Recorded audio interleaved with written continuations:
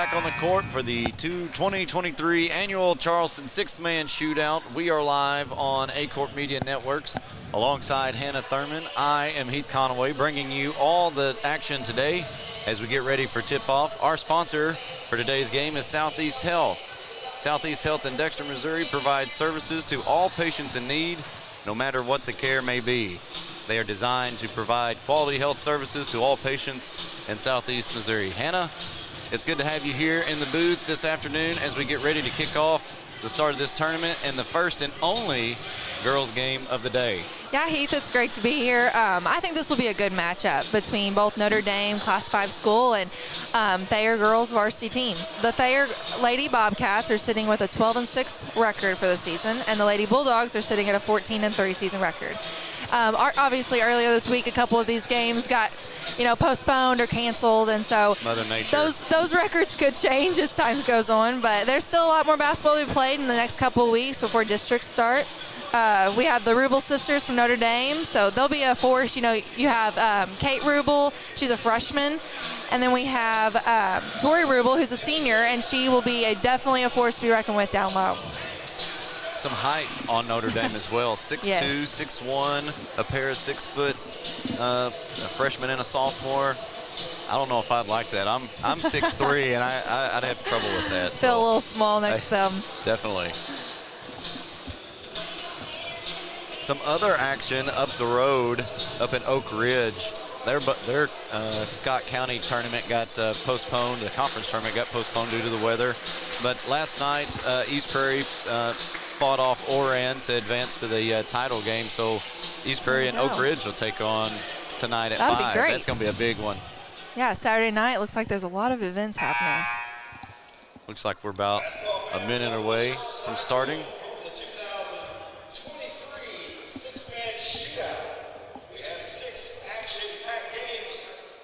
Upcoming on the Aycorp Media Networks. Aycorp Media will be at the New Madrid County Central High School next Thursday, February 9th, for the live broadcast of the varsity matchup only.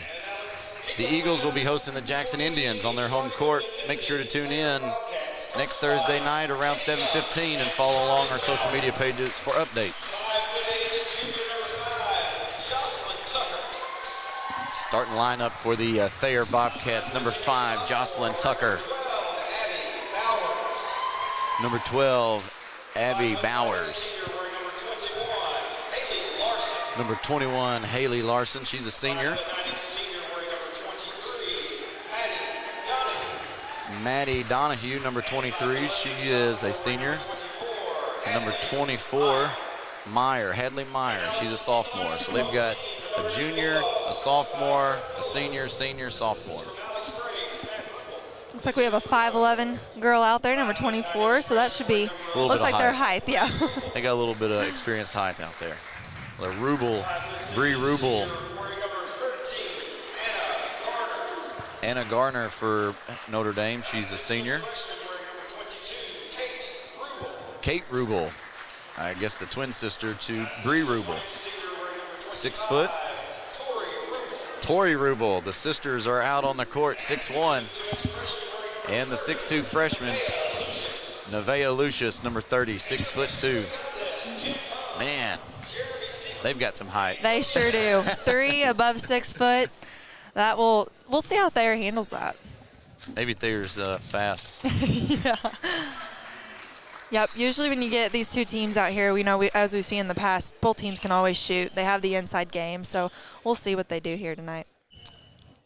Looks like 24, Hadley Meyer, the 5'11" sophomore, will do the tip-off against the 6'2" freshman, Nevaeh Lucius.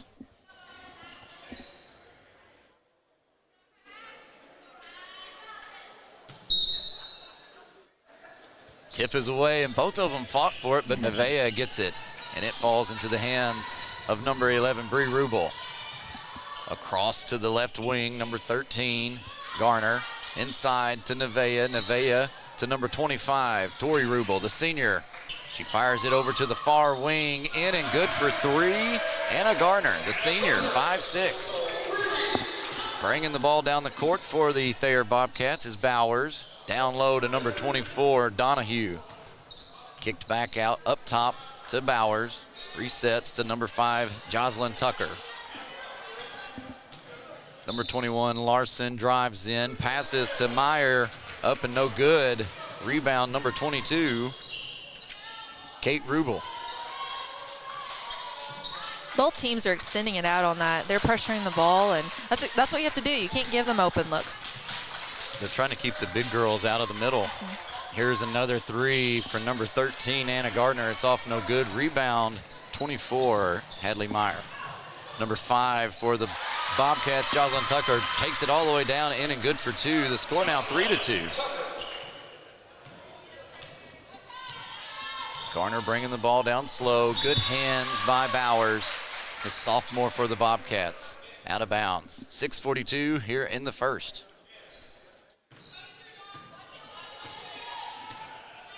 Garner for Notre Dame.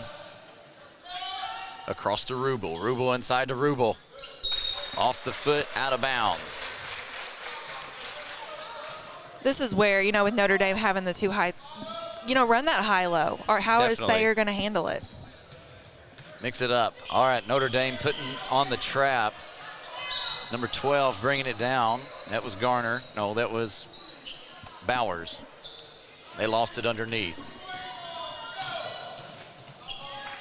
13 Garner with the ball across to Rubel. Rubel inside to Nevaeh. Nevaeh out to Rubel. Rubel up top to the other Rubel. There's too many Rubels. So many.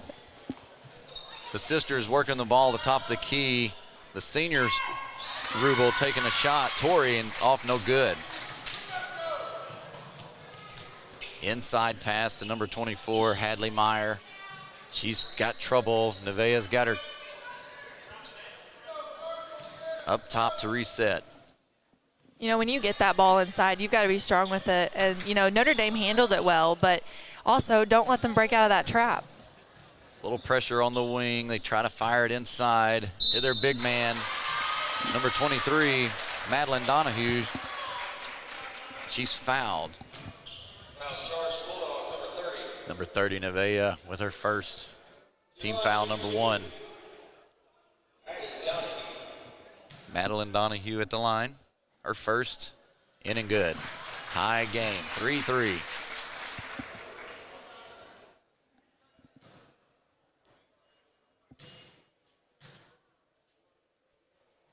Second shot up, in and good. And the Bobcats take their first lead on the night, and the Bobcats are coming out with some pressure now. Torrey Rubel across down the court to Nevaeh. In the corner to Rubel. Is it in and good? It is. Bree Rubel, the freshman, with the 3. It's 6-4, and the Bobcats waste no time coming down the court. Bowers with the ball. In the corner to Larson. Larson back to Bowers. Bowers and Larson trading it off. Tucker fires inside, and there's going to be 3-second lane violation called on number 24. Hadley Meyer. We don't see that called much in, boys basketball. It seems girls like to stay in there a little more. But 3 seconds can be a long time, and it can also be a very short time. Bree Rubel bringing the ball down for the Bulldogs. The Bulldogs keeping it out on the top of the key. Number 22, Kate Rubel, fires a 3. It's no good. That's going to be a foul on Nevaeh Lucius over the back. Good play by Hadley Meyer, being strong, going up with the ball. Nevaeh with 2 fouls early on in this game. She sits out, and they sub in number 35, Eliza Barnett, another tall person who is 6 foot tall. No problem, we got somebody else. Bobcats, again, wasting no time trying to get down the court. They step out of bounds. Notre Dame does a good job of, as soon as they cross that court, let's trap or at least force them out of bounds. Garner bringing the ball down for the Bulldogs. They cross the half court. Oh, and she trips and falls, but they're going to call a foul on the Thayer player, number 11. Number 12, Abby Bowers, for tripping. girls play dirtier, it seems like. Oh, of course. Bowers with her hands on the inside. She gets the steal, but it falls back into the hands of number 25, Tori Rubel. She puts it up and in and good for 2. Bowers fires down the court into the hands of number 24, Hadlin Meyer, who was there and put it up for 2. It was so fast, I don't even know if anybody dribbled. A good screen by number 22, Kate Rubel. Left it open for Tori. She puts it up, no good. Rebound, Donahue. There's a difference of a team that pushes the ball and gets it in the paint, rather than just letting the other team get set. Number 24, Meyer, put it up, no good. Tori Rubel with the rebound, but she's swinging those 6'2" elbows. Inside to number 22, Kate Rubel, up and good for 2. 10-6 now is a score in favor of the Bulldogs over the Bobcats. And there's going to be a foul on number 22, Kate Rubel, a 6-foot freshman. Got caught reaching. Donahue taking the ball out. And they've got a baseline spread going on, and it seemed to work out just fine. In and good for 2 for Hadlin Meyer. There's nothing you can do in that situation. I think you caught off guard and you're just okay. Yep, and that's the way. You just have to be ready to, move whichever way and know that, hey, I have a big man on me. That's right. Rubel sisters exchanging the ball. And I see a travel from Kate Rubel. She was driving the baseline. Was going to pass off to Tori, but she got caught walking. Whoa. Thayer making some long court passes just to, I guess, get past that half-court trap that Notre Dame is trying to put on, but it's costing them in the end. It's too close to being out of bounds. And Notre Dame's putting the pressure on to push it out of bounds. And there's a double dribble on Notre Dame. Those are the mistakes that, you just can't have this early on in the game. Donahue inbounds to Bowers, down the court, and just lunges it out of bounds, pushed out of bounds by Tori Rubel. Here's that baseline set up again. They toss it in to Meyer. Meyer works it outside. They're kind of now caught out on the top of the key. Number 5 fires it, Tucker. Rebound, Meyer, and in and good for 2. And it's a tied game. Hadley Meyer has 4 of the 10 points, it looks like, for the Bobcats. Number 35, Eliza Barnett, showing some height in the middle. And the ball's worked out of bounds. Good defense by Thayer. And there is a timeout. Notre Dame, we will take a quick timeout with them. You're listening to this broadcast on Aycorp Media Network. At Wings Etc., we take every one of our wings very seriously. Just like you do, Mr. Dipper, the master of measure, the prince of the poor. We know how you handle our jumbo wings with the perfect combination of urgency and care, just like we do. Your hunger fuels our hunger to rapidly remove the hangry fire in your belly by dousing it with some cool liquid lightning and our thunderous award-winning jumbo wings. Your hangry is always welcome at Wings Etc. All right, welcome back here to game 1 of the six-man Charleston Shootout. Man, 10-10. Notre Dame showing some height. Bobcats coming out with some speed. Notre Dame not even showing any pressure right now. That half-court trap seemed to not work. No, and when you're in a 1-2-2 like this or a 1-3-1, you're leaving that, opportunities for the back man to score or at least have an open shot. Donahue with the ball, working it down in the corner to Tucker. Tucker back up top to Bowers, resets, back to Tucker. Working her back to the right. Bowers looking, fires to Donahue, fires a 3. In and out, no good. And Kate Rubel gets the rebound, brings down the court, fires it to her sister in the corner. She drives up to the top of the key, gives it back to her sister. Sister to sister. Here's a 3 off the rim and in and good for 3. Man. They definitely look for each other, that's for sure. Well, they're twins. They've got to, they feel it. Magnets. Bowers with the ball to Tucker. Tucker back to Bowers. Bowers fires it to number 21. Larson, she drives, goes up for two, and it's no good. But there is a push for number 23, Madeline Donahue. Offensive foul. The Bobcats are going to show some pressure.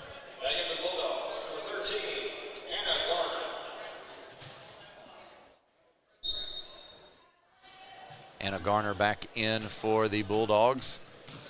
Main ball handler, it looks like. They work it inside. Barnett loses it, but Notre Dame picks it back up. Number 14 with the ball, Peterson, or Kraft. The Rubel sisters working the ball. Kraft with the ball. Driving, trying to find Barnett. It's knocked out, and the referee was looking kind of stunned. Which way? Oh, so help me out. It will be Notre Dame's ball.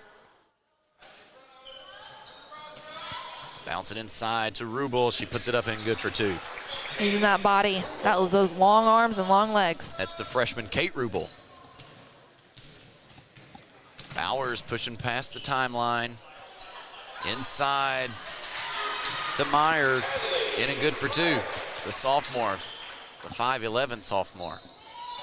The Bobcats putting pressure. Number 21 had Haley Larson with the foul. That'll be the Bobcats' third team foul. 16 seconds to go here in the first.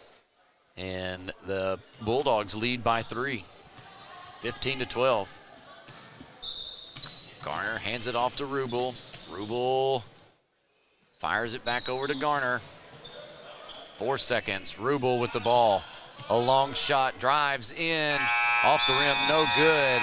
And that's the end of the first quarter, where the Notre Dame Bulldogs, Lady Dogs, are leading the Bobcats 15-12. We'll be back in just a minute. You're listening to our broadcast here on Aycorp Media Network. Growing cotton in the Mid-South is hard work. As a farmer, you make tough decisions every day. Choosing a cotton variety shouldn't be one of them. Next-gen brand varieties from Americot are bred specifically for cotton growers like you. We're 100% independent and farmer-owned. Plant cotton that works as hard as you do. Americot. All we do is cotton, all the time.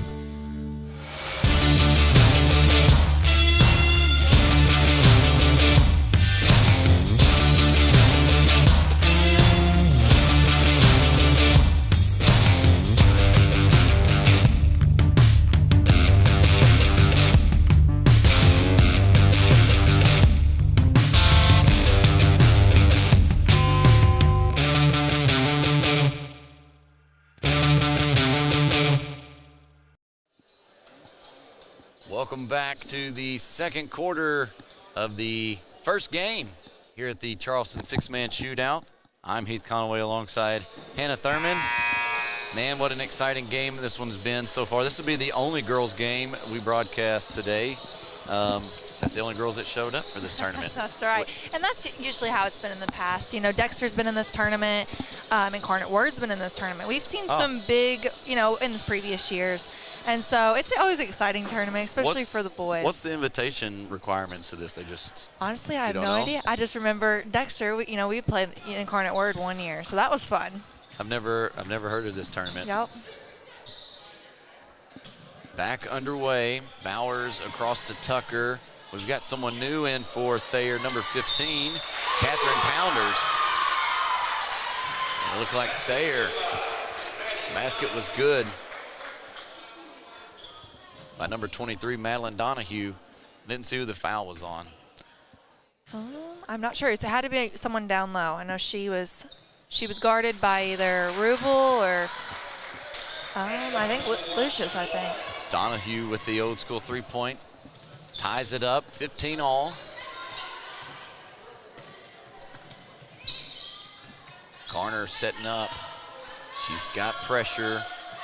Cross to Rubel. Rubel inside to Rubel. She puts it up for 2. No good. Rebound. Bowers fires down the court to Jocelyn Tucker. Tucker back to Bowers. She's set for a 3. Didn't take it. Pounders with the ball. Across to Bowers. Bowers inside to Tucker. Tucker goes up to number 23, Madeline Donahue, but there is a, I guess, Looks a like she 3, walked. was it 3 seconds or something? I think she might have walked. Seeing a big body come at you. Yeah, I don't know. Might frighten you a little. Regardless, the score stays the same, and the Bobcats give it up to Notre Dame. Rubel with some pressure. Good hands by Bowers. Oh, she's caught up, and she loses the ball. She should have just held on to it. Rubel to Rubel. Rubel drives, but is fouled, and it's on the floor. Foul will be on number 12, Bowers. Abigail Bowers, the 5'10 sophomore. Notre Dame's starting to pick up the speed. They're getting to their spots quicker. And, you know, last quarter, we saw a lot of Thayer just pushing the ball and getting up the court a lot quicker. Look at that beautiful play. They just an inside bounce pass to number 30, Nevaeh Lucius, and she just finger rolls it in. She's 6'2", so she's right there by the rim. 17-15 is the score, and a good steal by Nevaeh. Down low. Tori Rubel with the behind the back. In the corner to number 13, Anna Garner, the senior, in and good for 3. The lead now is up by 5, 20-15. The Bobcats fire to Tucker. Tucker drives the baseline. She's pushed, blocked foul by number 22, Kate Rubel, the freshman. I think that would be her 3rd foul. It's looking like it. I think that's right. Yeah, they're going to get her out of there. You need to save, in this early one especially. Bobcats struggle getting it inbounds.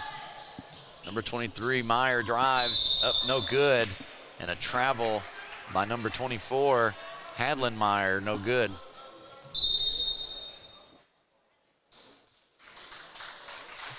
Hadley Myers is leading the Bobcats with 8 points and looks like 5 rebounds.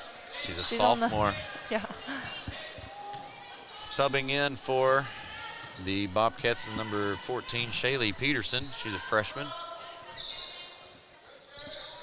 Working the blocks down low. Rubel fires a 3, it's no good. Tori Rubel tries to get the rebound. It's first forced out of bounds by Thayer, and it'll remain Notre Dame ball.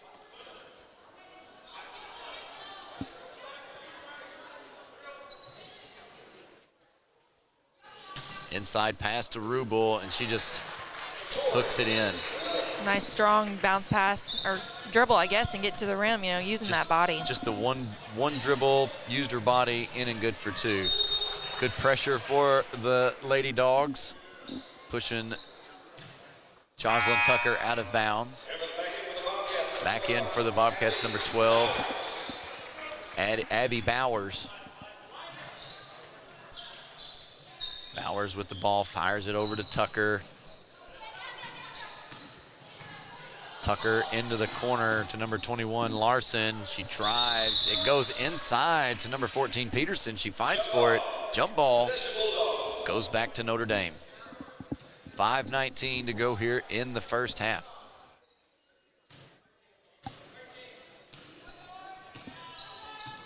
Garner bringing it down to the senior Rubel.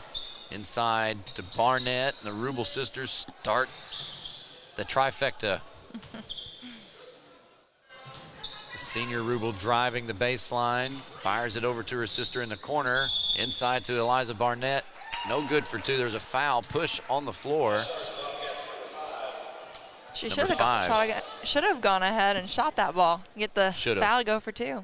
Foul was on number 5, Jocelyn Tucker. Inside to Nevaeh Lucius, and up top, and the Bulldogs reset. They fire inside to Tori, but they lose it. And the Bobcats come up with a steal. Number 21, Haley Larson, bringing it down the court and is fouled by number 13, Anna Garner, the senior.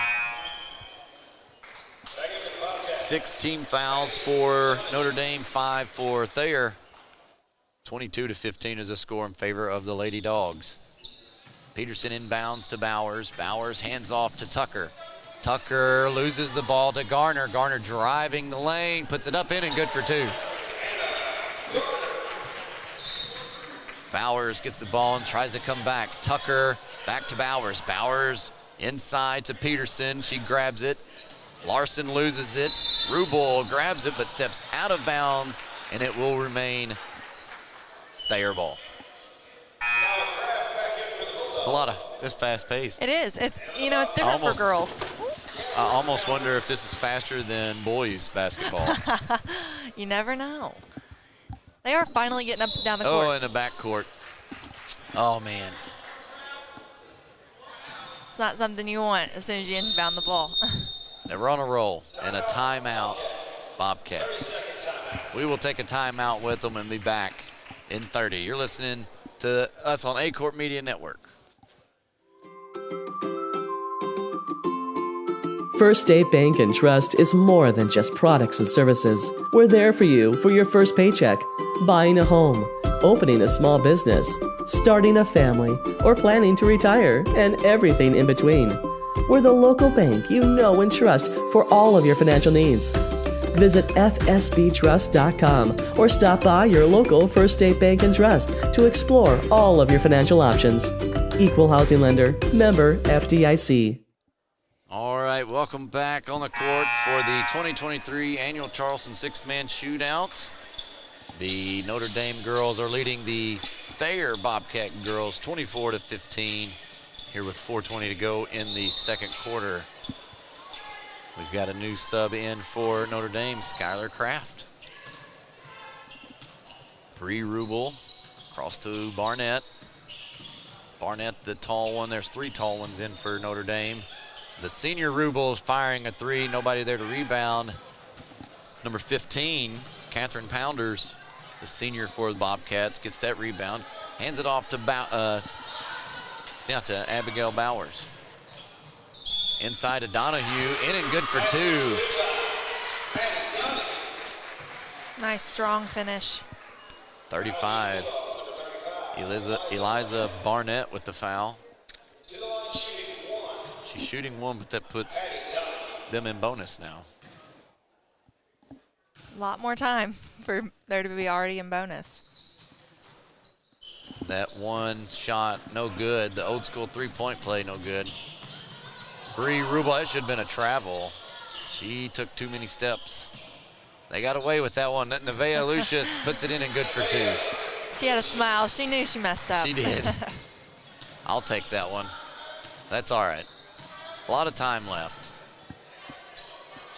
Peterson. They try to go inside. Nevaeh Lucius with the foul over the back. Push. That's what you do. You lock them in and you get that, carve out that space and cause an over the back. So Donahue will go to the line. Both Rubel and, I guess it was Kate Rubel and Nevaeh Lucius both are at 3 fouls, sitting on the bench right now. Donahue's first shot in and good.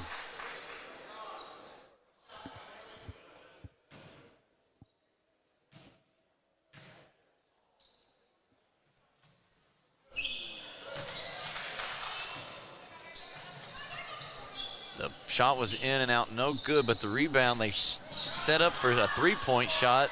Bauer shoots no good.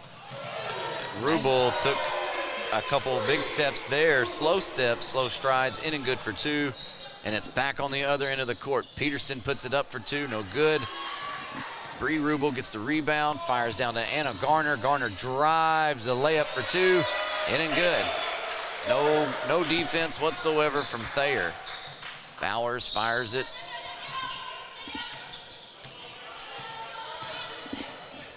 Thayer's been dominating inside the paint. Keep looking in there. And Notre Dame putting their hands up this time, using the height to their advantage and knocking the high passes out. Back in for the Bobcats, number 24, Hadley Meyer. Out goes Peterson. Pounders with the ball. Across to Bowers. Bowers back to Pounders. She turns around and had Barnett in her face, but she bounced off and puts it up and good for 2. And the full court pressure is now on for Notre Dame, and there's a foul from Jocelyn Tucker. The score is 30-20 in favor of the Bulldogs. 2:15 to go here in the second. Checking in for Tori Rubel is number 20, Mia Panton. I'm just assuming they're going to let Tori rest out till half. I would say so, which is smart. You know, don't pick up another foul. Yeah. Bree Rubel hands it off to Anna Garner. Garner into Panton. Panton back to Rubel. She drives inside, hands it off to Barnett. Up and good for 2. Bowers bringing the ball down for the Bobcats. She tries to pass in to number 23, Donahue. Bounces off her hands and out of bounds. See, now's the time to, really work the ball, and you don't have to rush a shot. I mean, it's not even halftime yet, and so this is the time Thayer needs to really move that ball. Notre Dame's starting to feel the cushion between them, but they can't get off this pressure. Can't let the pressure get to them. They get the ball across the timeline, and they do. They take their time to reset, working it around the top of the key. Number 14 drives the baseline, puts it up for 2, no good. Number 14 was Skylar Kraft. Rebound was number 24, Hadley Meyer. Meyer with the ball inside from a pass from Bowers, in and good for 2. Down by 10, 32-22. Full court press on for the Bobcats. They release. Panton inside to Barnett, out to Rubel, back to Panton. Garner with the ball into the corner to number 14, Kraft. Garner puts it up for 3, no good. 40 seconds, they've got time, just slow down and reset, which they have. They've really spread out the floor, left that middle lane wide open. Panton, Rubel exchanged the ball inside to Barnett, out to Rubel, who could have easily have pulled a 3. She works the ball in the paint, back out, top of the key to Panton. Mia Panton across to Garner, back to Rubel. 20 seconds. Rubel to Garner. A little pressure from Jocelyn Tucker. Jocelyn Tucker got caught sticking her hand in the cookie jar. Looks like it'll be a 1-and-1. And that was just enough to do a bonus shot for Notre Dame, which they did not need. Well, it is the end of the first half, so that's true. It resets. Okay, 10, 12 seconds of freebies here. Garner's first and only shot, no good. Out of bounds. Now's the time, the Bobcats need to get a score, score the ball and just get a good low open shot. 8 seconds, Bowers with the ball, driving fast, loses it out of bounds. Good try, a good save, I guess a good try to save the ball for Donahue. 3 seconds, Rubel fires from beyond half. No good, and that will be halftime. Down by 10 are the Bobcats, trailing the Bulldogs 32-22. We'll take timeout, let some sponsors roll, and we'll be back with some stats here before the start of the second half. Juju Promotion. Osborne Equipment specializes in all the equipment you need for your office, including copiers, printers, scanners, and fax machines. So if you're in need, contact Osborne Equipment for the best service in the business. Entrusting us with your health care is one of the greatest compliments our patients and the community give us. Thank you, Dr. McFerrin and the entire team at Southeast Health for getting me back on track. Thank you, Eric, for placing your trust in our dedicated team. At Southeast Health, we have so many reasons to be grateful to our community and the patients who have chosen to place their trust in us. Southeast Health, always by your side. First State Community Bank has been named the #1 bank in Missouri by Forbes, and we think they might be onto something. When it comes to banking, we've always said that people should come first, and we hold true to that idea. Opening an account has never been easier. You can even do it online. We want our community to thrive, and that's why we put it in our name. So come bank with the certified best at First State Community Bank, serving our community because it's who we are. At Focus Bank, we believe in really free checking. What does that mean? Well, opening an account requires no more than $25 with no minimum balance requirements or monthly service charges. You'll also have access to online and mobile banking, online bill pay, direct deposits, mobile deposits, automatic payments, e-statements, a nationwide network of ATMs, and an instant issue debit card, all for free. Your first order of checks is on the house, and you'll also receive a complimentary thank you gift. Come visit us in Sikeston, Charleston, Crothersville, or East Prairie. Focus Bank. Simple, hassle-free checking that's really free. Mathis Funeral Home of Dexter and Bernie strives to provide their community with the accommodations and services needed to relieve your family during times of loss. For more information, give them a call and see how Mathis Funeral Home can help meet your expectations in celebrating your loved ones. For over 100 years, Stoneville Cotton has helped farmers stay strong and win their growing seasons, delivering protection against key weeds and insects to maximize their yield potential. For more information, visit our website. Stoneville Cotton, own the early.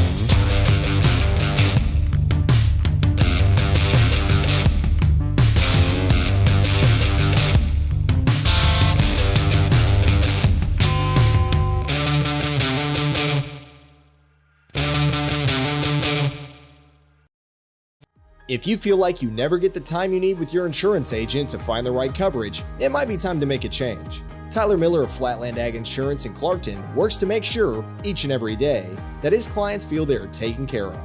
With years of experience in crop insurance in 4 states, he strives to provide you with the exact coverage you need for your specific situation.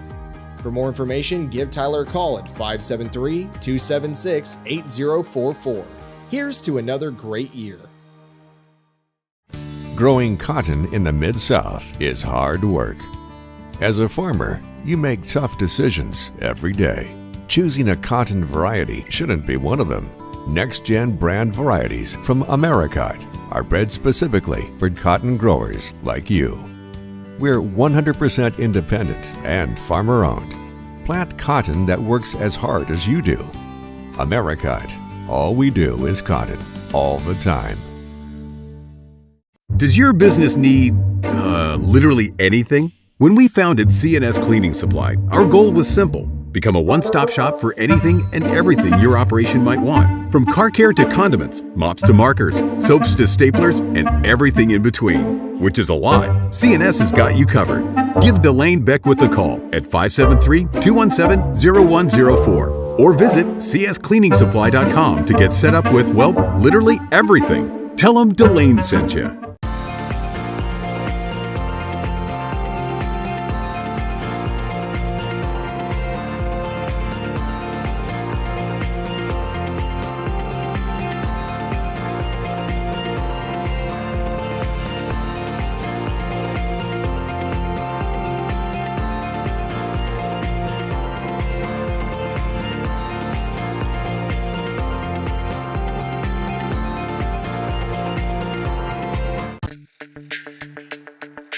We're for agriculture, for growers, doers, whatever it takers. We're for doing things with purpose. We're for the little guy with big guy dreams. We're for agriculture. We're for you. Nutrien Ag Solutions, leading the field.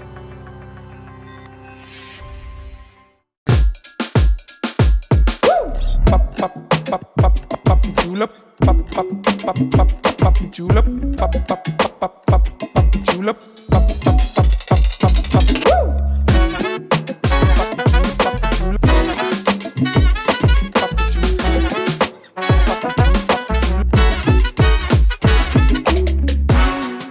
If more than not on the back of your vehicle, you pay too much. At Young Real Estate, we're Southeast Missouri, just like you. We are parents. We are teachers. We are grandparents. We are active in our community. We are patriots. Serving all of Southeast Missouri, and we are here for you. We are young.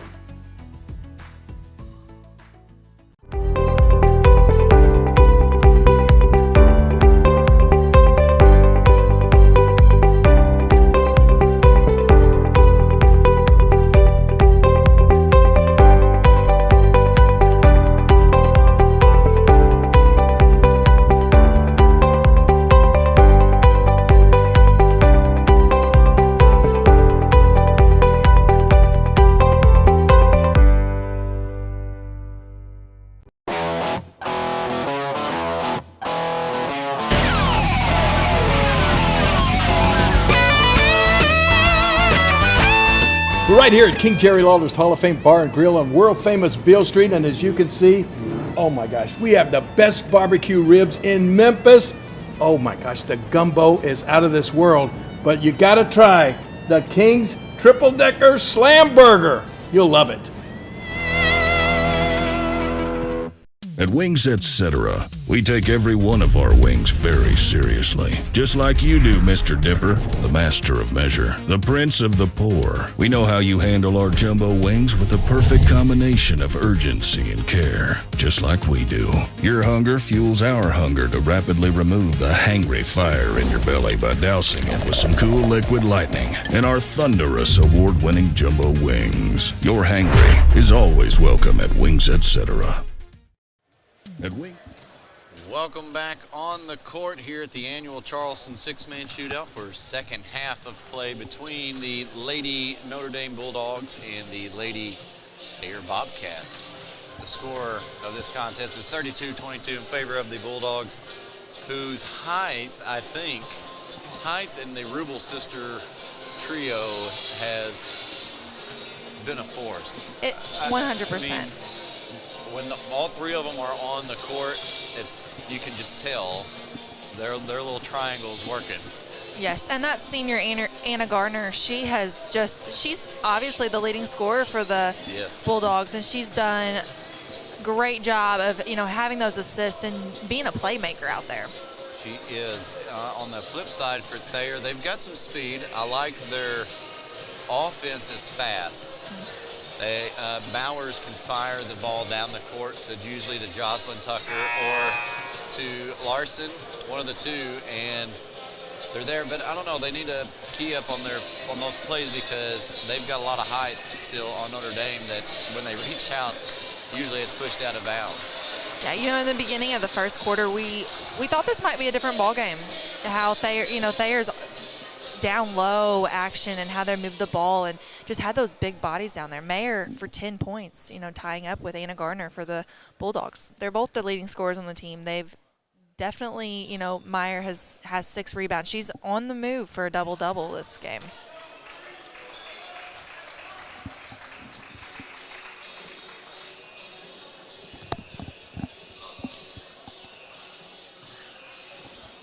What's our free throws? Well, I don't know if it's... We don't have the percentage. Yeah. But... that's not really a difference maker, but... No, it's not. I feel like, Thayer's definitely... They're sitting at like 80%. Yes. Yeah, and rebounds, offensive boards, defensive boards, there's not a huge difference. Thayer has definitely dominated on the boards, but not to where it's a game changer. Larson with the ball for Thayer to start things off. Over to Bowers. Bowers down into the corner to Donahue. Donahue back to Bowers. She She stops and hands it off to Larson. Thayer coming out a little bit slower here the second half, start of the second half. They tried to fire it inside, but Nevaeh Lucia said, no, thank you. It's picked up by one of the Rubel sisters, but good defense and speed by number 12, Abigail Bowers. Put a hand on it, knocked it out of bounds, stopped the play. Inside to the big Rubel sister, fires it back out to Garner. She puts it up for three, no good. Rebound number 23, Madeline Donahue. Abigail Bowers holding up at half court. Fires it across to Larson. Larson into the corner to Pounders. Pounders inside to Meyer. Meyer trying to work it. Finds up top to Pounders. Pounders inside to Bowers. Bowers back out. Pounders working the ball back up top the key to Bowers. Bobcats trying to get something to work inside that Bulldog defense. The Rubel sisters doing quite a good job with that triangle defense they've got going on. Donahue with a three, no good. Rebound. Rubel firing a three, it's no good. Rebound, Hadley Meyer. And there is a timeout, Bobcats. You know, a lot of the time you can't have just two people going to rebound. You know, you obviously have to have one getting back on defense, but everyone needs to be crashing the board. You can definitely, I mean, obviously you can tell on defense that the Bulldogs they're moving a lot, they're talking, and that's what you have to do out there on the court. Bree Rubel sitting with 8 points, Garner with 10, Kate Rubel with 4, Tori Rubel with 4, Nevaeh Lucius with 4. I think Eliza Barnett has a few. And there's a reason, you know, like we said for the Bulldogs, like every single starter has scored, and that's the game changer. You know, we're sitting over here with the Thayer Bobcats who have 2 leading scorers, and you know, a couple just are not getting the ball up or getting as many shots as the others are. I definitely feel Bowers is their main ball handler, along with possibly Jocelyn Tucker. Yes. Pounders in number 15. Yeah, Catherine Pounders. She's been working the ball a little bit more in the corner. All right, Bobcats bringing it down. Bowers fires it over to Larson. Number 23, Donahue tries to drive, runs into Nevaeh. Up, no good. Garner firing a three, in and out, no good. Nevaeh Lucius tries to get the rebounds, no good. That's okay though. Kate Rubel gets the rebound. Garner with the ball to Tori. Tori inside to Nevaeh. Nevaeh spins, puts it up for 2, no good, but will go to the line to shoot 2, and that foul was on number 24, Hadley Meyer. The 5'11" sophomore. First team foul of the second half. Nevaeh Lucius puts up her first, no good.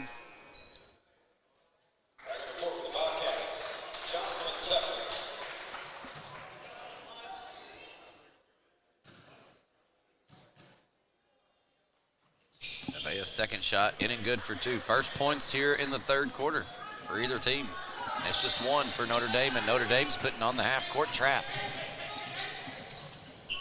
Tucker back in for the Bobcats. She's close to stepping out of bounds. Gives it to Donahue. Donahue under pressure by Garner. And I think that's who the foul is on. Yep. Anna Garner. And that's what you do. The Bobcats are doing a good job of trying to break through that extended, you know, press. That press almost moves with them. It does. Yep. It almost like their defense never sets up officially down on this end of the court.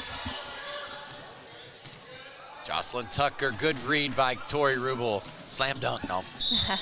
She had a breakaway, but she tried to go for a layup.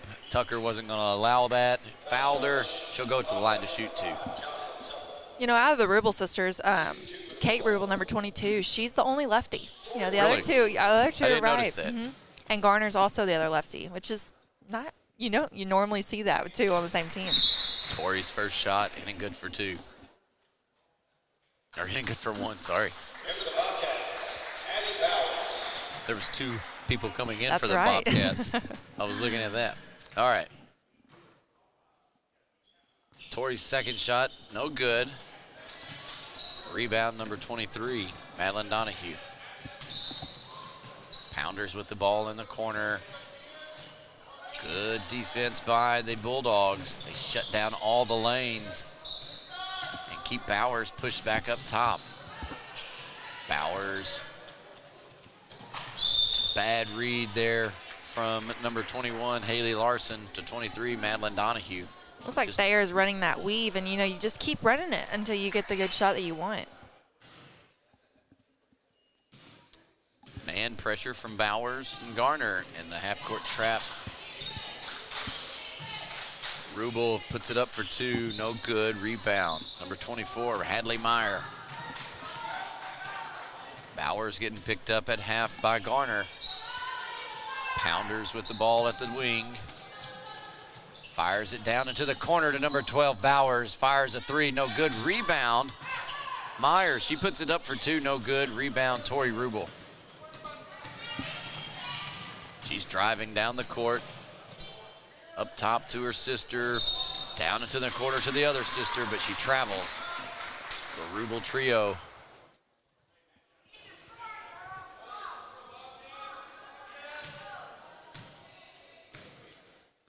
You said their dad is an assistant coach, correct? He is. Matt He's the one Rubel. over there on the bench. Is he the tall one, I assume, sitting down? He is, yes. Oh, my goodness. Raised some tall daughters. Abigail Bowers pulls it along, two for the Thayer Bobcat. And another double dribble, this time by Bree Rubel. Sometimes your brain thinks one thing and you want to go ahead and do it, and your body's not. Her body was going one way, hands was here. Yeah, definitely. Bree comes out, number 14. Skylar Kraft comes in for her. Donahue to Meyer. Back up to Bowers, in the corner to Pounders. Inside, but there's a 3-second lane violation on number 24.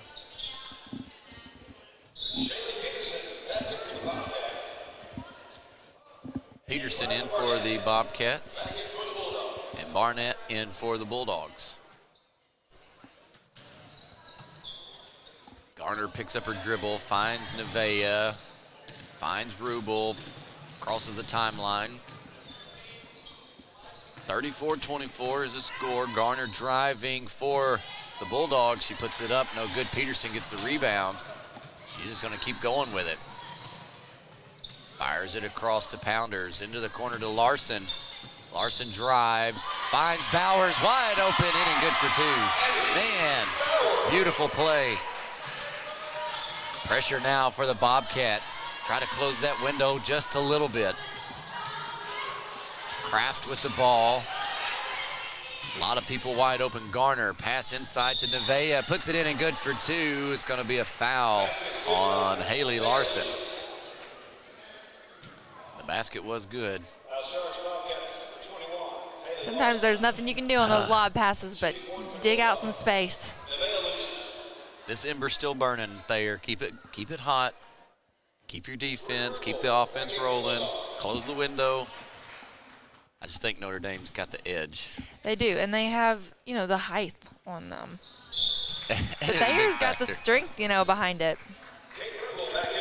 Kate Rubel back in for the Bulldogs. Out goes Nevaeh Lucius after her made attempt after this old school three-point play. 37-26 is the score. Bowers crosses the timeline. Pressure from Garner to Peterson. Peterson to Pounders. Pounders across to Bowers. She fires a three. It's no good. And it's going to be over the back from Bree Rubel.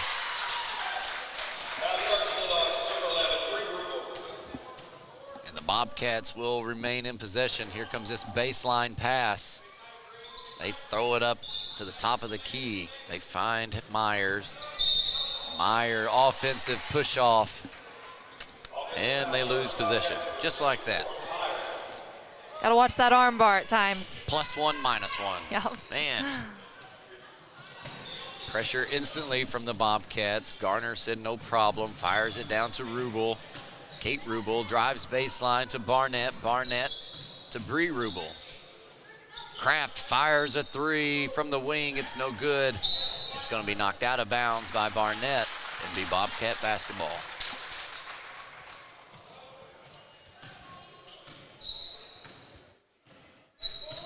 Bowers brings it down. Garner leaves the lane open. Larson drives through the middle, and it's stolen by Kate Rubel. Kate Rubel kind of lobs it down the court. Good read by Bowers, but she doesn't get it.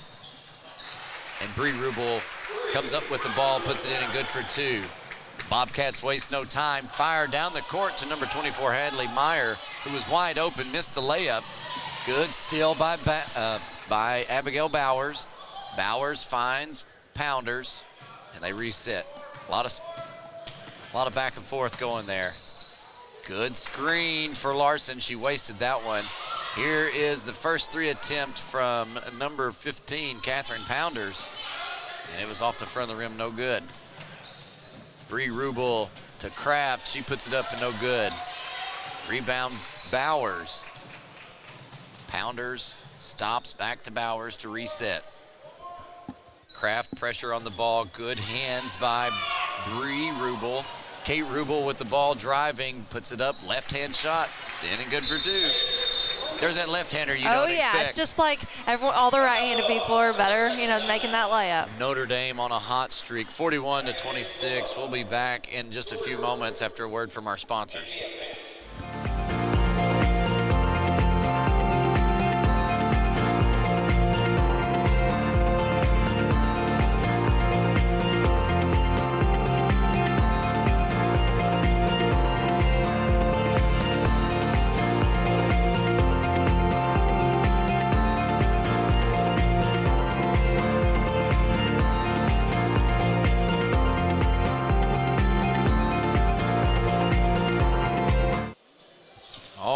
Welcome back on the court here at the Charleston Six-Man Shootout. The Notre Dame girls and the Thayer Bobcat girls duking it out. Notre Dame on about an 8-point run right now, 41-26. Thayer was showing some promise there early in the third with some hard-nosed defense, pushing the ball, trying to close that gap. They was keeping the score within 8 to 10 points. Now it's kind of extending out there. The Rubel sisters said it's time to bear down. That's right. Yeah, you have to make those open shots, and you're gonna miss, but you just got to keep shooting and keep taking it to the rim. You've got Bree and Tori Rubel on the court. Pounders took a rocket there, but I'm glad she caught that. I think she was even surprised. Inside to Donahue. She puts it up, in and good for two. Madeline Donahue, the 5'9" senior for Thayer. Knocked out of bounds by Bowers. Good read by Rubel. She was going to touch it and try to save it. Mia Panther in for the Bulldogs for the remaining minute in the third. They need to start the clock. They can start the clock anytime. There you go. Get it on a run. Notre Dame kind of reset, and they've slowed the pace. Yeah, trying to get that last second shot. Panther, Kraft, Bowers, good read. She knocked it loose. Notre Dame gets the reset. Bowers kind of let Kraft by there. Good read by number 15 Pounders. Mia Panther with the ball. Good hands by Larson. Bree Rubel taking the ball, driving the lane, lays it up for two, and that's the end of the third. 43-28 as we go into the fourth and final quarter here in the first game of the Charleston Six-Man Shootout. We'll be back after a few words from our sponsors. At Focus Bank, we believe in really free checking. What does that mean? Well, opening an account requires no more than $25 with no minimum balance requirements or monthly service charges. You'll also have access to online and mobile banking, online bill pay, direct deposits, mobile deposits, automatic payments, e-statements, a nationwide network of ATMs, and an instant issue debit card, all for free. Your first order of checks is on the house, and you'll also receive a complimentary thank you gift. Come visit us in Sikeston, Charleston, Crothersville, or East Prairie. Focus Bank, simple, hassle-free checking that's really free.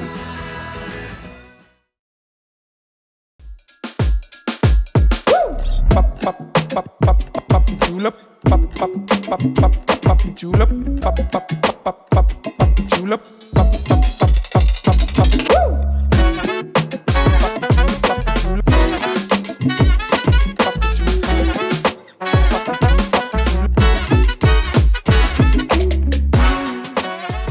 not on the back of your vehicle, you paid too much.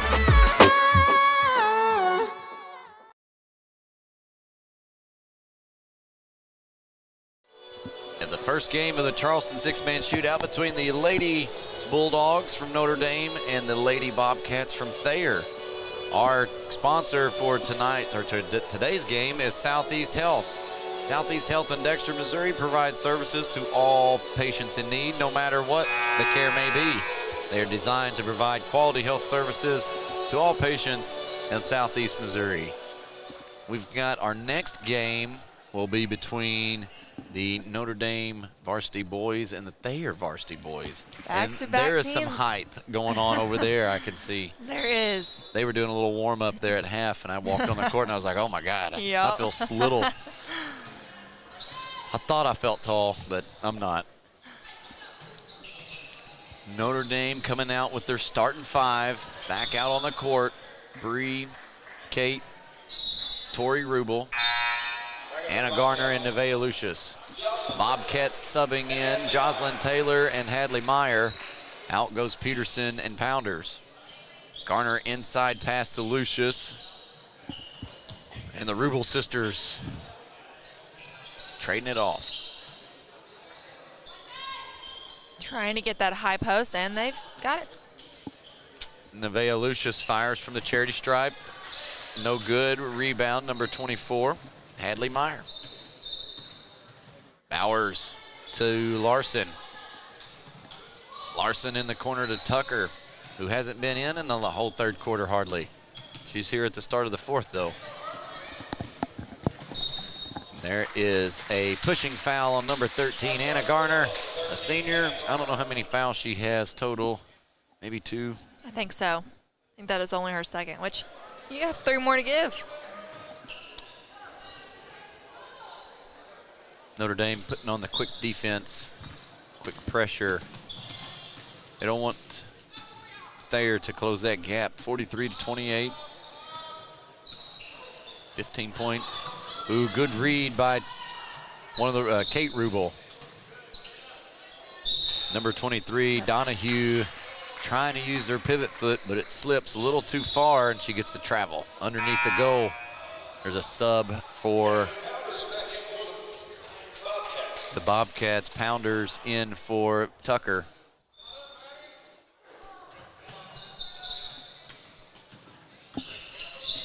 Full court press, half court trap, anything to help Thayer at this point to close that gap.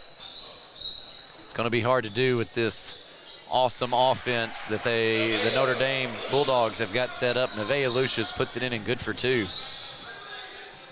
Able to work the ball down the court, hardly dribbling it. They had about 5 passes. Yes, and Nevaeh has definitely shown that she's finding her sweet spot down there and the right moves. Good reach by Nevaeh. Slam dunk, no.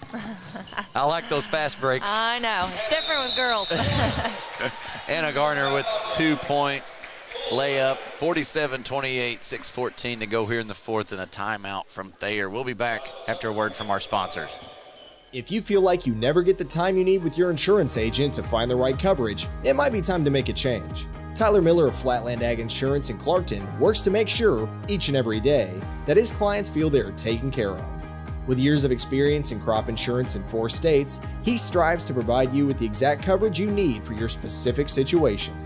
For more information, give Tyler a call at 573-276-8044. Here's to another great year.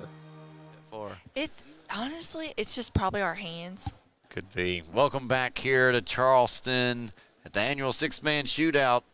We were talking set up defensively to be able to get the ball back on offense and get down quickly, put up 2, and then hurry back up and get back on defense to get the ball. They're good at that. They've got the speed. It's just getting down there. Exactly. And no pressure from Notre Dame until half court. Anna Garner and Abigail Bowers. They push them to the left side. They find Larson. Larson up top to Meyer. Meyer to Donahue. And there is a travel by Donahue. She picked up her pivot foot. That pressure can become intimidating, and you do things you're not used to making mistakes on.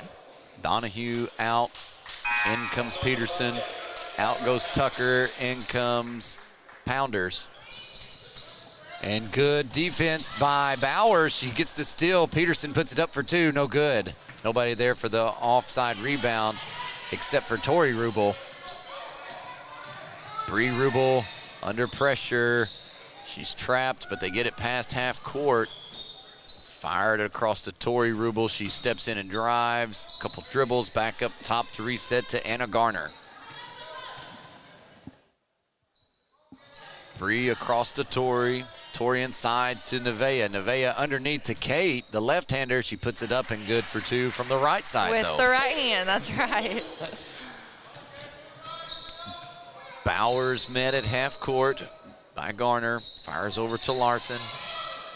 Inside to Bowers, back out to Pounders for a 3. In and out, no good. Rebound Bowers, but it was kind of blocked by Nevaeh Lucius. Here's Tori Rubel driving down the court, puts it up and good, no good for 2. Gets a rebound, back up and good for 2. 51-28 is the score. Slowly starting to, I think, lose that grip. Thayer is. Yes, they're starting I to think wear so too. down. I think they're really trying, but I think right now they're just grasping. And with the 23-point lead, Notre Dame feels as though they are probably safe as of right now. They're just securing that and sealing that cushion. Bowers to Pounders to Larson. They're trying to get something set up, get that Notre Dame defense spread out. You've got Tori, Nevaeh, and Kate down low, all at 6 foot And above. you know, Thayer wants it in the paint, but you know Notre Dame's not giving that to them. They're not. Oh, they did though. They did. Spoke too soon. Nevaeh Lucius with the foul. Good job by Catherine Pounder. She tried to go in and good for 2.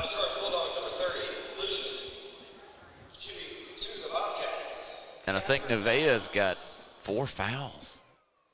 I think that's right. Yep. She picked up her 3rd early in the 2nd quarter, I think.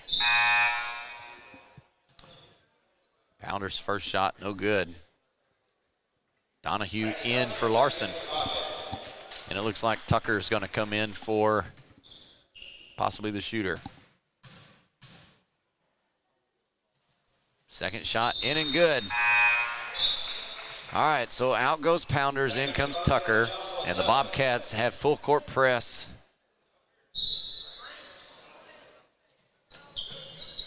Bowers, good pressure. Peterson tried to pick her up. They release, and it fails. The Rubel sisters on the floor working the offense. 3:50 to go here in this game. Inside to Nevaeh, baseline, Kate Rubel. Right-handed shot, no good. Rebound, number 24, Hadley Meyer. Bowers holding at the timeline. She crosses, finds Donahue. Donahue to Tucker. Tucker to Donahue, in the corner to Bowers. The wing. They're trying, I don't know what they're trying to do. I guess get open threes. I think so. They're moving the ball well, but Notre Dame's reaction time's just, Tucker phenomenal. fires a 3, and it gets stuck. Perfect.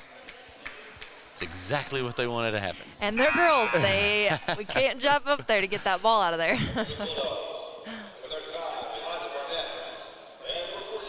Are they going to let it sit? Okay. Come on, refs. You can get up there. Looking for another ball, looks like. All right, here we go.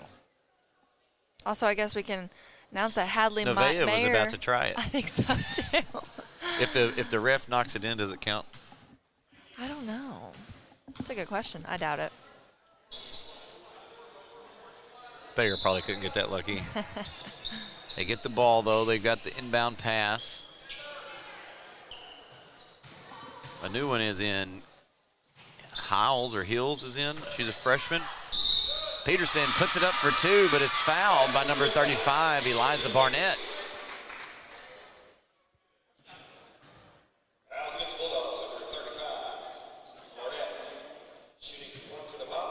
See if they can chip away just a little bit more at that lead. They do. Peterson's one and only old school three-point play is good. Number 4 checking in for the Bobcats, Allison Curley. She's a freshman. Getting some playing time here.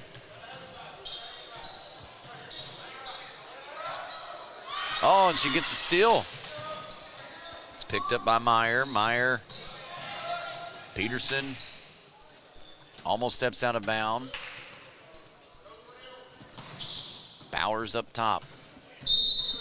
And a push by number 22. Or no, number 14. Skylar Kraft with the push. I didn't see that. Slipped right past us. Bowers pulls a long three. It's up and good off the glass. Good hands by number 24, Hadley Meyer. 5'11", going against the 6-foot sophomore. So basically 6 foot going against 6 foot. That's right. Yeah, that could have been a very easy layup opportunity, but Meyer got right in the way of that one. Good hands. She put her hands up right at the last second. Stuffed it. Bowers with good hands from behind. That's kind of iffy. Get called for reaching on those. The Rubel sisters working the ball. Inside to Nevaeh. Nevaeh finds Eliza Barnett. It's on the floor. It's a push by number 14, Shaylee Peterson. And the refs have been very consistent. They're letting them play. I mean, they're calling when they actually do foul, and it's been a good game. I actually called the foul on Madeline Donahue instead of Peterson. Nevaeh Lucius spins, finger rolls it in, and good for two. 53-35, 2:10 to go here in the game. Bobcats trying to work something. Skylar Kraft comes up with the loose ball, and there's a foul. Hadley Meyer with another foul. That'll be a bonus. No, one away from being a bonus.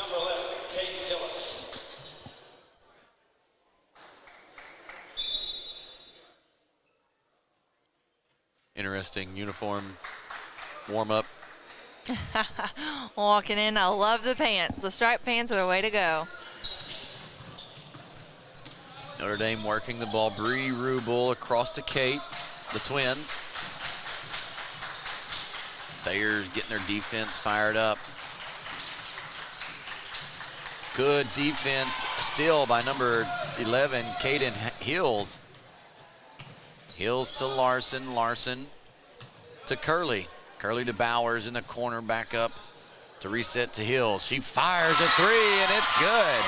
Wow. With the steal, Bowers. Hills picks it up. Bowers drives, goes up for two, no good. Rebound by number 30, Nevaeh Lucius, and there is a quick foul by number 11, Kaden Hills. They've cut that lead down to 15 now. But it's 1-1. They're in bonus now. So Kate Rubel. Jocelyn Tucker in. Catherine Pounders in for the Bobcats. Kate Rubel, the lefty, puts up one, and it's good. She gets another one. Maddie Donahue coming in. Out goes Hadley Meyer.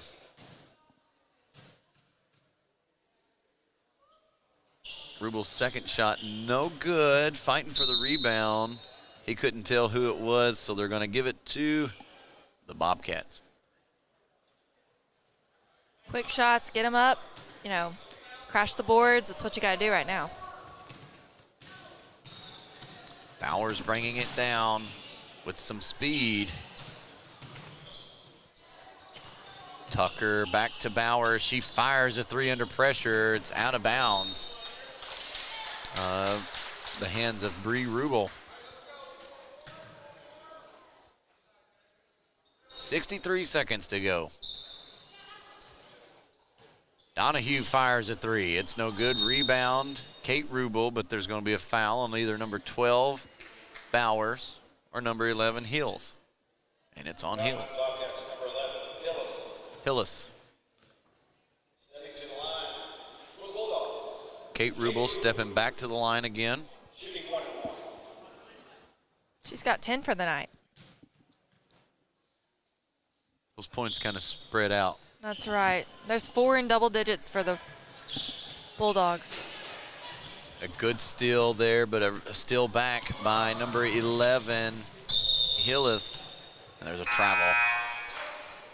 And a whole set of 5 coming in for the Bobcats. Riley Pierce, Allison Curley, Avery Bowers, Jacelyn Donahue, and number 44, Savannah Wheeler. And I guess the same kind of happened for Notre Dame.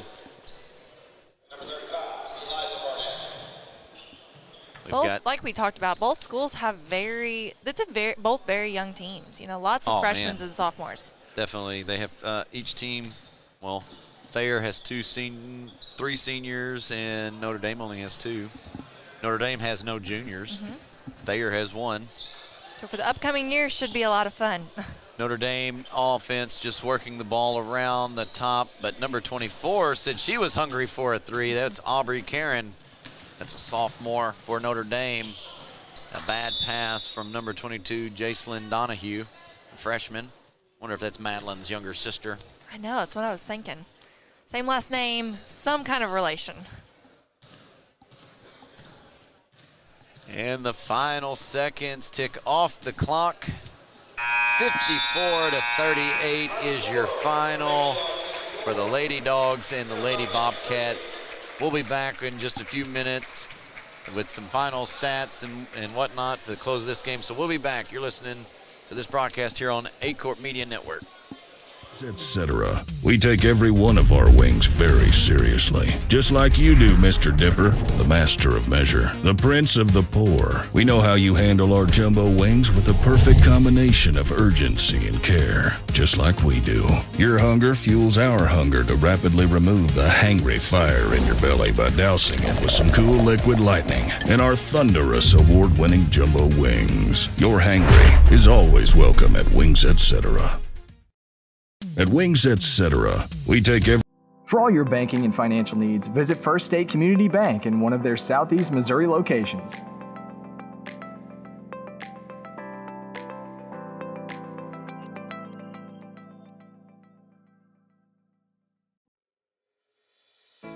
If you're in need of legal consultation, visit Mayor Law Office in Dexter, Missouri.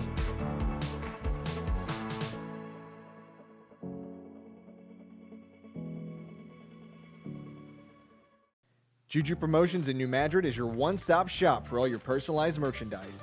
Whether it's screen printing, embroidery, promotional products, heat presses, or decals, we've got something that will suit your needs.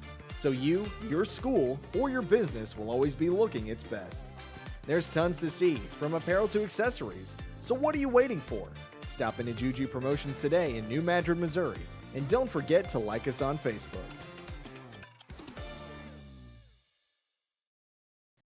Osborne Equipment specializes in all the equipment you need for your office, including copiers, printers, scanners, and fax machines. So if you're in need, contact Osborne Equipment for the best service in the business. Entrusting us with your health care is one of the greatest compliments our patients and the community give us.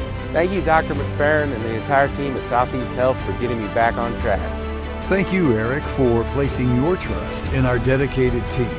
At Southeast Health, we have so many reasons to be grateful to our community and the patients who have chosen to place their trust in us. Southeast Health, always by your side. First State Community Bank has been named the #1 bank in Missouri by Forbes, and we think they might be onto something. When it comes to banking, we've always said that people should come first, and we hold true to that idea.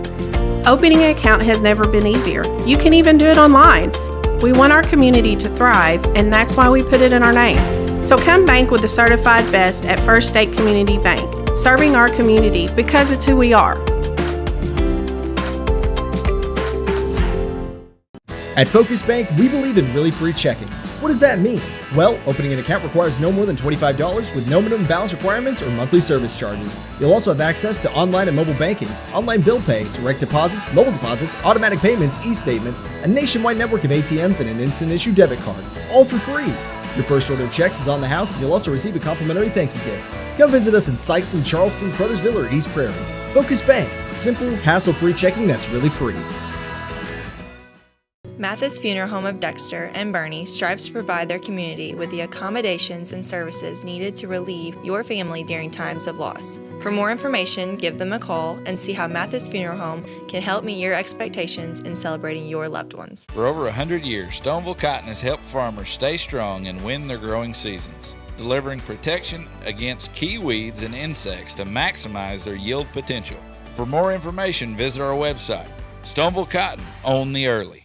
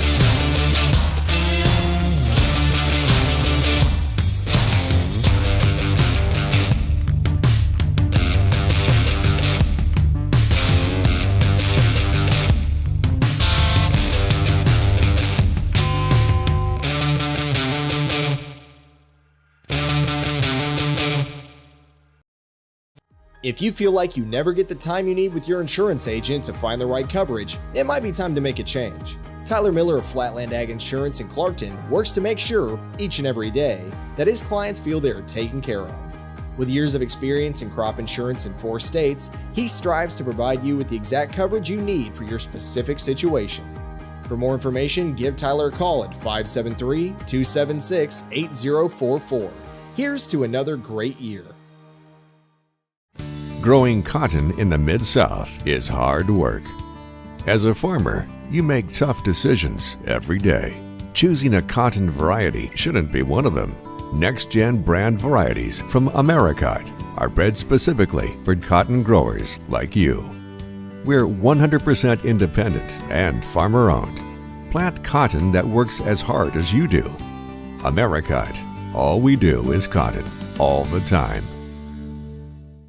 Does your business need, literally anything? When we founded CNS Cleaning Supply, our goal was simple. Become a one-stop shop for anything and everything your operation might want. From car care to condiments, mops to markers, soaps to staplers, and everything in between. Which is a lot. CNS has got you covered.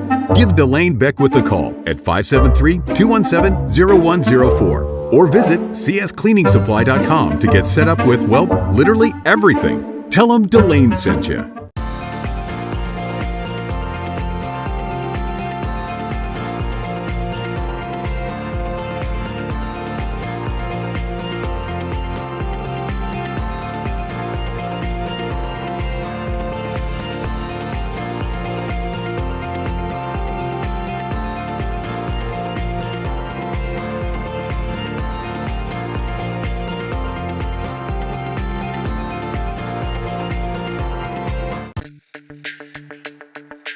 We're for agriculture.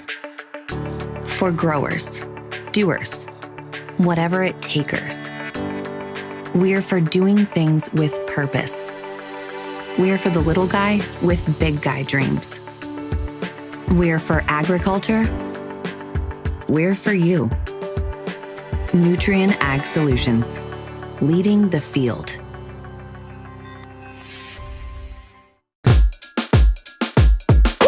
Julep, pop pop pop pop pop julep, pop pop pop pop pop julep, pop pop pop pop pop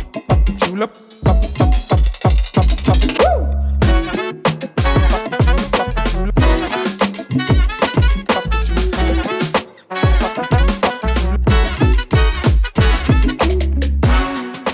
If more than not on the back of your vehicle, you paid too much. At Young Real Estate, we're Southeast Missouri, just like you. We are parents. We are teachers. We are grandparents. We are active in our community. We are patriots. Serving all of Southeast Missouri, and we are here for you. We are young.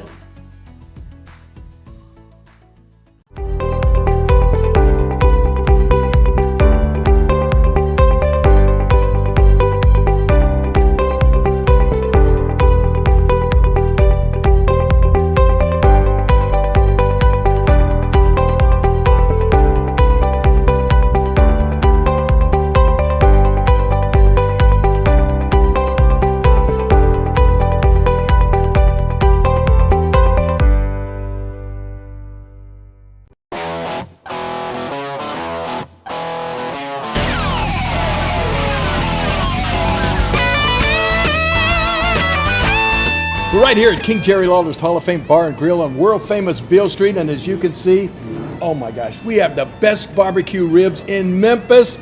Oh my gosh, the gumbo is out of this world, but you gotta try the King's Triple Decker Slam Burger. You'll love it.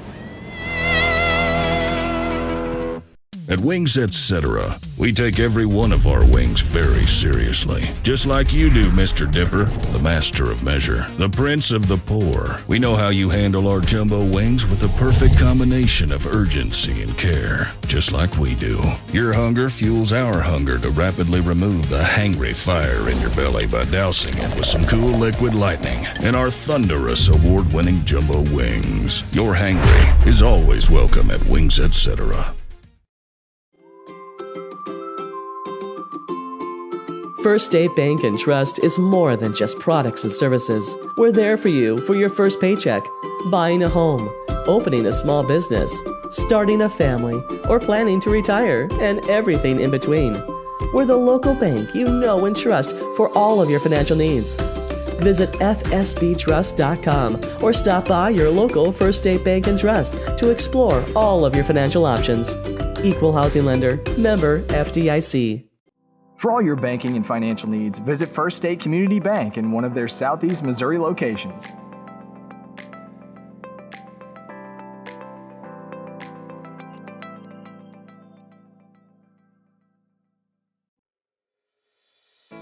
If you're in need of legal consultation, visit Mayor Law Office in Dexter, Missouri.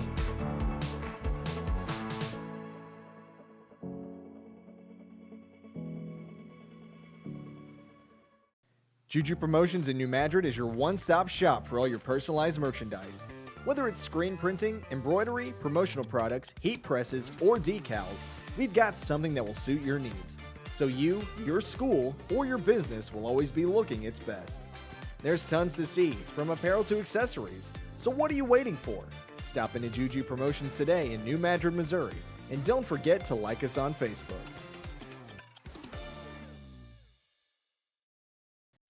Osborne Equipment specializes in all the equipment you need for your office, including copiers, printers, scanners, and fax machines. So if you're in need, contact Osborne Equipment for the best service in the business. Entrusting us with your health care is one of the greatest compliments our patients and the community give us. Thank you, Dr. McFerrin and the entire team at Southeast Health for getting me back on track. Thank you, Eric, for placing your trust in our dedicated team. At Southeast Health, we have so many reasons to be grateful to our community and the patients who have chosen to place their trust in us. Southeast Health, always by your side. First State Community Bank has been named the #1 bank in Missouri by Forbes, and we think they might be onto something. When it comes to banking, we've always said that people should come first, and we hold true to that idea. Opening an account has never been easier. You can even do it online. We want our community to thrive, and that's why we put it in our name. So come bank with the certified best at First State Community Bank, serving our community because it's who we are. At Focus Bank, we believe in really free checking. What does that mean? Well, opening an account requires no more than $25 with no minimum balance requirements or monthly service charges. You'll also have access to online and mobile banking, online bill pay, direct deposits, mobile deposits, automatic payments, e-statements, a nationwide network of ATMs, and an instant issue debit card, all for free. Your first order of checks is on the house, and you'll also receive a complimentary thank you gift. Come visit us in Sikeston, Charleston, Crothersville, or East Prairie. Focus Bank. Simple, hassle-free checking that's really free. Mathis Funeral Home of Dexter and Bernie strives to provide their community with the accommodations and services needed to relieve your family during times of loss. For more information, give them a call and see how Mathis Funeral Home can help meet your expectations in celebrating your loved ones. For over 100 years, Stoneville Cotton has helped farmers stay strong and win their growing seasons, delivering protection against key weeds and insects to maximize their yield potential. For more information, visit our website. Stoneville Cotton, own the early.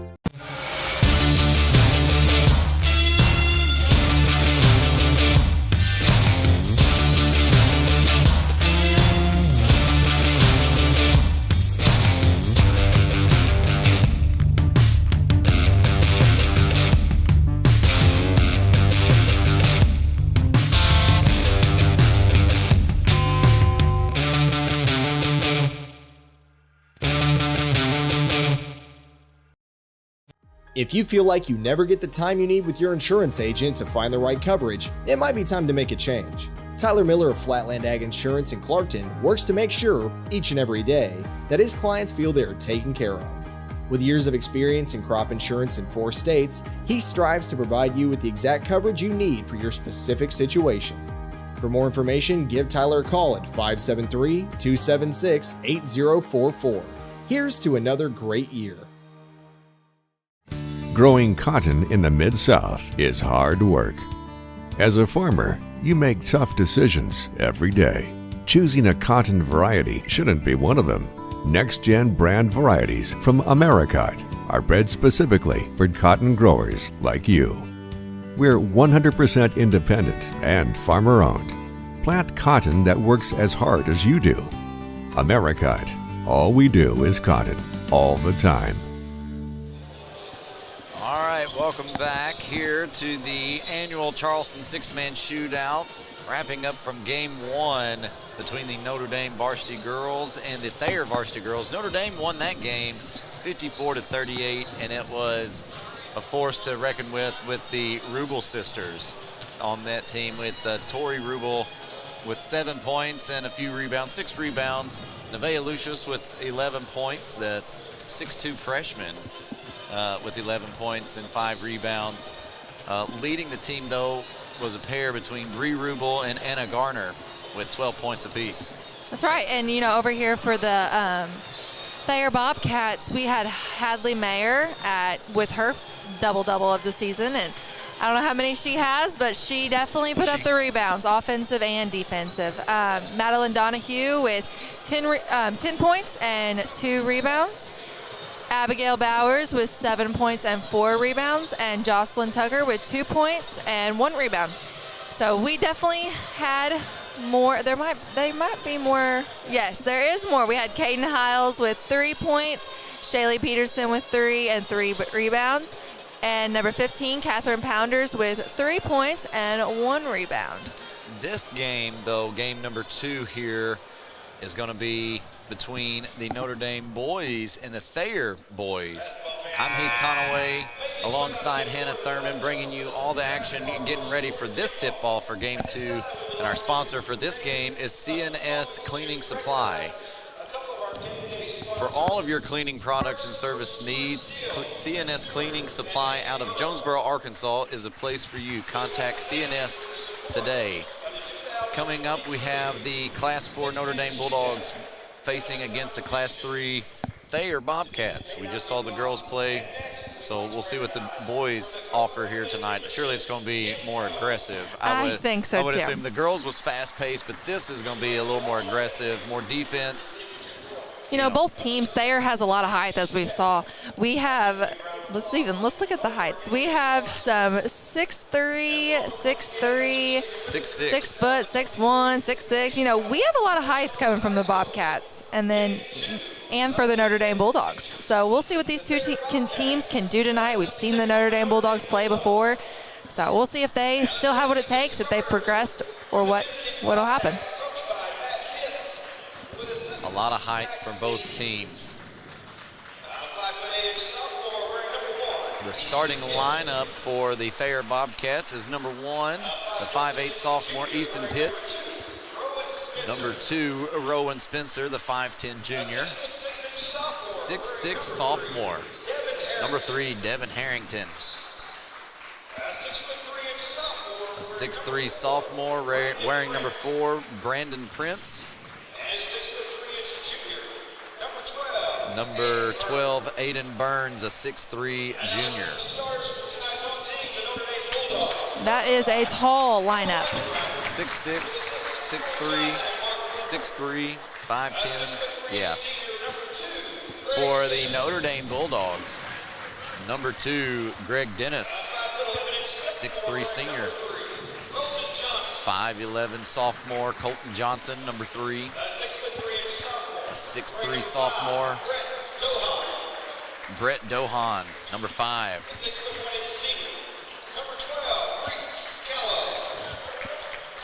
Number 12, Reese Callow, a 6'1" senior guard. And a 6'1" junior, Will Thurston, number 21. Now Thurston, we saw in the SEMO conference tournament. We've seen him in other tournaments and games, and he's definitely their point guard. He's their playmaker, and so I'm sure he'll do that and come out and show out today. Tipping for the Bobcats is the 6'6" sophomore Devin Harrington facing up against Colton Johnson, the 5'11" guard. 6'6" definitely had the height difference there easily. Into the hands of number 2, Rowan Spencer. Burns to Spencer, Spencer to Pitts, back to Burns, or back to Spencer. Harrington across to number 12, Burns, who shoots a 3. It's no good. Rebound by number 3, Colton Johnson, or number 2, Greg Dennis, I'm sorry.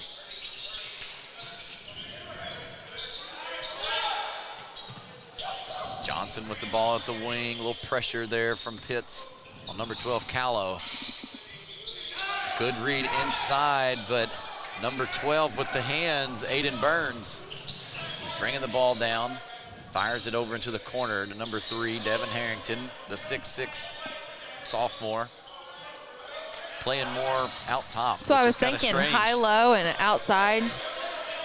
Watching him in warm-ups, definitely has a pretty shot. Burns fires across to Pitts, drives in, fires a jumper, it's no good. Rebound, number 4, Prince. He puts it up but is fouled and will shoot 2. It's no good.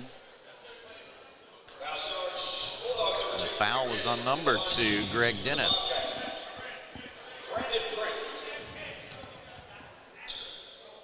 Lots of movement, around. No set plays, just moving the ball, looking for the open shot. Prince needs to take his time. He misses his first. Still a scoreless game. His second shot in and good. 1-0. The Bobcats with the lead. Johnson bringing the ball down for the Bulldogs. He finds Callow. Callow with pressure from Spencer. And it's going to be a kickball. Good defense for the Bobcats. That puts the ball out underneath the goal for the Bulldogs. I don't like that. I don't like the baseline defense. They don't hesitate. They fire it up for a 3 to number 12, Callow. It's in and out, no good. Rebound for the Bobcats. Number 2, Rowan Spencer bringing it down. There's a quick whistle. Number 3. for number 2, Greg Dennis, with his second foul. Second personal foul, second team foul. 43 checking in. Brock Clifford, 6'4", senior. A little more height coming in for Notre Dame. That's right, the Bulldogs, you know, they picked up 2 quick fouls, and that's, you don't need that this early on, especially with no points on the board. Burns drives, puts up 2 for the Bobcats, and it's 3-0 now. Quick hands, it's on the floor, foul by, looks like number 3, Colton Johnson. A little pressure from the backside, and it is push. Subs for the Bulldogs, number 20. And number 1, Pitts comes back in. Getting a couple bigger bodies down low for the Bulldogs.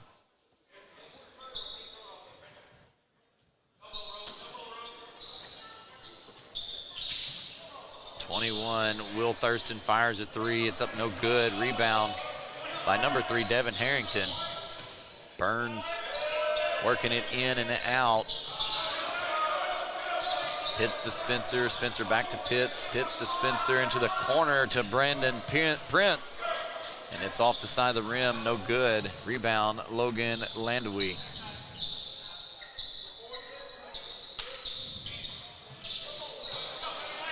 Good hands by the Bobcats. They pick up the loose ball.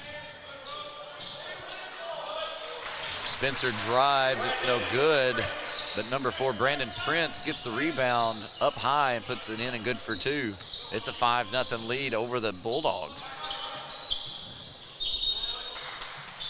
No, if you're a Bulldog right now, you don't want to be making those extra mistakes. Meet the passes. You know, constantly move, wait for the open shot that's going to get you a good basket. There was an offensive push, but I didn't see what it was. I don't know, maybe it was out of bounds. Thayer with the ball. Spencer to Burns. Burns driving in, and he took one too many jumps, and it's going to be a travel. This floor must be slick. There's been a lot of walks in these last couple games. Out goes number 12. In comes number 1, or number 3, Colton Johnson.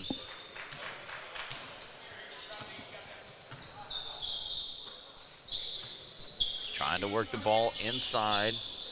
Clifford back out up top. Number 20. There is no 20 on Notre Dame's roster, but there is a 20 on the floor. Oh gosh, there's not. Clifford puts it up, and it was in and out, no good, but he actually got his rebound and in and good for 2. So they get the first 2 points on the night. For the Bulldogs, 2-5. 3-point lead for the Bobcats. Burns in the corner, feeds it up top to Harrington, their tall man. He fires it over to Pitts, in and out, no good.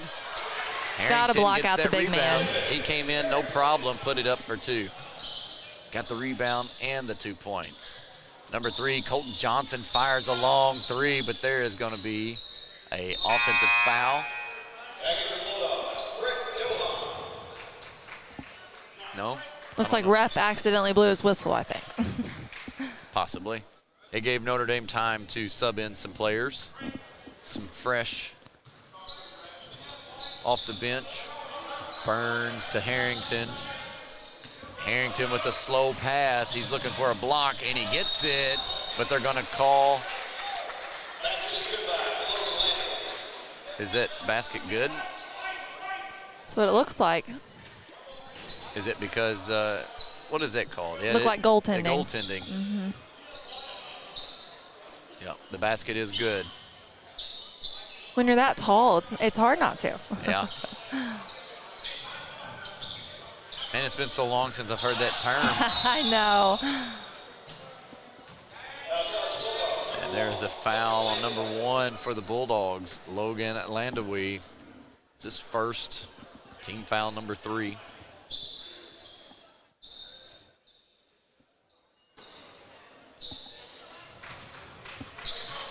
Spencer with the ball for the Bobcats. Fires it to Burns. He turns and burns it for 2. Nice little jump shot right over the defense. Aiden Burns with 4 points.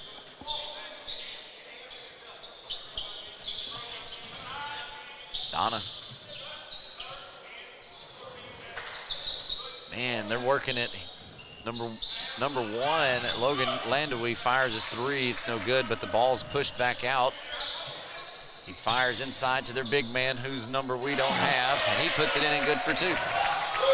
Yes, we're very sorry about that for any parents and family members watching. I'm going to say it's Will Stewart. I think that's what I just heard.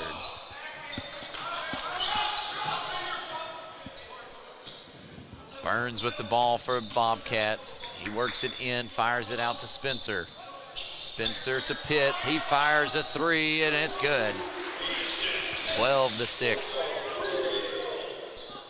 Landawee with the ball for the Bulldogs. Nice little recover. Johnson fires a jumper, and it's in and good for two.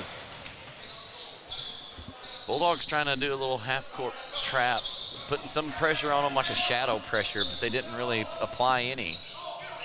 And Burns loses the ball. Landawee picks it up down on the baseline, works it back out. Number 5 fires it to number 3. He puts it up and good for three. Colton Johnson, it almost like it didn't touch the net at all. That's right. Nice, smooth shot. Harrington to Spencer. Spencer driving, and it's going to be on the floor. Foul on number 43, Brock Clippard. That's his first, team foul number 4. Here comes some subs for Notre Dame. Number 35, Will Morgan, the senior, 6'6" senior. So now there's some real height out there. Will Morgan definitely was a playmaker in the SEMO conference. He's a great player. They all look like they're the same height. They do, from this point of view. Inside to number 4, Brandon Prince. In and good for two. Number 21, Will Thurston. He loses the ball, but it's quickly recovered by number 5, and it's blocked by Aiden Burns. Number 5, Brett. And the nice steal. A steal by Reese Callow. Number 3, Colton Johnson fires another three, and it drains it. And he ties it up 14-all with just a minute to go here in the first quarter. Aiden Burns on the drive with the layup, in and good for two. Might be a little faster pace than the girls' game. I think just a little. You know, they're in the passing lanes. They're constantly moving. They're alert and ready to go. Johnson back and forth to Reese Callow. They try to feed it in. Johnson fires a three. It's off the side, no good. Rebound, Brandon Prince. Prince to Burns. Burns has pressure. Pitts inside to Spencer. Spencer puts it up, no good. Thurston with the ball, trying to work it inside to their big man. He loses it. Number 1, Easton Pitts lays it up, no problem. 4-point lead for the Bobcats with 15 seconds to go here in the first. Thayer's getting their hands on everything. I mean, you know, I know Notre Dame wants it inside, but you got to look at other options and keep shooting the ball. You've hit some. 3 seconds remain, and it's thrown out of bounds, and it will be Bobcat basketball. Just enough time to get a shot off, but it looks like Notre Dame's going to apply a lot of pressure here. I would. Absolutely. Burns gets the inbound pass, passes the timeline, sets up for a decent three. It's off the rim, no good, but the Bobcats remain with a 4-point lead, 18-14 as we start the second quarter. We'll be back after a word from our sponsors. Juju Promotions in New Madrid is your one-stop shop for all your personalized merchandise. Whether it's screen printing, embroidery, promotional products, heat presses, or decals, we've got something that will suit your needs. So you, your school, or your business will always be looking its best. There's tons to see, from apparel to accessories. So what are you waiting for? Stop into Juju Promotions today in New Madrid, Missouri. And don't forget to like us on Facebook.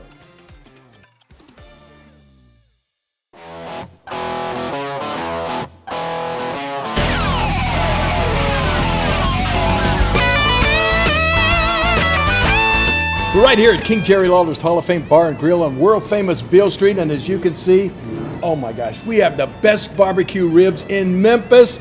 Oh my gosh, the gumbo is out of this world, but you gotta try the King's Triple Decker Slam Burger. You'll love it.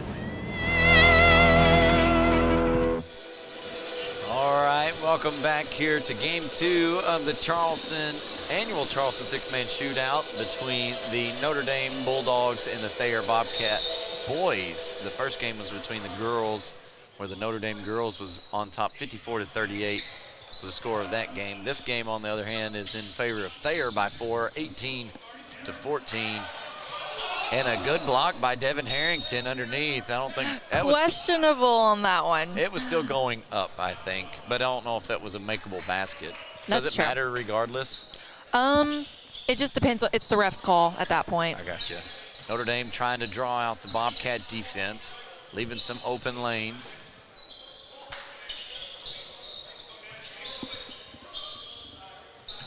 Number 21, Thurston, fires a three. Easton Pitts grabs a rebound, brings the ball down for the Bobcats, fires it across to Aiden Burns. Burns do a little spin move inside the paint, fires it up for two, and then good. Drains it. Burns is leading the Bobcats for 8 points. Landawee fires it over to Thurston. Back to Callow. Inside to their big guy, Morgan. Brett Dohan working the paint in the middle against Harrington.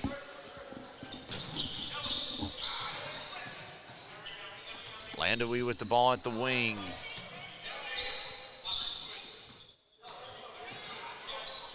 They're doing a good job at keeping that Notre Dame defense or offense pushed out of their comfort zone where they just missed a shot. That's right, it was just a good shot to take. Rebound by Mark Spencer. Spencer with the ball, fires it across to Easton Pitts. 20-14 is the score in favor of Thayer. Spencer to Harrington. Harrington to Prince, who puts it up for two, but there is a foul, and he'll go to the line to shoot two. Foul is on number 5, Brett Dohan. That's his first, but team foul number 5 for Notre Dame. I mentioned Thayer's only sitting with one team foul. That's crazy. right, yeah. Bulldogs subbing in some players, 3 players, Clippard, Stewart, and Johnson. You know, the Bulldogs haven't given the Bobcats many opportunities to foul them. That's right. Prince sinks both of his. 22-14 is the score. Landawee fires it over to Johnson. Johnson back inside to Clippard. Clippard out to Thurston. Back to Clippard at the baseline. And Notre Dame just trying to work that offense, trying to work it inside, and they lose it to Devin Harrington with the long arms. He picks up his dribble, needs some help, finds Aiden Burns. Crosses the timeline, and here's some long shot for number 3, Devin Harrington. That's why he's out there. The 6'6" senior fires a 3. Or 6'6" sophomore, I'm sorry. Colton Johnson puts it up and good for 2. Aiden Burns with the ball for Thayer. Fires it across to Pitts. Pitts puts it up for 3. It's offside, no good. Rebound, Will Thurston. Thurston down the court to Colton Johnson. He turns, puts it up for 2, no good. Rebound, Devin Harrington. Harrington finds Burns. Burns drives the floor and lays it up opposite end, good for 2. And there is a timeout. Notre Dame 27-16, 5:10 to go here in the first half. We will take a timeout with them and be back after a word from our sponsors. Entrusting us with your health care is one of the greatest compliments our patients and the community give us. Thank you, Dr. McFerrin and the entire team at Southeast Health for getting me back on track. Thank you, Eric, for placing your trust in our dedicated team. At Southeast Health, we have so many reasons to be grateful to our community and the patients who have chosen to place their trust in us. Southeast Health, always by your side. Welcome back here with Aycorp Media Network, bringing you live coverage of the Charleston Six-Man Shootout. Live with Game 2. Sponsor for Game 2 is CNS Cleaning Supply. For all of your cleaning products or service needs, CNS Cleaning Supply out of Jonesboro, Arkansas is a place for you. Contact CNS today. A new face for Notre Dame's number 33, Carson Essner. Bobcats putting on a forecourt pressure with the trap. Colton Johnson takes his step, waits for the pressure. He misses the three. Aiden Burns goes all the way down the court, lays it up for two. Good. 29. Nice outlet pass. 29-16 is the score now. Essner finds Landauer driving the baseline, fires in, but he finds Easton Pitts instead. Burns bringing it down. Wing to Pitts, Pitts back to Burns. Trying to find inside to Harrington. And number 2, Rowan Spencer almost loses it. Aiden Burns travels instead. And there is another timeout called by Notre Dame, 29-16 with 4:21 to go here in the second. We'll take another timeout with them with a word from our sponsors. Mathis Funeral Home of Dexter and Bernie strives to provide their community with the accommodations and services needed to relieve your family during times of loss. For more information, give them a call and see how Mathis Funeral Home can help meet your expectations in celebrating your loved ones. For over 100 years, Stoneville Cotton has helped farmers stay strong and win their growing seasons, delivering protection against key weeds and insects to maximize their yield potential. For more information, visit our website. Stoneville Cotton, own the early. Welcome back. 2 quick timeouts called for Notre Dame back-to-back, basically to get their boys on whatever schedule or routine they need to be on. It seemed like that worked out. No, that's right. That quick timeout, they had to get their play together. Harrington working the ball in, and he travels as he steps in. Maybe that's Notre Dame's strategy, is put a little pressure on them, make them have those small mistakes, travels, simple offensive fouls of pushing maybe. That's right, and they were a little late getting there to close that gap, but they did it, and they caused that turnover. Notre Dame spreading out the Bobcat defense, but hands for the defense. He just took off running with it. Number 2, Rowan Spencer. And good hands by number 5, Mark Spencer. Man, Thayer's quick with their hands. The foul is on number 1, Logan Landauer. That's his second team foul, number 6. There's a reason they're up there and extending that press. It's caused a little bit of a disruption. Spencer's first shot in and good.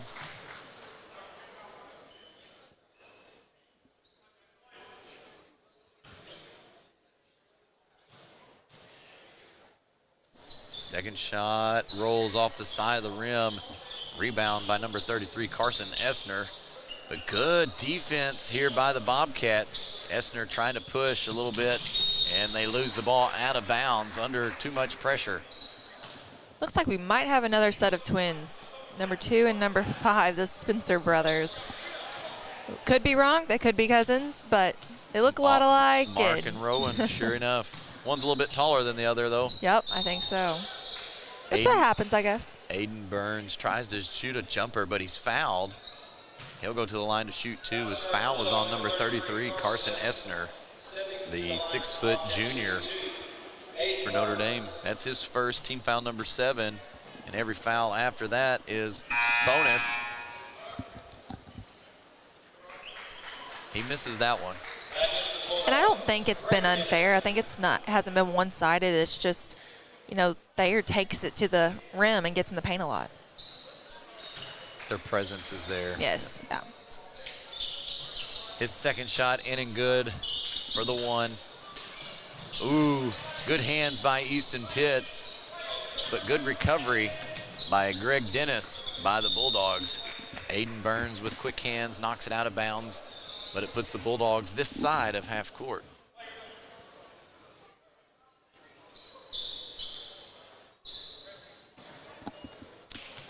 Will Stewart is number 20. He inbounds it. Dennis with the ball. To Callow, to Essner. Down in the corner to Stewart. Stewart fires across the court. Underneath to Dennis.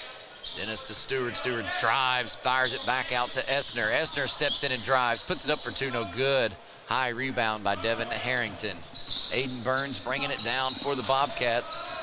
At the top, fires it over to Spencer.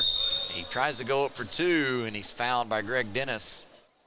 Mark Spencer will go to the line to shoot two. Number 2, Greg Dennis, shooting 2 for the Bobcats. Mark Spencer. Yeah, I think 2 and 5 are twins. I think so too. I definitely we could gotta be look completely at wrong. Definitely fraternal, I would think.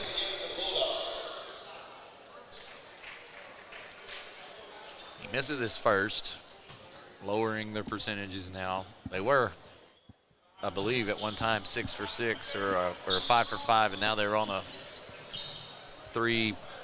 They've missed the last 3. Good defense by Aiden Burns. Mark Spencer, a lot of pressure. You know, in comparison, Thayer's out-rebound the Bulldogs 11-5. Oh, wow. Mark Spencer is out. In is Brandon Prince for the Bobcats. Aiden Burns brought the ball. Steps in, fires from the charity stripe, in and good for two. No pressure, that's an easy shot. Landawee working the ball, finding it. Callow loses it to Aiden Burns, just hands it to him. Easton Pitts with the layup, good for two. It's as easy as it gets. It's almost too smooth. And there is a foul by number 4, Brandon Prince. Unintentional, but a lot of fast-moving parts out there. When you're cutting across that lane and you're going for the steal, it's bound to be a collision at some point. 37-18 in favor of the Bobcats, who's kind of peeled away with that lead from the Bulldogs. Stewart with the ball, working it in, back out to Thurston. Thurston tries to take off. The floor is too slick. He gets a travel. Under 2 to play here in the second quarter. Aiden Burns with the ball for the Bobcats. Notre Dame's not giving up, though. You know, they're fighting. They're taking good shots. Burns steps, and he travels again. You can't do that. Devin Harrington was trying to come across for the alley-oop. It looked good.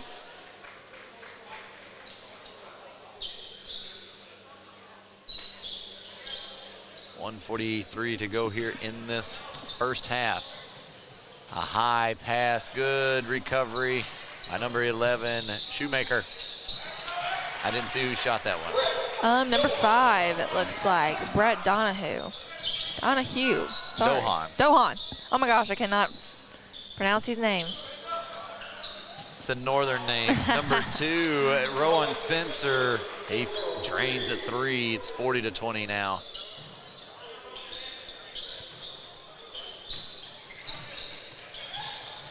It's a good read by Notre Dame for the play. Number 5, Brett Dohan puts it in and good for 2. Under a minute now. Burns driving the baseline, tries to go reverse layup. He is fouled, and he'll go to the line to shoot 2.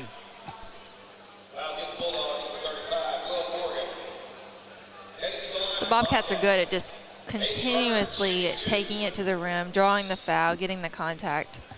9 team fouls for Notre Dame. That foul was on number 35, Will Morgan. Mark Spencer back in for the Bobcats.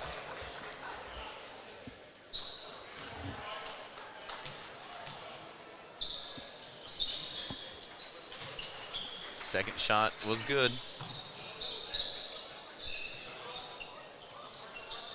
Bobcats pulling away with a 20-point lead. It looks like going into the half.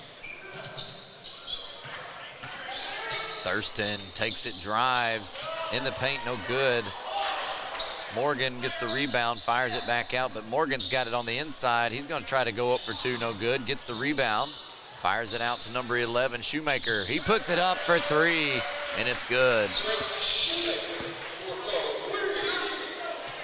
20 seconds left. Rowan Spencer with the ball. He crosses timeline. Spencer and Burns up top. 8 seconds. Spencer turns on the boosters. He drives, tries to go up for two, no good.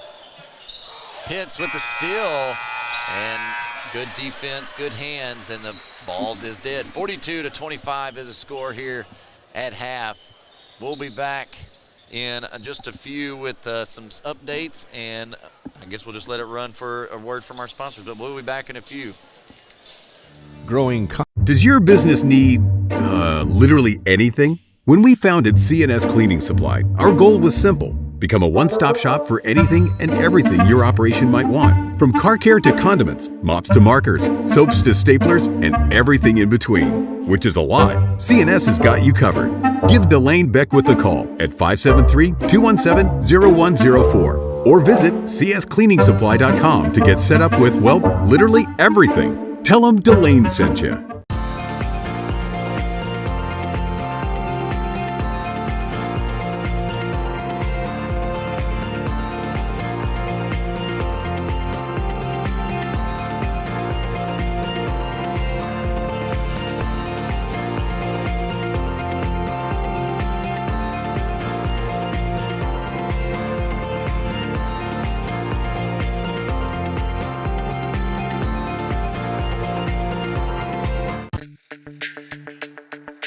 We're for agriculture, for growers, doers, whatever it takers.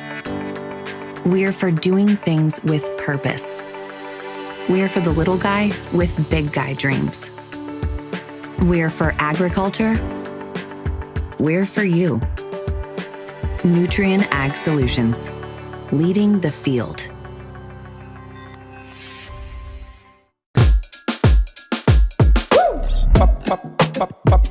Julep, julep, julep,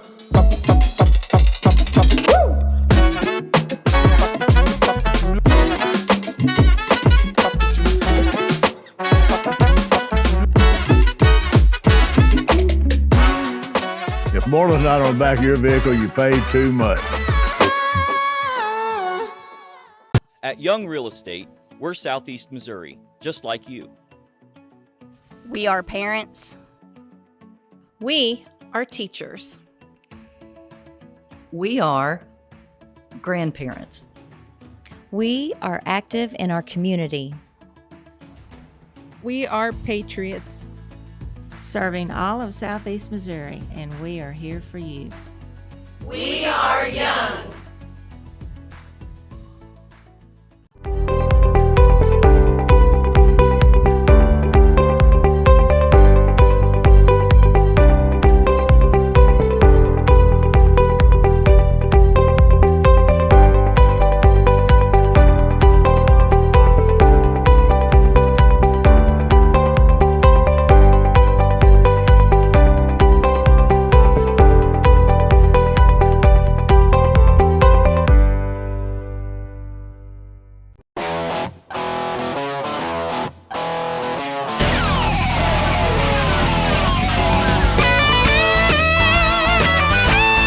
We're right here at King Jerry Lawler's Hall of Fame Bar and Grill on world famous Beale Street, and as you can see, oh my gosh, we have the best barbecue ribs in Memphis.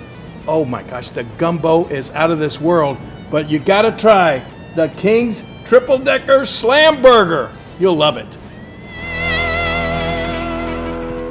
At Wings Etc., we take every one of our wings very seriously. Just like you do, Mr. Dipper, the master of measure, the prince of the poor. We know how you handle our jumbo wings with the perfect combination of urgency and care, just like we do. Your hunger fuels our hunger to rapidly remove the hangry fire in your belly by dousing it with some cool liquid lightning and our thunderous award-winning jumbo wings. Your hangry is always welcome at Wings Etc. First State Bank and Trust is more than just products and services. We're there for you for your first paycheck, buying a home, opening a small business, starting a family, or planning to retire, and everything in between. We're the local bank you know and trust for all of your financial needs. Visit fsbtrust.com or stop by your local First State Bank and Trust to explore all of your financial options. Equal housing lender, member FDIC. For all your banking and financial needs, visit First State Community Bank in one of their Southeast Missouri locations.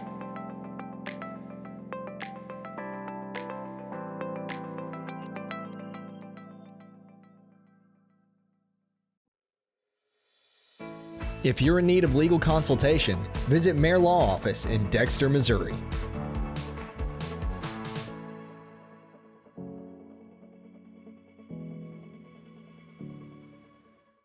Juju Promotions in New Madrid is your one-stop shop for all your personalized merchandise. Whether it's screen printing, embroidery, promotional products, heat presses, or decals, we've got something that will suit your needs. So you, your school, or your business will always be looking its best. There's tons to see, from apparel to accessories. So what are you waiting for? Stop into Juju Promotions today in New Madrid, Missouri. And don't forget to like us on Facebook.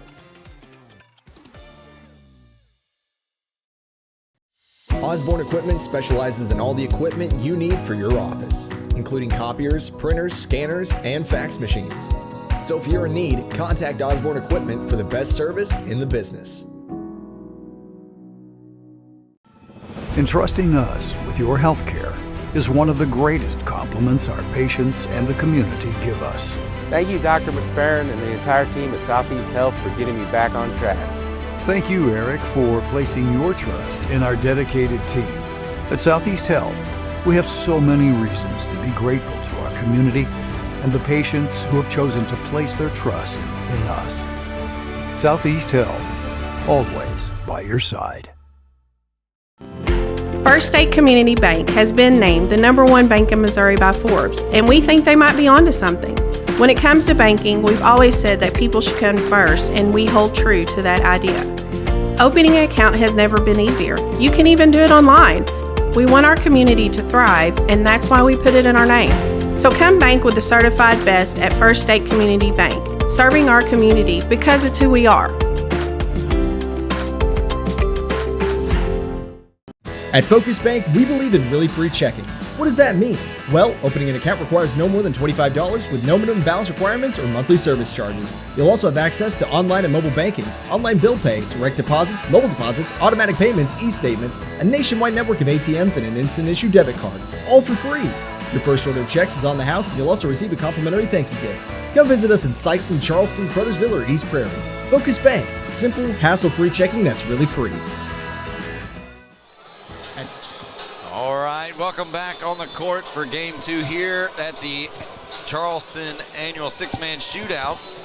This game here is between the Notre Dame Bulldogs and the Thayer Bobcat boys. The first game was between the same two teams, just the girls, with the Notre Dame girls on top, but the story's a little different for the boys. The Bobcat boys are on top, 42-25, a 23-point difference.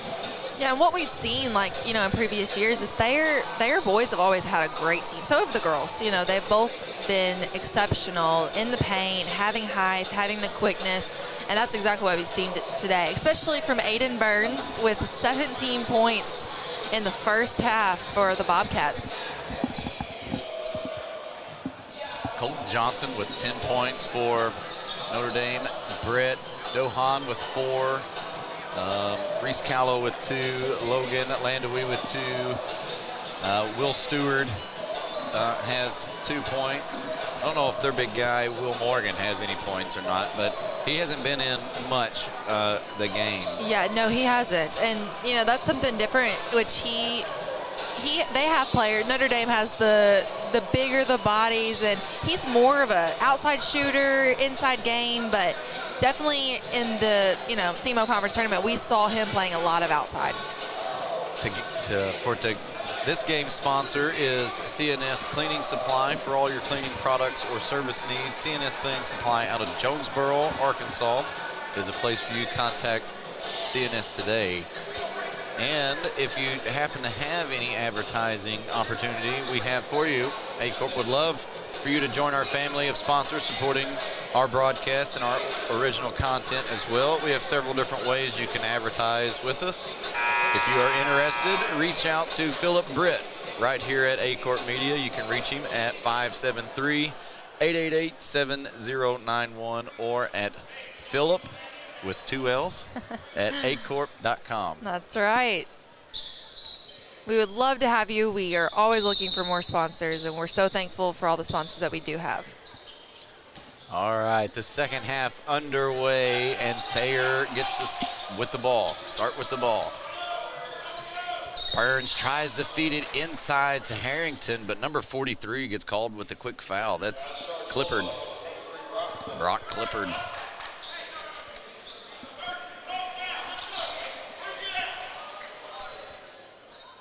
Ball underneath the goal. Spencer to Pitts. Pitts back to Spencer. They had their feet set. They look like, and there it is. They were wanting a 3. Pitts fires, it's no good. Rebound, Shoemaker. Thurston with the ball. Inside to Dohan. Out to Callow, who fires a 3, it's no good. Harrington and Spencer fighting for that rebound. Spencer come down with it though. Fires it over to Burns.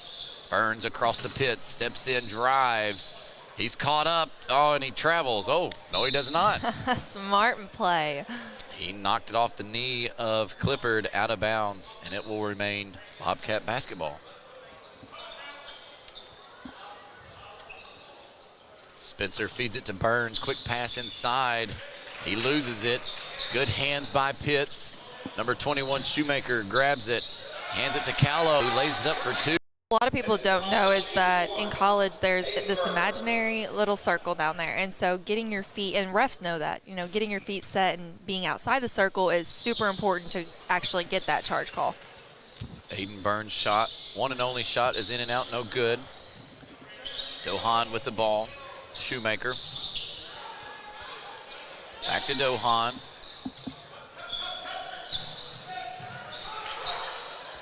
Shoemaker at the wing, he fires a 3, it's no good. Rebound, Rowan Spencer.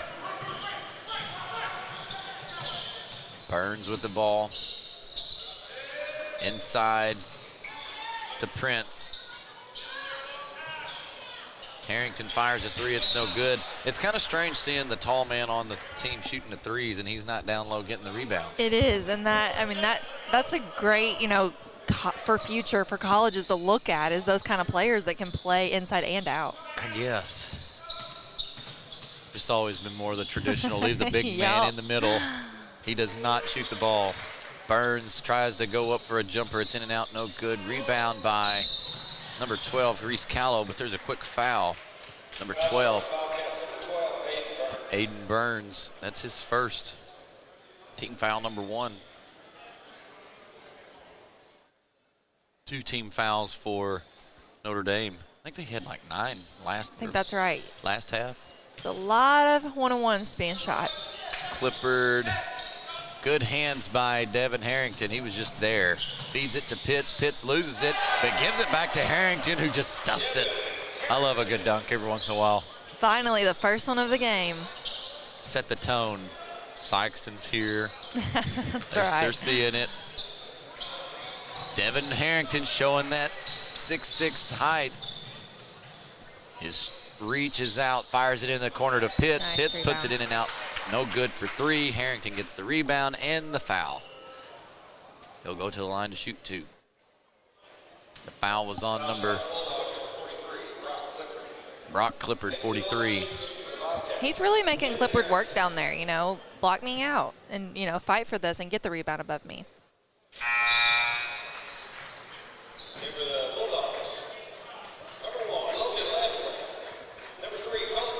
Bulldogs trading in and out some players. Landawee coming in, Morgan coming in.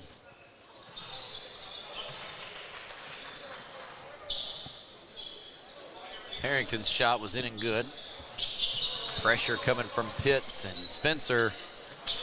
Ooh, Aiden Burns with a push right across the middle.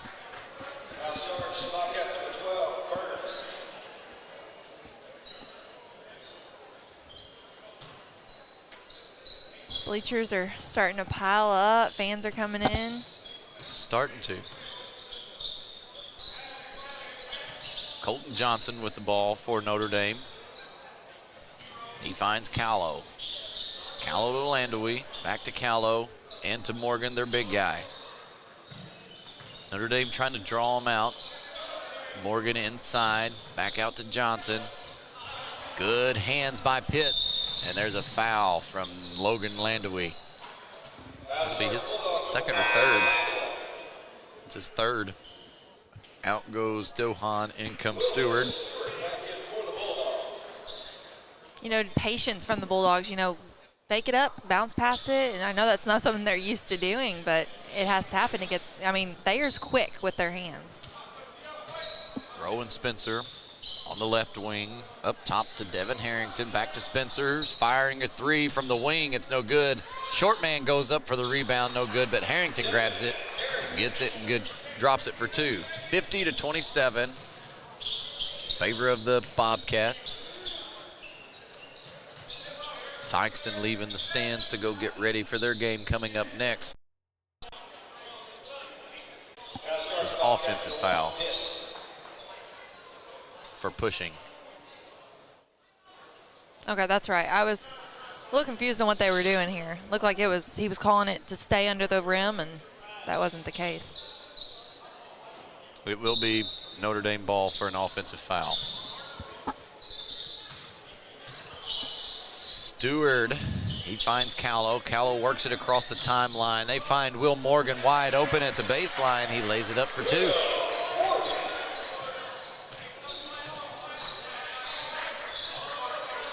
Burns working the ball at the top of the key. Pressure from Landaway and Johnson. Johnson with pressure on Burns. Across to Spencer. He fires a three. It's no good. Front of the rim rebound. Colton Johnson takes it all the way down. Misses the layup. No good. He gets his own rebound. Puts it up in and out. No good. Rebound by number 5, Mark Spencer. Gives it to Burns. Burns looked like he was getting ready to fire it down to somebody, but nobody was there. He puts it up, no good. Rebound, Harrington, hitting good for two. 9 rebounds from him for the night. For the day, I should say. It's not night yet.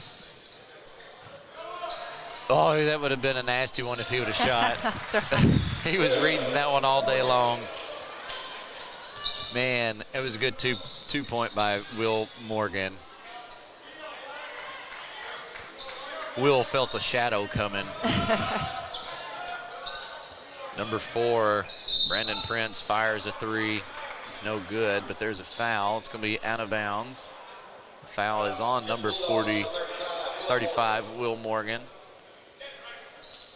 Out goes Callow. In comes Dohan. Devin Harrington was trying to get the high read pass in, but it wasn't there. Prince puts it up, no good for two. Harrington gets the rebound and in and good for two. And a steal from Prince, picked up by Spencer. And the Spencer brothers traded off for a Spencer layup. Mark Spencer, to be exact.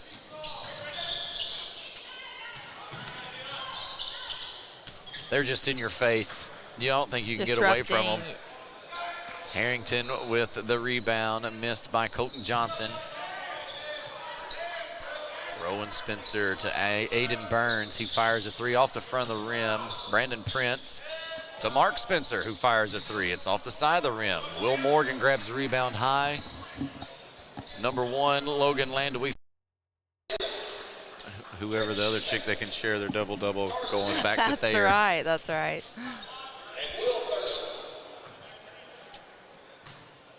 Brett Dohan at the line, going for his second shot. It is up and good.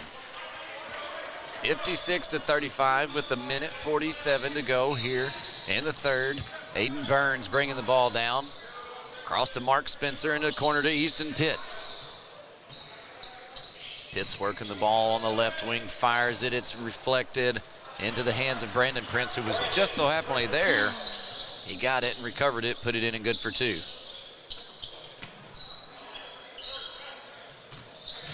Little trade-off between Shoemaker, Dohan. Inside to Greg Dennis.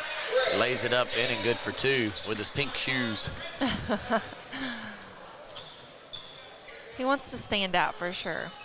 I like it. Me too. Easton Pitts drives in, loses the ball, knocked out of bounds by number 11, Shoemaker. I think the Bobcats are getting a little tired running up and down that court. Starting to show. Harrington inbounds all the way up top to Pitts. Finds Burns. 56 to go. Burns takes left side, drives. Harrington tries to get the rebound with the slam. It's not there, but it's picked up by Shoemaker. He fires down the court. Feed it into Greg Dennis with the backwards layup. Wow. Great finishes down there. That's 2 in a row for him. Aiden Burns holding the ball close to the timeline for Thayer. Shoemaker with a little bit of pressure. Mark Spencer here on this far right. Devin Harrington standing around the charity stripe. Spencer with the ball now. Spencer trying to drive, finds Burns. Burns stepping in and driving. Pressure from behind with the spin. Layup, no good. Offside rebound by Devin Harrington, and he slams it again. Looks like he got kind of hit in the stomach or something. I think it might have knocked the breath out of him a little bit. Something happened. He jumped and got hit. Either way, great recovery there by the Bobcats to end the third. 60-39 as we go into the fourth and final quarter here in this game. We'll be back after a word from our sponsors.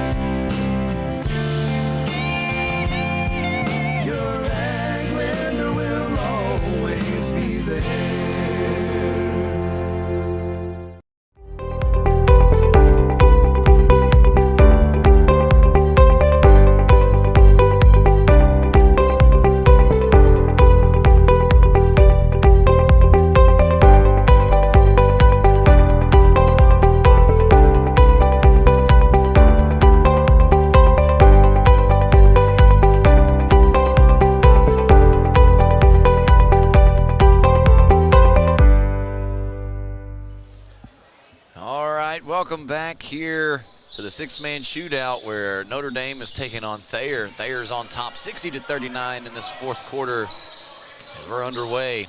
Burns bringing it down, fires it over to Spencer. Spencer back to Burns. He steps in, shoots a long 2. It's no good. Rebound, Greg Dennis. Behind the back dribble, crosses the timeline.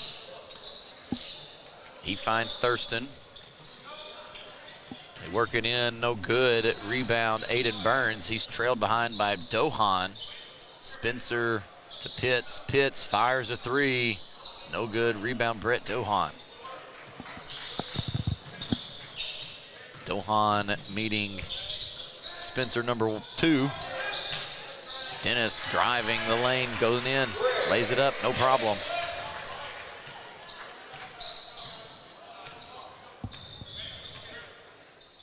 $19-point lead for the Bobcat. Aiden Burns with the ball. Pitts fires across to Burns, open for a 3. It rolls in and out, no good. Rebound, Greg Dennis. Greg Dennis, Rowan Spencer. Now we've got Will Thurston. Thurston to Shoemaker, Shoemaker to Dennis, Dennis to Dohan, puts it up for 2, and good. A little jumper. He's had quite a few of those today. A little 3-point run or a 4-point run for Notre Dame right now. No shot. There's a foul on number 33. The Bulldogs have done great at keeping Burns, you know, at that 19 points. Yes, he has 19 points, but it's good to not let him get in the 20s and anything. So we'll see what if they can contain that. Harrington has 17 points. Rowan Spencer has 8. Prince has 9. Burns to Pitts. Pitts stepping in, driving into traffic. Man. Finish. Heck of a finish. It falls for 2. Through the big guys. Thurston with the ball. Fires it in, tries to find Dohan. Easton with the steal. He gets the spin move. And what a finish. Rowan Spencer puts it in and good for 2 with the foul and 1. He'll go to the line to shoot. Foul was on number 33, Carson Esther. That was a back-to-back foul for Carson Esther. He's sitting with 3 fouls, pushes the team into bonus now. 17 fouls for Notre Dame. Esther out, Thurston out. We've got Colton Johnson in alongside with number 12, Reese Callow coming back. Rowan Spencer, let's see if he can seal it. The old school 3-point, and he does. 65-43 with 5:44 to go here in this 4th period. Greg Dennis with the ball for Notre Dame. Pressure from Mark Spencer into the corner to Reese Callow, who drains it for 3.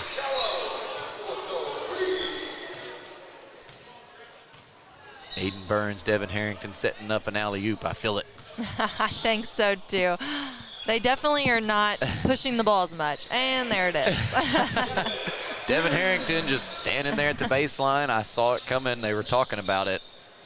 And he just jams his 3rd one for the night, or the day. Yeah, he didn't want to end with that one. Dohan drains it for 2. Uncontested. Rowan Spencer bringing the ball down now for the Bobcats. Shoemaker in his face. Burns with the ball, trying to find Devin Harrington. Met by Dohan. Dohan across the baseline to Colton Johnson. Spencer at about the 3. It's no good, but Pitts gets the rebound on the opposite side. Spencer to Spencer. Rowan Spencer with the ball. Stewart putting some pressure right there. Devin Harrington on the far corner, no pressure. He drives. It's batted out by Brett Dohan, and it's baseline out of bounds. Notre Dame, so it'll be Bobcat basketball with 3:56 to go here in the 4th. Notre Dame's kind of closed that gap a little bit. They It's have. 67-51. They've stopped the main scorers from getting in the paint and scoring outside shots. Notre Dame. Spencer. Burns drives, finds Harrington, puts it in and good for 2. This is fun for him. That's his 4th. Just keep going.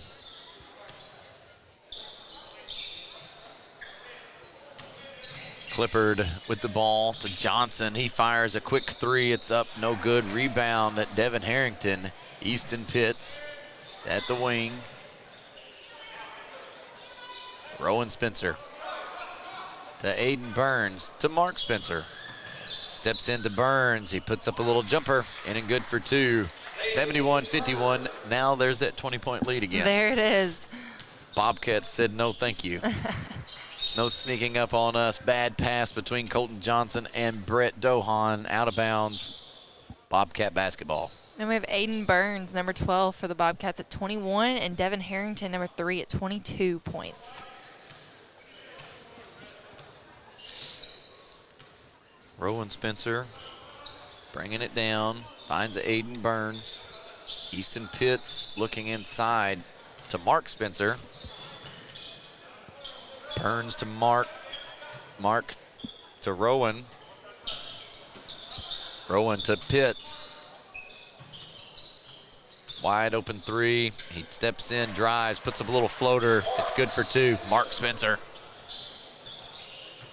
Under 2 now here in the 4th. It's all over but the crying. Bad pass, recovered, stolen by number 5, Mark Spencer. And it's recovered by Brock Clippard. Colton Johnson drives, fouled by number 1, Pitts. Bobcats are starting to go on that run again and pull away and continue to keep the lead like they have the entire game. Knocked out of bounds. They're going to sub in a player. Shoemaker coming in for Colton Johnson.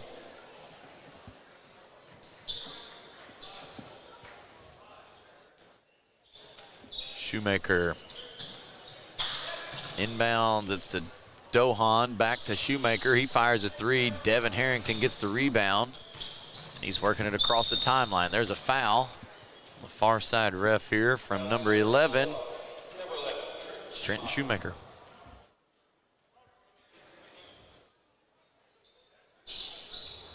Leading scorer of the night with a double-double with 14 rebounds and 22 points.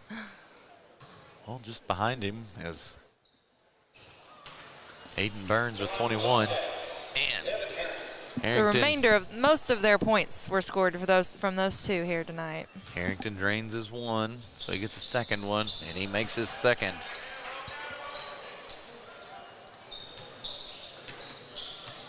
(75-51) in favor of the Bobcats. Stewart gives it to Callow. He fires a three. It's no good. Rebound, Rowan Spencer.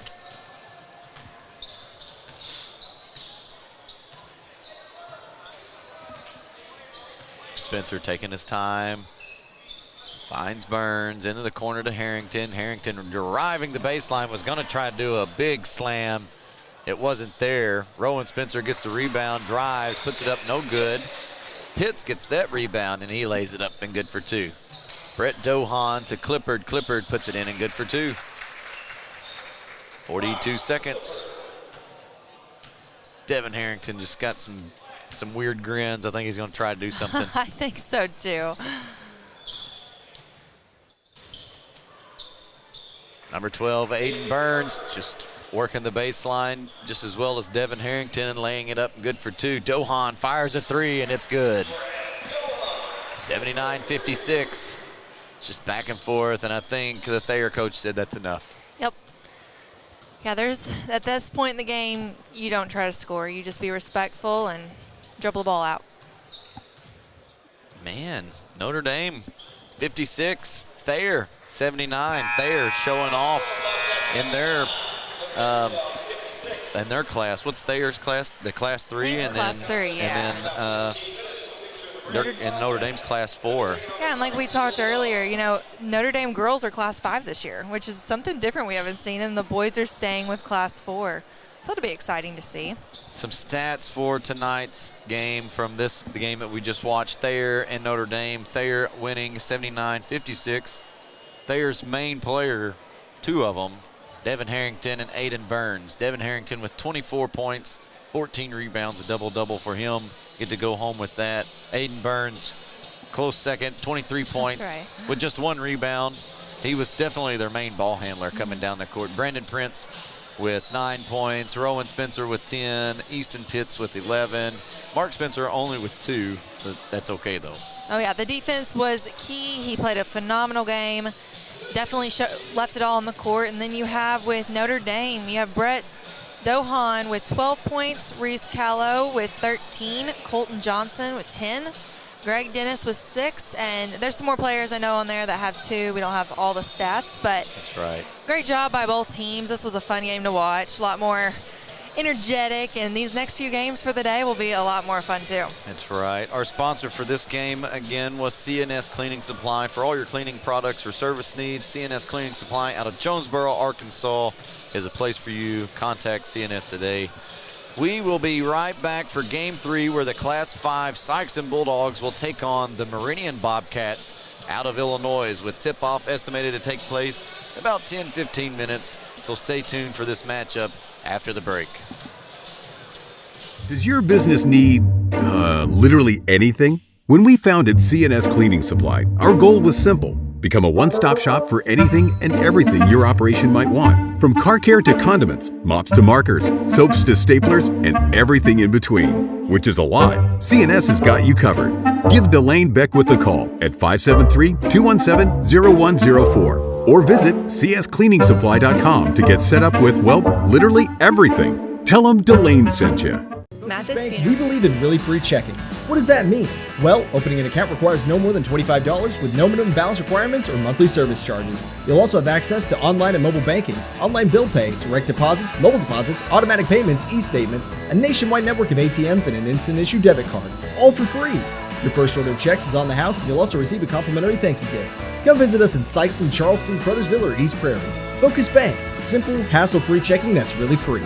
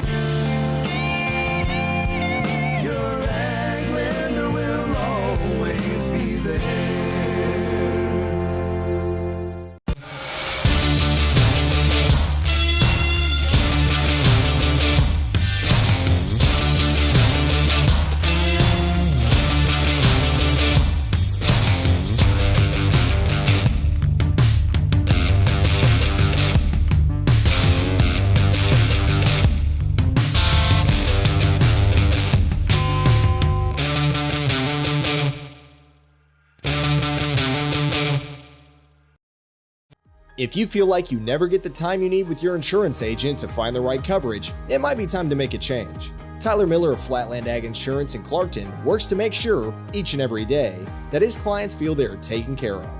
With years of experience in crop insurance in 4 states, he strives to provide you with the exact coverage you need for your specific situation. For more information, give Tyler a call at 573-276-8044. Here's to another great year. Growing cotton in the Mid-South is hard work. As a farmer, you make tough decisions every day. Choosing a cotton variety shouldn't be one of them. Next-gen brand varieties from Americot are bred specifically for cotton growers like you. We're 100% independent and farmer-owned. Plant cotton that works as hard as you do. Americot. All we do is cotton, all the time. Does your business need, literally anything? When we founded C&S Cleaning Supply, our goal was simple. Become a one-stop shop for anything and everything your operation might want. From car care to condiments, mops to markers, soaps to staplers, and everything in between. Which is a lot. C&S has got you covered. Give Delane Beckwith a call at 573-217-0104 or visit cscleaningsupply.com to get set up with, well, literally everything. Tell them Delane sent you.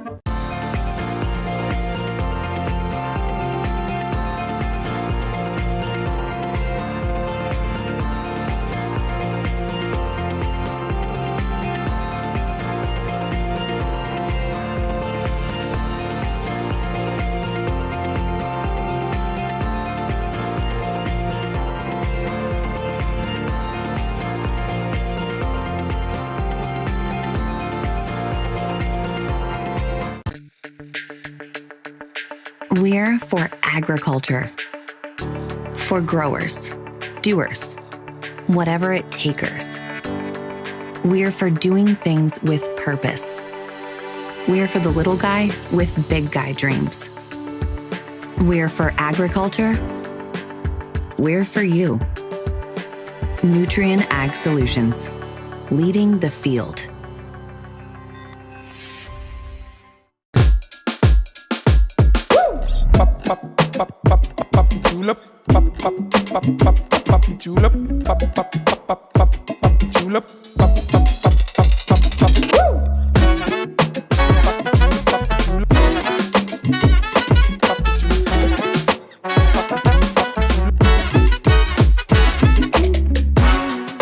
If Moreland's not on the back of your vehicle, you paid too much. At Young Real Estate, we're Southeast Missouri, just like you. We are parents. We are teachers. We are grandparents. We are active in our community. We are patriots. Serving all of Southeast Missouri, and we are here for you. We are young.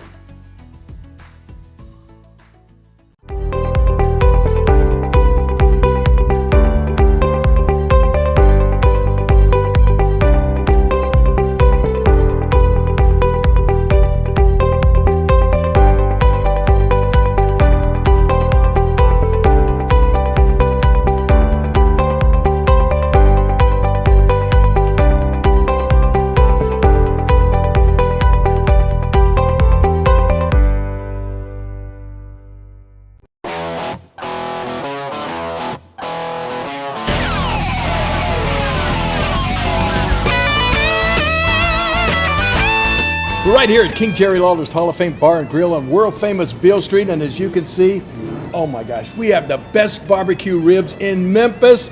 Oh my gosh, the gumbo is out of this world, but you gotta try the King's Triple Decker Slam Burger. You'll love it. At Wings Etc., we take every one of our wings very seriously. Just like you do, Mr. Dipper, the master of measure, the prince of the poor. We know how you handle our jumbo wings with the perfect combination of urgency and care, just like we do. Your hunger fuels our hunger to rapidly remove the hangry fire in your belly by dousing it with some cool liquid lightning and our thunderous award-winning jumbo wings. Your hangry is always welcome at Wings Etc. First State Bank and Trust is more than just products and services. We're there for you for your first paycheck, buying a home, opening a small business, starting a family, or planning to retire, and everything in between. We're the local bank you know and trust for all of your financial needs. Visit fsbtrust.com or stop by your local First State Bank and Trust to explore all of your financial options. Equal housing lender, member FDIC. For all your banking and financial needs, visit First State Community Bank in one of their Southeast Missouri locations.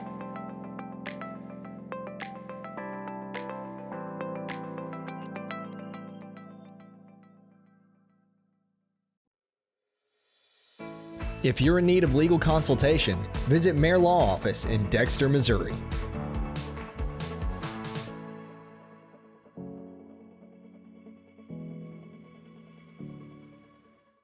Juju Promotions in New Madrid is your one-stop shop for all your personalized merchandise.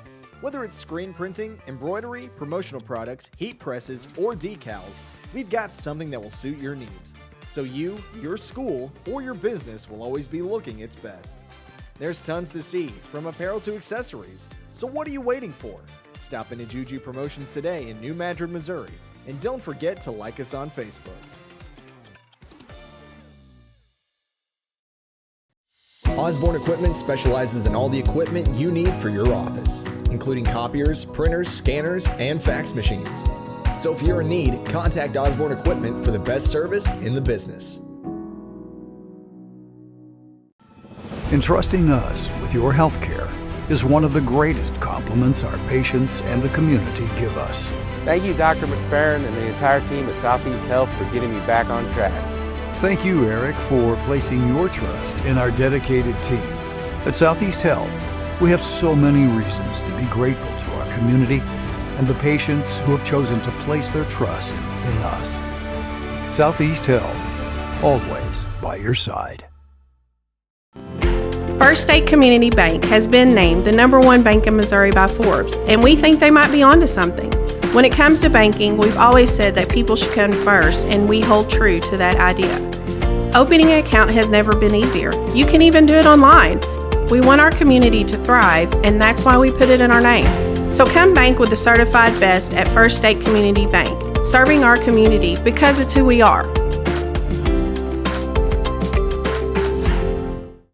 At Focus Bank, we believe in really free checking. What does that mean? Well, opening an account requires no more than $25 with no minimum balance requirements or monthly service charges. You'll also have access to online and mobile banking, online bill pay, direct deposits, mobile deposits, automatic payments, e-statements, a nationwide network of ATMs, and an instant issue debit card, all for free. Your first order of checks is on the house, and you'll also receive a complimentary thank you gift. Come visit us in Sikeston, Charleston, Crothersville, or East Prairie. Focus Bank, simple, hassle-free checking that's really free. Mathis Funeral Home of Dexter and Bernie strives to provide their community with the accommodations and services needed to relieve your family during times of loss. For more information, give them a call and see how Mathis Funeral Home can help meet your expectations in celebrating your loved ones. For over 100 years, Stoneville Cotton has helped farmers stay strong and win their growing seasons, delivering protection against key weeds and insects to maximize their yield potential. For more information, visit our website. Stoneville Cotton, own the early.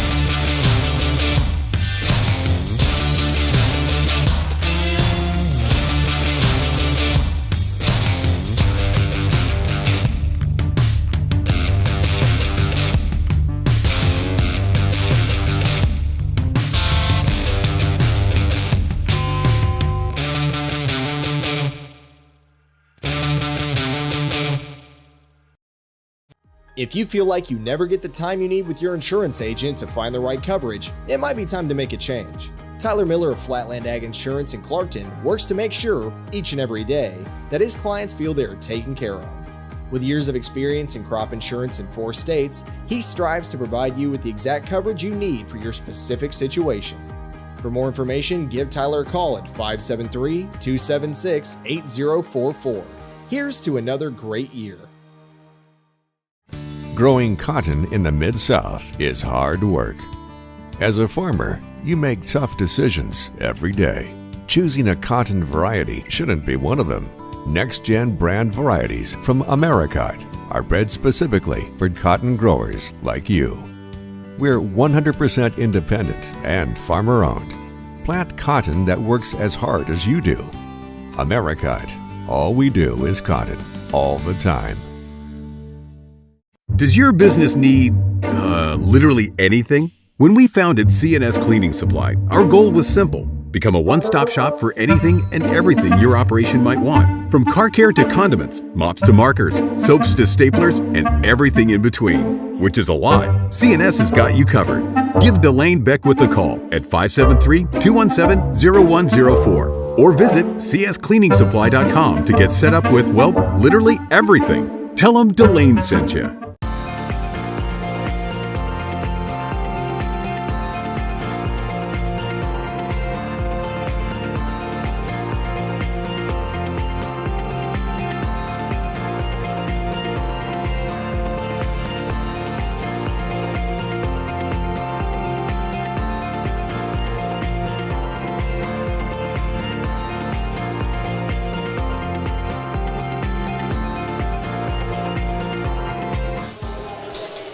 Welcome back on the court for Game 3 of the Charleston Sixth Man Shootout. We are live on Aycorp Media Network along with Matt Tanner.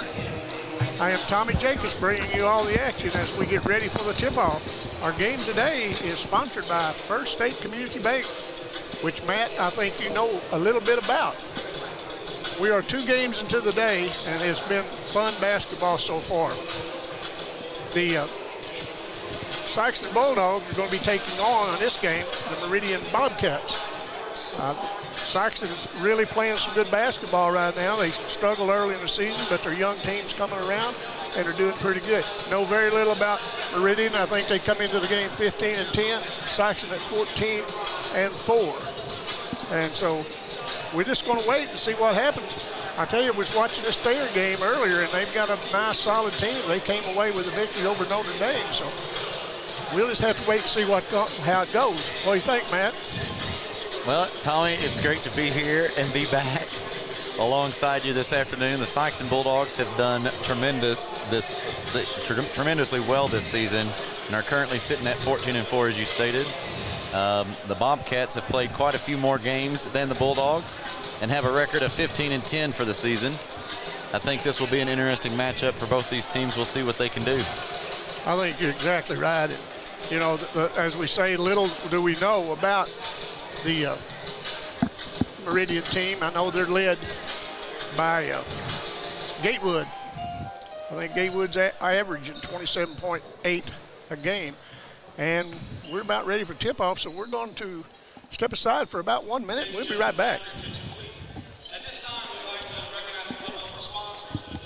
At Young Real Estate, we're Southeast Missouri, just like you. We are parents. We are teachers. We are grandparents. We are active in our community. We are patriots. Serving all of Southeast Missouri, and we are here for you. We are young. First State Community Bank has been named the #1 bank in Missouri by Forbes, and we think they might be onto something. When it comes to banking, we've always said that people should come first, and we hold true to that idea. Opening an account has never been easier. You can even do it online. We want our community to thrive, and that's why we put it in our name. So come bank with the certified best at First State Community Bank, serving our community because it's who we are.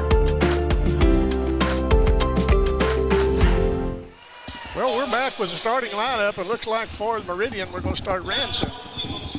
Everidge, Jackson, Hoffman, and Gatewood. Gatewood, the leading scorer, averaging 27.8 a game.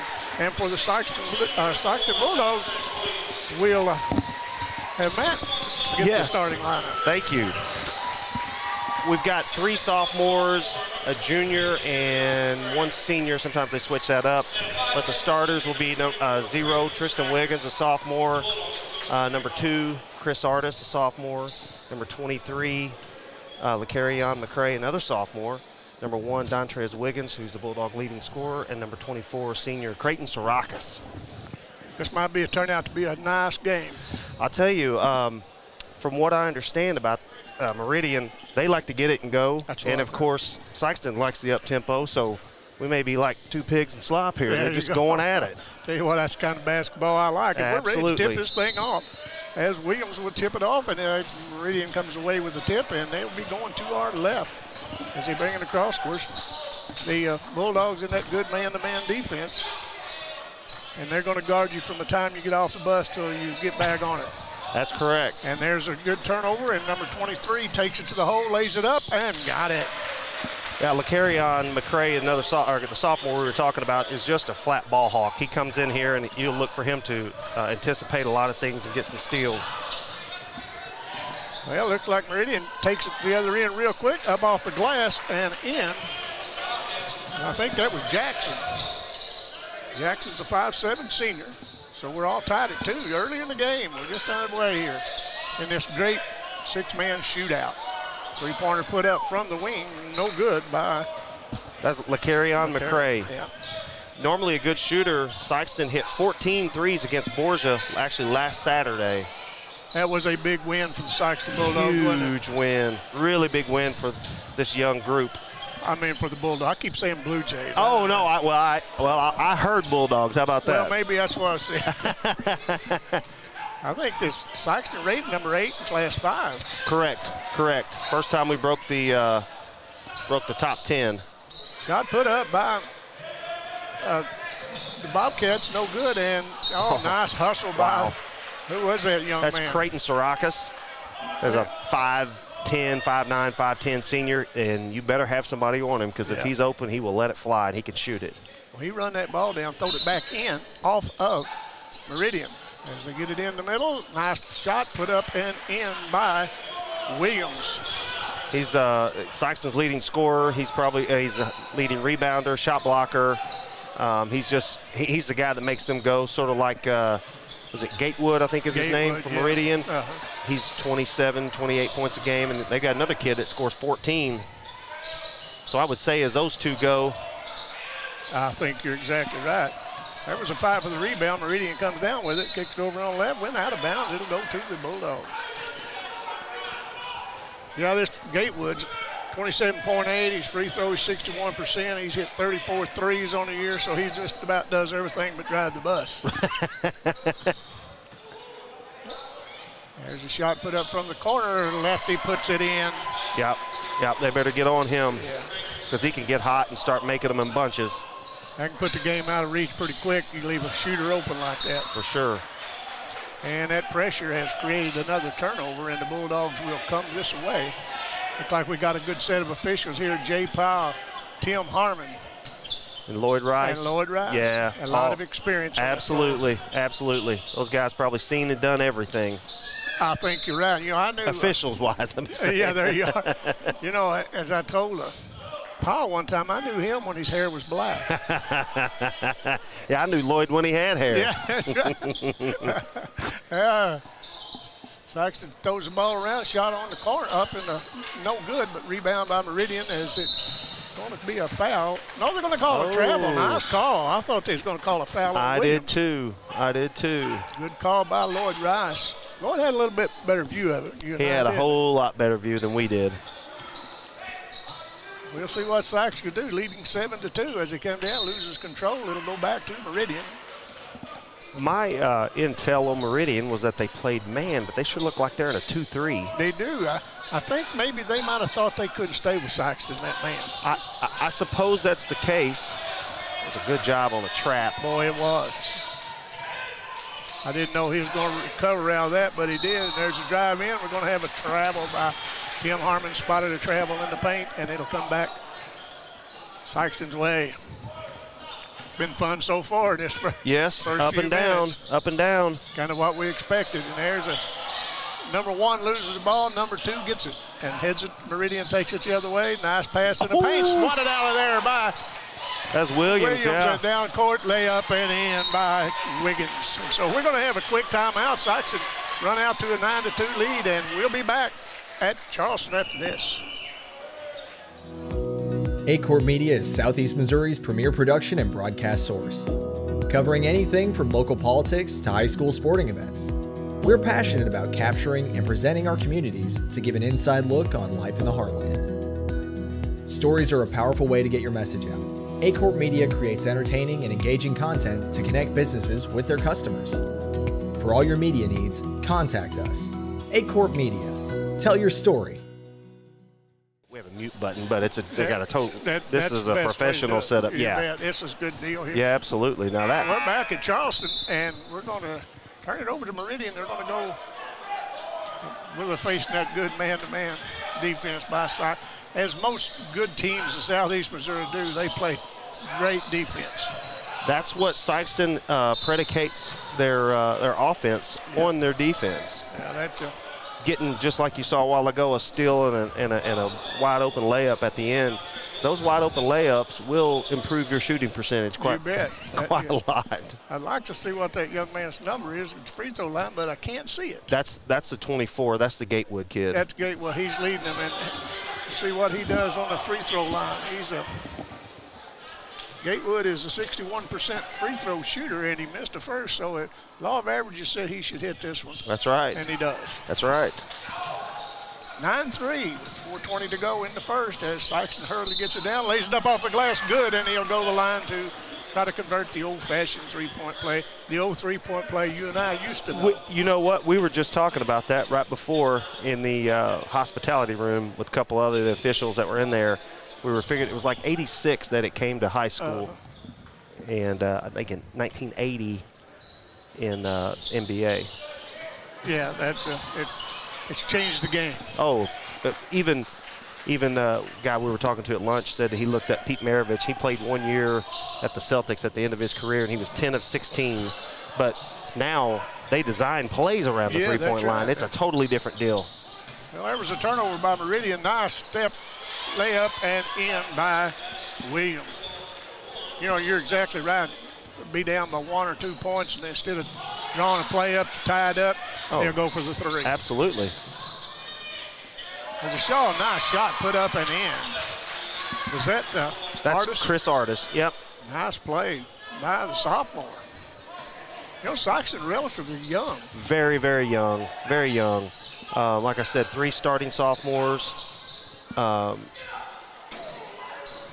That's about 3 block shots for him now, I believe. Sure is. Just 2 in a row, I think. That's got to deliver a message in there. And we drive to the bucket is Artis, and he was fouled. He'll go to the line. And getting ready to check in are 2 freshmen that are outstanding players, too, for Sikeston. Kobe Thomas and Ben James. And Kobe, if you remember, his dad was Drew Thomas that played at Scott Central. Yeah. Just a heck of a ball player. He's got some basketball in his blood. Yes, he does, and he is a really good player. Oh, he's checking in for Chris, so he's checking in for the shooter. He hadn't checked in yet. That's 44 that checked in. McCarley, he's a big young man. He's a 6'4", 6'5", yes he is. He's a senior. Harrison Arndt, number 13, is a senior. And Kwamari Gray, number 30, they call him Q, he's a senior. So we got 3 seniors and 2 freshmen on the floor. And again, Sikeston's going to go to that 2-2-1 trap. And they ran that very well, too. There's a player down Malden. They call him Q. Cormarius Farmer. So I can't imagine why they call him Q. I believe might have traveled, but no call. And there's a shot, 3-pointer, put up and in. Better find him. Yeah, somebody better look that young man up. He looked like he was pretty comfortable out there shooting. He did, didn't he? He didn't hesitate much. No, he didn't. Got Kobe Thomas in, got him on the wing. He picks up a screen, tries to get inside. Now kicks it up top. Now he gets it on the wing again. And he's looking to pass that ball, and that's great for a young man to do that. Look for somebody that's got a better shot. Absolutely. There's the big man stepped out, shot a 3, no good, and Meridian comes down with the board, and they head their way and knocked out of his hand, but we're going to have a foul on one of the Bulldogs. The saying is, if you turn up a good shot for a great shot, that's right. That's what you want to do. You bet. You've called some good games at Sikeston. I've listened to you and before and watched you at the.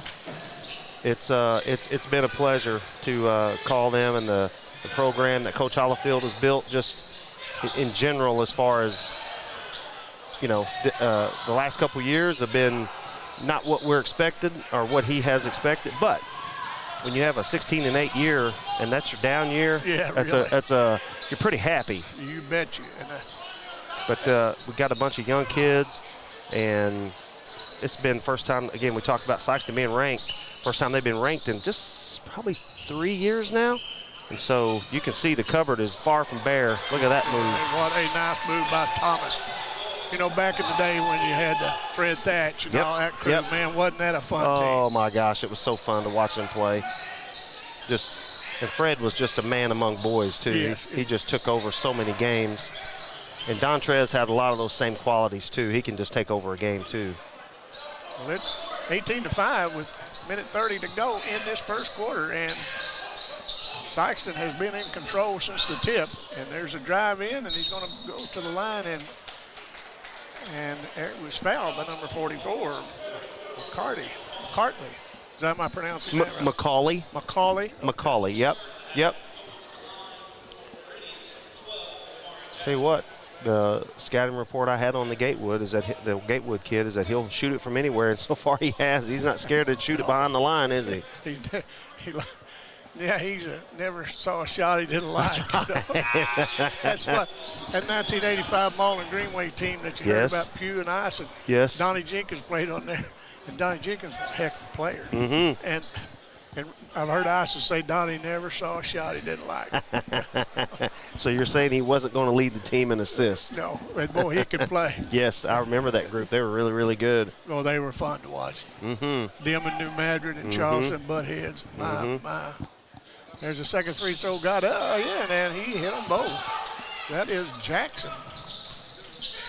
He gets on the board, pulls the Meridian Bobcats within 10 with a minute 20 to go. In the first quarter, we're going to have a bump foul on number 24.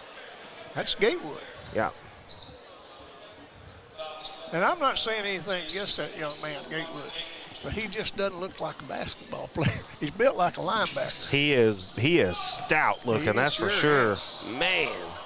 Yeah, well, he knocked over Kobe there, and it didn't, he certainly didn't do anything flagrant or egregious or anything like that. He just bumped him, and he got knocked off balance because he's so daggum strong. Oh, what a nice drive in and up and in by Thomas. Thomas coming in, he's got to have a good game going. Yes, he is a really, really good player. He's going to be special. Looking forward to a lot of good things out of him coming up in the next 3 years. And this year, too, not just the next 3 years. Right. Oh, we're going to have They called it looked like an offensive foul, which is sure does. Comarier, or Q, is leading the team. I don't have the stats, but he drew 3 one night, or 4 maybe, and he's been just recently just getting a lot more playing time and drawing a bunch of offensive fouls. I admire players that will stand in there and take that. Absolutely. They've got him trapped in the corner now. He gets it inside. He turns, tries to get it up, cover it up, gets it back out to Williams, and he launches a 3 and buries it. Yep. That's easy to see from up here, but when you get trapped, like, another charge. There you go. There's a shot. He liked it. He took it, but he run over, man. That's it. They have worked relentlessly on that, and the fact he'll stand, I'm like you, just the fact that you'll stand in there and take those shots is a big deal. And I'm going to tell you, as you well know, that's a game changer. 100%. We turned the game a couple games ago with him taking some charges like that.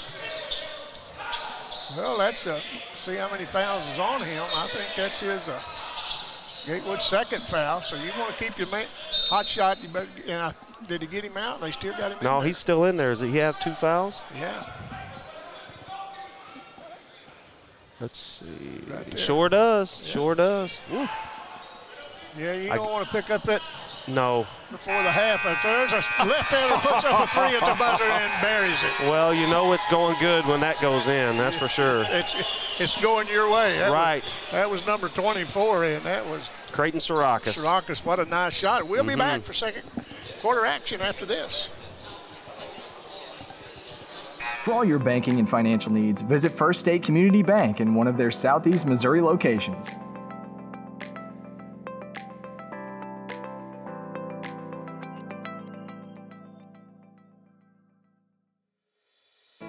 If you're in need of legal consultation, visit Mayor Law Office in Dexter, Missouri.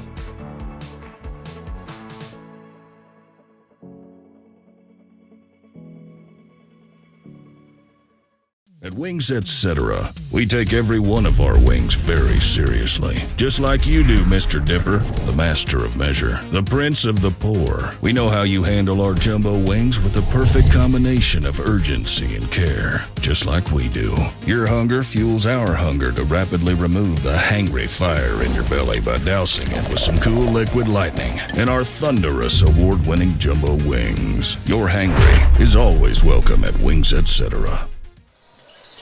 Well, we're back to second quarter action. What a nice pass inside Shaw. Layup and miss by William. You know, you play all year to get ready for the district tournaments. That's right. And these Hall of Fame coaches like Hollifield over there, he has his team ready to play come district time about every year. Gatewood put up a shot and missed it, but that's what Terry McVay and I always said up here. We don't coach or referee because what are we going to say that them Hall of Fame coaches don't already know? That's right. That's right. There was a three-pointer put up by Sikeston and in to extend the lead to 29-10. It's pretty nice ball handling there to get out of that. Yes, it was. Yeah, Coach Hollifield and the staff, good friends of mine, and he talks about how it's a process every year. And of course, like, you know, he's coached for 30-something years, 20-something, 27, 28 at Sikeston, and how he tries to have his team coming, you know, peaking, I suppose, at this time of the year, and that's the important part. Yes, it is. Gatewood drives, but he's cut off. Now he kicks it out. Number 22. Now it's taken away by Sikeston. The quick hands of number 20. Is that 23? Yep, McCray. McCray. What a nice defensive play by McCray. The lefty shoots another three and buries it. That's two in a row for him. He was wide open. I heard him clapping for it. You bet. He's feeling it. Going to have a foul. You know, when you watch these high school teams, and there's a team not far from here, certainly I'm not going to call their name, it seems they go the other way when it comes district time. They beat a team by 42 early in the season. Come district time, you beat them by 2, and lucky to do that. Yeah, yeah. This doesn't make sense. It happens. You know, there's a lot to be said for the guy in that seat on the end of the bench over there that prepares your team. And you bet. And Coach Hollifield is one of the best I've ever seen at preparing a team, I can tell you. Oh, I bet that's right. Nice drive in, off the glass in, and he'll go to the line. I heard a coach from not too far from here one time say, I prepare for a team, but they better prepare for me. That's right. Because if I beat them by 20 the last time, I'm not going to change too much. No, that's exactly right. That's exactly right. Speaking of a football player, Tristan Wiggins looks like a daggum linebacker himself. Oh, he sure does. He's a big, strong young man. Does he play on that Sikeston football He does team? not. He does not. Nope. I bet the coach just chomps at the bits. I'm sure it's not for lack of asking him. I bet that's right. He had a knee injury a couple years ago, and I'm sure that I haven't had one, but I can only imagine that kind of being in the back of your mind. Certainly playing football with a knee injury and not wanting to.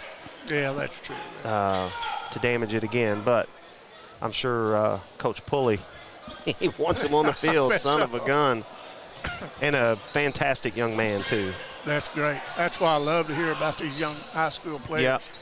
Because you never hear a lot of good things. You always hear a lot of bad things. Right. These young kids. Right. He pointer put up, no good. Rebound by Williams, and he brings it to the length of the court, and he puts it up, and he's going to go to the line to shoot a pair.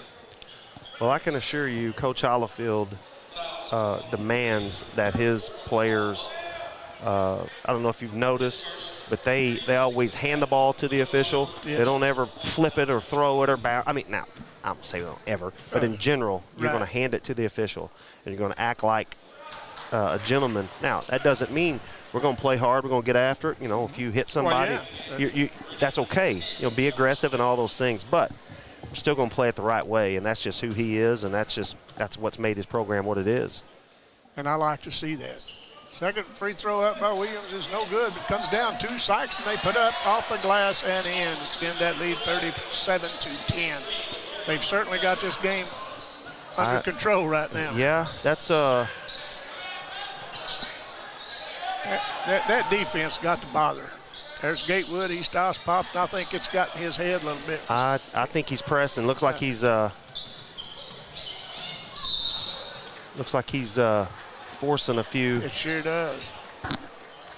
Prairie took that from one end to the other and took it in amongst the tree there, and he drew the foul. He'll go to the line. And it's something else I love to see. When you play hard, if you knock somebody down, extend the hand and help up. I go to practices frequently, and that's something that he preaches is, hey, you knock somebody down, you help them up. Yeah, that's just what you do. And, of course, you know, as a fan, we all want wins and losses. Of course, that's why you're playing today and all those things. But you also want to create respectable young men out of the thing, too. You're exactly right. And I'm happy to see that. And what really bothers me when someone extends the hand and you don't take it. Boy, I tell you what, sometimes that can get it can get a little chippy sometimes that way. It sure can. Oh, Gatewood tried to take it in, took away by Sikeston, up and in by Wiggins. I really think that things are not going Mr. Gatewood's way this afternoon. He could get back on track. Absolutely. It has been, yep. That was shot from out on I-55 there, I believe. It was. That one was deep, there's no doubt. This is the only place I can shoot without being guarded. Well, I can tell you the Bulldogs talked about it for sure, that you're going to have to guard him, and not just on the three-point line, well behind it. You can see there, he's not afraid to put it up. Yeah, that's true. He's got 1 point. Interesting. Well, he's had a heck of a game everywhere else.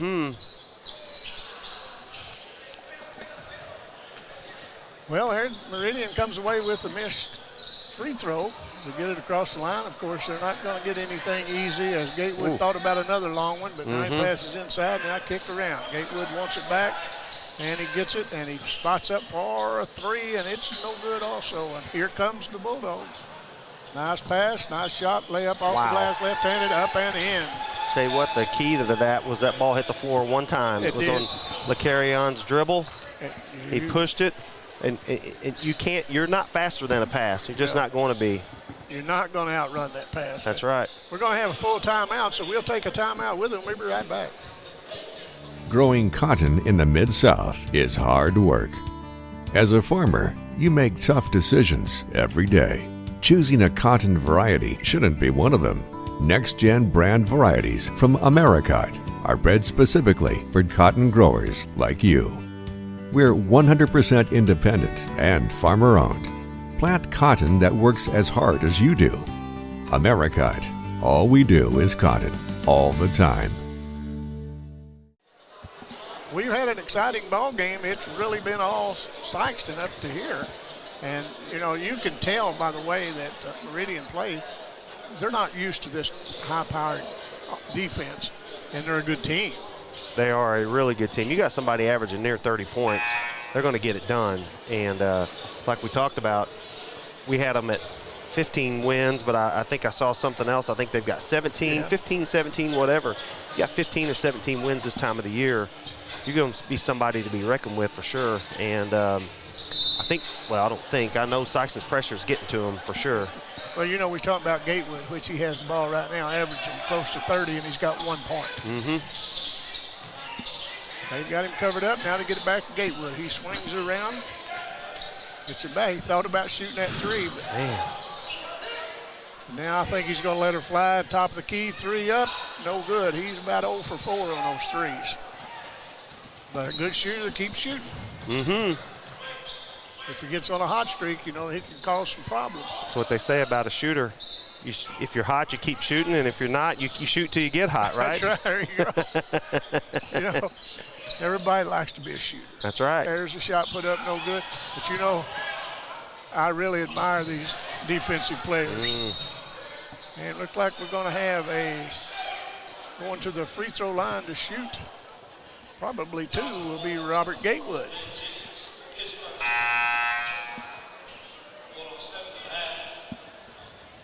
Tell you what, this is awful fancy, all this stuff up here. We don't even have to keep up with it. Like I told you earlier, if you were dependent on me to keep up with the stats, we would be looking at the wrong direction. I want to watch a ball game. Exactly. I want to watch it. It's to be old school like I was. I thought, man, I don't know I'm going to like this. I would like to keep that book. But, a microphone, a scorebook, and a pencil. That's right. But this makes it so easy. Boy. Because people do not realize you and I have the easy part. We absolutely. We really 100%. Exactly. The guys running the cameras and putting this stuff together and making it easy for us. It makes it really nice. This is a first-class deal, I can tell you. I've done, this is my second or third time with Aycorp Media. I did it a few times with YHC-TV. And this is a first-class operation, I can tell you. It really is. Tell you what, Tyler Wagner got this thing rolling, and Aycorp's just taking it to another level. That's Free right. throw up and good, and he'll get another. That's Thomas. Thomas having a very good game. He is. What's he got? Where are we at now? That's 5 there, I guess. I think so. Looking for number 6. Got it. Having a really good game. Yeah, we're lucky in the Boot Hill of Missouri to have Aycorp. Absolutely. To have this level and again, it's not just thrown together. It's guys that put some time into it, some effort, and like anything else, we're going to have to put some money in it. You bet. Uh-oh. And people that keeps it going is these good sponsors we have. And sponsorship's still out there. But, sponsors as human beings, they want their money's worth. That's right. And with Aycorp, you get your money's worth. That's right. And, this game sponsors First State Community Bank, of which you know a little about. I've heard of them before. And I know all the people from Aycorp Media appreciate you and appreciates all these sponsors. Well, we're happy to do it. Obviously, there's a business side to it, of course, but personally, and as a bank, we value the community. We know what basketball in Southeast Missouri and athletics in general really mean to our area. Nice pass underneath, up and in by Gray. Q Gray. That's right. That's right. And so we're proud to be a part of this broadcast team and the sponsors, and really look forward to it every year. They do, like I said, they do football, basketball, and we were talking earlier, I'd forgotten they do the Squirrels in the summer. They're just a first-class organization. And they even did some volleyball this past. I think I do remember that. And, anything they do is first class. They don't just go at it and throw it together. That's right. And I've heard people say, man, you announcers not very good, but, boy, the pictures are great. like we were talking earlier, I completely understand that. I told them you get what you pay for, but the pictures are going to be great. I try to get the ball underneath, and it's taken away by number 22 for him, and that is Kaufman. To sit and see this six-man shootout with all these state-ranked teams in here, and I know there's some maybe better, but I don't know where. I agree. You've got, Sikeston ranked 8. Cape Central is ranked 2. I was going to say 1 or 2. Charleston's ranked 1. Okay, Class 3. New Madrid. New Madrid, that's 4. Exactly. And that Thayer team that just played 3rd. That's right. And they were number 1 last year in Class 3 when they came in, and they actually beat Sikeston by 1 point on a buzzer beater. And a very good team. Very good team. Pretty good sized young men, but boy, they play hard. Thayer has had a good team. I'm not going to get it exact, but probably a 10-year run now of having some really, really good teams. Yeah, they've got a heck of a program over there. 51-12 with 35 seconds to go. And this, as they go in, blocked out of there, and here come the Bulldogs. Nice pass up and in by number 13, Harrison Arndt. I tell you, anybody he puts in there's contributed today. Tell you what, that's what it looks like. Oh, the big man brought it down, the little man took it away from him and put it back up. That's what happens. Yeah, that's what happens. Down to 10 seconds, and we'll see if they can get off a good shot. I'm sure they can. 53-14. We're headed to half. And there's a drive in, dumped off, shot up and in by number 30 Gray. At the buzzer, 55-14. What a first half Sikeston has had. Wow. I know it looks like Meridian going in the locker room with their dauber down a little bit, but you have just found out what Southeast Missouri basketball is all about. That is correct. Bingo. That could be Cape. That could be or Charleston, New Madrid. Anybody. You're exactly right. Kennett. Any of them are going to play that way. You bet. Hey, we'll be back after this, after a few moments here from Charleston.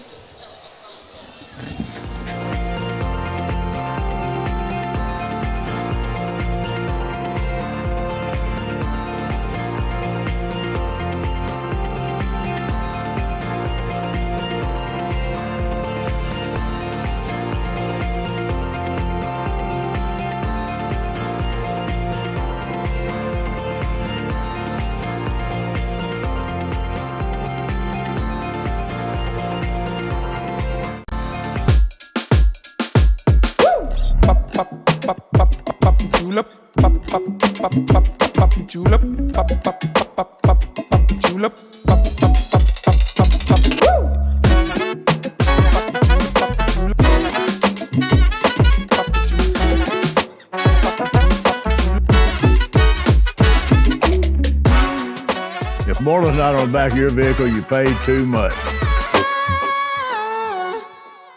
At Young Real Estate, we're Southeast Missouri, just like you. We are parents. We are teachers. We are grandparents. We are active in our community. We are patriots. Serving all of Southeast Missouri, and we are here for you. We are young.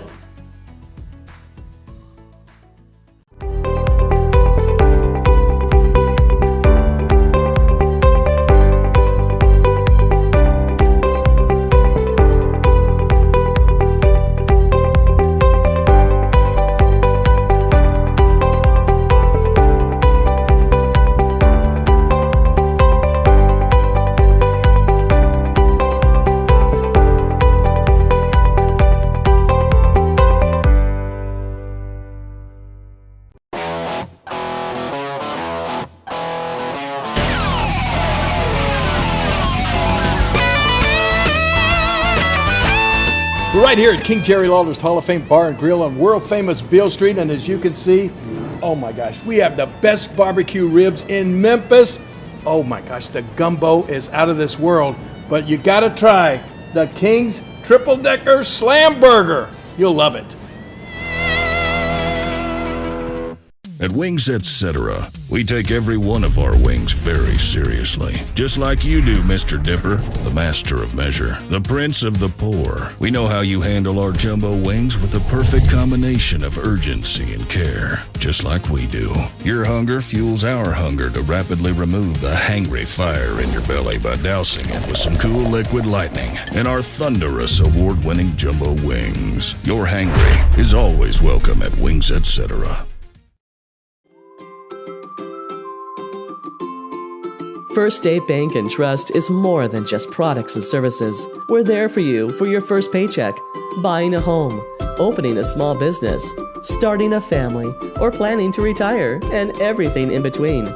We're the local bank you know and trust for all of your financial needs.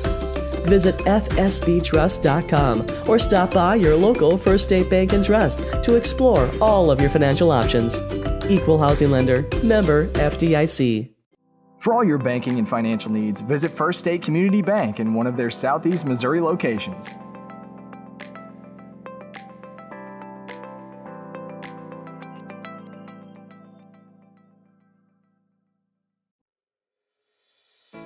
If you're in need of legal consultation, visit Mayor Law Office in Dexter, Missouri.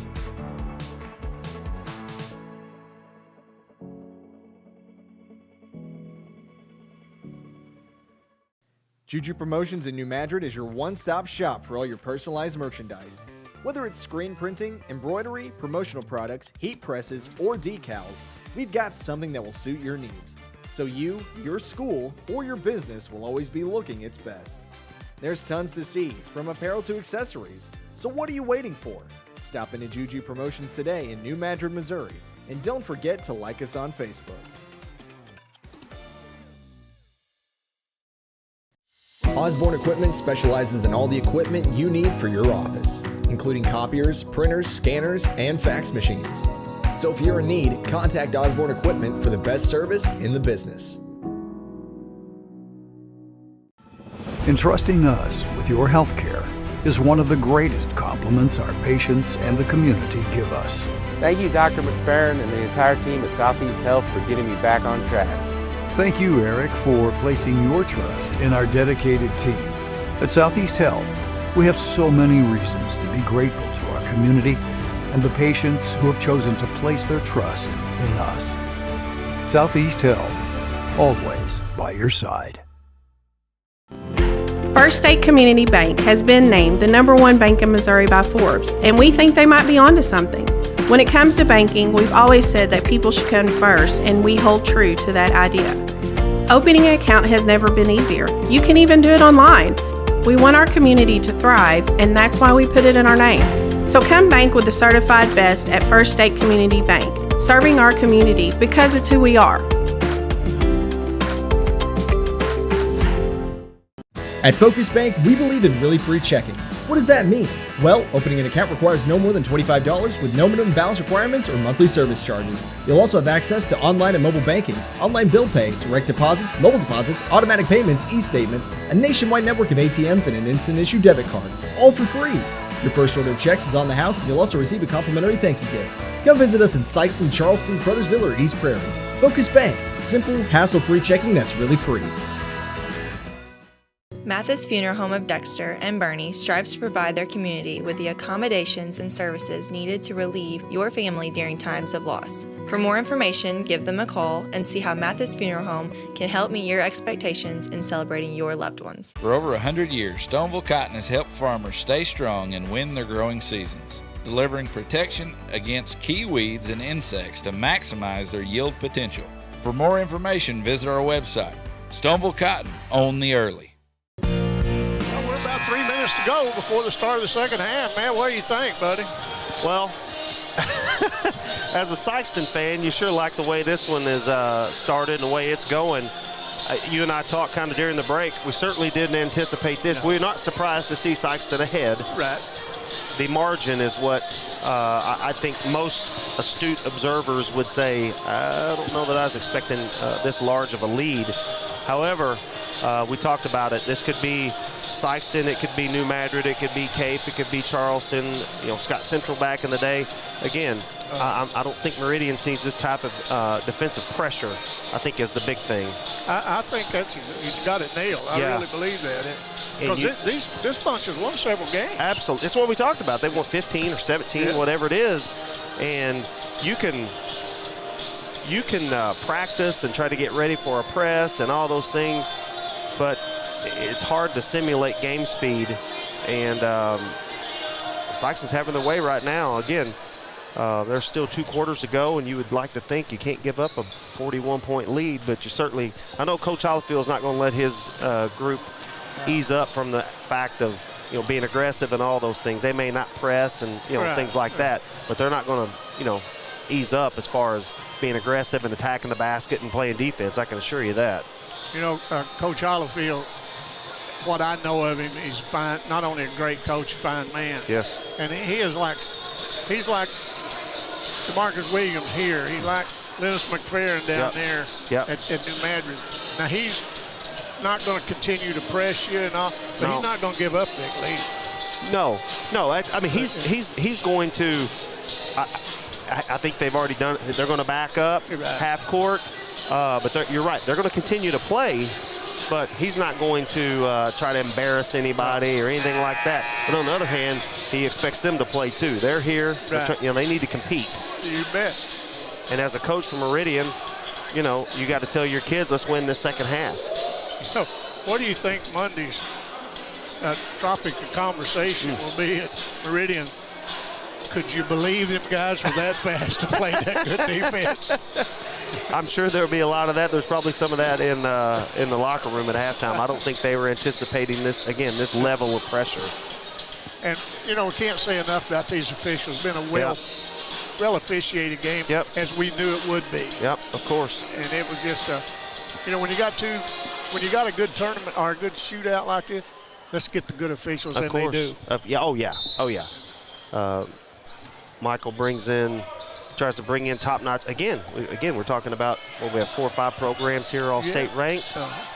He's not going to bring in officials, and you can get young officials. Of course, they're all trying. And matter of fact, I talked to somebody earlier. I told him, Sammy Lawson, he's a good friend of mine. I know Lloyd real well. Heck, these guys, we're getting old. Yeah, we got to get some young guys in here that will call. And young guys need to get in there, and they are. There's a few around. They make mistakes, you bet you. But not near as many as I'd make if I had to call it. Oh, Lord. Somebody asked me that. Won't you officiate us? I don't think so. I can't even officiate them up here. Right. As the old guy said, I can sit on one end and tell you that guy had his toe on the line on the I can't find my truck when I go outside. Exactly. It's these guys do a great job, and I hear people, they're cheating. You know what? These guys, like I said, I'm like you. I know 80% of these guys. They don't care who wins. I mean, they want to do a good job, and I think you could ask any one of them to a man that they would rather you not even think of the officials. They want to be so far out of the flow of the game or certainly the outcome. They don't even want to be near it. They want it. If you didn't notice them, that would be the thing that they would look for the best. Like. That's right. And that's kind of the way it's been here. This game's flowed so well. And it's just the free throw, the second one was up and good by Meridian as they get on the board. That was Ransom. Ransom's an 89% free throw shooter, so he's pretty comfortable at the line. Yep. And we got Gatewood out there, and they really shut him down. Really, they're hedging to his side, making sure he doesn't get in clean shots. And I don't think he's had a clean look yet. There's been somebody on him. I think you're right. He even thinks about it. Somebody in his face. There's a nice move in the paint. Shot put up, no good, but rebound by Artis. Well, good recovery by Sikeston. There's a shot put up from the corner, no good, but that was kind of maybe coach might not like that shot, but here we go. And here, blocked out of there. What a nice hustle. Man, Williams got back to block that easy shot up. There's a shot on the other end, no good, but he was fouled. What hustle. That's Williams did. Yes. Oh, yeah. Coming from the offside, the weak side. Of course, at 6'4", 5. I mean, just long. My goodness, he'd take 2 steps, and I'd have to take about 7. Right. That's right. Can make up some ground. Well, going to the line will be Artis, as his first one is no good. I want to say congratulations to Camel today. It played over at Three Rivers, played Eminence. And Eminence a good team. Camel played them within 2. I think it was 55-53. So Steve Fowler has nothing to be ashamed of. Yep. And there's a second one up. God is. He's done a really good job with that group, obviously, a couple years ago, winning the state title. Yeah. And I know, like we talked about, I know they're playing hard. I've seen him coach. I've seen enough of it. He's going to do exactly that. That's right. Nice shot from the side with the 3-point. Grover's averaging 29 threes a game. And, 29 threes on the year, I should say. Well, I got that spit out. And, this is a basketball game, and I know you people think we're rattling just talking, but it's hard to call a game that's 59-19. You know, it really is. It is. It is. You know, again, as a Sikeston fan, you like these games, but then there comes to a point to where, okay, we're up, whatever. Yeah. Just don't get anybody hurt. Exactly. You know, you don't want tempers. You don't want the other team feel like they're getting disrespected or anything like that. And just so you want to get your starters, and I'm sure Coach Hollifield will get them out here in fairly short order. Probably wouldn't surprise me midway through the third or something. He'll have his some kids in, don't get a lot of time, and they'll get some floor action. And I suspect the end result or the final score will probably be a little bit closer. That'd just be my guess. He'll still have it in control, and he will. And you know, he's got some kids come off that bench, do a pretty good job. Williams has it. He stopped about a 10-footer up, no good, and it's going to be a foul on number 23 of Sikeston. Yeah, I think he shoved him in the back there a little bit. So. Kind of touched him a little bit too hard. Yep. Give a quick shout out to my good friend John Hobson. He's watching from Mesa, Arizona. All right. Thanks, Doc, for watching. It's taken away by Williams. He takes it down. Now the bounce pass, shot up, layup, good. A nice pass, leading him right to the basket. It sure was. You couldn't put that pass any better. I don't know if you can hear him, Coach Hollifield saying, "Don't reach." They have a saying that they talk about all the time: is if you lunge, you lose. And just like there, Tristan lunged. Now he didn't make the basket that time, but if you lunge, you're out of position. Right. Nope. You don't get the steal, and all of a sudden you're giving the offense an advantage. And so you hear him saying, "Don't reach, don't lunge," and that's what he's talking about. Well, here we're going to see. We're going to have Gatewood. He's going to shoot a little jump shot, and boy, he's just been off today. He's just can't find it. Averaging 30 a game, and down the other end, Williams lays it up. He's had a nice quarter. He's had a nice game all the way around. He's got 17. We've got Tristan with 8, Chris Artis with 7, LeCarrion with 7, Creighton Sarakas with 9, Kobe Thomas with 11, and Harrison Art with 4. That's some pretty good scoring. It's been kind of spread around. Williams, pretty good ball handler to be 6'4". He is, and he's a 20-point guy roughly on the year. Well, here we go the other way. He's going to try to go in. Nice spin moves, lays it up, no good. And he's going to go to the line to shoot probably 2. Yeah, I would think so. A little bit out of control, but it looks like he got fouled. Yeah. And he was talking about we don't want to upset the other team. I sure don't want to upset that Meridian coach. Oh, my He about 6'8", 6'9". Yeah. 245. Oh, yes, sir. That's a yes, sir, no, sir kind of discussion with him. Free throw up and good by Jackson. Looks to me like from here he's a very mild-mannered person. It does. It does. I'm sure he is. I'm sure he's a fine gentleman. Yeah. The school's not just going to let some character lead their young men, so I'm sure he's a great choice to lead their team. You bet.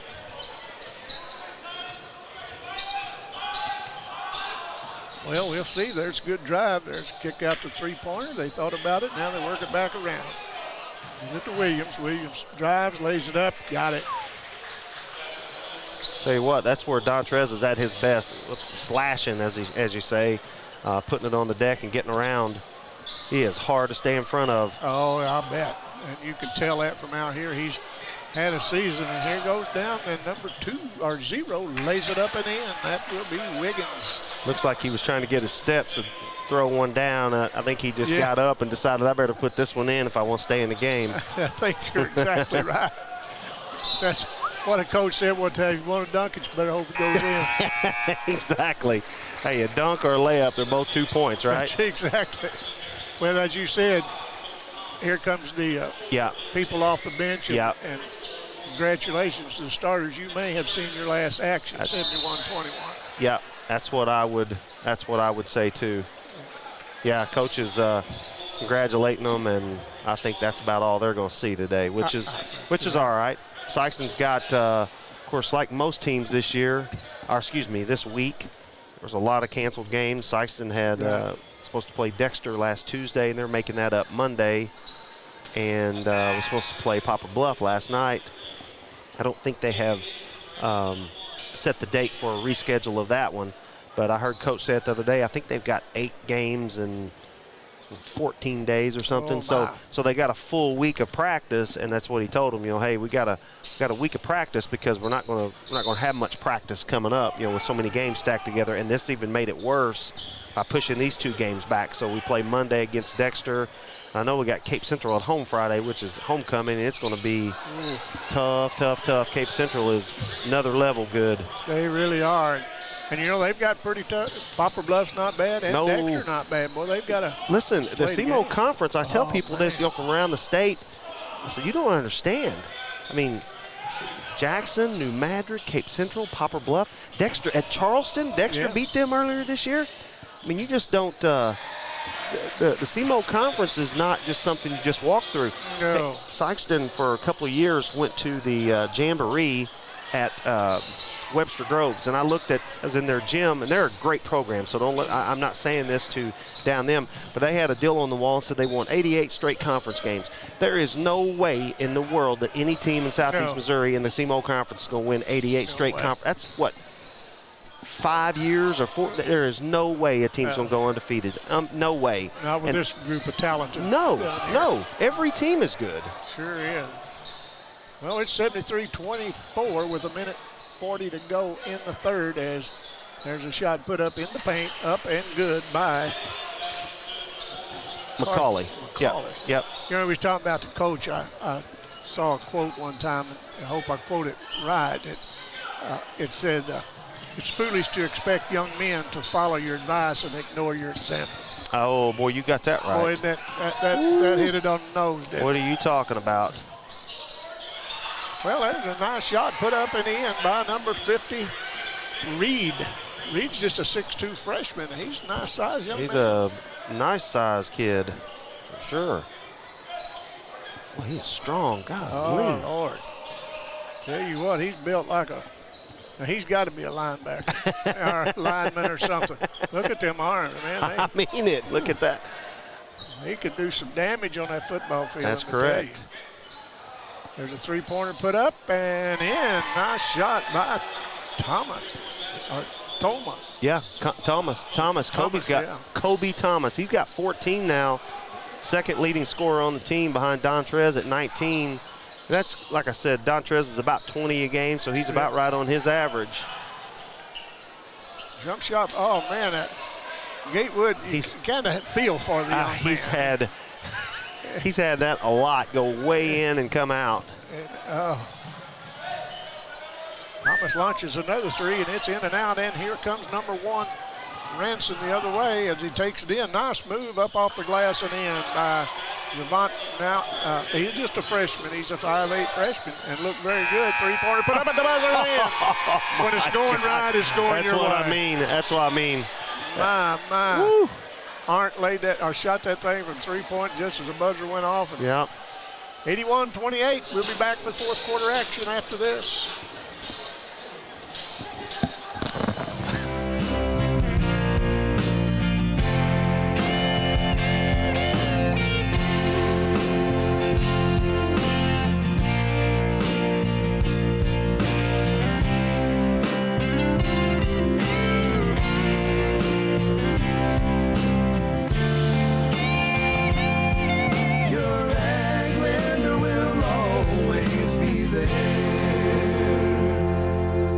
Osborne Equipment specializes in all the equipment you need for your office, including copiers, printers, scanners, and fax machines. So if you're in need, contact Osborne Equipment for the best service in the business. If you're in need of legal consultation, visit Mayor Law Office in Dexter, Missouri.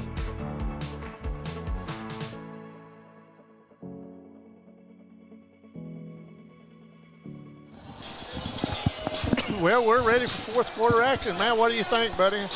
Well, I think we're going to see a lot of Sikeston's reserves in as we have. We got the second group in. And there is probably, I'm looking at the bench, probably 3 more young men that will see some action today. So this is going to do a little bit for everybody here. Sure is. That number 13 hands it out. Now he brings it around. That's Arndt. Now back to Arndt. Down in the corner. They're moving the ball very well. They're not looking to launch a three. They're just moving, trying to find a gap in that zone. Ball on the floor, taken away. Oh, shot put up and no good, and he'll go to the line to shoot a pair. Yeah, he slid underneath him there. Yeah, I he did. think that was the right call. And the clock's going to keep burning, so this is going to be a pretty quick quarter. So if we've got anybody to talk about, we better talk about them in a hurry. That's right. That's right. The Boot Hill Conference tournament's going on down at Haytide. It's been put off all week, and they're playing today, and I see that the Hawkham girls were victorious over the Malden girls, so that puts them into the finals. Okay. And the Malden boys play Portageville tonight at 6, and the Malden junior varsity, which is a good team, they play about 7:30 or so. So their conference tournament is varsity and junior varsity? Yeah. I wish our CMO conference did that. We don't have a junior varsity tournament, so to speak. I sure wish we did. That's well, matter of fact, Camel's got an undefeated varsity, junior varsity team. Really? And now, not that they hadn't been beaten, but they played a team that they only played 2 quarters, and they didn't have to count it to get beat by 1. But they'll probably line up with Malden again in the finals, and they beat Malden by 1. Okay.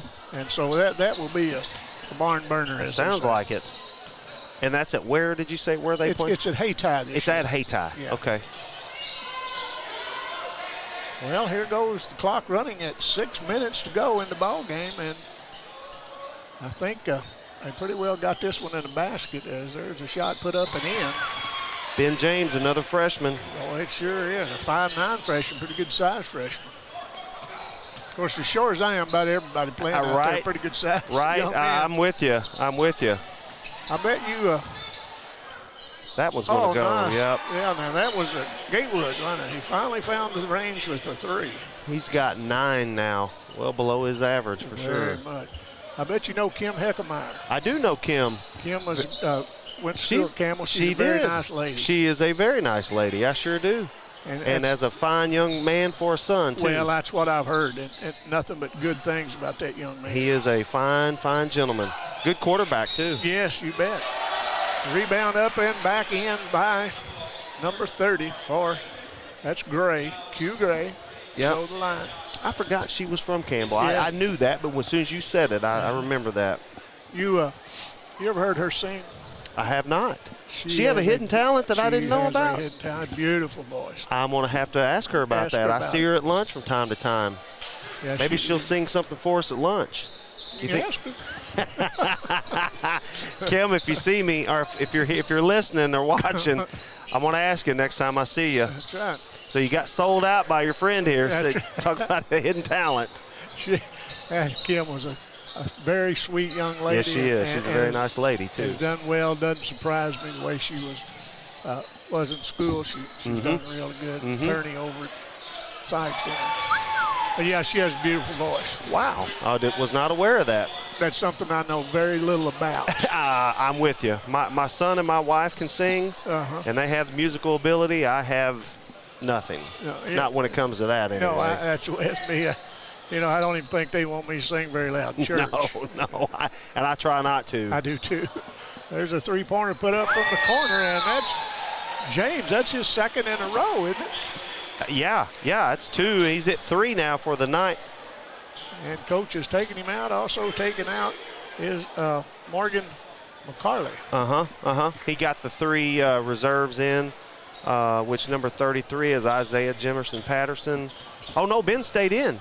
40 is Malachi Davis, and 35 is Will Lape. Again, Will is a freshman. Malachi is a sophomore. And Isaiah is a junior. So we got, I like to say, our cupboard's not bare. No, that's true. And that's what you like to see, a long bench. Well, this ball game is 93-33, and a nice drive, and they're going to count the basket. and probably should. And he'll go the line. That would be number 22, Kaufman.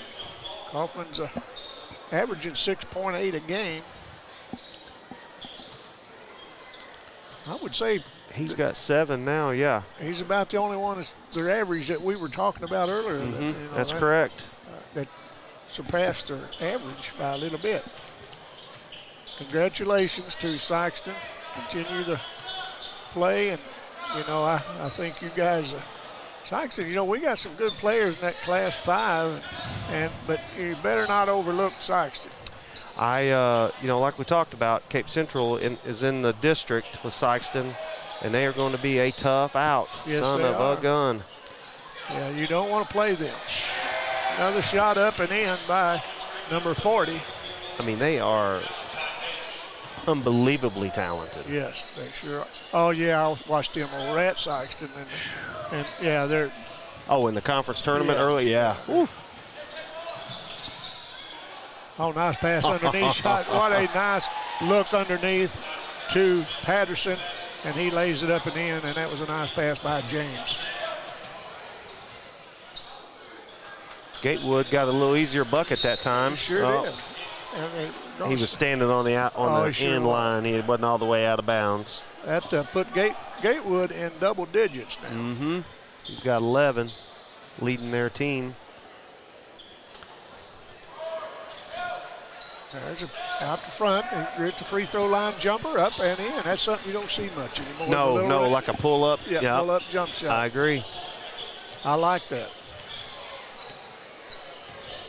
Of course, you can pretty well mark the age when you say they don't run the baseline, stop and shoot that jumper. Right, yeah, right.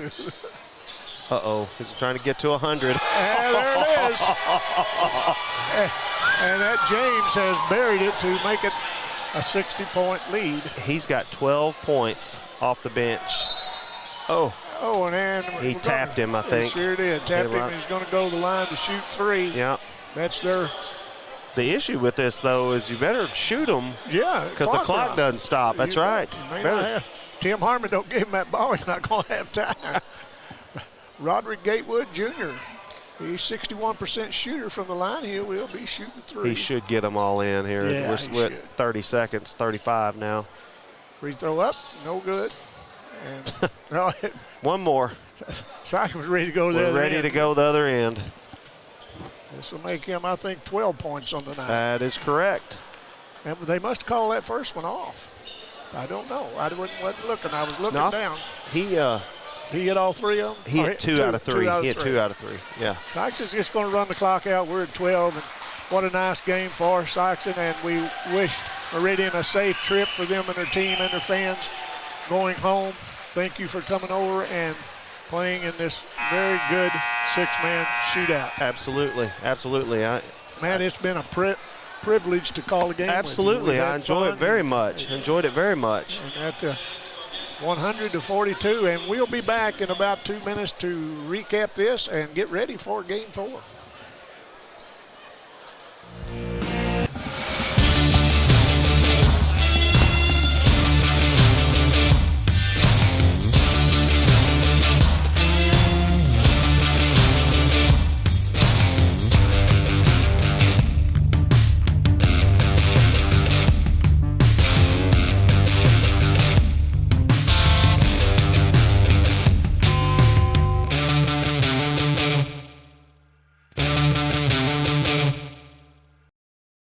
If you feel like you never get the time you need with your insurance agent to find the right coverage, it might be time to make a change. Tyler Miller of Flatland Ag Insurance in Clarkton works to make sure, each and every day, that his clients feel they are taken care of. With years of experience in crop insurance in 4 states, he strives to provide you with the exact coverage you need for your specific situation. For more information, give Tyler a call at 573-276-8044. Here's to another great year. Growing cotton in the Mid-South is hard work. As a farmer, you make tough decisions every day. Choosing a cotton variety shouldn't be one of them. Next-gen brand varieties from Americot are bred specifically for cotton growers like you. We're 100% independent and farmer-owned. Plant cotton that works as hard as you do. Americot. All we do is cotton. All the time. Does your business need, literally anything? When we founded C&S Cleaning Supply, our goal was simple. Become a one-stop shop for anything and everything your operation might want. From car care to condiments, mops to markers, soaps to staplers, and everything in between. Which is a lot. C&S has got you covered. Give Delane Beckwith a call at 573-217-0104 or visit cscleaningsupply.com to get set up with, well, literally everything. Tell them Delane sent you.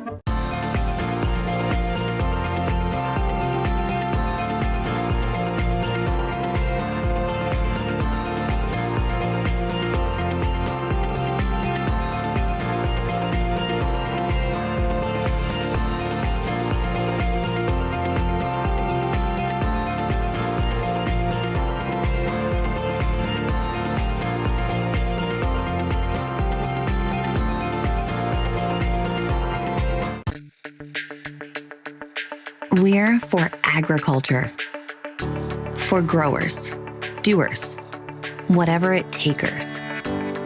We're for doing things with purpose. We're for the little guy with big guy dreams. We're for agriculture. We're for you. Nutrien Ag Solutions, leading the field.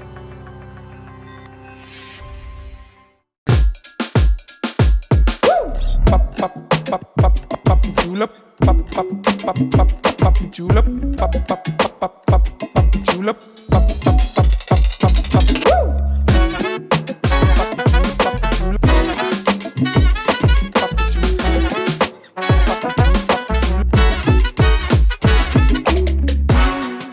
If more than not on the back of your vehicle, you paid too much.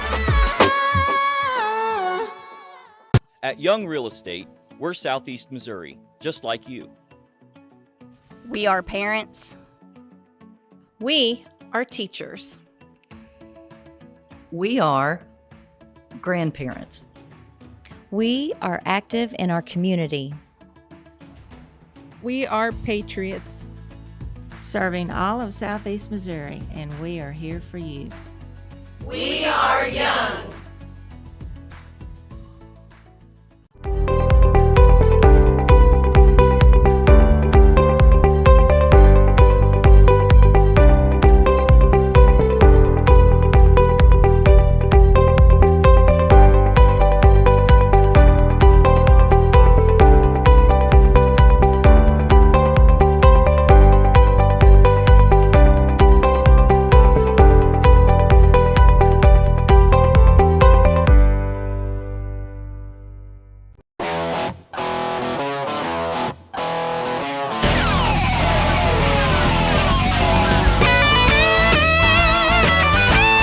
We're right here at King Jerry Lawler's Hall of Fame Bar and Grill on world famous Beale Street, and as you can see, oh my gosh, we have the best barbecue ribs in Memphis.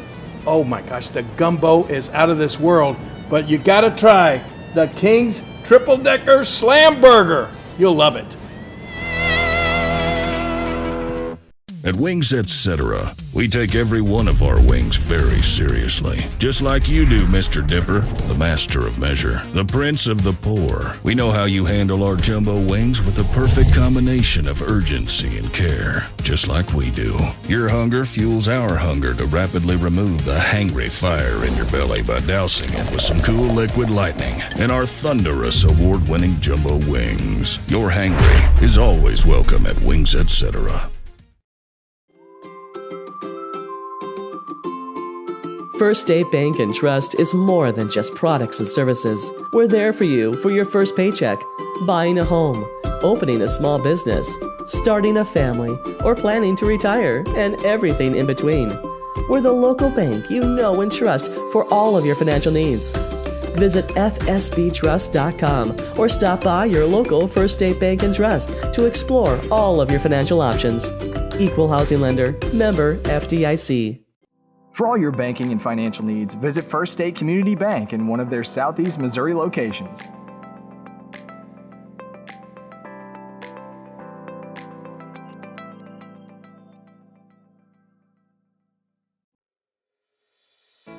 If you're in need of legal consultation, visit Mayor Law Office in Dexter, Missouri.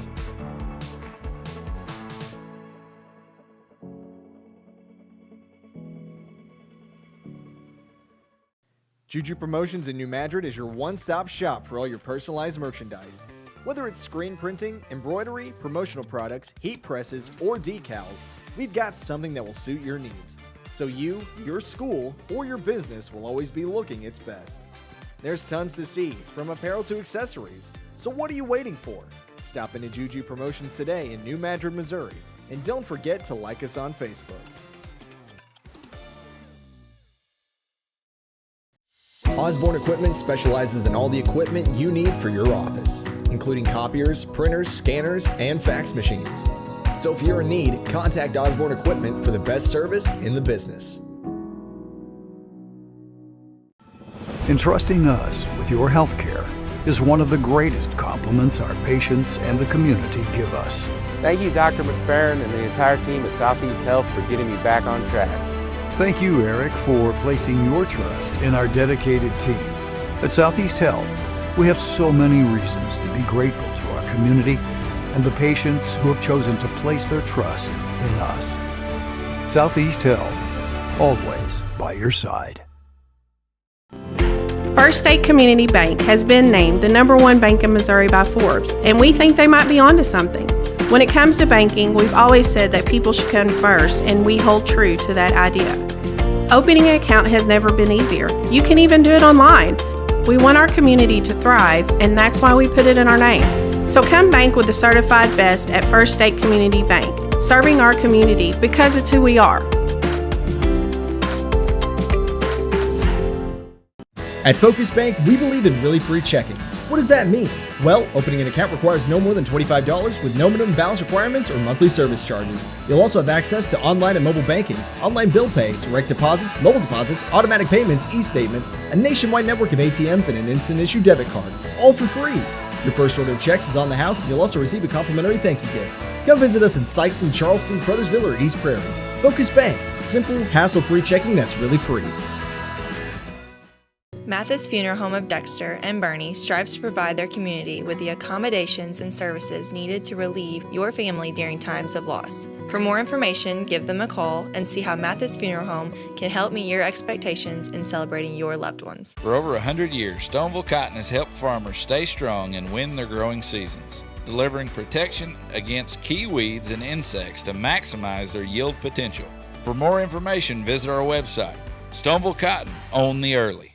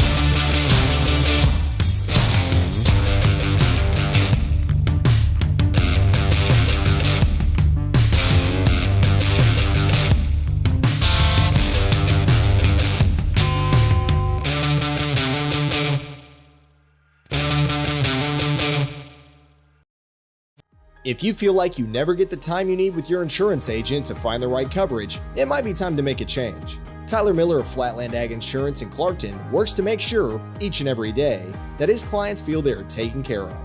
With years of experience in crop insurance in 4 states, he strives to provide you with the exact coverage you need for your specific situation. For more information, give Tyler a call at 573-276-8044. Here's to another great year.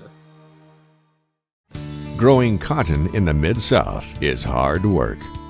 As a farmer, you make tough decisions every day. Choosing a cotton variety shouldn't be one of them. Next-gen brand varieties from Americot are bred specifically for cotton growers like you. We're 100% independent and farmer-owned. Plant cotton that works as hard as you do. Americot. All we do is cotton, all the time. Does your business need, literally anything? When we founded C&S Cleaning Supply, our goal was simple. Become a one-stop shop for anything and everything your operation might want. From car care to condiments, mops to markers, soaps to staplers, and everything in between. Which is a lot. C&S has got you covered. Give Delane Beckwith a call at 573-217-0104 or visit cscleaningsupply.com to get set up with, well, literally everything. Tell them Delane sent you.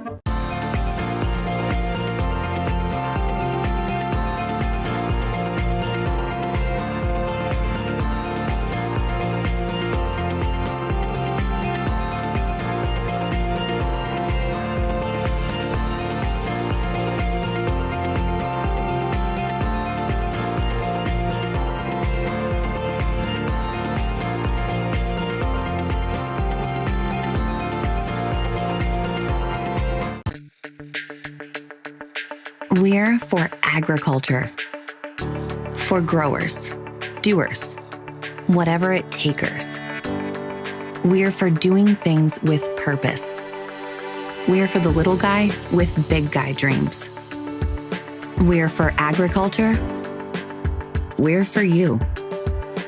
Nutrien Ag Solutions, leading the field.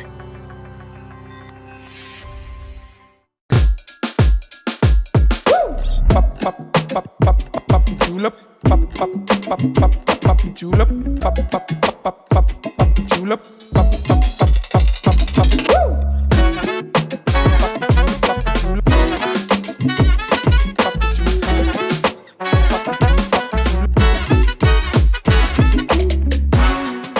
If more than not on the back of your vehicle, you paid too much. At Young Real Estate, we're Southeast Missouri, just like you. We are parents. We are teachers. We are grandparents. We are active in our community. We are patriots. Serving all of Southeast Missouri, and we are here for you. We are young.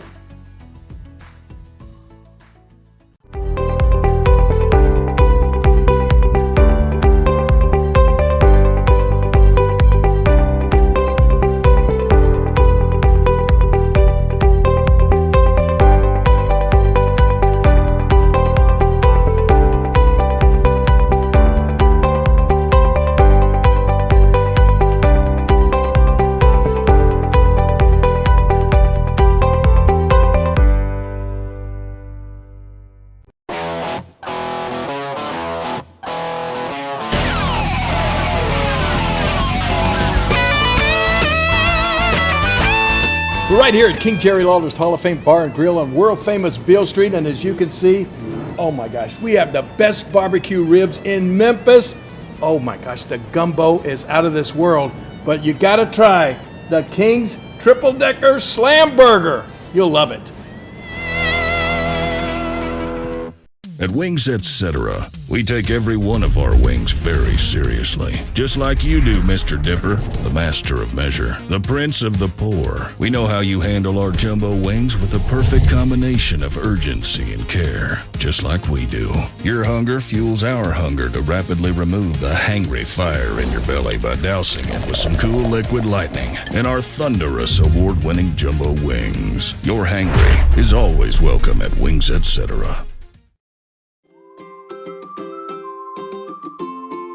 First State Bank and Trust is more than just products and services. We're there for you for your first paycheck, buying a home, opening a small business, starting a family, or planning to retire, and everything in between.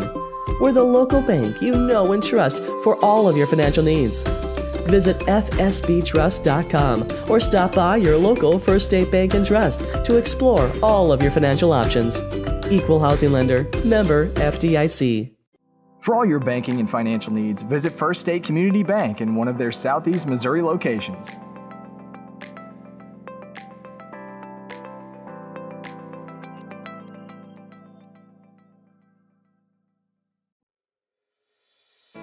If you're in need of legal consultation, visit Mayor Law Office in Dexter, Missouri.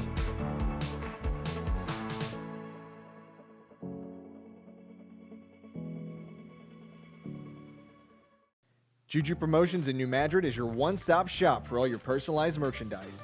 Whether it's screen printing, embroidery, promotional products, heat presses, or decals, we've got something that will suit your needs.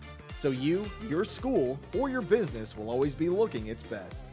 There's tons to see, from apparel to accessories. So what are you waiting for? Stop into Juju Promotions today in New Madrid, Missouri. And don't forget to like us on Facebook.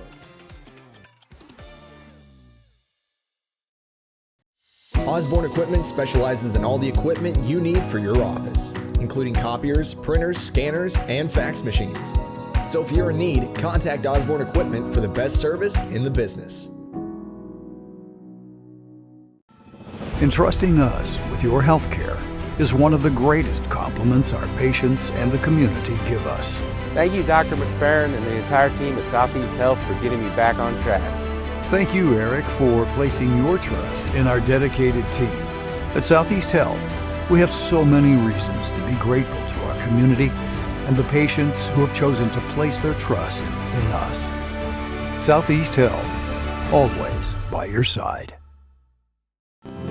First State Community Bank has been named the #1 bank in Missouri by Forbes, and we think they might be onto something.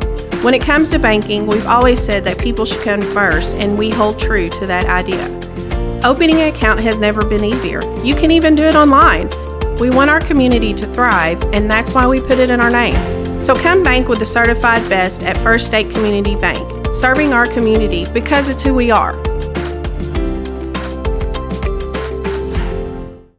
At Focus Bank, we believe in really free checking. What does that mean?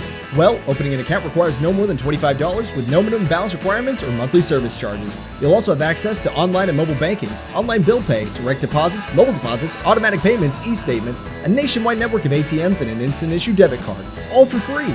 Your first order of checks is on the house, and you'll also receive a complimentary thank you gift.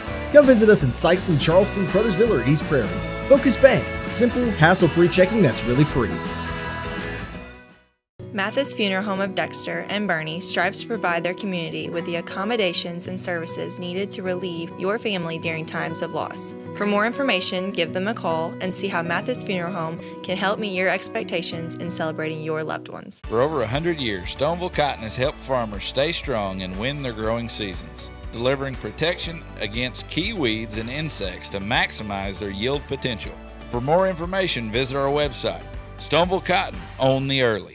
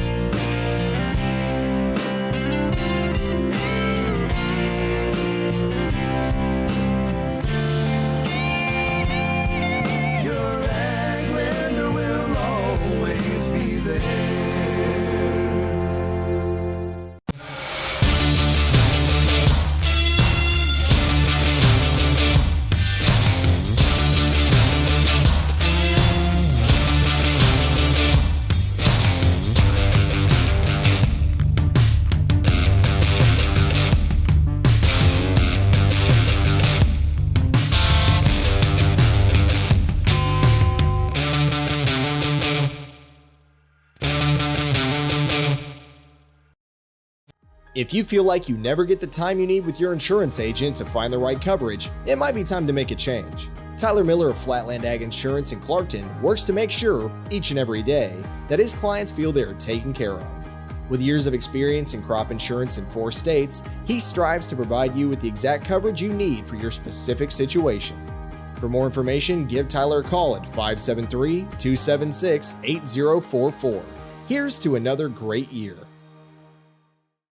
Growing cotton in the Mid-South is hard work. As a farmer, you make tough decisions every day. Choosing a cotton variety shouldn't be one of them. Next-gen brand varieties from Americot are bred specifically for cotton growers like you. We're 100% independent and farmer-owned. Plant cotton that works as hard as you do. Americot. All we do is cotton, all the time. Does your business need, literally anything? When we founded CNS Cleaning Supply, our goal was simple. Become a one-stop shop for anything and everything your operation might want. From car care to condiments, mops to markers, soaps to staplers, and everything in between. Which is a lot. CNS has got you covered. Give Delane Beckwith a call at 573-217-0104 or visit cscleaningsupply.com to get set up with, well, literally everything. Tell them Delane sent you.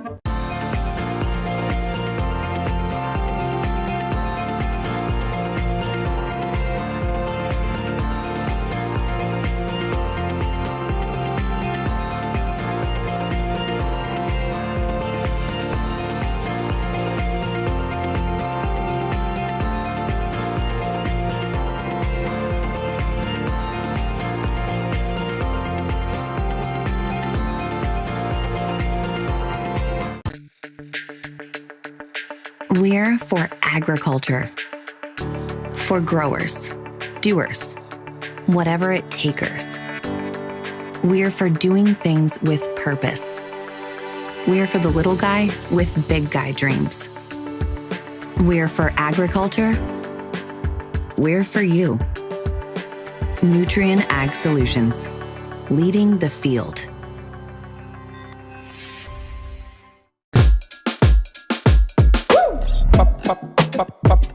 Julep, julep, julep,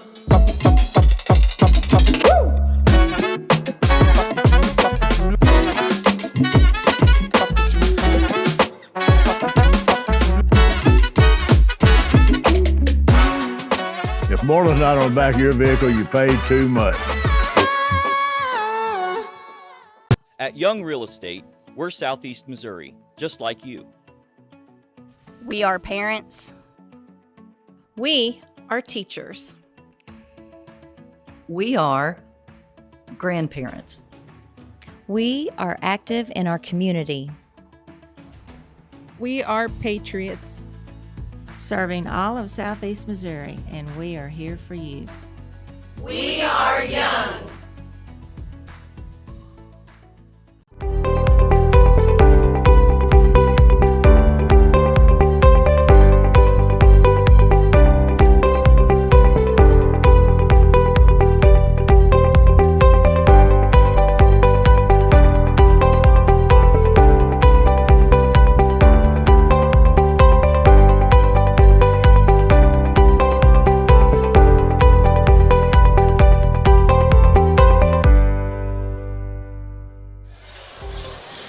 Welcome back on the court for Game 4 here at Charleston's Sixth Man Shootout in Charleston, Missouri.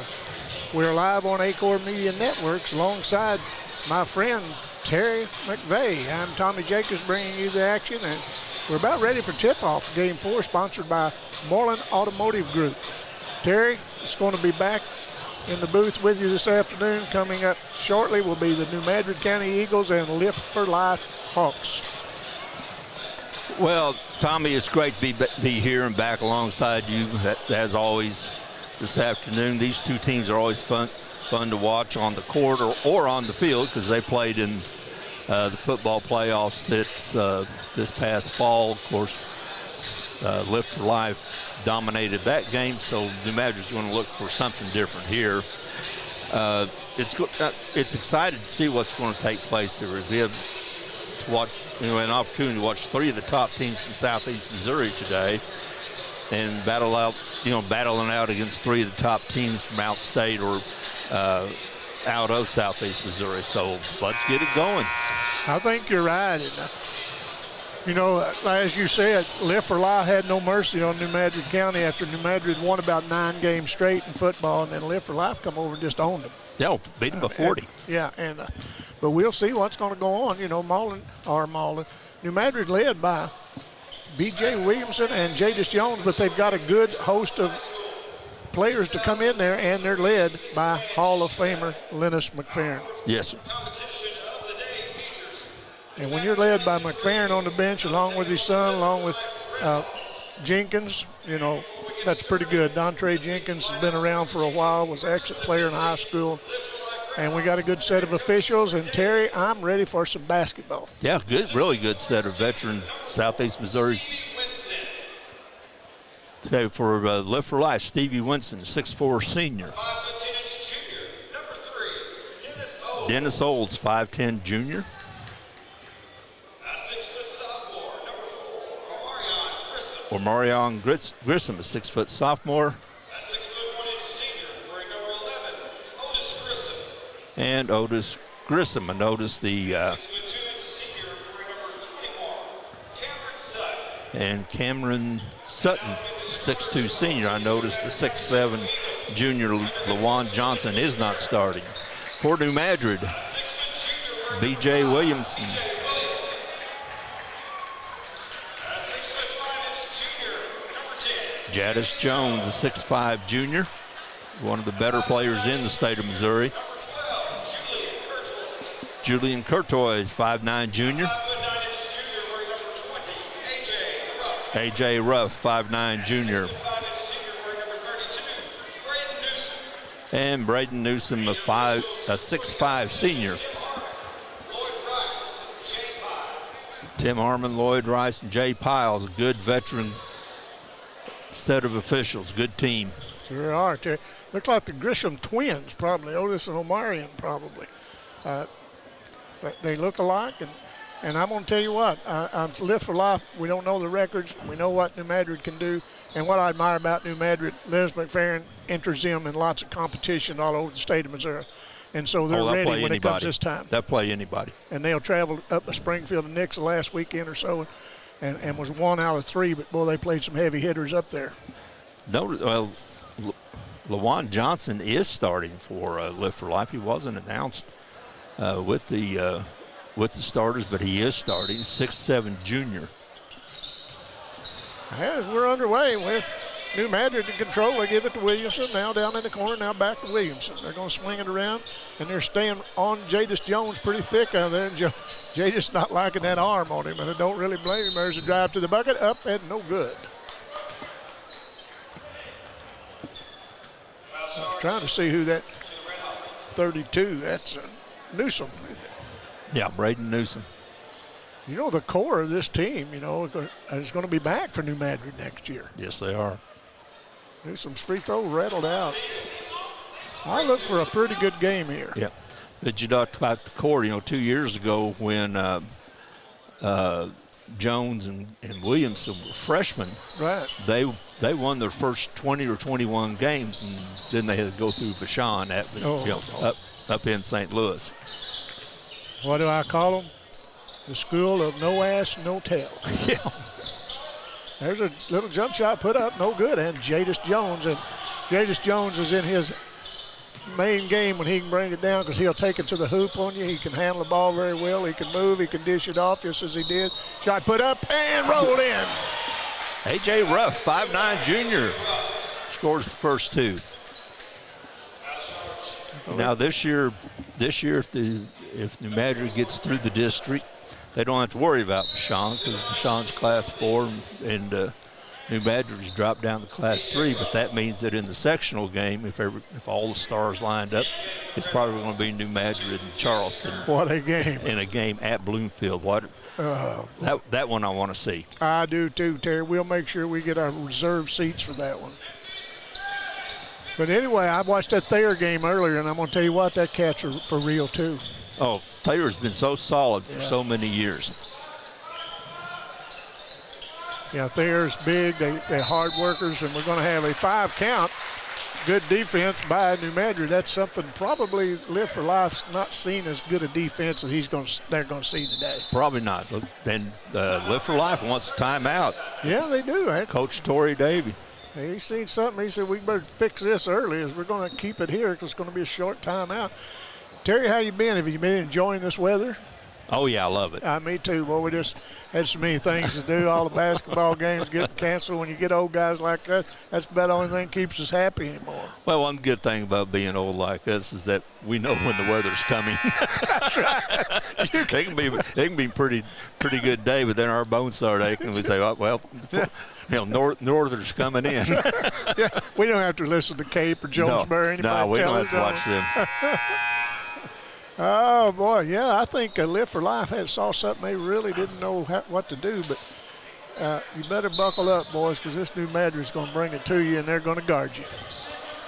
New Madrid's they're only up 2-0 because they missed 3 free throws. Yeah. Ruff was, what a nice move by Ruff. He took it to the hole, no good, and rebound. Nobody back, and here we go. And they swatted it away, but it come back to Live for Life and lays it up and in. Well, I'm going to tell you what now. Jamison got back, did Williamson? Williamson got back, but he was the only one that got back. Yes, he blocked the shot, and the trail man was there to tie it up. And they're going to get it down to Jadis Jones. Jadis looks around, kicks it down on the corner. Now they get it back to Jadis underneath, and it's slapped out of there by the big man, number 15. Yeah. The 6'7" junior. He looked pretty good on that. He's a good rim protector. Yes, he sure did. Williams is going to launch a 3 off no good, and they battle for the board, and it's going to go to Lift for Life. The Hawks of the Lift for Life out of St. Louis. Their campus is in South St. Louis, right there around Soulard Market. Yeah. That's a fun place to go, or it used to be. I haven't been there in a couple of years, but it's always a fun place to go. It sure is. Them old German meat markets and things, you just can't beat them. No, and it's stuff you don't find anywhere else. That's true. Well, that's kind of right across the street from, right across Broadway from the Live for Life campus. There's a 3-pointer put up, and he buried it. Otis Grissom, 6'1" senior, gives Live for Life 3-point lead. You know, we were talking off camera a while ago. We knew this Live for Life. We don't know the record, but or how many games they play, but we knew the athletes they'd have that just not going to be any pushover. Now you look on the Misha side where we normally get records there, and there's nothing there for Live for Life. No, there's not. I don't know if we're not turning it in or what the deal is. But there was a takeaway and take it to the other end, but they threw it out of bounds. And so far they've stuck with Jadis Jones pretty close. They're going to let him stay way out here. But he goes to get in that paint, they're going to get after him. And he's a good enough player, he's going to figure it out a little bit. He's going to explode on him. And we'll get to introduce him to Jadis Jones.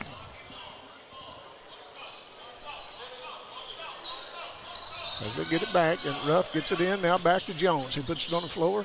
They cut him off.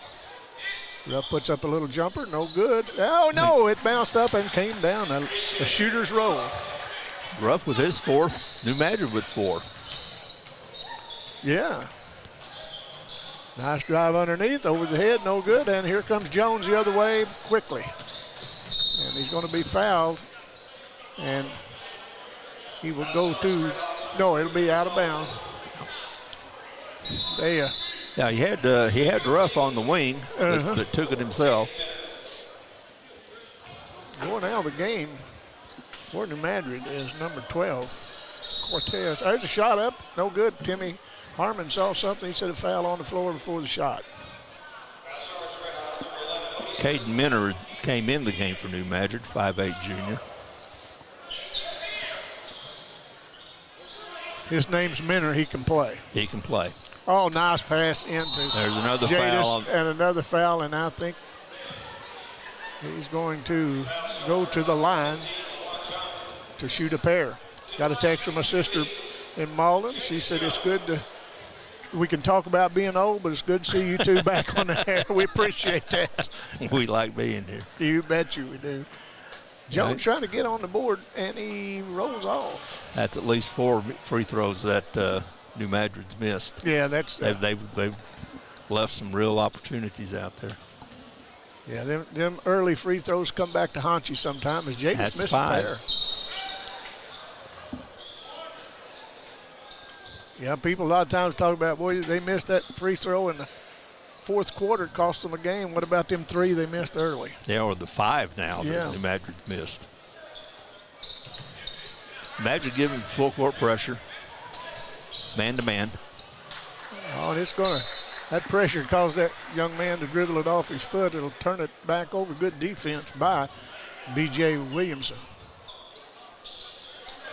Terry, this is about as good a shootout as you can have with all these talents been here. the next two games are, we've had what, 3 really good games so far, and now, or a lot of talent. The last game was a blowout with Sikeston, who is playing as well as anybody in Southeast Missouri right now. And there's a man across the way. They got him spotted up for a 3. Looks off and long, but there to get the rebound, but batted out there, but back in his hands. He lays it up and in. Well, they're coming on now. Yeah, it was a good block by Newsom. It sure was. But Johnson stayed with it and put it back in. Jadis Jones gets loose and lays it up and in to get on the board. Nice little give and go. Jadis Jones just right down the line to the hoop. Jadis is a player that can do about anything.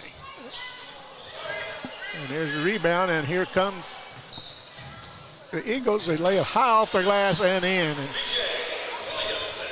And that already looked like there may be a little talking going on out there. I believe between Grissom and Williamson, they're doing some talking. Yeah, they are.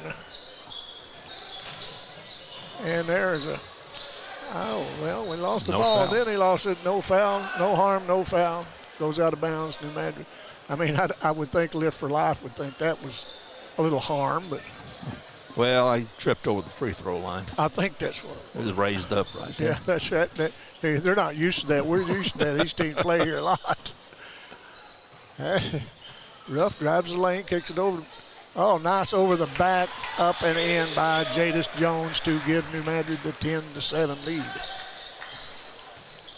Yeah, Jones his last 2 buckets are because of his movement away, without the ball. Right, it sure was. Shot put up no good. Who gets a rebound? Jadis Jones. Jadis cut off. Gets it inside now. Really, pass went off of a New Madrid player and goes to Lift for Life as they bring it down.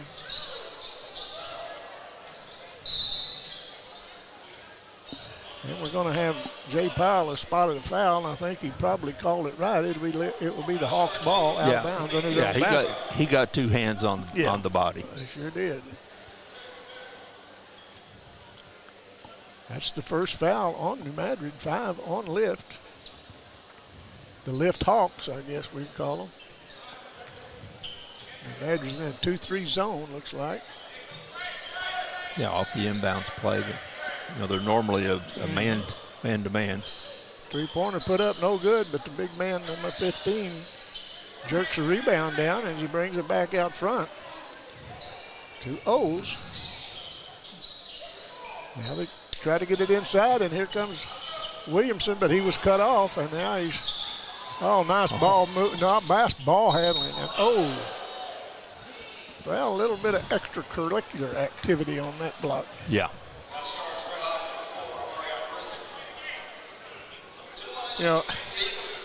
I don't know. I'm not going to say that's probably how they play up there, but that's not the way you play basketball. No, and one of the problems with that is that raises the temperature. Yes, it does. And, putting that ball in the basket will cool that temperature down a little bit if you just keep hammering. 11-7 as Williamson will try to get the second free throw. And it's up and no good. And the big man, Johnson, jerks it down for the Hawks. Johnson's a player. Yes, he is. He sure is. Just a junior. He'll be back next year, and he does a nice job. Taken away by New Madrid, and here it comes B.J. Williams. A nice move up, and he left that guy not knowing which way he was going. Here's the ball. I'll take it this other way. That's right. You can pick up your shoes later. Oh, yeah. Oh, my. And the Hawks want to talk about this, and it's going to be a full timeout. We'll just take it with them. We'll be right back. Pop, pop, pop, pop, pop, pop, julep. Pop, pop, pop, pop, pop, pop, julep. Pop, pop, pop, pop, pop, pop, julep. Pop, pop, pop, pop, pop, pop. Woo!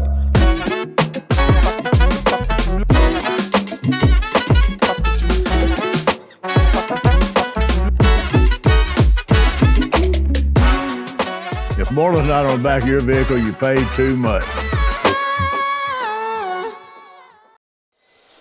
Here we got a 13-7 New Madrid lead, and Lift for Life decided to take that second timeout and talk it over, and that was about a pretty move that you will see by B.J. Williamson. Yeah, there really wasn't any place for Williamson to throw the ball, but of course the defender didn't know that. But I mean, he showed it. He showed it up towards the right hand of the defender and brought it all in one move. Brought it right back for the layup. That was a wonderful move. That's one you would like to see the replay on that. No kidding. We got Jadis Jones on the bench getting some breathers, but he's quickly back. He moved down to Coach Mack, so he's going to be back in a bit. No, he's not going to sit very long. Good defense by Williamson, and he almost had a steal, but up and no good, and rebound by number 32. It's Newsom. Newsom does a good job. There he is, cleaning it up. You bet. Cleaned up the garbage. He shot. They got a layup, miss it. He grabbed it, put it back in. Well, one thing, a trademark of any Lennis McFerrin team is that they hit the offensive board really hard. Yes, they do. I mean, they've had state championship team where one of the best offensive plays they had was a missed shot. Yeah, that's true. Johnson picked up his foul. That is his second on their big man. And I believe he'll have a seat. And coming in is, really, I don't think he'll be playing center. That is number 5, Blake Williams at 5'7". So you take a 6'7" out and put a 5'7" in. Take a foot away. It's going to change your approach. You bet. Especially the talent that LaJuan Johnson has. Exactly. Free throw up off the front of the rim. No good. And almost taken away by Jadis. And double foul. They're going to have double foul. They just did give him a pretty good shot. And that number 11 is an agitator. I'll just say it that way. Trying to be nice. You don't have holding his hands up in the air like he didn't do anything. You're not going to convince Lloyd Rice has been around too long. No. I don't think you're going to talk yourself out of it. And that's one of the things the officials don't want is to let it get out of control. Exactly. Now, that's one of those called probably in a different situation, call wouldn't be made, but when it's starting to get chippy. It's not chippy yet, but it's starting. Yeah, that's right. You want to stop it and take control of the game. Yeah, because it just takes a little bit to get it pretty chippy. And I know we don't, and I know someone texted me and said, you act like you don't like St. Louis teams. That's not correct. I like good basketball wherever you're from. I don't want to see anybody get hurt. New Madrid going for the last shot. Can't get in better hands than what it is. Boy, isn't that the truth? Williamson puts it in, stops. It's it to Jadis. He turns, shoots it at the buzzer, and knocks it down for a 17-10 lead after one. We'll be back after this. If you feel like you never get the time you need with your insurance agent to find the right coverage, it might be time to make a change. Tyler Miller of Flatland Ag Insurance in Clarkton works to make sure, each and every day, that his clients feel they are taken care of. With years of experience in crop insurance in 4 states, he strives to provide you with the exact coverage you need for your specific situation. For more information, give Tyler a call at 573-276-8044. Here's to another great year. We're for agriculture. For growers, doers, whatever it takers. We're for doing things with purpose. We're for the little guy with big guy dreams. We're for agriculture. We're for you. Nutrien Ag Solutions, leading the field. Here we got a 7-point New Madrid lead going into the second quarter, and looks like we've got about everybody, starters, back on the floor. And Lloyd Rice talking to B.J. Williamson and Jadis Jones. You know, Lloyd's a good official. You don't want to see it get out of hand. Neither does no one in here. And I think the one call he made was, had a purpose. Yeah, you bet. And, you know, New Madrid's up 17-10, but, you know, they've missed at least 6 free throws. Yeah, that's right. As Lift for Life, we'll start with the ball. The Hawks bring it across the timeline. Now they get it over in the left wing. Thought about a three. Now he drives the lane, lays it up. No good. Jadis Jones for the rebound. There's BJ down the arc. And up and no good. And almost stuck in there by Jadis Jones, the trailer. B.J. Williamson hurdled the Lift for Life bench. He hurdled a couple of guys sitting on the bench. I say you could mark that down as hustle. Yes. What an athlete. That young man's got a lot of ability. Football field and basketball court, as Jadis Jones does. Getting close to 5 seconds. Sure was. They driving. Good defense by Jadis Jones to knock that ball down and knock it to BJ, and BJ made a pass that probably wished he had it back. Underneath's going to have a charge. Has someone stepped in there and took that charge? Is that Williamson? Williamson. Boy, I mean, he's a hardcore player. Yeah, away from the ball, he took the charge. And he just saved 2 points by taking that charge. Oh yeah, because it was a layup. It was an easy play, but he stayed defensively where he's supposed to be. Exactly right. You bring it across the line now. And Ruff has it now down in the corner. Get it, and we're going to have a double dribble, says Jay Powell. Quickly off the bench, it's number 12 coming back in. That's Cortis. Going out is number 32, Brandon Newsom, the 6'5" senior.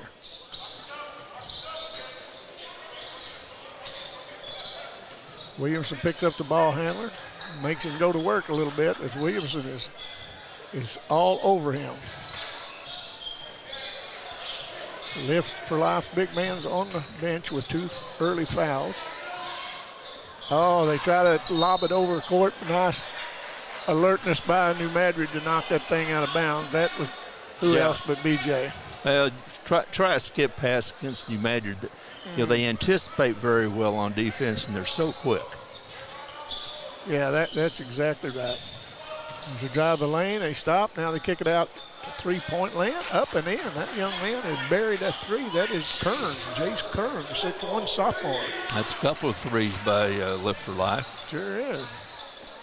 Pulled them back within 4. Williamson look underneath, and Jones is guarded very closely, but he works him over, and he missed the little chip shot. And picking up the foul will be A.J. Ruff. Again, another missed opportunity from New Madrid. You know, they built a good lead, but when you look at all the missed opportunities. And you know, shots like that, moves like that, Jadis Jones don't miss very often like that. No. Oles has the ball. Now he kicks it over to Grissom. Now back out to half court. Now they swing it back around. There's a long three put up, no good, and rebound by the Eagles. And we're going to keep on. And it's number 2, and he just keeps on at B.J. Williamson. And I think they told him that's going to be about the last we have of that. Right. And it's easy to sit up here and tell him, but B.J. Williamson's too good of a player to let that bother him. I mean, I know it bothers him, but you got to play through it. Right. Because they would love to see B.J. thrown out of the game. And New Madrid definitely needs B.J. on the floor. Free throw up, good. Well, they're a completely different team without him on the floor. Sure. And, he's one of the best point guards in this area. Sure. And the state. Second free throw, no good, and comes down to the Hawks as they bring it down, trailing 18-13 to New Madrid as they lose it, but they pick it back up, looking for somebody to pass to. Oh, nice pass inside. Shot put up and no good, but it's going to be a foul on Newsom.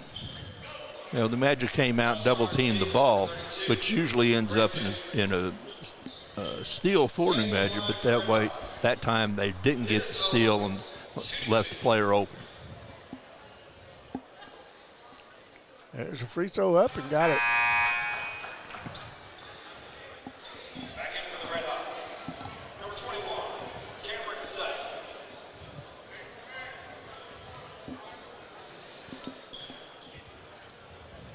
O's next free throw, and it rolls off, and Jadis comes down with a rebound.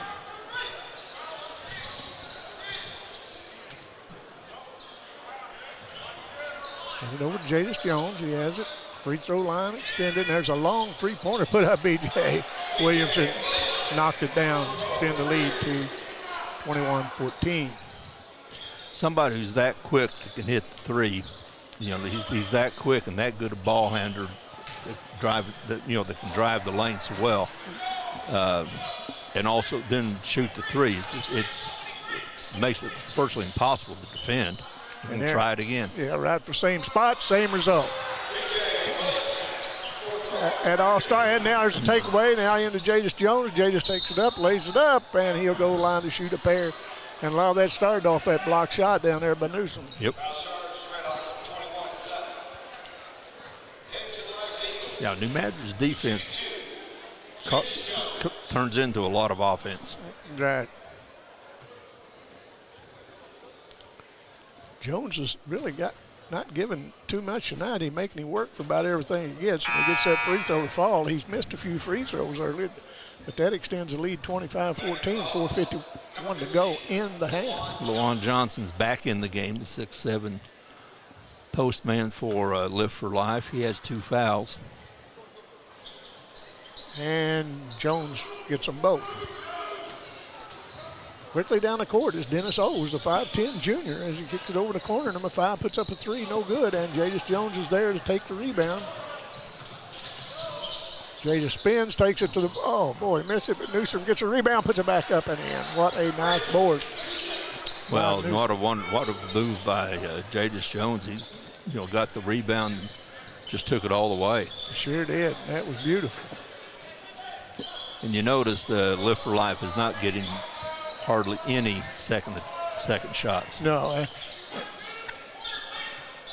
And I see the big man, he kind of nudged BJ. I think they can get in his head. But he's getting in your head when he's draining them threes. They pass the ball across court, skip it across. Now they try to get it underneath. Now they do, and it bounces off the board right into Newsom's hand, and here comes Jadis Jones.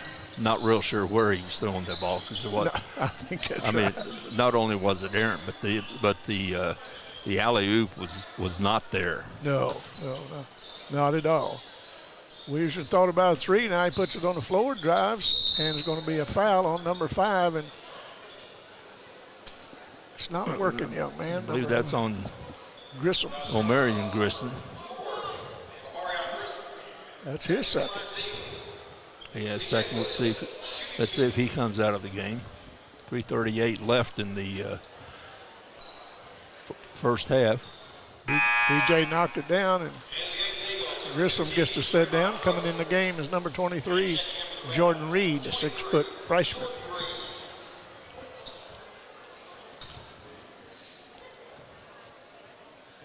Williamson gets them both. We don't have our we can't give you the tally. We don't have it up here. It must not be turned on. But anyway, New Madrid extended lead 30-14 with 3:25 to go in the half. In for New Madrid is Ramon Brooks, 6'5" sophomore. Good-looking kid come in. Yeah, he's got the duty in the middle of the zone. He sure does. Put it on the floor, Stiles pops a 3, and it's going to be good, and he's going to go to the line. I think he was inside or he might have not been a 3-pointer.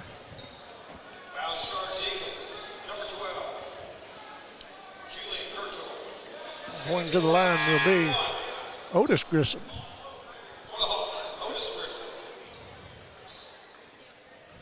That foul was the first one on Julian Courtois. Bringing Jadis Jones back in. And yeah, there's no reason to keep him. No. Just give him a short rest. Otherwise, you want those 2 guys on the floor, the ones that are walking the ball up. You bet. Tell you, that's quite a pair. It sure is. And they've got a lot of supporting cast to go along with them as they get it down in the corner. Try to take it away. Now they kick it in to Newsom. He puts it up, no good, and another foul. I think that might be. Is that on 15? I don't believe so. I think they could have called the foul on him away from the ball. I believe they got him. They got him. That's 3 then. Okay. Yeah, I thought you might be right when you said that. But. Well, I think he fouled on the shot, but away from the ball before the shot. They could have called one on him then. As Newsom drains the first one, they're going to take him out now and let him set out. Didn't get much time in before he got his 3rd foul. No, that didn't work out too well, putting him back in. But Newsom drains both free throws to make it 32-17 with 2:50 to go in the half. Terry, been a pretty good ball game. New Madrid just slowly taking control of this thing. And there's just like that. Take away. Read the pass, up and in by Minner. New Madrid knows where the ball's going. Yes, they anticipate extremely well. The Hawks try to get it in, but now they kick it back way beyond the 3-point arc. Now there's a shot at the free throw line up, no good, and Jadis Jones over everybody to take the rebound down. Bring it down with 2:15 to go, and a foul on number 11, Otis Grissom. This Grissom boy is collecting some fouls. That's probably his 3rd. It is. Yeah, it's Otis third Grissom's 3rd. He's going to come out. So they got some foul trouble for Live for Life with both Otis Grissom and LaJuan Johnson with 3. Yeah, we got some fouls brewing up for the Hawks as Jadis misses a free throw. I think he missed about 4 today or 5. Now, New Madrid has not been good at the free throw line. They've given, they're giving away quite a few points, and they still lead by 17. Christopher Walker in, a 5'9" junior. Missed them both. That's about 10 they've missed here in this half. There's a nice drive down, and it's going to be a travel. Nice call, Lloyd Rice. It's actually a nice play by number 3 to drive the lane. That's Dennis Olds who drove the lane and drew the defender to the ball, but he passed it off. Right. The receiver fumbled it. And he just has it beyond the 3-point arc. Now kicks it back out to B.J. Williamson. Launches another 3 from the same spot. Drains it. I think he's about 3 for 3 from there. I think he is. He marked that spot out there, and he's knocking it down. 20-point lead. Off the glass, no good. Rebound, New Madrid. Look it over to Jadis. Jadis looks at Minner. Thought about getting it to him. Now get it out to B.J. B.J. backs it out. Live for Life in the man-to-man now. They've switched their defenses quite a bit. Yes, they do. B.J. launches a 3 from this side, and no good. Oh, Jay, I don't know. But anyway, they called a foul on Minner. But with my old eyes and all, I'm sure that was the right call. He's right there at it. He is. He had the angle. He was in position to make that call. There's a good drive in the lane. Elbow throw, no call. Rolls off. Jadis Jones or Newsom comes down with it. Jadis has it. Now he kicks it underneath. Nice pass to Hall. Beautiful pass. And that time Jadis drew about 3 people to him, and Newsom made the cut towards the basket. And Jadis knew where he was going and knew where he was. And there's a blocking foul. Newsom was set. He must have moved just a little bit because the official was right on top of it. And he was pretty close to the basket. He might have been a little bit too close to the basket. You might be right. Going to the line will be Dennis Olds. 19-point lead with 35 seconds to go in the half as B.J. Williamson walks it up. And I'm going to see if New Madrid wants to go for the last shot or the best shot. If they get a good shot before the time runs out, I'm sure they'll take it, but they look like they're going to work the clock down. Last time in the first quarter, it worked out very well with Jones hitting the fadeaway. Sure did. B.J. goes to work. Now they're swinging around. Going to have timeout to talk about it. New Madrid as Dontre Jenkins is out talking to him, and Coach Mack is sitting there with a lot of faith in his assistant coaches, and I understand why. They're very good. Well, he's a teacher. Yes, he is. And he teaches his players, he teaches his assistants, and they've been with him for a while. Yeah. You got to admire these coaches in this area. You know, Lord. They got a good team, but they just continue getting better throughout the year. Come district time, they're better than they were when they started. Unlike some teams, some teams go the other way. Some teams start off real well, and not necessarily they go the other way. It's just they stay where they are, and the other teams catch up with them. Yeah, that's exactly right. Oh, nice move by Jones to step through and lay it off the glass to bring this half to an end, 41-20. Terry, I think it's a little bit. Live for Life don't have as much life as they did a while ago. No, New Madrid swarms, and that, that just takes it out of you because it's constant pressure. It sure is. Constant pressure not only on the ball but away from the ball. A lot of their points are caused by interceptions and takeaways, on passes, and New Madrid this is the way New Madrid plays. That's right. And you go back to where we were talking about teams that get better. The last game you just did, Sikeston. They started out the year. You think, well, okay, this is going to be a really down year for Sikeston. Not now. No. I think New Madrid is going to be is the same way. Charleston is definitely. They're in playoff mode now, the way they've been playing. So. That's exactly right. Well, the Moreland Automotive Group sponsorship of this game has seen New Madrid put some spacing between them, 41-20. We'll be back to third quarter action after this.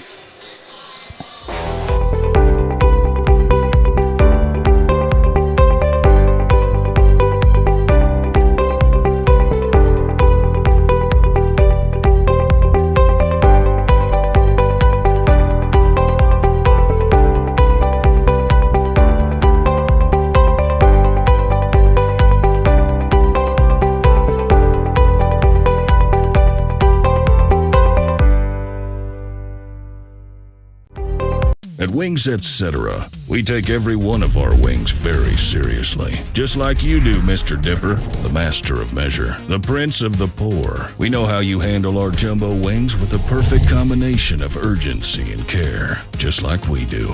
Your hunger fuels our hunger to rapidly remove the hangry fire in your belly by dousing it with some cool liquid lightning and our thunderous award-winning jumbo wings. Your hangry is always welcome at Wings Etc.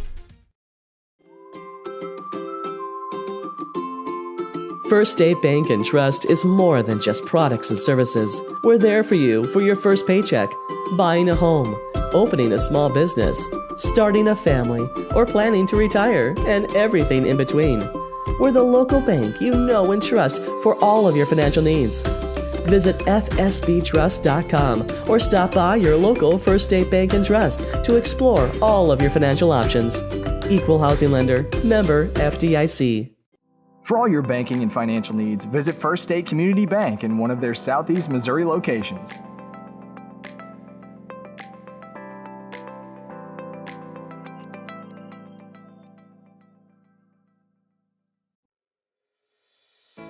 If you're in need of legal consultation, visit Mayor Law Office in Dexter, Missouri.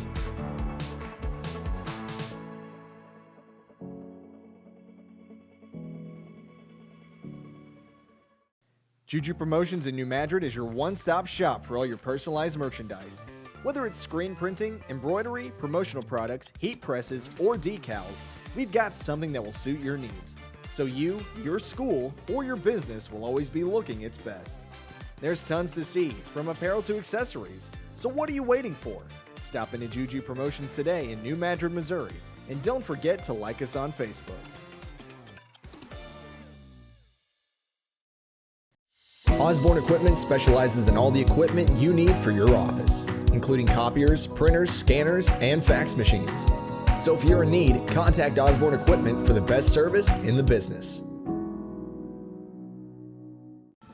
Entrusting us with your health care is one of the greatest compliments our patients and the community give us. Thank you, Dr. McFerrin and the entire team at Southeast Health for getting me back on track. Thank you, Eric, for placing your trust in our dedicated team. At Southeast Health, we have so many reasons to be grateful to our community and the patients who have chosen to place their trust in us. Southeast Health, always by your side. First State Community Bank has been named the #1 bank in Missouri by Forbes, and we think they might be onto something.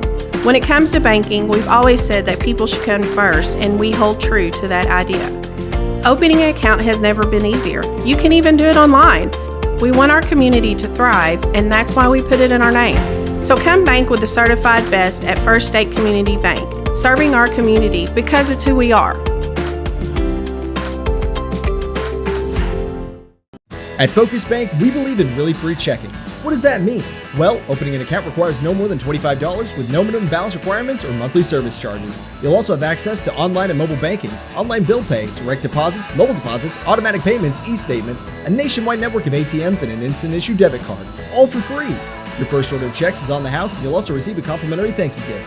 Come visit us in Sikeston, Charleston, Crothersville, or East Prairie. Focus Bank, simple, hassle-free checking that's really free. Mathis Funeral Home of Dexter and Bernie strives to provide their community with the accommodations and services needed to relieve your family during times of loss. For more information, give them a call and see how Mathis Funeral Home can help meet your expectations in celebrating your loved ones. For over 100 years, Stoneville Cotton has helped farmers stay strong and win their growing seasons, delivering protection against key weeds and insects to maximize their yield potential. For more information, visit our website.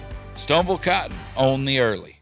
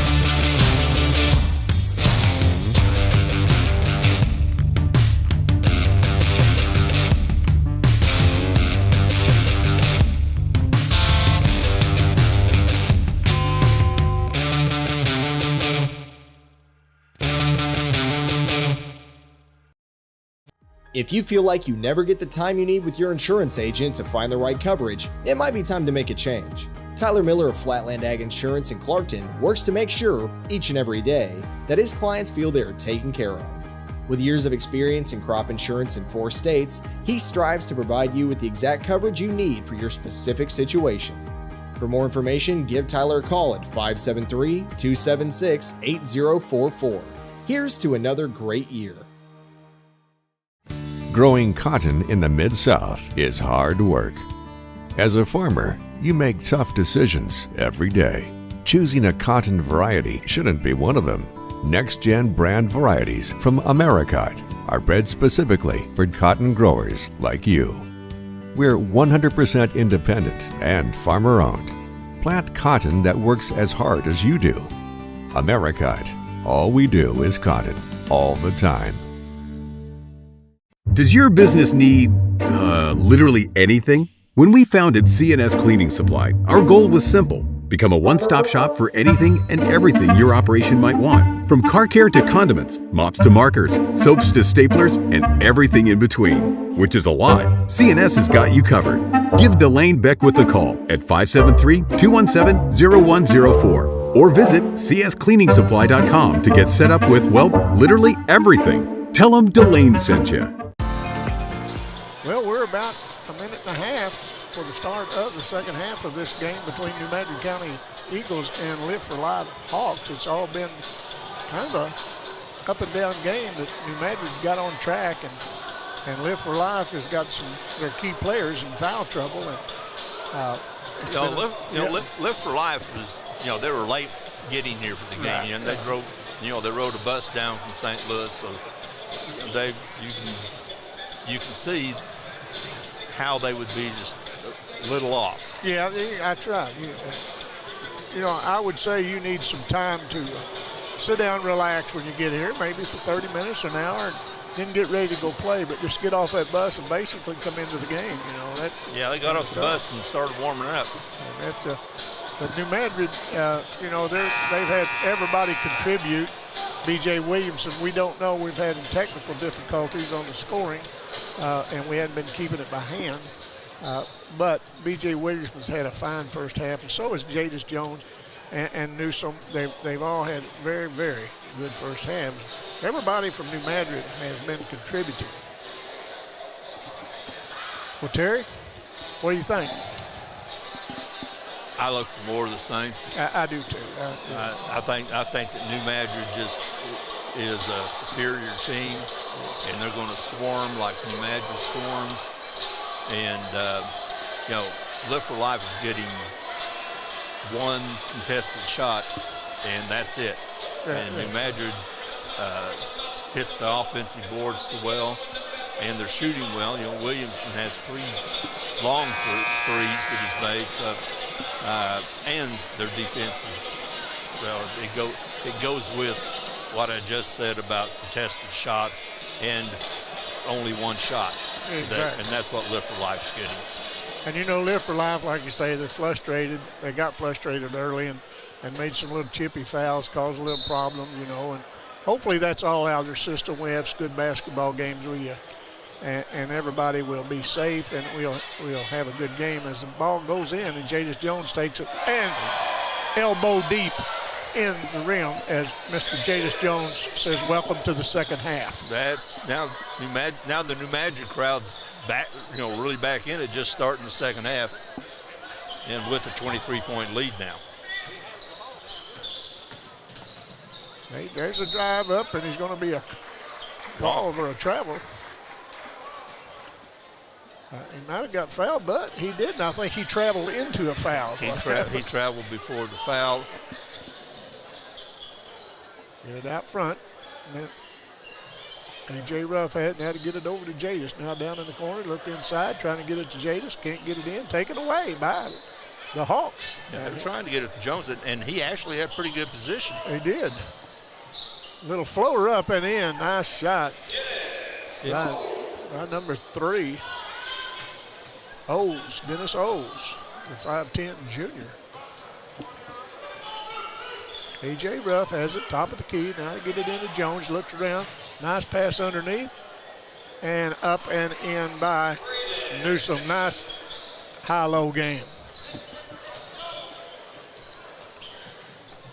Nice drive, taken away by New Madrid. And here comes A.J. Ruff down.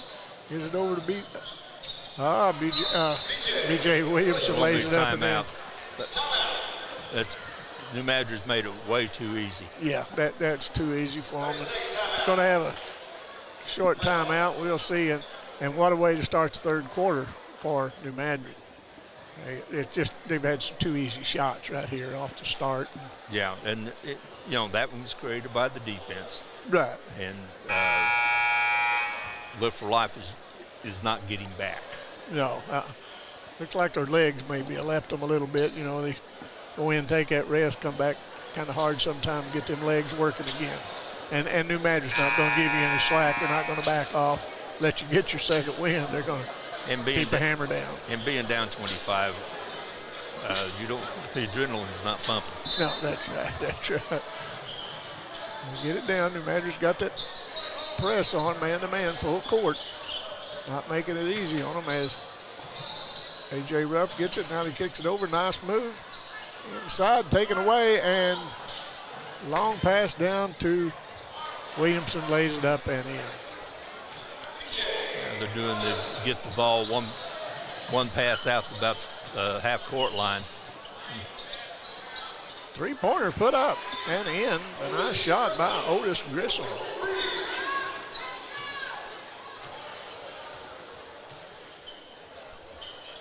Madrid's got the ball, top of the key, now swing it over to Jadis. He takes it down the corner, kicks it back out front to A.J. A.J. gets it down in the corner. B.J. Williams, you better get out and guard. Now, I've seen him shoot it from there, but oh, what He's a nice made a pass couple. underneath. Up, and what a nice shot. Okay, and, if that's something Newsom can give, that's a lot. You bet. That gives him two weapons underneath. That was just a real nice spin to his right hand by Grissom. Spin to the left, shoot with the right. And if he can give New Madrid that's a big weapon to complement Jones. It sure is. Jones gets out on the shooter, but he buries it. Number 3, he's a pretty good shooter. That's Dennis Olds. He's got the hot hand for Lift for Life to start this third quarter, 51-28. Approaching 5 minutes to go in the third. Oh, Jay just loses the handle, and here they go again. And do you think he was hearing footsteps? I think they did. Jadis? And he takes it in, and a blocking foul, and it goes in. When Jones starts that basket, he's going to take that thing in there, and he's sharp enough to change his movement midair to make a charge into a block. The way this second half started is kind of reminiscent of their state championship teams of about 20 years ago. It was whenever they would get in a rhythm, they could just run up a lot of points in a hurry. And this is the long outlet pass and taking it, either dribble all the way to the basket or one pass to the basket. Oh, nice drive in. We're going to have a blocking foul and one. B.J. Williamson picks up the foul. And Williamson was set, but he was too far under the basket. Sure was. They got the first foul on him. I thought he had won the first half, but they might have had him. I know they had one for him on the first half. Anyway, we'll take it. Grissom's free throw up, and there he completed the three-point play. Pulls them back within 22. Here at the 4:35 mark in the third. Oh, that's the quick hands, and they've taken it away again, and now they kick it down. We may see a slam here, and we do, and he missed it. And the crowd roars. Whoa, it's a little sloppy. Oh, it's getting really sloppy. That boy about to pick up that fourth foul on Jay. He's going to get it right there. He sure is. And I think they're going to call it intentional. I think they should. That big guy. And they teed him up. Yeah. He's gone now for sure. That's 5. Yeah. And get him out of here, he says. Yeah, he's out. Yeah, there's no use putting up with that. We don't do that in the Boot Hill, Missouri. When you come to our place, you play by the rules that are laid for you. Well, I'm thinking the official called an intentional foul. He crossed his arms to give the signal for the intentional foul, but then after that, he got the technical. So that's going to be 5. Yeah, because he had 3. If they called him the one, the foul, the intentional foul, would be his 4th. Then the technical foul also counts as a personal, so that'd be his 5th. He fouled out anyway, but then if he's ejected, he has to leave the bench. Yeah, he's got to go. Time for you to go. He's having some words with somebody in the crowd now. Oh man, it's no place for that. Get him out of here. Yeah. And they finally get him out. Yeah, get him out, and then they're also taking one of the fans out too. No, they're not. They're not taking her out.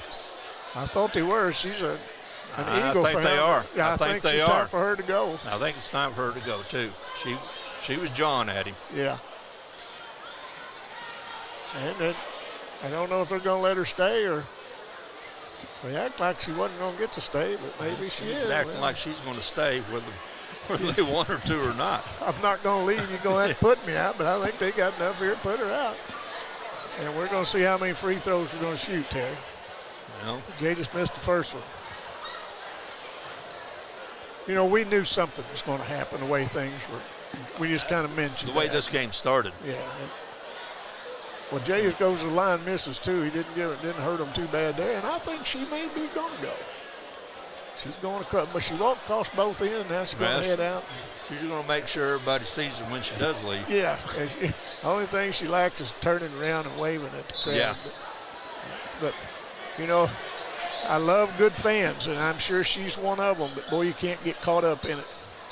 Okay, they must not have called it an intentional foul. He shot 2 shots. That would be on the technical. But they didn't. But they should have shot another one too. Yeah. They get it in, up off the glass, no good, and coming down with it is Live for Life, and we're going to have a foul. And the officials have really tightened this game up, and we're going to have another foul on, I think, B.J. Williamson's going to get a T. Yeah, he's going to sit down. Yeah, that's just his second foul. And Mac just looks up at him, crosses his arm, and just kind of like, well, sit there. Yeah. Oh, well, we'll see what happens in this last just under 4 minutes to go in the third as Live for Life shoots and rolls off. Coming in the game will be Kate Minner, to take B.J. Williamson's place. B.J. has a good game going, but now they hit the second one. It'll be their ball to inbound. I'm thinking he'll probably sit for a while. I think so, yeah. With a score like it is, Cool 21-point lead, sit there and cool.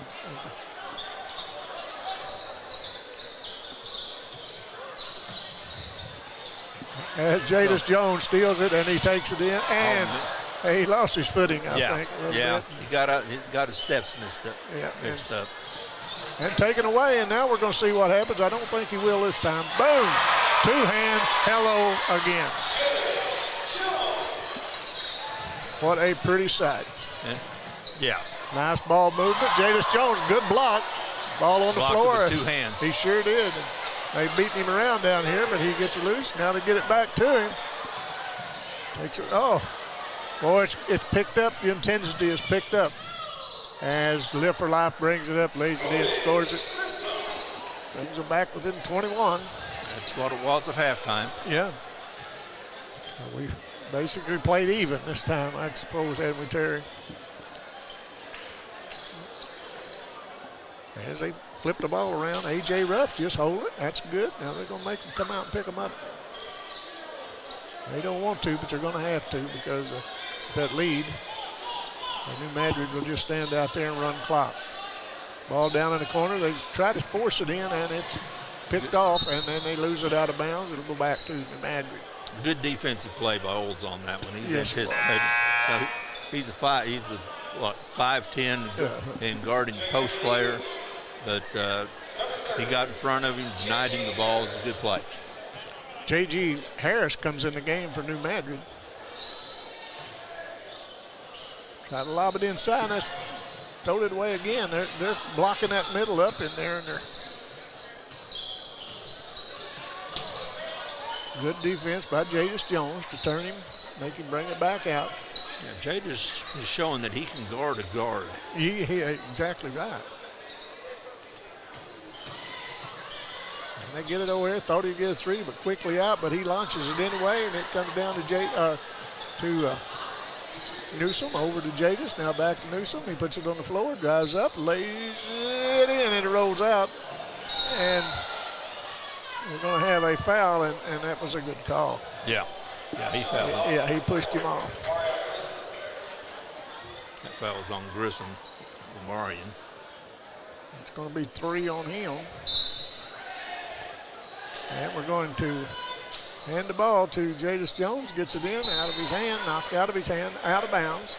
Ryan Newsom's had the ball. Thought he was going to be able to put that up, but that boy closed on him pretty quick. The shorter Live for Life players are guarding the post pretty well. Yeah, they are.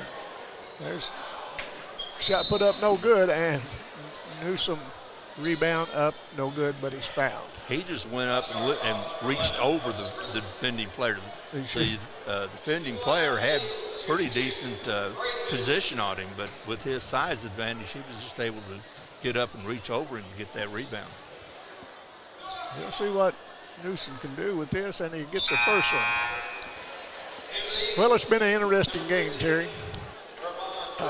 That's something you can say. Yeah, going to take Jadis Jones out.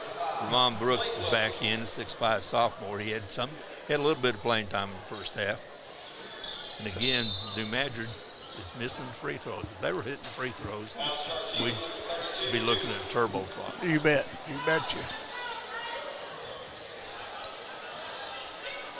Well, here we go. We'll see if New Madrid can stop them. They've got some fresh legs in the game. Harris is in the game for New Madrid. New Madrid's in a 2-on-2 zone. Right.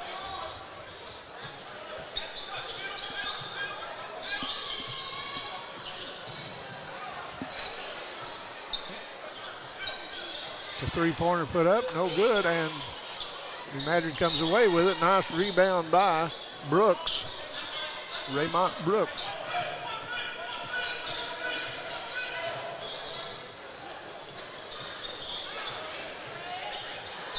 Well, now they call it. I thought he fouled him about all the way down through there. Yeah. But that's just my observation. And the officials have really done a good job with this game. Yeah, they called the foul when he started to get by the defender. They called the foul because it was a little reach. A.J. Ruff to the line. First one up, spins out, and going to be over the back on, and that's a good call. Yeah. So Newsom. Yeah, Newsom. Yeah, that time he got the defender. Sure did. That's 4 fouls on Newsom. But we got New Madrid has a 22-point lead, and he's going to leave him out there. Long three-pointer put up, and no good, but they followed the shot, and Ruff battles for the rebound, but you're going to say that held ball, and it will stay with the Hawks. It's one of the few offensive rebounds left for life has gotten. It sure is. They get the ball in, got it down in the corner. They try to weave it back around, but good defense. No movement away from the ball. No, none at all. They're just standing. I'm sure them legs about gone.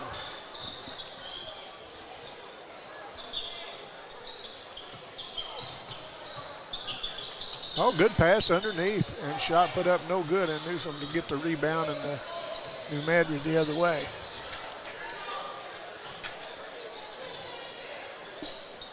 See what they do. Kick the ball over to, what's his name? Courtois. Courtois. Assuming he's French. Yeah, I should know that.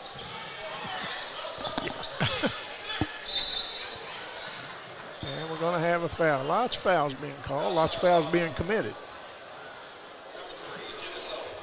Madrid is in the bonus. They'll be shooting 1-1. A.J. Ruff will go to the line. Normally a really good free throw shooter. We'll see what happens here, and it rolls in. Ruff started the game really quick. He scored the first 4 for New Madrid. Sure did.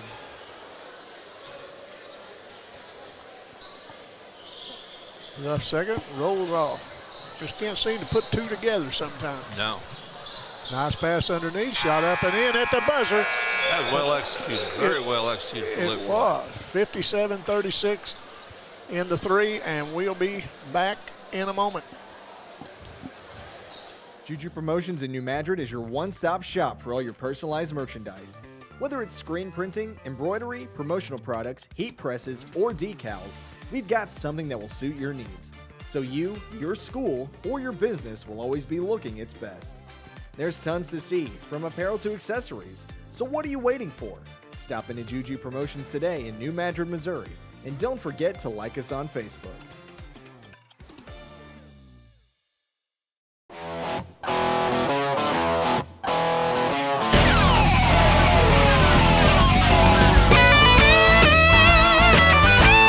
We're right here at King Jerry Lawler's Hall of Fame Bar and Grill on world-famous Beale Street, and as you can see, oh my gosh, we have the best barbecue ribs in Memphis.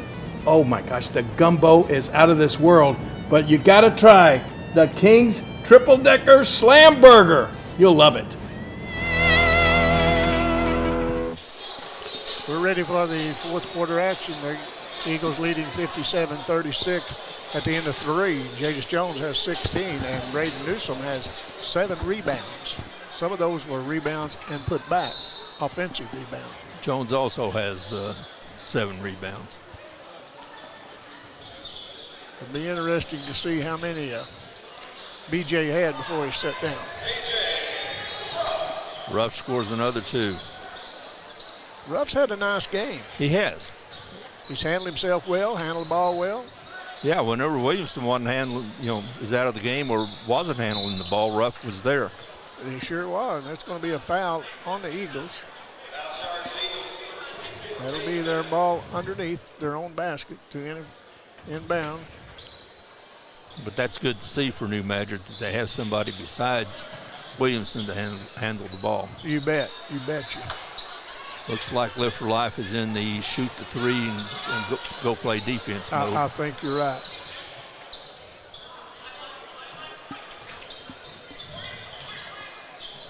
And there was a turnover, and here comes the Hawks down. Nice pass in the paint. They get it out of there. Nice move to the baseline. Little jumper up. No good. Rebound by number 24, Minner.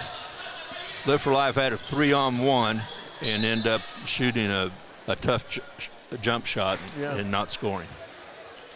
You got to capitalize on that to try to pull this thing close. You're down by 23 with just under 7 minutes to go as Minner go to the line. Minner has a bucket, shot up and off. Well, I've never seen New Madrid miss this many. The 23-point lead, but their free throw shooting's been dreadful. It sure has.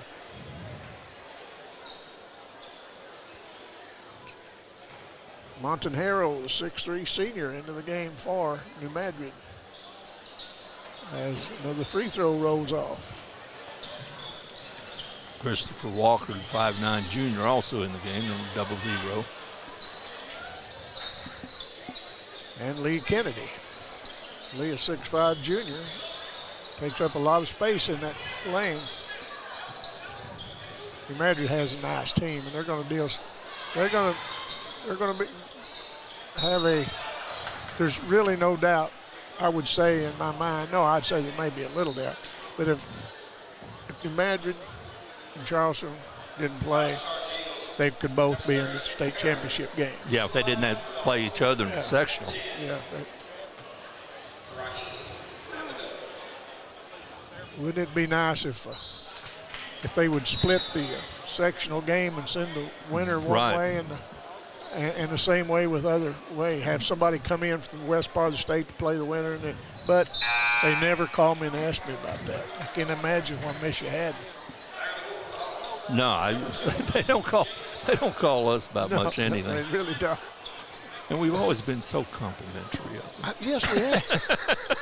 Yeah, that's why it's so hard to understand. Oh, nice move to the bucket. Nice shot up, no good, but Heide gets a rebound. Number 42 puts it up and off the board and still on the floor, but he gets it back. Now he scores. Nice scoring. You know what I mean? Montanjero, 6'3" senior. And there's a three-pointer from the wing, and Montanjero comes down with the board. I don't think Montanjero, that's the first time I've seen him play, and we've watched New Madrid a few times, but nice-looking young man, built young man, tall. And I believe we've had a takeaway down in the corner, and here comes Live for Life trying to pull a little closer.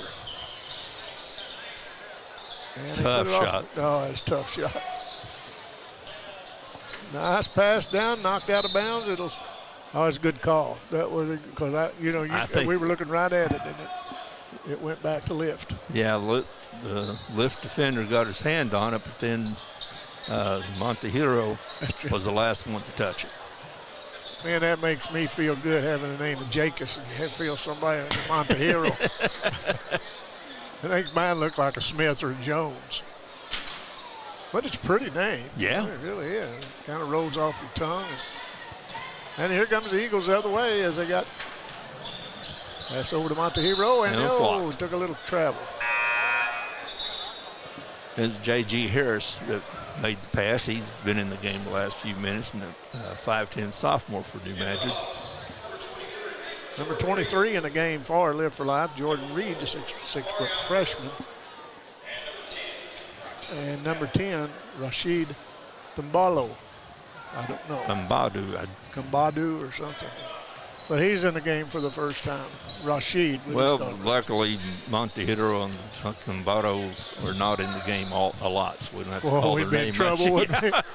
We would be in trouble. There's a shot put up no good, but Lift comes away with the boards. They back it back out as Grissom has it. Now there's a long three-pointer put up, and number 24, Minner, has the board, and we're down to 4:35 to go in the contest.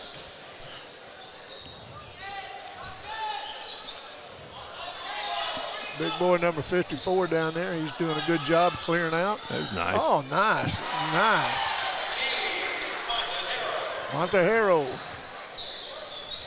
It's 4 he scored here in the fourth quarter. Sure has.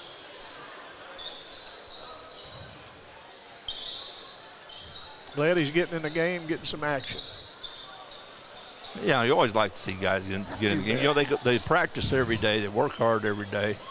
It's nice anticipation by Ramon Brooks. That's what I heard Joe White say one time about subbing his football team. He said, these guys get knocked around all week. They deserve to be in the game. Yeah. And I understand that. There's a pass around. We're 3:54 to go in the game. 63-38. Eagles, there's a long three-pointer. Off, no good, but it's falling right back to him. Montehiro cut him off, and there's a nice defensive move by him. And he cut him off again. This time he gets around him. Little floater up, no good. And nice rebound by Brooks. Minner crosses over. Trying to get it inside, but good defense by Lift for Life. Now they get it into big man. They don't know what to do, and he loses control, and he gets out of there. Nice. Now they get it down. Brooks lays it up, and good play by number 54. Good outlet out of the scrum. I tried out of the huddle there. But 65-38. As a three-pointer up, no good, but. You know, it's one thing to shoot three-pointers, but got to give them a chance to go in. Yeah, you're right. Brooks picks up the foul. That's his first.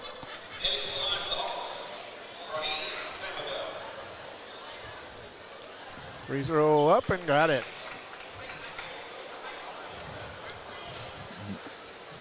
Lift for Life is in the bonus. Oh, he went up there and knocked them both in. That is Rohid. Oh, what a nice move. Boy, good Euro about Montehiro. Yes. Say that again, Terry. You can't let it roll off your tongue. No, real I can't. Good, I can do it once. All right, well, you did it good, I tell you. It's been a fun game. I've enjoyed it. Me and my old partner back here get to do a ball game and this really good shootout that they've got here at this is a great event. It has been for years. You bet. It's all these state-ranked teams coming in here, and then Thayer come in, and Thayer ranked, I think, third in the Class 3, and they're for real. And they have been for several years. Yeah, it's just a really solid program.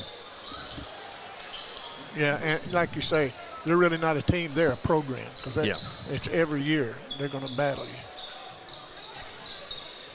But to come in, I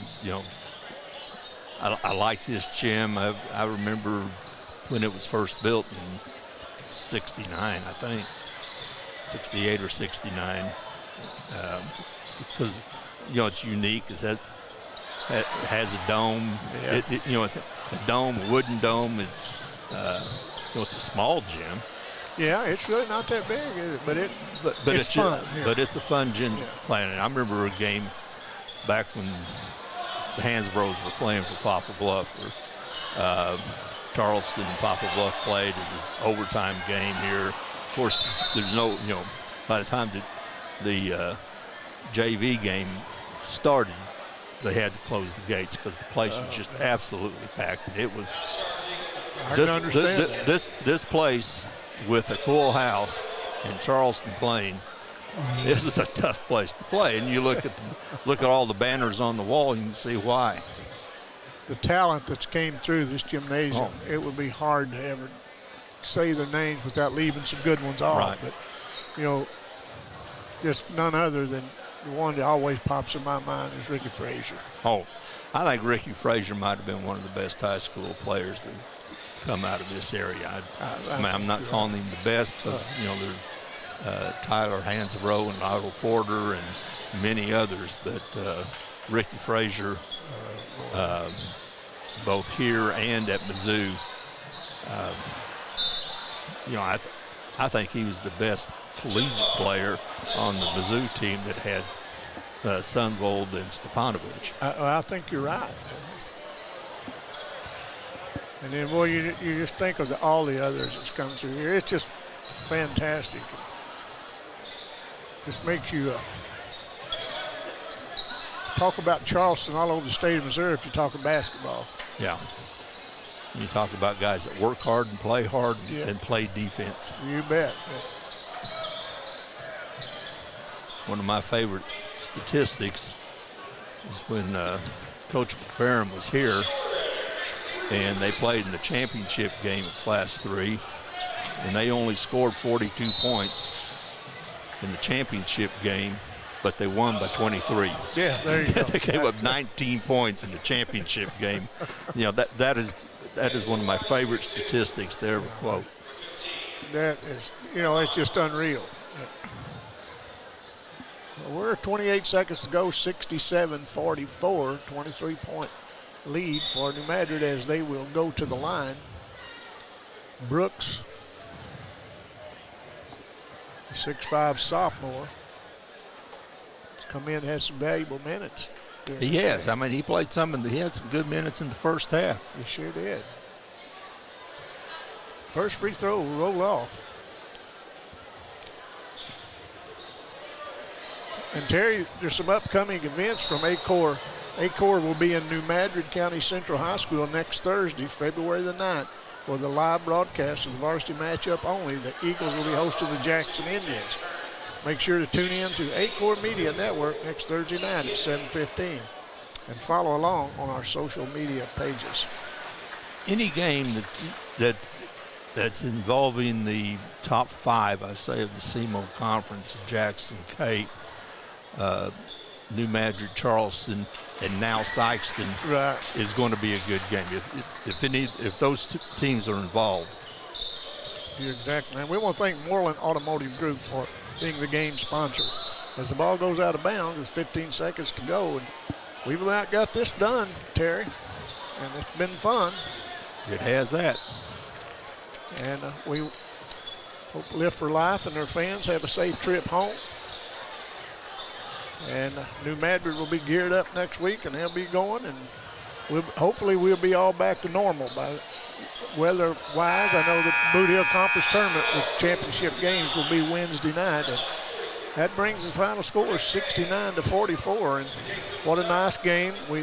Sorry we don't have all the stats for you, or we've had some technical difficulties, but Terry, that's about a wrap of Game 4, Charleston Six-Man Shootout, with New Madrid Eagles over the Live for Life Hawks. It's been a fun game to do. It's just been fun. It's been fun. It's always been fun. You know, in spite of ourselves, we have a good time. That's right. That's right. And we hope everybody else does too. Yeah, we really appreciate Aycorp letting us be involved in this. We appreciate all the staff at Aycorp for all they do, and as we always say, we've got the easy part. We sure do. And we just set up here. Yeah, we're just having fun. Yes, we are. Well, listen, Aycorp will be right back for Game 5 of the day. Cape Central Tigers will take on the Class 4 Conference Prep. The Confluence. I'm sorry. Prep Titans, so that could be a good game, be about 10 minutes. Thank you, everybody. Everybody have a good night. Have a safe weekend, and we'll see you down the road.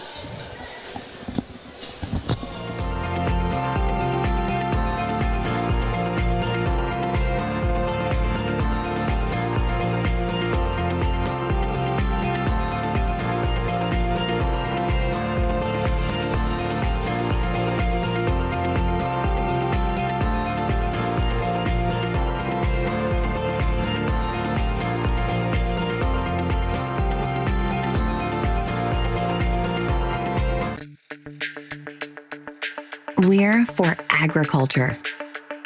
For growers, doers, whatever it takers. We're for doing things with purpose. We're for the little guy with big guy dreams. We're for agriculture. We're for you. Nutrien Ag Solutions, leading the field.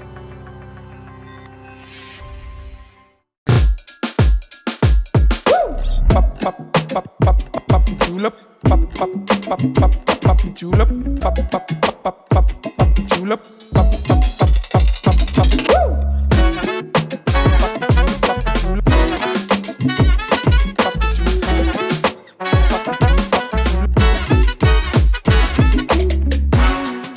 If more than not on the back of your vehicle, you paid too much. At Young Real Estate, we're Southeast Missouri, just like you. We are parents. We are teachers. We are grandparents. We are active in our community. We are patriots. Serving all of Southeast Missouri, and we are here for you. We are young.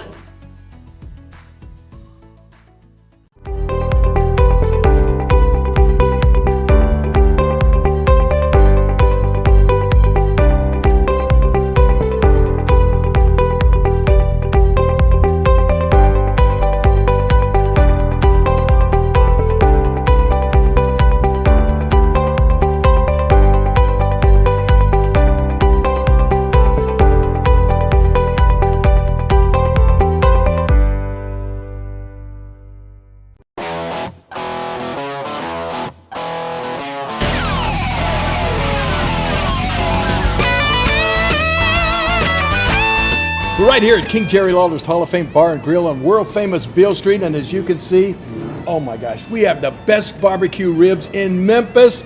Oh my gosh, the gumbo is out of this world, but you gotta try the King's Triple Decker Slam Burger. You'll love it. At Wings Etc., we take every one of our wings very seriously. Just like you do, Mr. Dipper, the master of measure, the prince of the poor. We know how you handle our jumbo wings with the perfect combination of urgency and care, just like we do. Your hunger fuels our hunger to rapidly remove the hangry fire in your belly by dousing it with some cool liquid lightning and our thunderous award-winning jumbo wings. Your hangry is always welcome at Wings Etc. First State Bank and Trust is more than just products and services. We're there for you for your first paycheck, buying a home, opening a small business, starting a family, or planning to retire, and everything in between. We're the local bank you know and trust for all of your financial needs.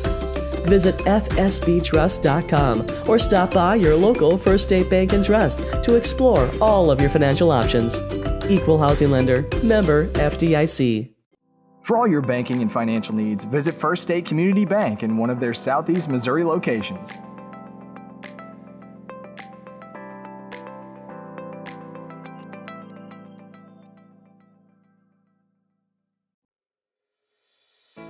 If you're in need of legal consultation, visit Mayor Law Office in Dexter, Missouri.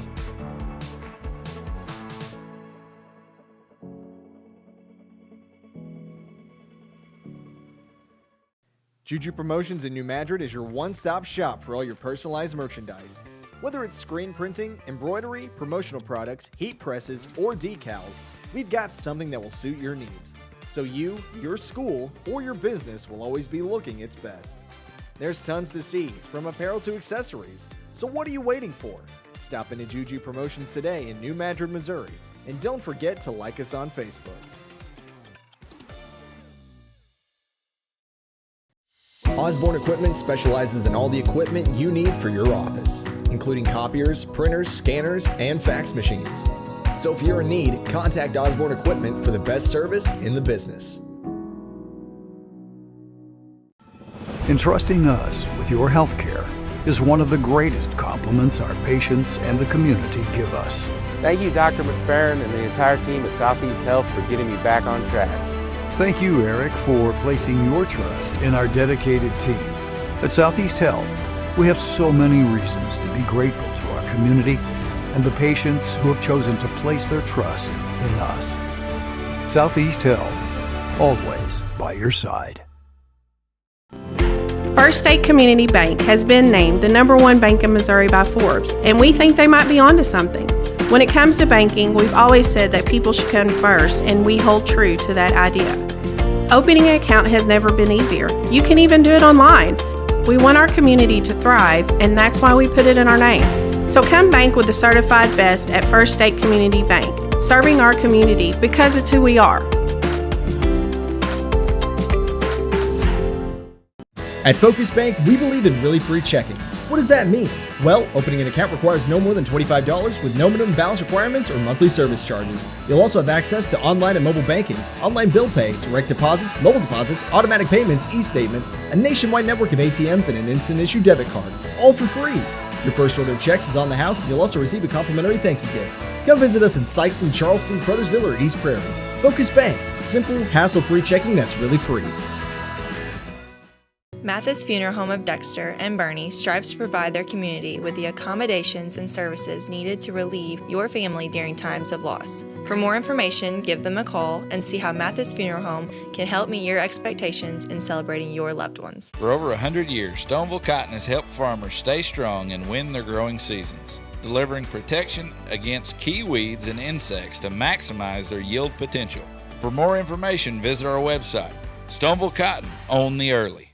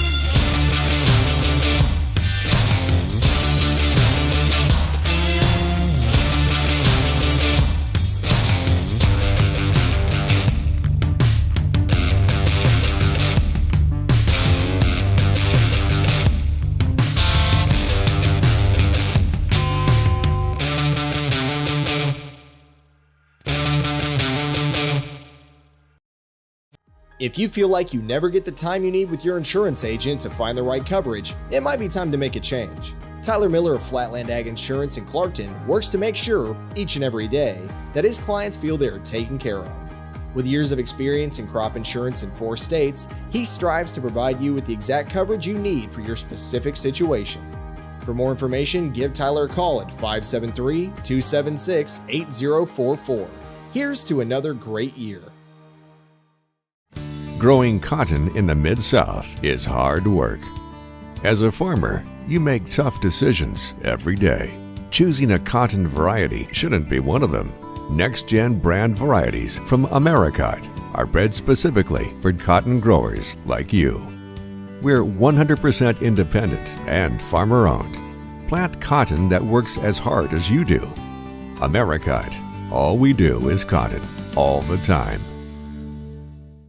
Does your business need, literally anything? When we founded C&S Cleaning Supply, our goal was simple. Become a one-stop shop for anything and everything your operation might want. From car care to condiments, mops to markers, soaps to staplers, and everything in between. Which is a lot. C&S has got you covered. Give Delane Beckwith a call at 573-217-0104 or visit cscleaningsupply.com to get set up with, well, literally everything. Tell them Delane sent you.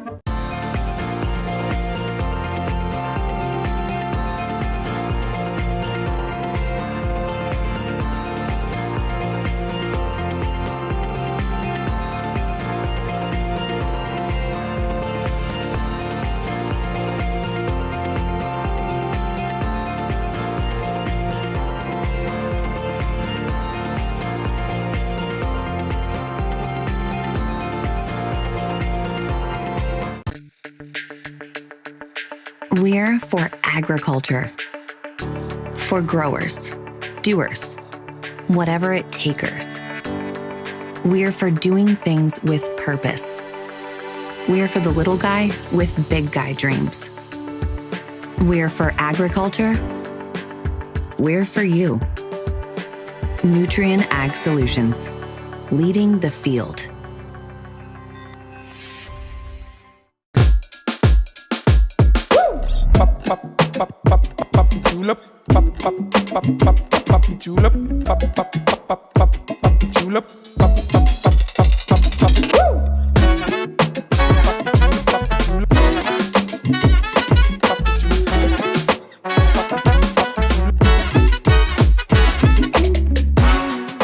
If more than not on the back of your vehicle, you paid too much. At Young Real Estate, we're Southeast Missouri, just like you. We are parents. We are teachers. We are grandparents. We are active in our community. We are patriots. Serving all of Southeast Missouri, and we are here for you. We are young.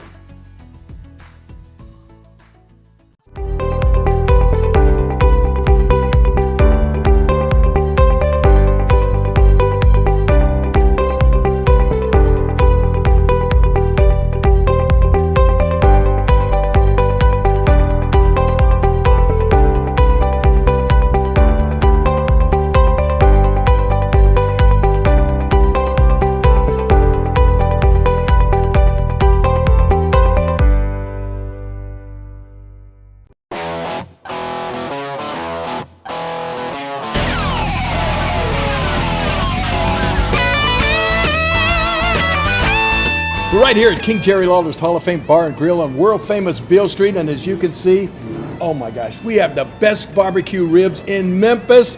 Oh my gosh, the gumbo is out of this world, but you gotta try the King's Triple Decker Slam Burger. You'll love it.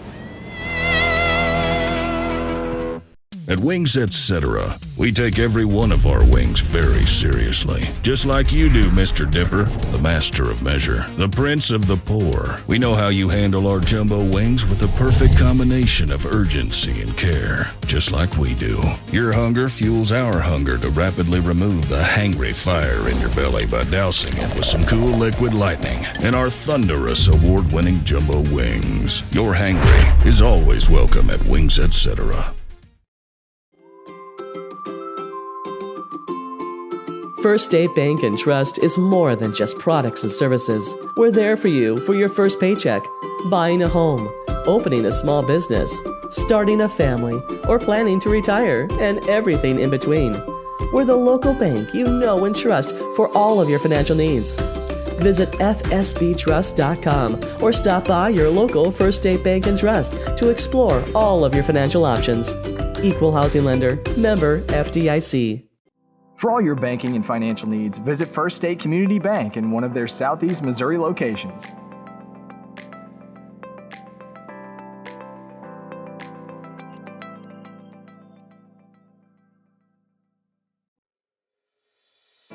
If you're in need of legal consultation, visit Mayor Law Office in Dexter, Missouri.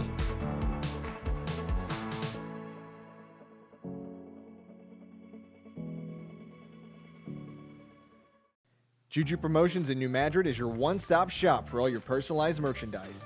Whether it's screen printing, embroidery, promotional products, heat presses, or decals, we've got something that will suit your needs. So you, your school, or your business will always be looking its best. There's tons to see, from apparel to accessories. So what are you waiting for? Stop into Juju Promotions today in New Madrid, Missouri. And don't forget to like us on Facebook.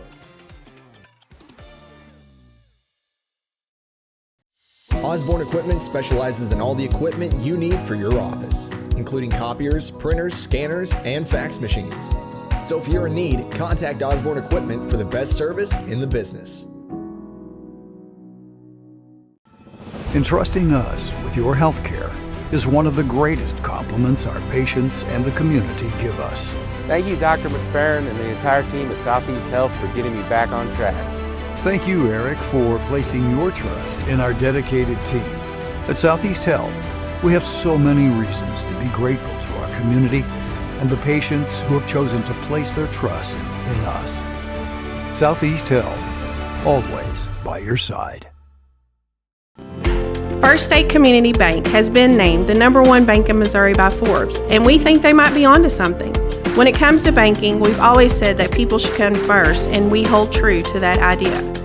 Opening an account has never been easier. You can even do it online. We want our community to thrive, and that's why we put it in our name. So come bank with the certified best at First State Community Bank, serving our community because it's who we are. At Focus Bank, we believe in really free checking. What does that mean? Well, opening an account requires no more than $25 with no minimum balance requirements or monthly service charges. You'll also have access to online and mobile banking, online bill pay, direct deposits, mobile deposits, automatic payments, e-statements, a nationwide network of ATMs, and an instant issue debit card, all for free. Your first order of checks is on the house, and you'll also receive a complimentary thank you gift. Come visit us in Sikeston, Charleston, Crothersville, or East Prairie. Focus Bank, simple, hassle-free checking that's really free. Mathis Funeral Home of Dexter and Bernie strives to provide their community with the accommodations and services needed to relieve your family during times of loss. For more information, give them a call and see how Mathis Funeral Home can help meet your expectations in celebrating your loved ones. For over 100 years, Stoneville Cotton has helped farmers stay strong and win their growing seasons, delivering protection against key weeds and insects to maximize their yield potential. For more information, visit our website. Stoneville Cotton, own the early.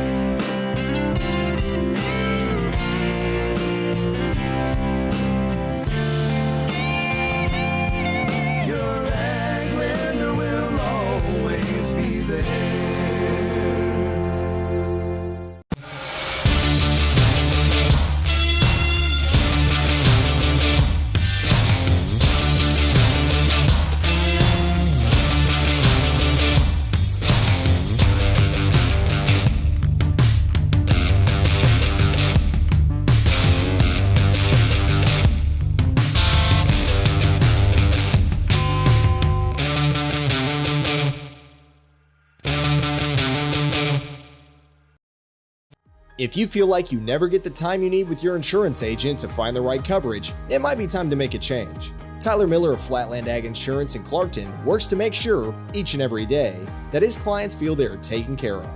With years of experience in crop insurance in 4 states, he strives to provide you with the exact coverage you need for your specific situation.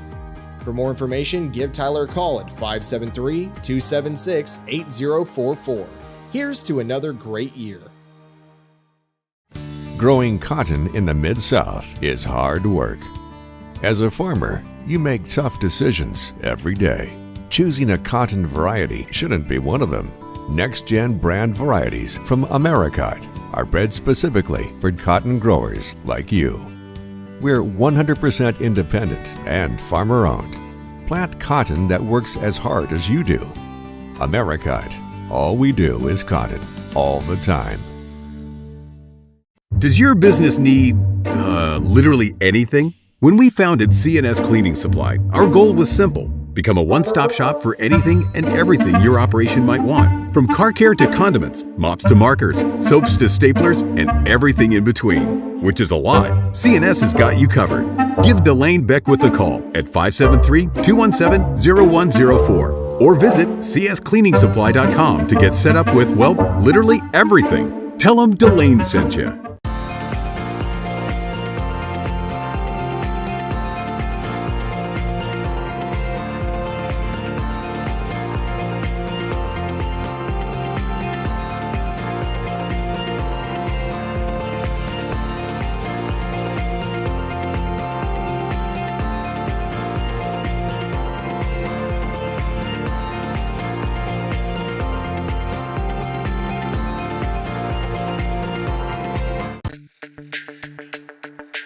We're for agriculture, for growers, doers, whatever it takers.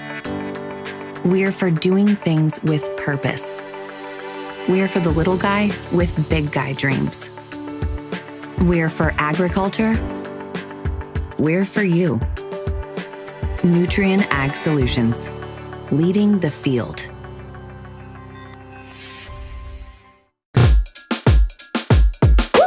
Julep, pop, pop, pop, pop, pop, julep, pop, pop, pop, pop, pop, julep, pop, pop, pop, pop, pop, woo!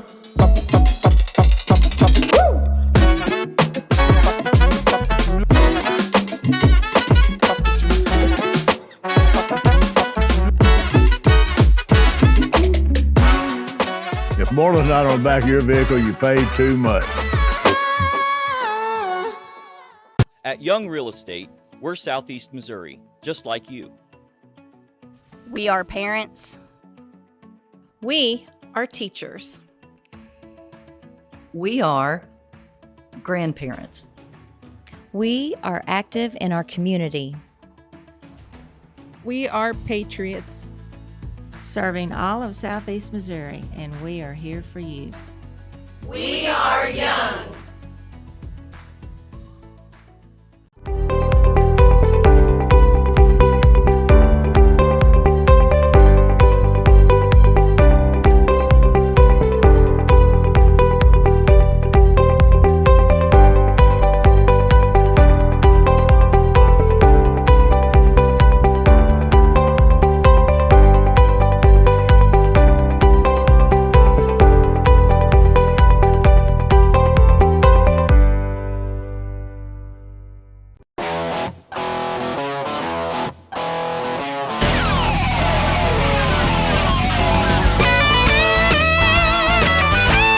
We're right here at King Jerry Lawler's Hall of Fame Bar and Grill on world famous Beale Street, and as you can see, oh my gosh, we have the best barbecue ribs in Memphis.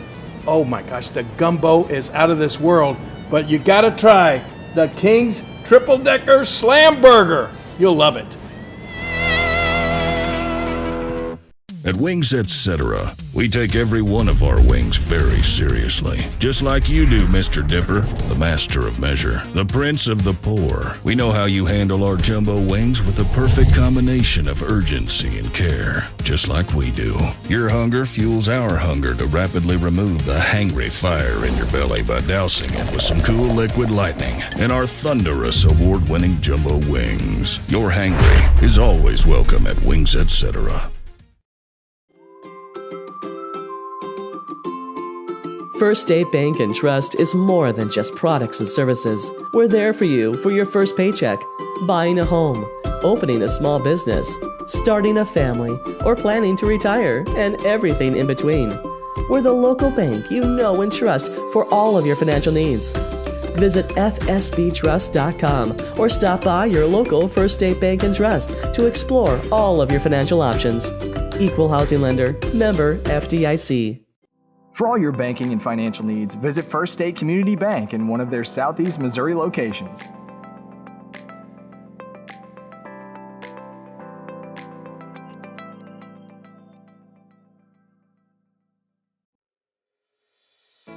If you're in need of legal consultation, visit Mayor Law Office in Dexter, Missouri.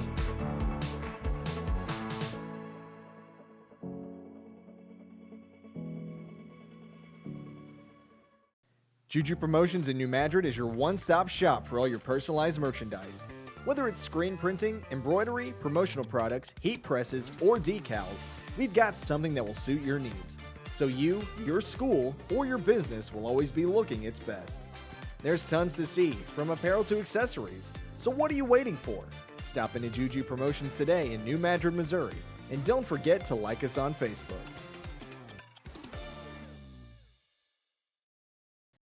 Osborne Equipment specializes in all the equipment you need for your office, including copiers, printers, scanners, and fax machines. So if you're in need, contact Osborne Equipment for the best service in the business. Entrusting us with your health care is one of the greatest compliments our patients and the community give us. Thank you, Dr. McFerrin and the entire team at Southeast Health for getting me back on track. Thank you, Eric, for placing your trust in our dedicated team. At Southeast Health, we have so many reasons to be grateful to our community and the patients who have chosen to place their trust in us. Southeast Health, always by your side. First State Community Bank has been named the #1 bank in Missouri by Forbes, and we think they might be onto something. When it comes to banking, we've always said that people should come first, and we hold true to that idea. Opening an account has never been easier. You can even do it online. We want our community to thrive, and that's why we put it in our name. So come bank with the certified best at First State Community Bank, serving our community because it's who we are. At Focus Bank, we believe in really free checking. What does that mean? Well, opening an account requires no more than $25 with no minimum balance requirements or monthly service charges. You'll also have access to online and mobile banking, online bill pay, direct deposits, mobile deposits, automatic payments, e-statements, a nationwide network of ATMs, and an instant issue debit card, all for free. Your first order of checks is on the house, and you'll also receive a complimentary thank you gift. Come visit us in Sikeston, Charleston, Crothersville, or East Prairie. Focus Bank, simple, hassle-free checking that's really free. Mathis Funeral Home of Dexter and Bernie strives to provide their community with the accommodations and services needed to relieve your family during times of loss. For more information, give them a call and see how Mathis Funeral Home can help meet your expectations in celebrating your loved ones. For over 100 years, Stoneville Cotton has helped farmers stay strong and win their growing seasons, delivering protection against key weeds and insects to maximize their yield potential. For more information, visit our website. Stoneville Cotton, own the early.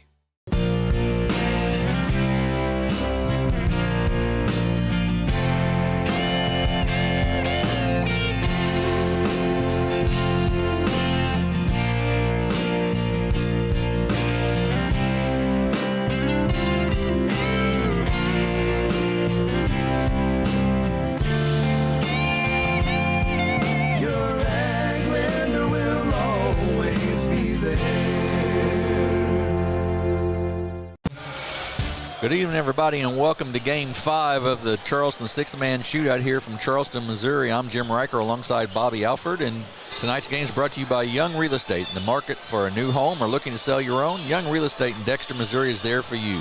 Contact Young today at 573-624-4441.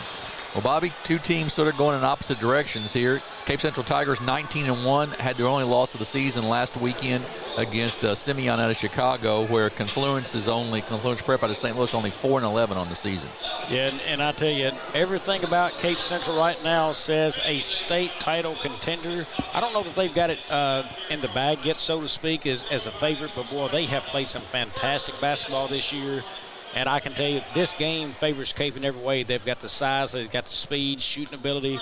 I think they can run any kind of offense they want, whether they want to run flex cuts, if they want to run a four-out kind of offense. They're set to a prime for a big game tonight. Yeah, so we're announcing the starting lineups here. We're trying to get those for you real quick. And I think we've got those. So for the visiting team, the Confluence Prep Titans out of St. Louis, they're coached by Clemente Brooks.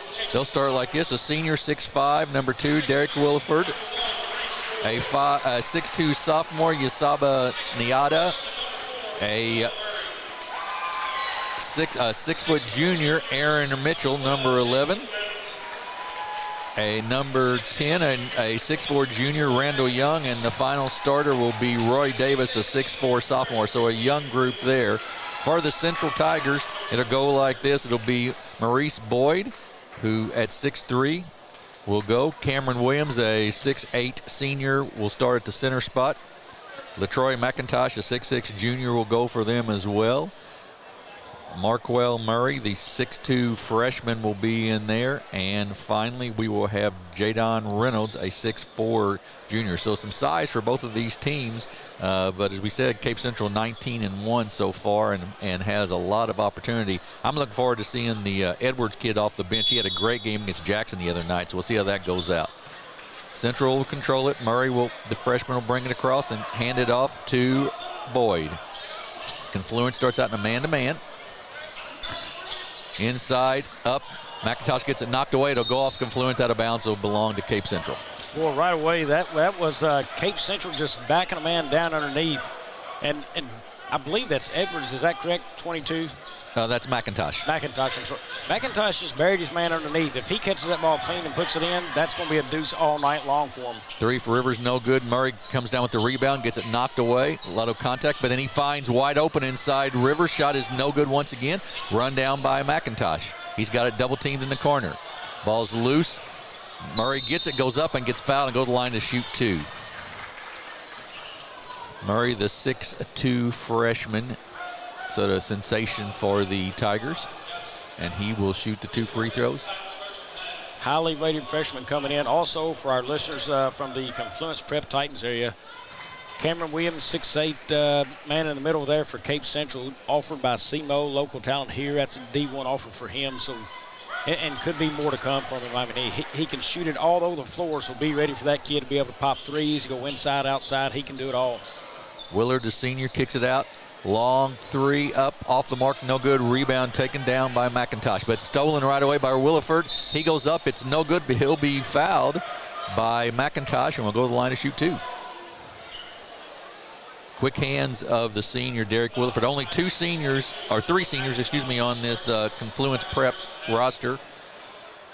Much younger than the Tigers are.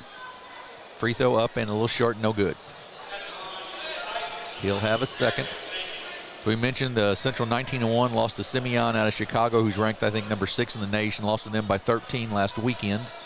And with the ice and the snow, nobody much played in Southeast Missouri this past week. So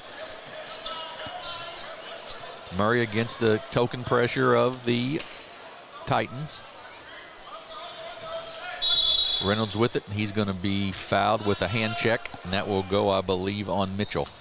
Well, I like that play right away for Cape. So when Cameron Williams rolled off that screen toward the baseline, if they can get the pass down to him, he's got a jumper on the baseline he can hit well, and that's a nice play over the top. That was a great pass over the top from Rivers to Williams for the basket. That is Thayer in there with the basket for Confluence Prep. 4-3, Cape Central.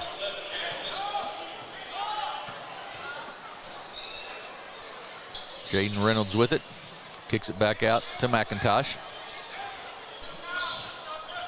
Inside, Reynolds up off the glass and no good, gets his own rebounds. That's McIntosh actually up, no good, and then puts it back in for the basket. Well, that is twice McIntosh has buried his man underneath the basket, Jim. Right now, Confluence is going to have to get out and body up bigger and get wider with their feet and stop that offense of Cape Central from just ramming right down into the off the block. They're inside the block, matter of fact. I mean, they're getting in close to the basket. Well, with McIntosh 6'6" and Williams 6'8", they've got a definite size advantage there, no question. Nadai, the sophomore, goes to the basket, loses it, goes out of bounds, and it'll belong to the Tigers. Which, interesting enough, generally, if I'm outsized by a team by quite a bit, I'm probably going to play them more of it in a zone than a man-to-man. Murray to the basket, but hits the underneath side of the goal, loses it, gets it back to Williford now for the Titans. He takes it all the way to the basket, up, no good. Rebounds loose. Murray comes away with it, though. Kicks it out to Williams. Nobody in between him and the basket.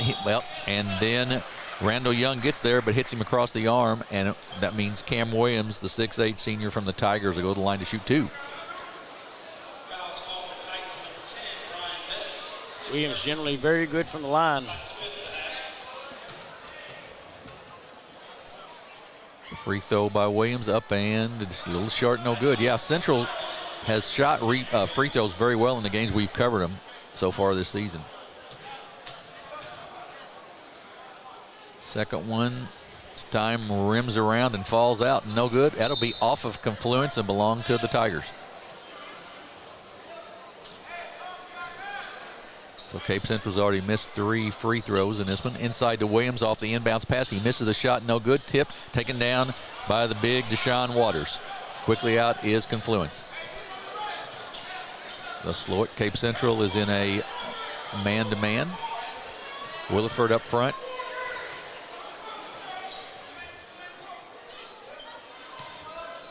Now to Young, back to Williford. He's going to take it to the basket. Rivers with a nice job of cutting him off. Into Young, in the baseline, up, no good. Loose on the floor, jump ball will be called, and that'll belong to Confluence Prep. Right now, if Confluence Preps wants to get better looks, I think they need to come off screens a little bit better, use a good cut, but roll right off that screen to get a wide open look for a three maybe, because slower moving offense, Cape is going to stick with those guys all day long. You don't get ranked number 2 in the nation in Class 5 by accident. I mean, you're going to have to play a little bit smarter and stronger ball, and right there is a missed opportunity to pass out for the corner 3, Jim. Yeah, Rivers thought he went straight up, but the referees didn't think so. Or Maurice Boyd, thought he went straight up. He did not. That'll be his first foul, second team foul. Derek Williford with it, thought about the 3, doesn't take it.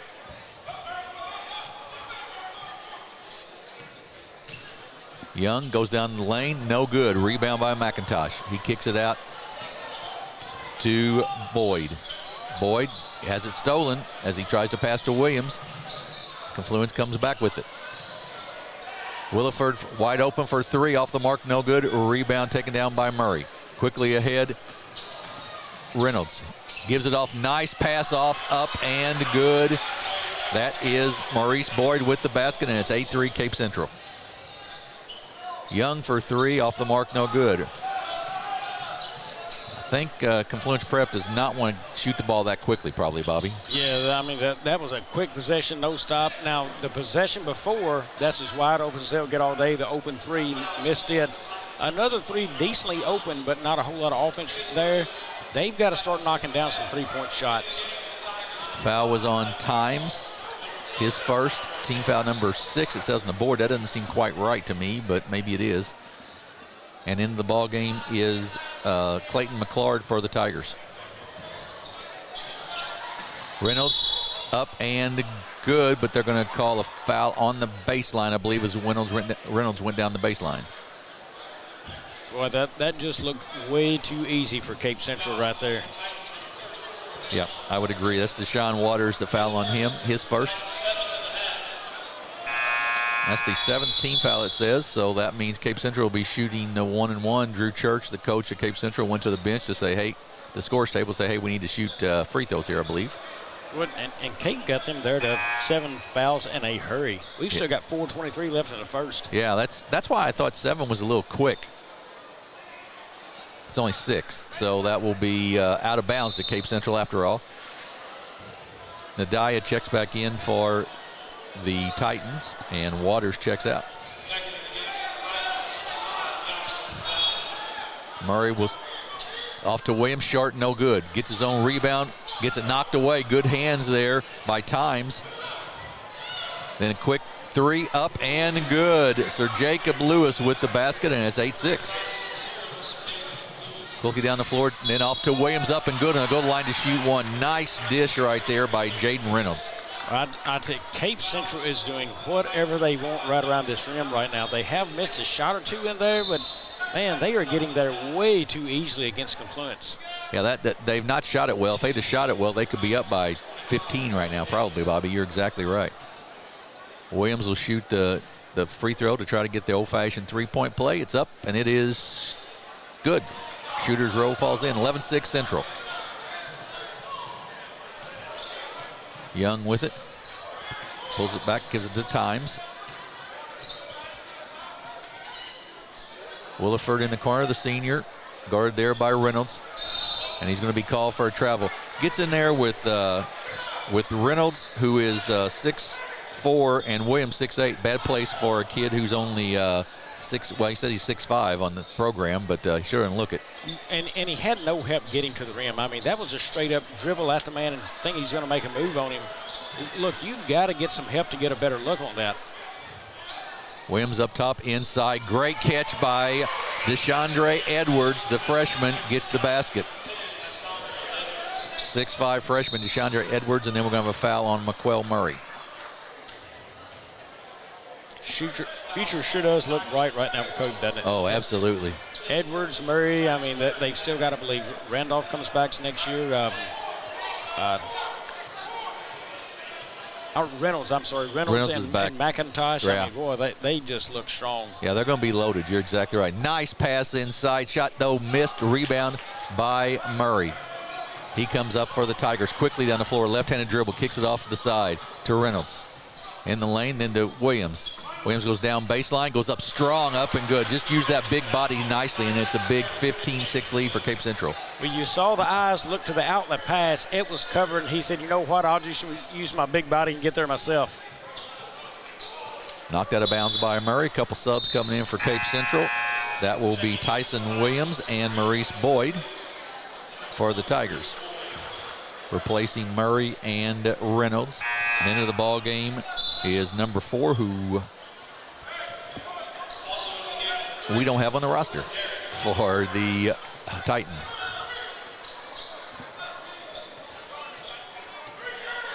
Williford with the basketball for Confluence Prep. They trail by 9, 15-6, 2:48 to go here in the first quarter. Central's gone into a zone.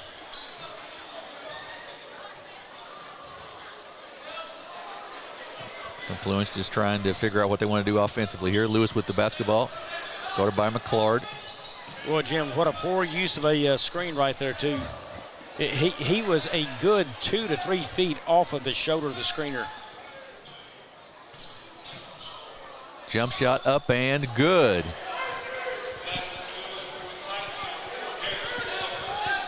And it's a 15-8 ball game. Trying to catch the name there of number 4, but Central with the basketball. Edwards with it inside to Williams. He's going to be fouled, go to the line to shoot 2. And they just don't have a matchup for Cam Williams right now. Do not have it. The only thing I see there Cam Williams could have done to protect that a little bit more, he went straight up and got that, then had to turn completely around, maybe have that body angled just a hair so he doesn't have to bring the basketball down to his waist to go back up for the dunk. Williams' free throw, little long, no good. 2:03 to go here in the first quarter, and Cape Central leads 15-8. This is the 5th game of 6 today in the Charleston Sixth Man Shootout. We'll have the 6th one for you here after this one. Rebound goes off of Tyson Williams, the 6'1 junior, out of bounds, and it'll belong to the Titans. Williford brings it up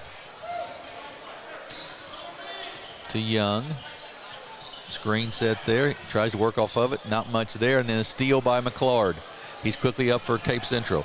Tries to go just a little bit behind on the pass. Stolen by Williford. Up and blocked. That'll be a goaltending call on Williams that had already bounced off the backboard. Yeah, caught that one a little late, but it sure is, gives the crowd a little ooh and ah to it, but no doubt a goaltend. Shows his athletic ability, though, for that, no question. 15-10. Confluence Preps pulled to within 5. Central with the ball. Down the lane, kicks it outside. Nothing there, so they'll reset with McClard at the top. Inside to Williams. Goes baseline, and he stepped out of bounds. But turnover will belong to Confluence Prep. Well, I mean, they can sit there and play that high-low action as much as they want. Just stick Williams underneath the basket. I mean, right at the rim, just keep the guy out top, feed it down if that's what they choose to do. At his size and body, I mean, he can just manhandle most anybody on the floor, Confluent. Long 3 up and good by Lewis, and we've got a game right now, 15-13 with less than a minute to go in the first quarter. And then we're going to have a reach-in foul, and that's going to go on Young, I believe, Randall Young, the 6'4 junior.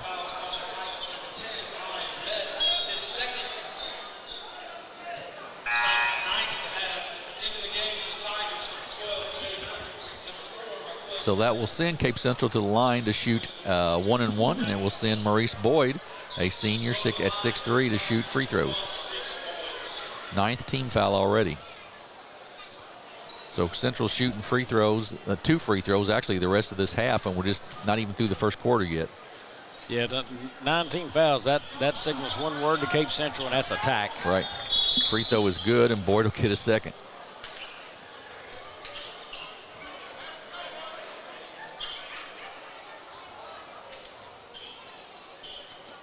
Second free throw is coming. It is up, and it is short, no good. The rebound taken down by Reynolds. Good, strong rebound there. And that's going to be a pretty easy call on Williford there, as he just continually was grabbing at Jaden Reynolds. Yeah, and he was on that young man's back the whole time. There's no path to the basketball. Exactly right. So Reynolds will shoot 2. 6'4" junior, as you said, they're between their freshmen and their juniors, they are loaded, and their JV team is not bad. So they've got a lot to look forward to. Hey, you're loaded and you've got plenty of size. Now, you know, you would like one more 6'8" in a 5A class here in Missouri. If you're going to look for a state title, you would like one more guy in that 6'8" range. But man, they've got plenty of 6'5" and a 6'6", and you know, Cam Williams is 6'8". They've got every aspect of the game, I think, to win it. I think they just need to play good offensively. That would be one area this year for Central. I know they have been on and off a little bit there, but boy, they surely look strong. Yeah, absolutely right. Lewis with the basketball up top.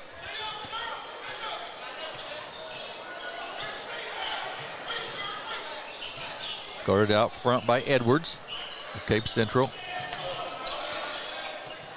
Left corner, long 3 times, no good. Rebound, gets it ahead. Oh, nice pass. Gives it off to Murray. Great pass back to Boyd, up and good. That is some good offensive guard play right there, Bobby. Unselfish basketball.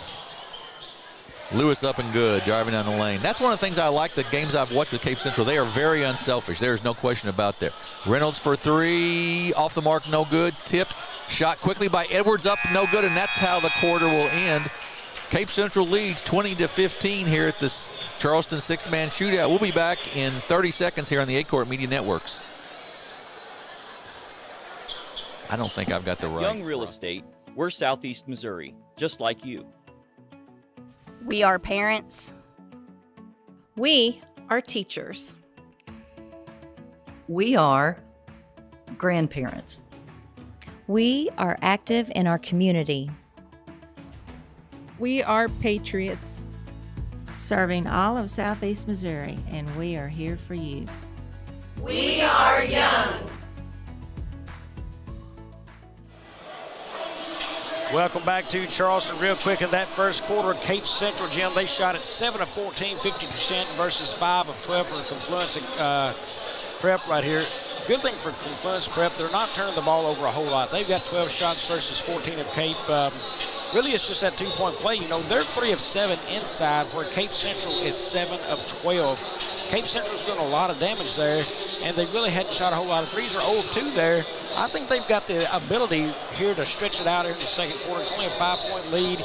Cape Central is a very dangerous team when shooting beyond the arc. When they've got Murray out there, I believe it was also Murray and Edwards. I think Edwards can fire them up from there. I think Reynolds can. I think they've got a chance to put some points on the board right here in this second quarter and really kind of show some muscle while also utilizing the inside game. Yeah, I think that's exactly right. So Central will have the ball and the 5-point lead to start the quarter.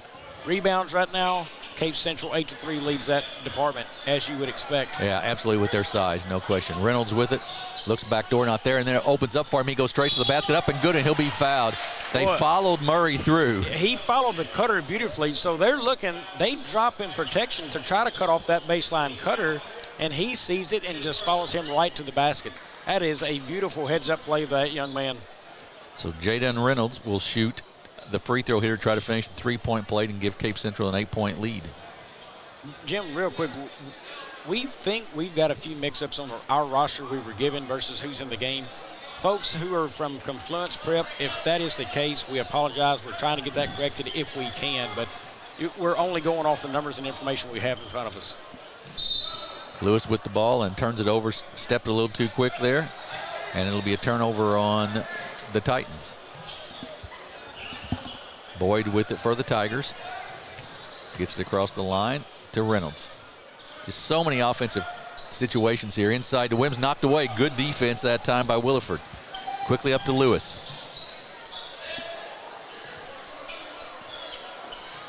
Inside to Times, back out to Lewis, up and off the mark, no good. But nice offensive putback by the senior, Derek Williford. Reynolds with it.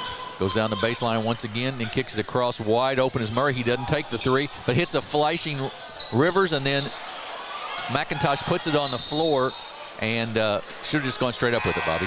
McIntosh was not ready for that basketball. Good looks by the Tigers, just And Confluence Prep will have the ball, and they trail by 6, 23-17. 7 minutes to go here in the first half.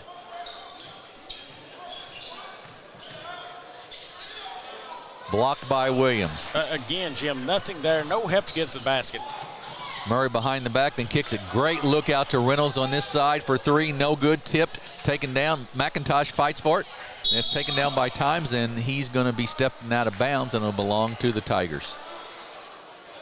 You know, for Confluence, that was, I'm going to say, a maybe 6-foot-tall kid trying to go and take, he went right at Cameron Williams, and that was an easy block down there.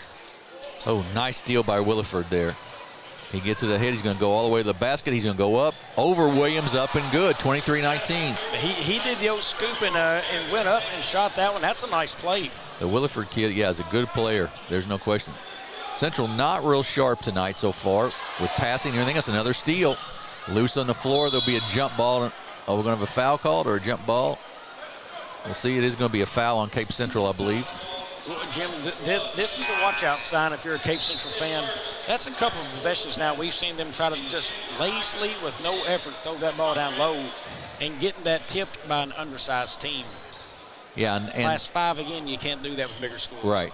And some of that is certainly that they haven't played for a week probably. But, yeah, when you're 19-1, you've got to, and ranked 2 in the state, you can't play like that. Long 3 for Lewis. Good. He's a shooter.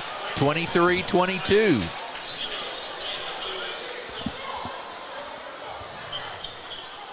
In the corner to Edwards. He'll step back for the 3. It's short, no good. Rebound by Williams. He's going to go up strong off the glass, up and good. Boy, look at him scoring. He had 2 shooters if he wanted them as well. Really good footwork there by Williams as well. Confluence with the ball, trailing by 3. Williford goes up off the glass, no good. Williams with the rebound. He'll bring it out himself. Come down the floor with it, crossover, gets bumped way out front, will be fouled, and will shoot 2 free throws. And that's one of sort of a lack of moving your feet a little bit, Bobby, defensively. You know, you got to step in front a little better than that. You know, I don't usually see 6'8" kids bring the ball down the floor and try to make a move around a guy and go to the hole. Yeah, that's true. That's nice to see. Yeah, he's smooth. There's no question. Free throw is good, and they say his best sport is volleyball. Yes, he is on a volleyball team. I believe it's going to Salt Lake City here soon to play in a tournament there. Second free throw also good. So 27-22, Cape Central with the lead. Confluence Prep with the basketball. Confluence Prep, of course, out of St. Louis. They're a Class 5 school.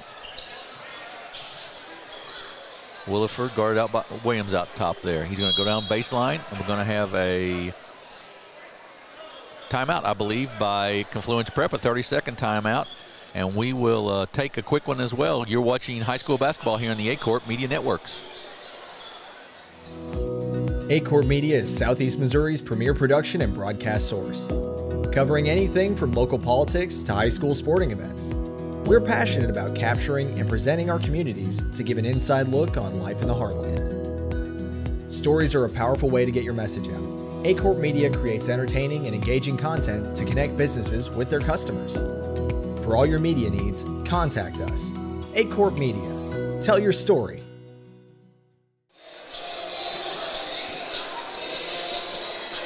We are back at Charleston High School. It's the Sixth Man Shootout here at Charleston. Been games all day. Notre Dame girls won. Notre Dame boys lost. Sikeston boys won big. And in the game right before this one, New Madrid County with a nice win over Lift for Life Academy out of St. Louis. So Southeast Missouri's 3 out of 4 so far in these ball games. Boy, that was a late roll. I like the screen. He rolled late, though. And they're going to have a foul on the floor, and that will be out of bounds to Confluence Prep.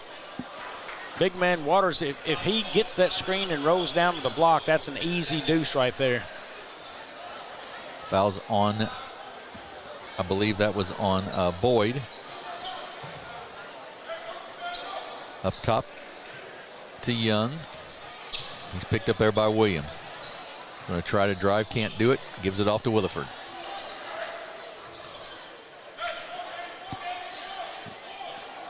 Reset of the offense for Confluence Prep.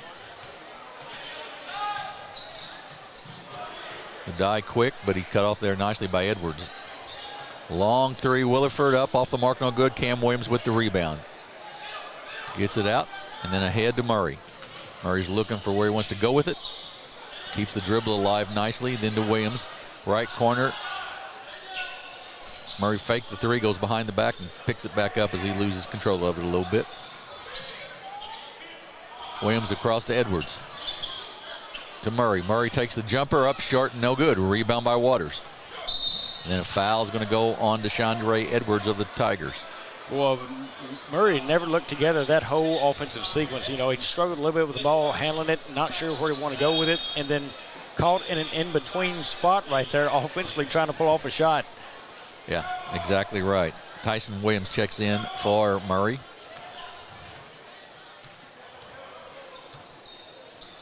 It's going to be a foul on Jaden Reynolds. That was an easy one right in front of the referee, so I believe that'll be the 1-and-1. And it will be, and that will send Yabasa Naida to the line to shoot the 1-and-1.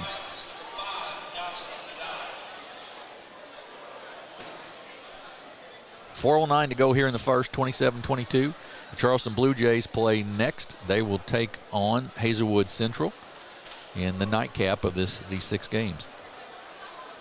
Free throw up and good. Well, Jim, I thought we'd see a little bit more separation here between these two teams in this quarter, but, I mean, there's no difference. It's still was a 4-point game, and I don't think Cape Central is necessarily using some of their athletic ability and talents that they have over Confluence right now to their best advantage. Yeah, a little bit lackadaisical so far for Cape Central. The passing has not been great. Reynolds with it up top. Man-to-man right now for, it looks like, for the Titans. Williams kicks it off. Look to get it back. They double team nicely inside on Williams. That was very good defense by Waters on Williams. Williams kicks it back out to Reynolds. Williams is going to be fouled, and that will send him to the line to shoot 2 free throws.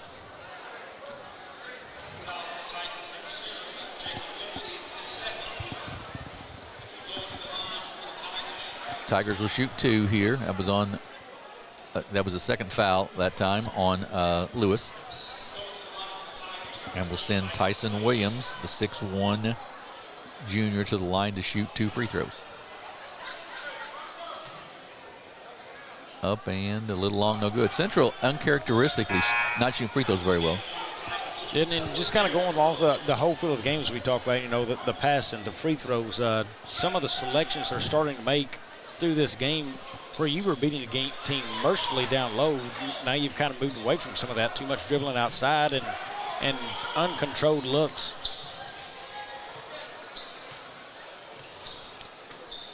Titans with the ball and a trail by 4. Young with it, cut off there nicely by Williams.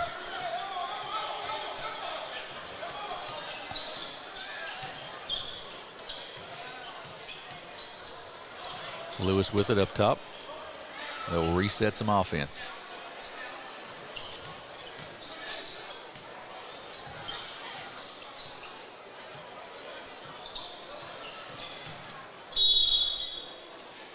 Well, Jim, we watched.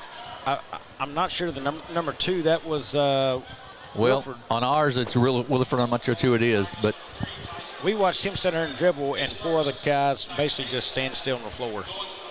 I mean, that's a tough. That's a tough offense to run when you do that. They've got to get a little bit more cuts going, movement, any kind of ball screens. I did like it when Waters was in the game and he come out and gave the high screen, trying to do the pick and roll. That's a good look for him. I wish they would. They can't leave him in the whole game to get back to those kind of looks. I believe number 2 is actually Tatum. We're hearing now. Williford is number 4 that we didn't know what the number was. So I've been giving a lot of credit to Williford, and it's actually Tatum, a young man by the name of Tatum. So sorry about that if you're listening with Confluence Prep. What I will try to make an effort to do, Jim, is get down to the score table at halftime and get a picture of that score sheet, see if we can get it back up here. There you go. Free throws both good, and it's 28-26, 2-point game with 3 minutes to go. Reynolds with it. Williams up top, loses control of it. Edwards gets it back, and then off of his foot, and it'll be a backcourt violation. Boy, except that's they bad. pick it up. Yep, you can't do that. Up and good. That will be a foul, I believe, on Cape Central, and a chance for the Titans to take their first lead of the night. You gave up the basketball, a score, and a foul now, and possibly another point on this. Just by not trying to pick, even though it's backcourt, it doesn't matter. Pick it up as soon as you can. When you let it roll to the corner, you have let them inbound the basketball baseline or the goal instead of having this in the half court to set up your defense. I mean, that's just bad basketball all the way around with Cape.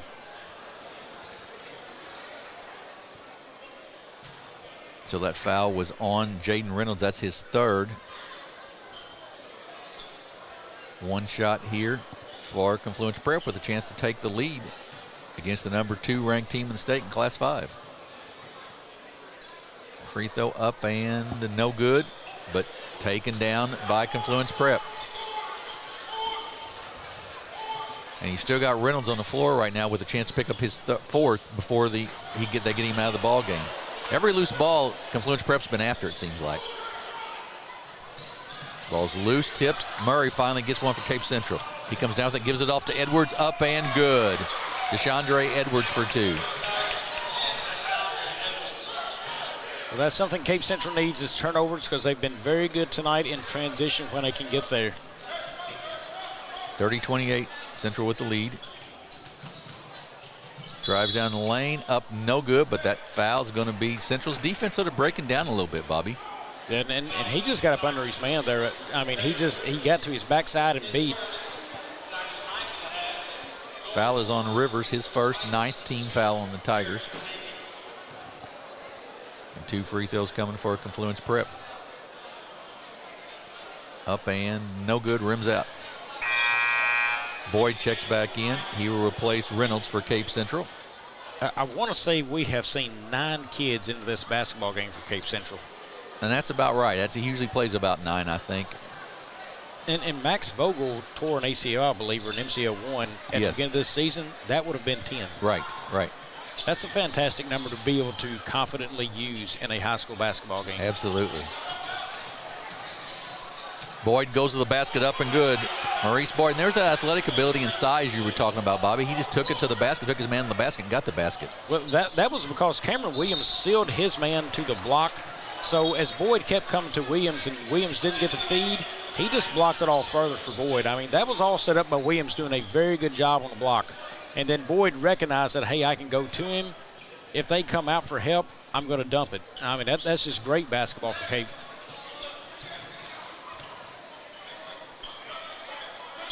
Screen set there by Williams for Murray. He'll take a 15-foot jumper. It is no good, short. Rebound taken down by Young. Double team there. Tied up. Still loose. They've got to hurry. And Confluence Prep does get it across the timeline. A quick 3 blocked by Murray, out of bounds. Murray just big enough size over Sir Jacob Lewis and knocks it out of bounds.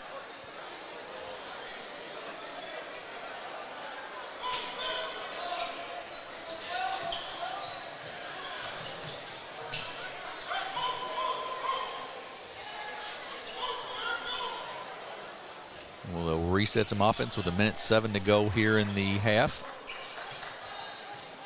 Cape Central leads by 3. Nice head fake. And then Williford up over Williams, up and good. You talk about a tough shot. Cameron Williams forced his man out the whole way, and he just went away on a fall-away layup. Ball's loose, still sort of loose. Edwards gets it and goes up off the glass, up and good. The freshman with the basket.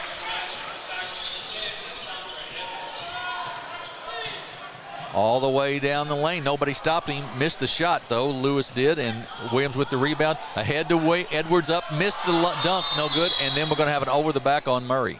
Oh, a technical on Edwards, I guess, for... He hung on the rim. That ball is still in play, and he's hanging on that rim. He's got to get off of it. Gotcha. So that will be a personal foul on... count as a personal foul on Edwards, and will be the technical, and will send, I believe it was going to send... Sir Jacob Lewis at the line to shoot the 2 free throws, and they'll get the ball with 28 seconds to go in the half. Now, here's a tough one. You hit the dunk, you're fine. But Right. you missed that dunk, the coach is looking at you to say, hey, why didn't you just put it on the glass? Free throw no good. Neither team shooting the free throws very well tonight. Lewis has a second.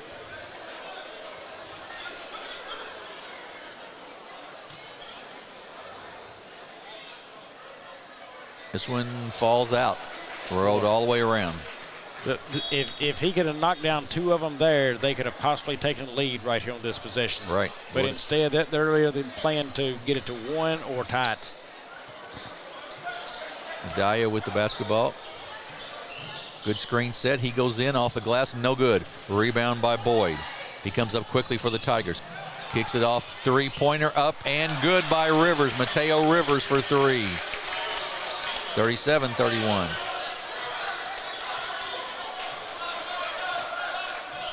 Five seconds to go. Screen set. Long three up and off the mark. No good. And that will be the end of the first half. It is the Cape Central Tigers, ranked number 2 in the state in Class 5, 37. Confluence Prep Titans, 31. We'll look at some team stats here real quick before we take a break. Well, right now, Cape shooting still well. 13 of 25. Confluence Prep, 11 of 25. Other thing we want to hit before we go to the break, if you talk about free throws, Cape 10 of 15, Confluence Prep 6 of 13. So both teams would like to shoot a little better, but really Confluence Prep needs that in their favor.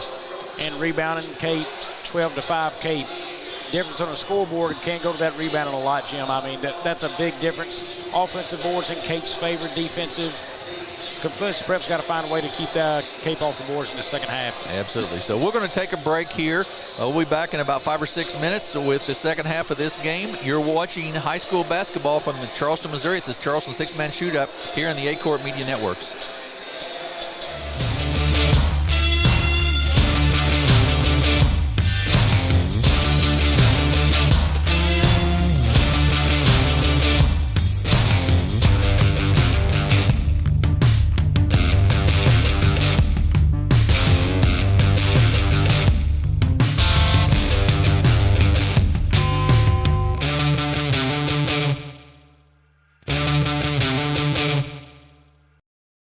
If you feel like you never get the time you need with your insurance agent to find the right coverage, it might be time to make a change. Tyler Miller of Flatland Ag Insurance in Clarkton works to make sure, each and every day, that his clients feel they are taken care of. With years of experience in crop insurance in 4 states, he strives to provide you with the exact coverage you need for your specific situation. For more information, give Tyler a call at 573-276-8044. Here's to another great year. Growing cotton in the Mid-South is hard work. As a farmer, you make tough decisions every day. Choosing a cotton variety shouldn't be one of them. Next-gen brand varieties from Americot are bred specifically for cotton growers like you. We're 100% independent and farmer-owned. Plant cotton that works as hard as you do. Americot. All we do is cotton, all the time. Does your business need, literally anything? When we founded CNS Cleaning Supply, our goal was simple. Become a one-stop shop for anything and everything your operation might want. From car care to condiments, mops to markers, soaps to staplers, and everything in between. Which is a lot. CNS has got you covered. Give Delane Beckwith a call at 573-217-0104 or visit cscleaningsupply.com to get set up with, well, literally everything. Tell them Delane sent you.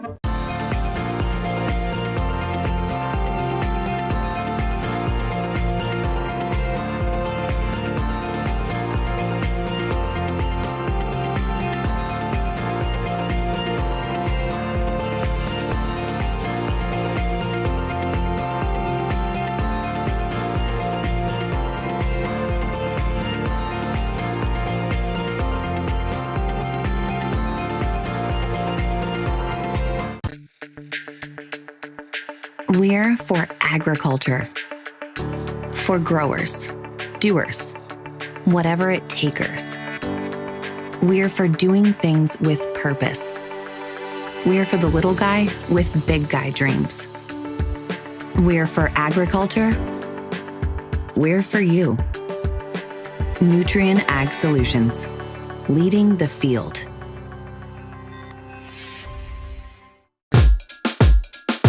Julep, pop, pop, pop, pop, pop, julep, pop, pop, pop, pop, pop, julep, pop, pop, pop, pop, pop, woo!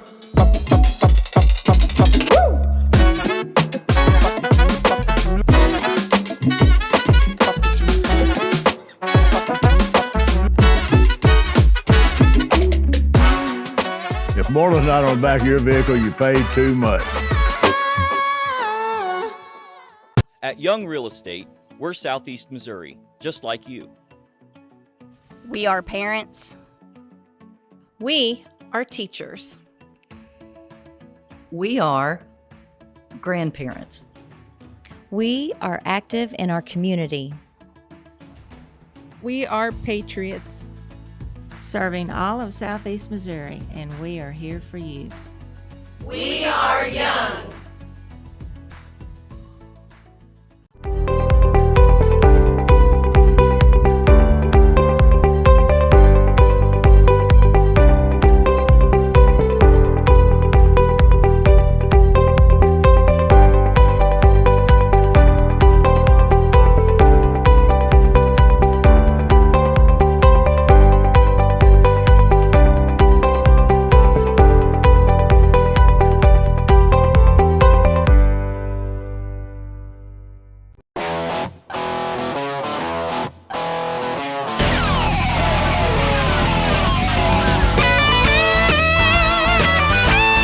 We're right here at King Jerry Lawler's Hall of Fame Bar and Grill on world famous Beale Street, and as you can see, oh my gosh, we have the best barbecue ribs in Memphis.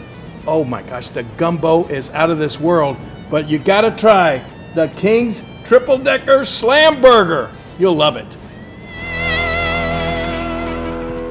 At Wings Etc., we take every one of our wings very seriously. Just like you do, Mr. Dipper, the master of measure, the prince of the poor. We know how you handle our jumbo wings with the perfect combination of urgency and care, just like we do. Your hunger fuels our hunger to rapidly remove the hangry fire in your belly by dousing it with some cool liquid lightning and our thunderous award-winning jumbo wings. Your hangry is always welcome at Wings Etc.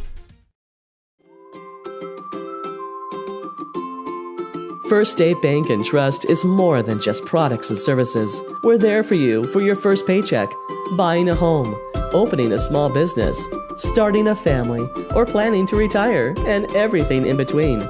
We're the local bank you know and trust for all of your financial needs. Visit fsbtrust.com or stop by your local First State Bank and Trust to explore all of your financial options. Equal housing lender, member FDIC. For all your banking and financial needs, visit First State Community Bank in one of their Southeast Missouri locations.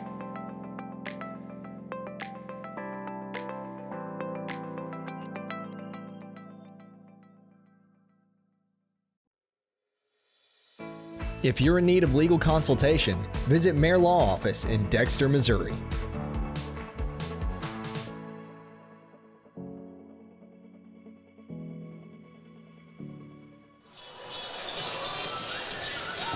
We are back at Charleston High School. At halftime, the Cape Central Tigers lead the Confluence Prep Titans 37-31 here at the Charleston Sixth Man Shootout.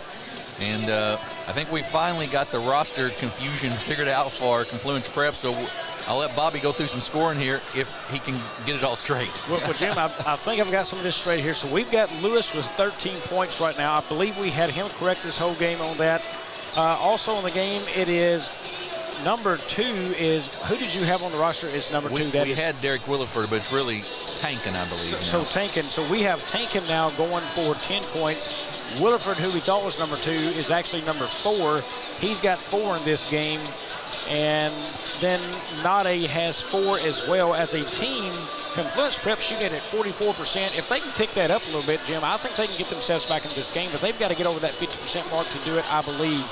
Out inside the arc, they're at 53%. Outside of it, they're 3 of 10 for 30%. Free throws right now, 6 of 13. They are 46%. That is a watch-out area if they don't get better this game. Meanwhile, for the Cape Central Tigers, It is in the game. 3 points for Rivers, 7 points by Boyd, 1 point by Tyson Williams, 2 in the game for Marquil Murray. If he can get hot, that's where I think Cape Central can pull away. Also in the game, it is 6 points, for Tyson Edwards, 5 for Reynolds, 11 points Cameron Williams. He's 4-5 shooting right now from the floor, and 2 points by McIntosh. So several guys in that starting lineup not doing a whole lot of scoring for them yet. They are shooting as a total of 52%, and I said they had to get above 52 for Confluence. Cape Central is. Inside the arc at 60, outside of it, only 1 of 5 right now for 20%. Haven't shot a lot there. They can shoot it there. I think they need to take some looks with some of the kids on this team, Jim. Yep, I would agree. Basketball. 66% from the line as well. We talked about it. They need to pick it up. Confluence will have the ball to start the half. They trail by 6, 37-31. As we mentioned, Cape Central's the number 2 ranked team in Class 5 in the state.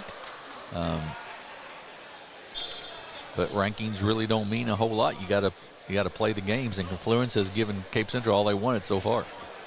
And did Confluence not go to a zone offense, right, or defense rather, in that second quarter? I believe they did, yes. Yeah, I talked about that, and the reason I like that, when you're a shorter team, you're undersized, that gives you better help defense when you're outmatched as a bigger player down low is going up against you on offense.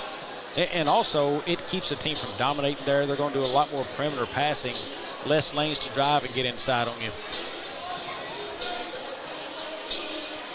So we're set to go. A lot of conversation between one official and the head coach over on the sideline. Here we go. I think we're set.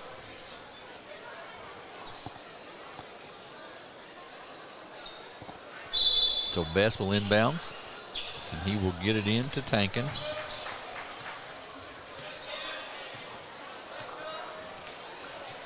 Central still in a man-to-man.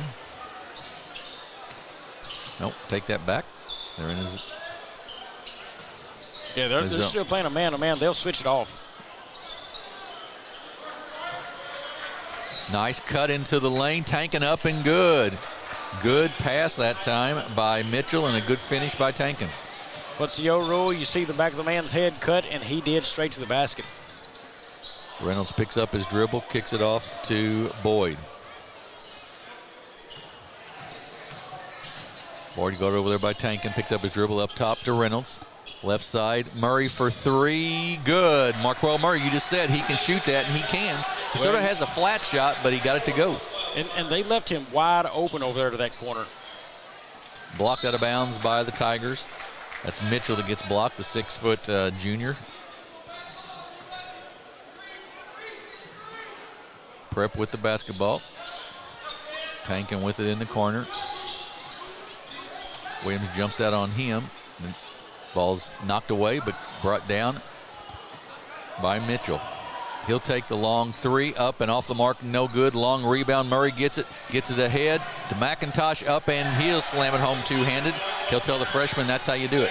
What about that look from Murray? The rebound, and it took him a split second to know where that man was up the floor. That's great outlet basketball for Cape. Down the baseline, they give it off to Waters in the lane. He goes up, left-handed, up and good. Good offensive set there by Confluence Prep. Reynolds with it for Cape Central. Inside to McIntosh. He loses control of it, does get it back, then puts it on the floor. It's loose and taken away by Prep. Confluence with it quickly up the floor. Tankin thought about the 3, pulls it out. He's guarded out there by Boyd. We're going to have a push. It'll be out of bounds on to Cape Central, to Confluence Prep. Lewis checks in for the Titans. Foul went on, well, not on Edwards because he's not in the game, so I'm not sure who that went on. I want to say Boyd. they called that on Boyd, I believe. Yeah, could very well be. By the body language he showed, I thought it was him. Nice pass inside to Waters, no good though. Williams with the rebound, he'll bring it up. 6'8" senior takes it down the floor, goes all the way to the basket. It's no good, but he'll shoot 2 as he was fouled in the act of shooting. That was just a hair of a mismatch there. That went on Sir Jacob Lewis, who's 5'6" senior, against the 6'8" Williams, and he wasn't going to block the shot, that's for sure. Yeah, that is correct. You know, we noted SEMO offering him. One good thing I heard that coach saying that several offers were made to kids in this area. I mean, P.J. Farmer from Charleston, maybe Jadis Jones, I believe, also from New Madrid. He made a point. He wanted to offer this local talent and try to keep it home. And, boy, what a statement that is. And a publican making that to those kids of how important that is. That's a big statement to the parents, too, to get to go watch them every game when they're here. And the community, the surrounding community, come around and support that program. I believe he's also already offered to Murray, the freshman for Cape Central. So yes, that is correct. So, yeah, you're right. He wants to keep some of that local talent around, and that helps the fan base a bunch. Ahead quickly. Oh, great read and a great finish by Jaden Reynolds. Central up by 11 now, 46-35. And Murray with the steal. He's going to go down for the layup, and he's going to jam it home two-handed. 48-35. This game has started to spread out in this quarter the way I thought it would in the second. Yep. Their athleticism of Cape Central has really shown up here just in the first 3 minutes of the third quarter. The Titans just need a score. They've got to get a feel that they can score again in this quarter quickly. Long three from the corner, off the mark, no good. Nice rebound there by McIntosh, and he just throws it out of bounds. Well, I wanted to compliment McIntosh. He kept the ball high instead of bringing it down where they could tie him up, but then he threw it out. Right, exactly right. 30-second timeout by the Titans here. And Bobby, so what's been the change with with this now 13-point lead for Cape Central? Well, I think aggressive play, and smart shot selections. The wide open three in the corner, the outlet passes, the quick passes, unselfish stuff. I mean, they got to some basketball in that second quarter that I didn't think was good and kind of just lackadaisical play. They're taking it to them like they're a number 2 state-ranked team right now. They're on the offense and not playing kind of lazy, just, hey, I think you're going to give me the basket kind of offense. I mean, they're actually getting out there and playing the game the correct way and still maintaining on defense. What have they given? There was 27 in the going into the half. It was 37-31, so they've given up 4 points and they've scored 11. Right, yeah. Right. They're right. on 11-4 run coming out of the half right there. So.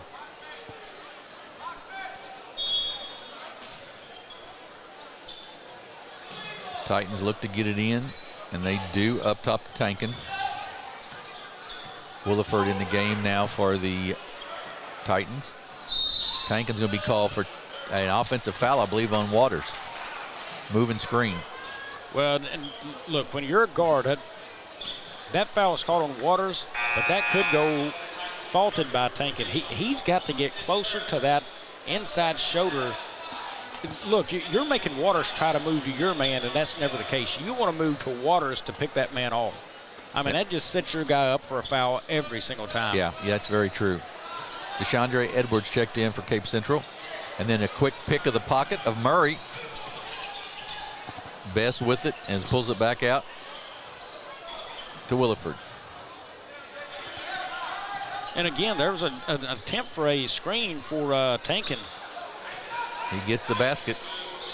I wonder how much his game improves if he learns how to use the screen very well. Yeah, Jaden Reynolds, nice pass off to Williams, up and good. Once again, unselfish. Reynolds could have taken that himself, but saw Williams open and puts it in. Well, you never have to worry about how many points you're going to score when you're sharing the basketball like that, because you know you're going to get it back at some point during the game. Turnover on the Titans. Cape Central will get it back. Leading by 13, 50-37, with 4 minutes to go here in the third quarter.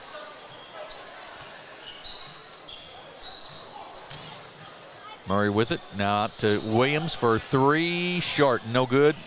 Off of the Titans, and it'll belong to the Tigers in front of the Central bench. I'll tell you, Williams' game transformed so much better to today's game of basketball as a 6'8" kid. He's going to be fouled as he got the over-the-top pass.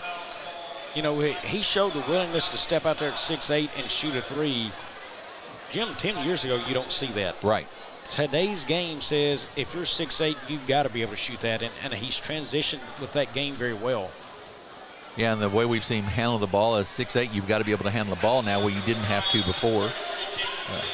That was the third foul on Nadaya, by the way, and Lewis checks back in for the Titans. But you're right, he handles the ball, he can shoot the three. He's transitioned that game. You're exactly right, to where he can play at a bigger college level because of that. Yeah, and the things he can change about his game in effect, he certainly has. You know, you can't change your physical body speed. I mean, you can to a certain degree, but you're only going to reach one maximum level. But, you know, his shot, being able to work inside, outside, the footwork, his defense. We've seen him step out and take on guards this game. Just really impressive. Murray for 3, off the mark and no good. Long rebound run down by Reynolds. He takes it to the basket, up off the glass, no good. Williams tried to get the putback, misses the dunk. Reynolds is going to pull it back out, though, reset some offense here. Murray with it to Edwards. Edwards puts it on the floor, gets fouled, and goes to the line to shoot 2. I really like this DeShondre Edwards. I think he's got a chance to be special. Yeah, and just a freshman, as hard as he plays. Now, I'm surprised Cape did not swing that back around to Williams, because his defender fit right under his armpit. I mean, he saw he had the mismatch and was calling for it to go to that side of the floor. He knew what he had there. Edwards' free throw was a little short, no good. You know, you talk about Edwards there. That's a freshman backing his man down underneath the rim. Yeah, exactly right. That's a freshman doing that. Look at his legs now, and they look at the legs of a junior or senior. As he gets bigger and stronger in that weight room, man, is he going to be something to handle. Yeah, he really is. Missed both free throws, though. Going to have a timeout. Coach Church gets the timeout. Well, we're going to see it. One ref's going to say timeout. One's going to say jump ball. So we'll see which one gets the call here. They're discussing it. And it will be a jump ball. So Coach Church will not, I'm sure, waste the timeout. And the ball will belong still to Cape Central.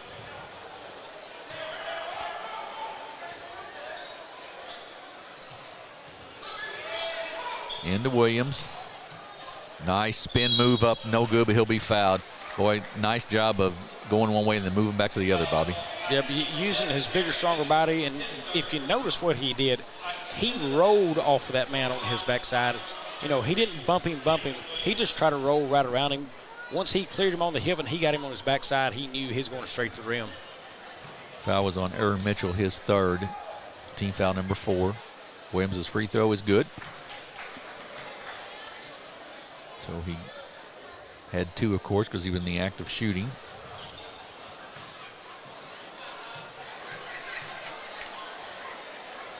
Up and also good. So a 16-point Cape Central lead, 53-37. Long 3, Lewis, good. Well, Sir Jacob Lewis, good.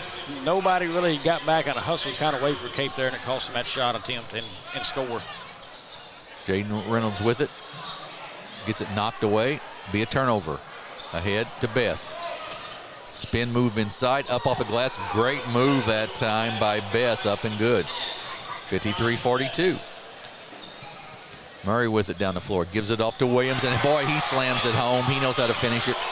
Again, unselfish basketball by Cape Central. 3 up off the mark, no good. Rebound off of Williams' head, out of bounds, will belong to the Titans.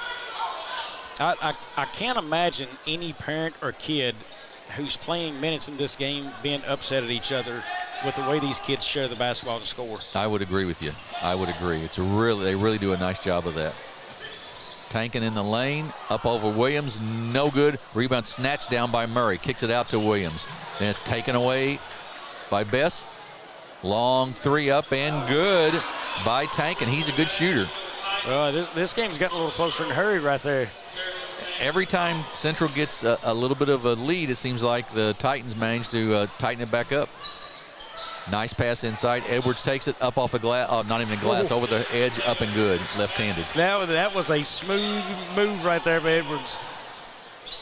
I think he's a natural left-hander, too, which makes it even tougher to guard, I think. Tankin for 3, off the mark, no good. Williams with a great block out that time and over the back by Aaron Mitchell. Now, Jim, I want to go back to that point where I just made about keeping kids happy and parents. How hard is that to do when every one of these kids know they can be a star? I mean, these kids know how good they are, and they could go for 30 a game. As a coach, how hard is that to convince that kid, hey, I want you going for 10 tonight, I want you going for 2 tonight, I want you going for 30 tomorrow night. That's an impossible job, trying to tell a 16-year-old, 17-year-old kid that job. I mean, it's almost impossible, and they do it every night. Yeah, they do. They share the ball really well. because they do know on a given night they can be the 30-point guy, you know. Reynolds for three, good. Jaden Reynolds for three, just like that. Reynolds hadn't really scored a whole lot tonight, but then he gets the look and the three. You know, the only one we hadn't really seen just step out and do some really strong things is McIntosh, and he can. Right. Murray to the basket, up and great move by Marquel Murray, up and good. And they're getting it off the defense right now. Jump shot up and good, even though that's another basket by Lewis. Just a little strong by Edwards and out of bounds. Yeah, that one there, Edwards is going to have to learn. He had a man in between he and the guy he's passing to, and it's on the wrong side of the basket trying to make that pass. Yep, absolutely that really put McIntosh in a tough spot. 15-point lead for Central, 62-47, a minute to go here in the third quarter. Best with it up top. Gets it back, put up the three, up and off the mark, no good. Edwards ahead to McIntosh, and he slams it home. That's about 6, 7. I mean, there's a bunch of them that can dunk out there. I know that. Long three up, air ball, no good. You know, they don't lose. I mean, they lose something starting with Cam Williams not in there, but the offense can still score. There's a lot of scorers on that Cape Central team. Well, when you take Williams out, the sub that come in for him has got foot speed on him, you know, so you lose the huge body, some of the rebounding, and the versatility of a 6'8" kid, but what he can do on the floor. But, I mean, you know, you just make up for it in another area. That foul's going to go on Bess. And you mentioned earlier about Max Vogel tearing an ACL. Just think if he was playing, because he's a three-point shooter. Three-point shooter. I mean, you know, he's still a good passer, too. I mean, defender. I mean, he did a lot of good things for him. And I want to say before they had this group together last year, Vogel scored a lot of points, logged a lot of minutes for him. Yes, he did. Absolutely, he did. Tanking with it, going to go down the lane with it. He's going to go up. Shot is good. Over the top, up and good. Over McIntosh. That was tough for Tankin to navigate through. Bad pass. Bess misses the shot, though. Murray ahead with it. Great move, stutter step. He goes to the basket. He's going to be fouled as he tries to drive it home. And he'll shoot two. But, and Jim, one thing I noticed too about the aggression of Cape, when they come down with a rebound, they don't just clear the rebound and let the floor move. They aggressively push the floor themselves. They set the pace the whole game. Yes, that's exactly right. I mean, if you're a kid who's going to stand around and look after a rebound, don't come play at Cape because this is not the home for you. Right, right. They get out and run. Murray with the second. Short this time, no good, but Edwards with the rebound, puts it on the floor. One dribble, left-handed, up and good. 18-point lead, 67-49, 5 seconds to go in the quarter.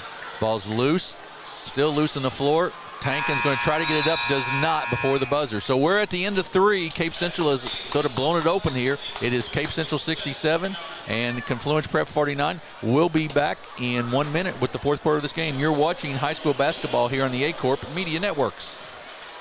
At Wings Etc., we take every one of our wings very seriously. Just like you do, Mr. Dipper, the master of measure, the prince of the poor. We know how you handle our jumbo wings with the perfect combination of urgency and care, just like we do. Your hunger fuels our hunger to rapidly remove the hangry fire in your belly by dousing it with some cool liquid lightning and our thunderous award-winning jumbo wings. Your hangry is always welcome at Wings Etc.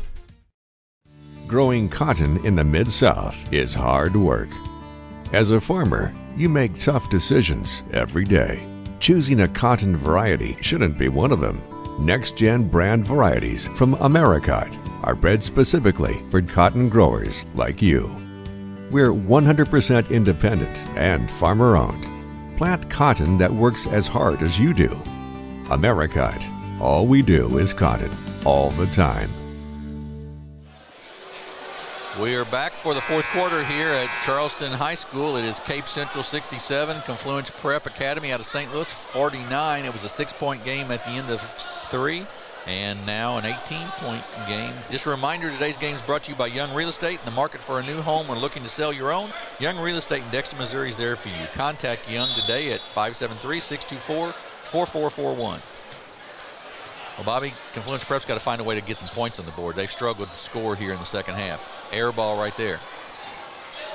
Well, where they have, it's been some miscues by Cape Central of not just getting down the floor well and covering the three, or turnovers and quick scores right under the basket a couple times. Lewis up over the top, up and good. I like Sir Jacob Lewis. He's a good little player for being 5'6" in particular. That was an extremely tough shot right there. I mean, you're on the run trying to throw a floater up over a man coming at you swatting. I can't do that personally, Jim. No, I cannot either. Williams banged around inside, gets held, and go to the line to shoot 2, I believe. Now, Williams needs to play with his head outside the arc right there. You know, his eyes have got to go there because he had a man out there, not McIntosh, that Reynolds is over there. Reynolds. Yep. He was wide open wanting that three, and yep. I believe that's one of the rare misses where Cape has not shared the basketball tonight. He was in a lot of traffic. And the one thing that I've noticed maybe tonight a little bit is that Central's going to have to do a little better job as they get into the state playoffs protecting the basketball. Protect the basketball. I think they've got to do a better job of playing a complete 32 minutes of basketball. You know, they've had some times tonight, I think they've kind of just almost taken off a couple plays or maybe a couple of minutes. And you can't do that and expect to win a state title. I think they've got to play a complete game the whole way through. Yep, I absolutely agree. You know, we saw that earlier this year, that win they got against Jackson. They didn't never secure that game until Clayton Ernst fouled out. That's when they really started to turn it on and took control and win it. Murray, good pass that time, or a little short actually, but Boyd loses it and it goes out of bounds. But he once again found the open man that they were looking for in the corner. Well, and he made a bad pass. Make a better pass because he was wide open by a mile. You know, there's no reason to rush that pass or throw it where he did. I mean, he had time to take a nap before somebody got there and was able to block it. Lewis, good move down the baseline up. Shot is short, though. Rebound taken out.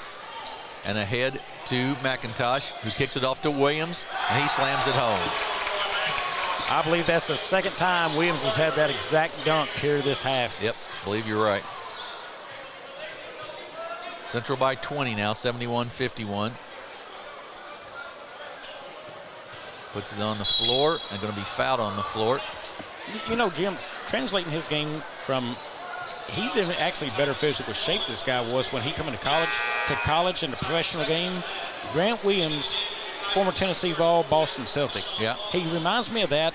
Grant Williams is actually a little smaller than him height-wise. His body was not in near as good a shape as Williams, but Grant Williams now shoots it outside. Boy, going to comment on that defense there. Boyd's got a drop step there.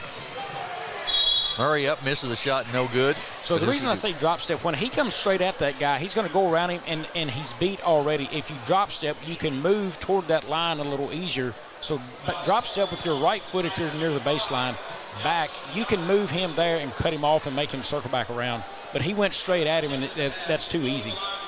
Yep. Yeah, but anyway, the comparison I see there, Grant Williams taught himself going to the NBA how to shoot threes. Cameron Williams is already doing it now at this level. Right. And you know, back then, Grant Williams' game was inside. He had pull-up jumpers he could do in the paint and inside the perimeter. But, you know, Cameron Williams does all those things like that very well. 2 free throws, good.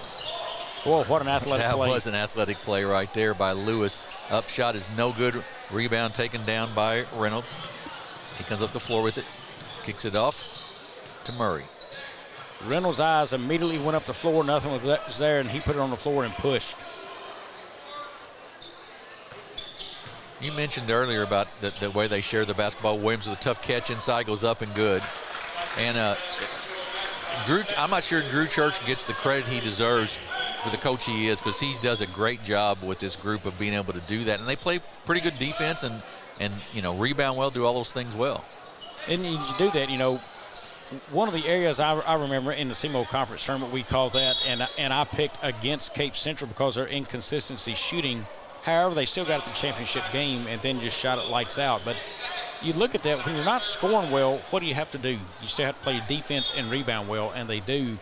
The depth he's created also lets you be able to do those things because you stay so fresh. Yep, absolutely right. Second foul on Murray. Third team foul on the Tigers. So Confluence will have it out of bounds. And they get it into Waters. Good move up. Good inbounds play, up and good. Just lost his man there, and it's a basket. Murray, the freshman, with the basketball. Good spin move. Goes down the lane, goes up and good. Nice fake pass. Great look. 77-53. There's going to be a lot of teams in Southeast Missouri that are tired of seeing Marquel Murray in the next 4 years. No doubt. He's going to be fouled. And he'll shoot 2 free throws here, I believe. I, for one, Jim, am not going to be one of those people. I'm going to enjoy watching this Cape Central group. I am too. I am too. I think this is a group like we're seeing right now at Charleston too, last year and this year, but I think this is more like a Charleston group of last year because of the depth they have. I mean, I think we're going to see this out of Cape Central for several years to come right here. I think they've got a good 5 years at least running in them, maybe 6 coming up. I mean, of state title runs every year. Yeah, because their freshman class, I know, is very, very good. You got 2 of them playing out here. Their 8th grade class was very, very good. So you're right. They've got 4 or 5 years probably if those kids all can stay together. And we don't know beyond that. I mean, that's just what we know right now. Right. So Central leads by 26, 79-53. It was a 6-point game at halftime. McClard will check back in for the Tigers. He'll give Murray a break with 4:48 to go. He'll probably be done for the evening.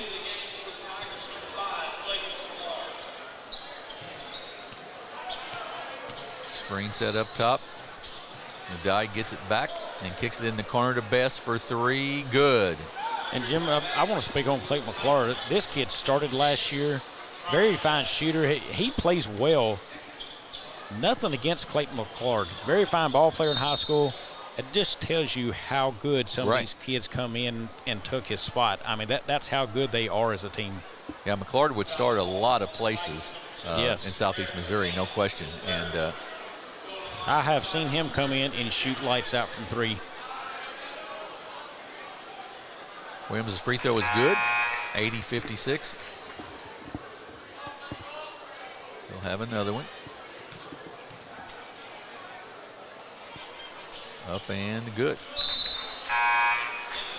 So that will bring Jadon Reed in the ball game, a 6'1" senior, and that, or junior, excuse me, and that'll take Cam Williams out for Cape Central.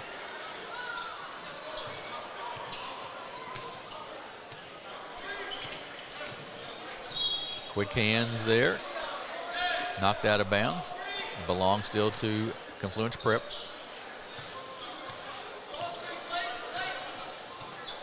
Nice move down the lane, up and good by Tank. That's going to be on Bess, I believe. That may be his 5th. I won't swear to that. It's going to send Tyson Murray, the 6'1" junior, to the line to shoot 2 free throws for Cape Central. That is 5 on Bess. A little bit of frustration building right there for the Titans, I believe. But, you know, just a tough third quarter. It buried them. They were only down 6 at the half, and that thing exploded in the third on them. Yeah, absolutely right. Malik Calvin, a 5'10" freshman, checks in for the Titans. Williams will get a second one here. Up and good.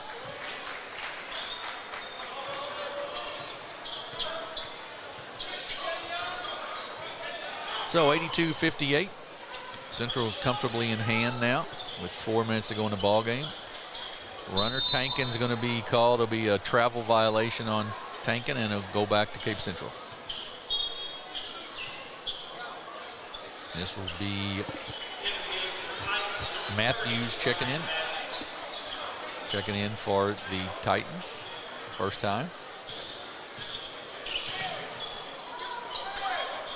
Williams with it to Edwards. Edwards goes up, misses the dunk, and he's going to be called for a technical for hanging on the rim because he missed another dunk. Well, he hung on the rim, missed the dunk, and he stayed there and then tried to touch the basketball, which come back down and hit his hand when he missed it. He's still on the rim, and the ball hits his hand, not the rim. Right, exactly right. Now, my question is, if you get 2 technicals in the game, are you disqualified? I'm not 100% sure there. It's not a flagrant So I'm not sure the level of the technical foul. I don't believe he's going to be disqualified for that, but maybe so because he's coming out of the game. Well, I know he's going to sit down either way, so. I don't think it matters in this one with the score where it is. Right. But Dalton Toma checks in, 5'11" senior for the Tigers. So now when you win by this much, if you're the Cape Central Tigers, the teammates can razz him pretty good about missing 2 dunks in a game. Absolutely. Now, if you lose, you don't really want to do that. So, yeah, he has Right. gone from the game. He has to leave as he exited. So, yes, you were correct. But, yeah, that's a good thing to razz him about after the game once you absolutely. win and get on that bus on the ride home. Have a little fun with it and everybody laugh. Lewis for 3, off the mark, no good. Rebound by Toma. He kicks it out to Williams. Williams all the way to the basket. Shot is good. Falls in for Tyson Williams.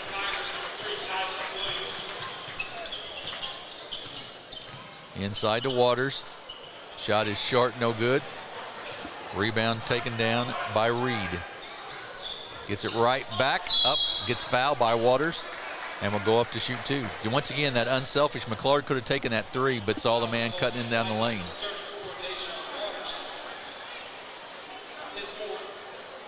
Waters' 4th foul. Jaden Reed, the 6'1" junior, will shoot free throws.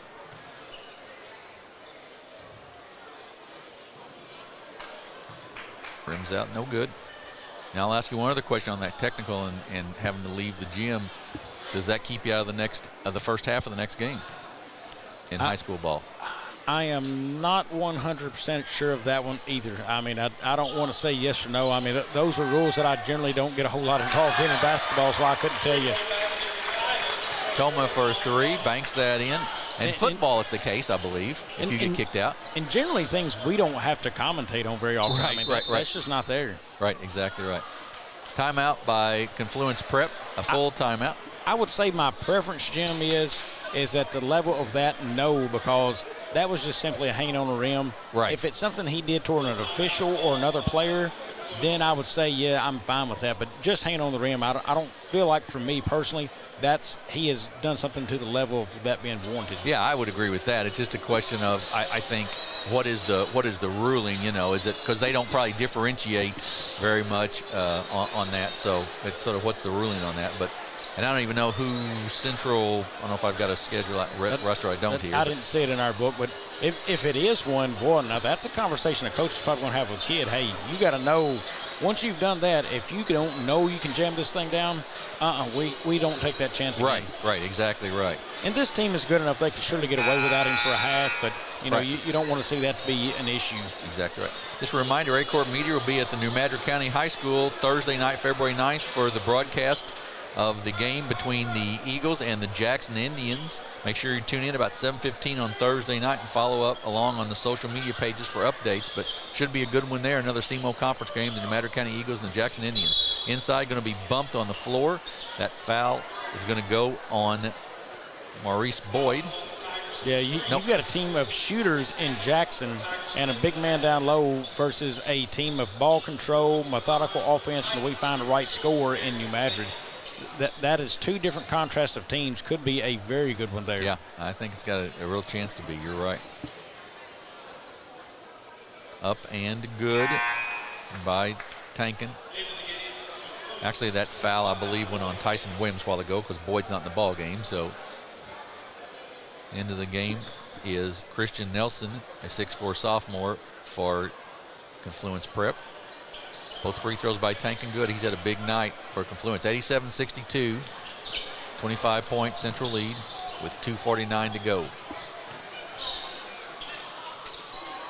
Steele, a little too quick a pass there, or too long a pass, and it allowed Lewis to get his hands on it. Jim, I believe for Central, that's Mateo Rivers, just a sophomore as well there on the floor. And logging minutes, and I mean that's a kid who, as he graduate more kids, he's going to get more playing time as well. I mean, yeah, absolutely. Again, just a comment of how deep they are. Toma looks, gets it. Oh, good look by Toma to Williams, up and good. Even the last kid to come off the bench looks for that open man, doesn't he? Yes, he does.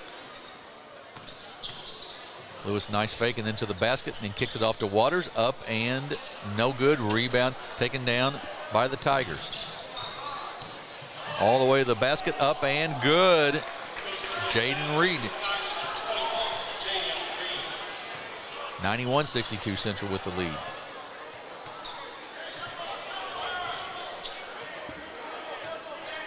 We've got another one after this one, folks. The Charleston Bluejays takes on the Hazelwood Central Hawks in the nightcap tonight. McClard to Toma. Toma puts it on the floor, kicks it back to McClard. McClard thought about the three, doesn't take it. Then gives it off to Tyson Williams, back up. No good. Toma with the tip, no good. Knocked out of bounds, will belong to Cape Central, I believe. Well, Toma had him 2 more looks at the basket right there, didn't he? Yeah, he did. Absolutely did. Toma from the corner, doesn't take it, kicks it back out. Stolen, quick hands there by Tankin. He goes up for the layup up, and it's blocked from behind, but he's going to be fouled. He is very, very quick. He really's got good footwork and reads the passing lanes really well. Well, he was either trying to go up and attempt to dunk or just really slowed up on his layup to try to get way up high for it, but you can't do that against very athletic teams. Cape Central, big lead, and they're still running down the floor. You know, and Jim, you know, we've talked about unselfish play, and even the second group in here now, very unselfish. I wonder if that's something that has been established by the head man there in practice, saying, look, you know, if I see you being selfish, hey, you just might as well expect a run. I wonder what he is due to establish that in his program, because that's no doubt the way we're seeing it play out in this game with every player on the team, that's no doubt come from the top down. Yes, I would absolutely agree with that. Absolutely agree. And another steal by Tank, and he goes up for the layup, up and good.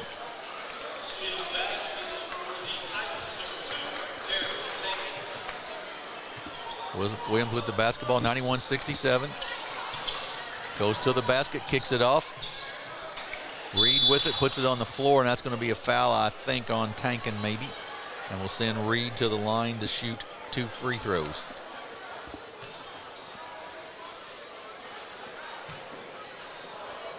Cape Central will move to 20-1 on the season.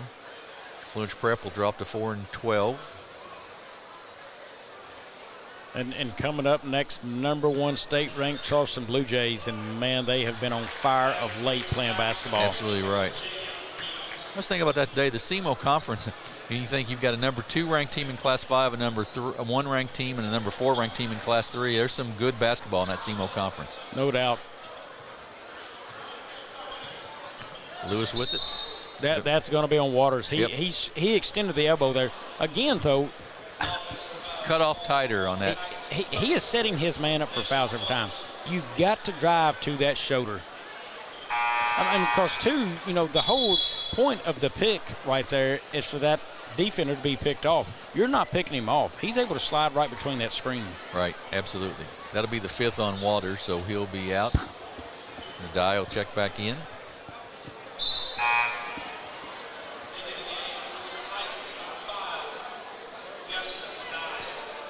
So yeah, Charleston will be up. Charleston and Hazelwood Central will be up next. Charleston struggled early in the year, but they've really, in the last, say, 10 games or so, really played well. And since then, they've won a lot of basketball games. Hazelwood Central's 9-9. Layup, no good. And P.J. Farmer was not healthy until truly healthy and 100%, I think, until after the Christmas tournament. He's healthy and playing well now. And also on that was not Wiley, but the other one. I'm drawing a blank right here. The Standback right.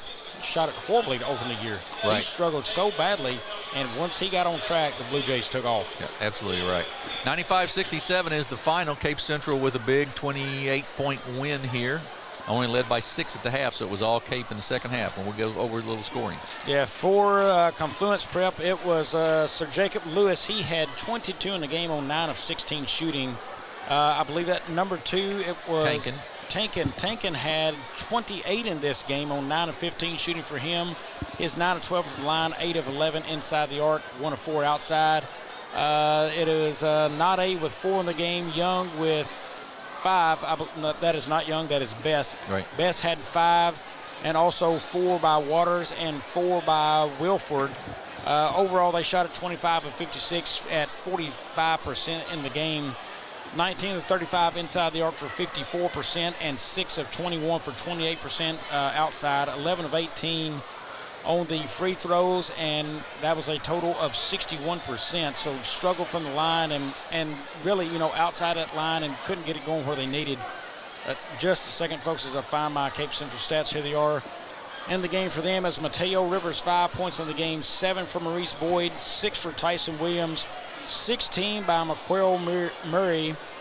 McClard did not register a point in the game. He did log 15 minutes or so there. It was Edwards with 10 in the game, 10 in the game Reynolds, 4 in the game for Reed, 3 in the game for Toma, 28 in the game for Cameron Williams. He is 8 of 12 from the floor at 66%, 8 of 11 inside the arc, and 12 of 15 from the free throw line from a big man at 6'8". That's nice shooting.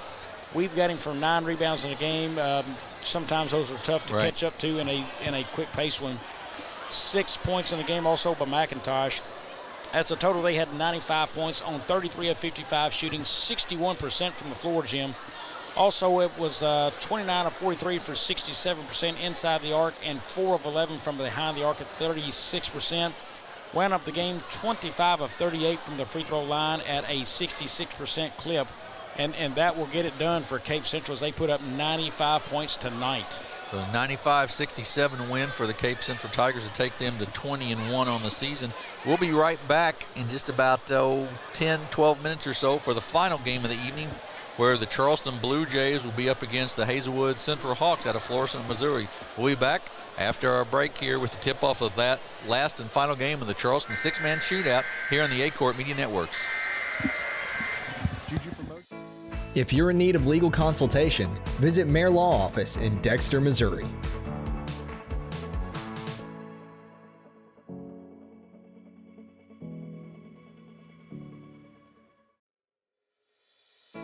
If you're in need of legal consultation, visit Mayor Law Office in Dexter, Missouri.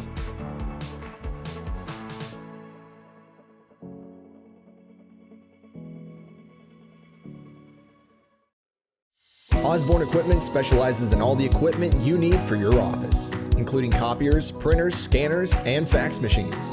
So if you're in need, contact Osborne Equipment for the best service in the business.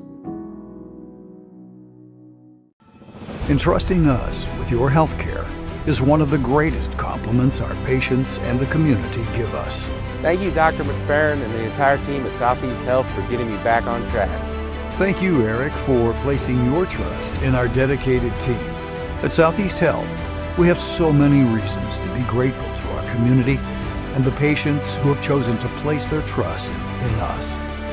Southeast Health, always by your side. First State Community Bank has been named the #1 bank in Missouri by Forbes, and we think they might be onto something. When it comes to banking, we've always said that people should come first, and we hold true to that idea. Opening an account has never been easier. You can even do it online. We want our community to thrive, and that's why we put it in our name.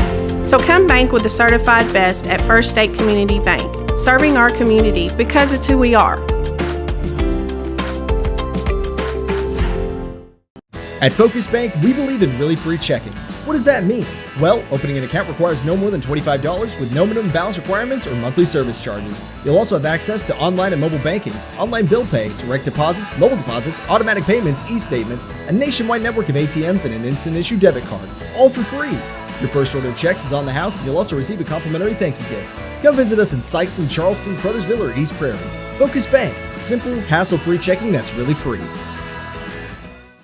Mathis Funeral Home of Dexter and Bernie strives to provide their community with the accommodations and services needed to relieve your family during times of loss. For more information, give them a call and see how Mathis Funeral Home can help meet your expectations in celebrating your loved ones. For over 100 years, Stoneville Cotton has helped farmers stay strong and win their growing seasons, delivering protection against key weeds and insects to maximize their yield potential.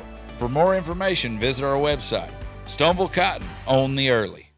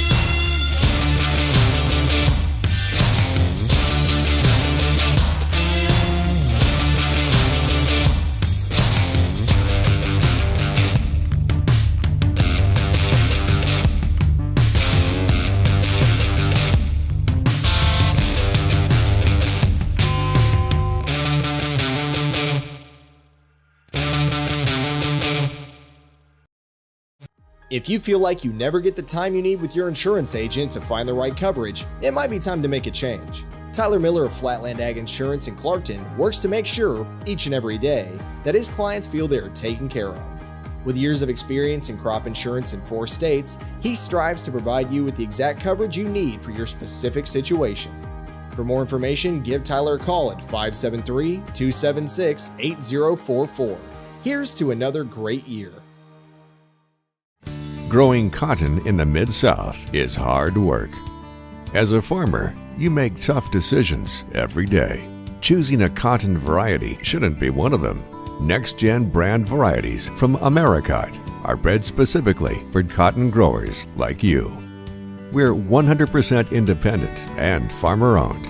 Plant cotton that works as hard as you do. Americot. All we do is cotton, all the time. Does your business need, literally anything? When we founded CNS Cleaning Supply, our goal was simple. Become a one-stop shop for anything and everything your operation might want. From car care to condiments, mops to markers, soaps to staplers, and everything in between. Which is a lot. CNS has got you covered. Give Delane Beckwith a call at 573-217-0104 or visit cscleaningsupply.com to get set up with, well, literally everything. Tell them Delane sent you.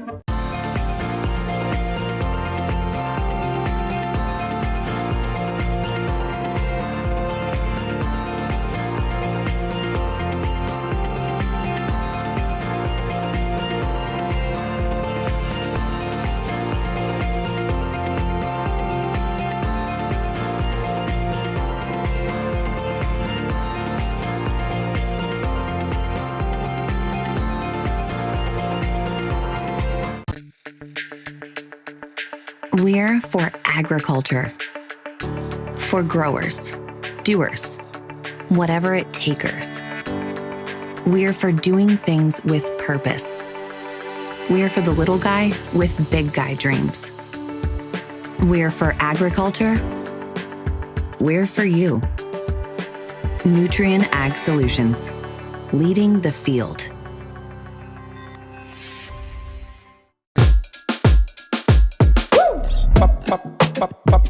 Julep,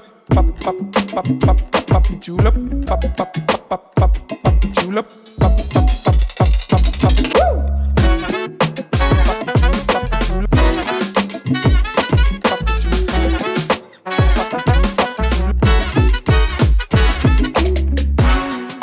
If more than not on the back of your vehicle, you paid too much. At Young Real Estate, we're Southeast Missouri, just like you. We are parents. We are teachers. We are grandparents. We are active in our community. We are patriots. Serving all of Southeast Missouri, and we are here for you. We are young.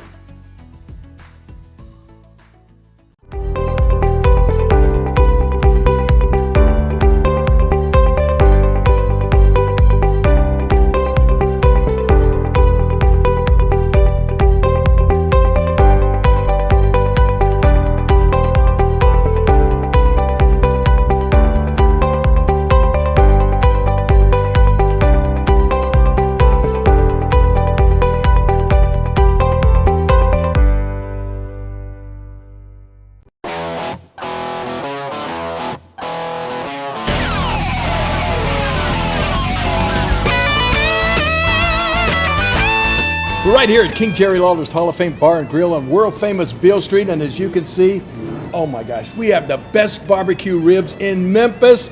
Oh my gosh, the gumbo is out of this world, but you gotta try the King's Triple Decker Slam Burger. You'll love it.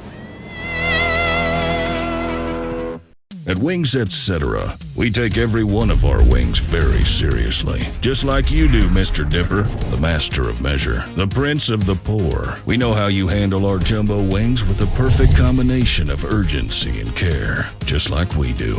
Your hunger fuels our hunger to rapidly remove the hangry fire in your belly by dousing it with some cool liquid lightning and our thunderous award-winning jumbo wings. Your hangry is always welcome at Wings Etc. First State Bank and Trust is more than just products and services. We're there for you for your first paycheck, buying a home, opening a small business, starting a family, or planning to retire, and everything in between. We're the local bank you know and trust for all of your financial needs.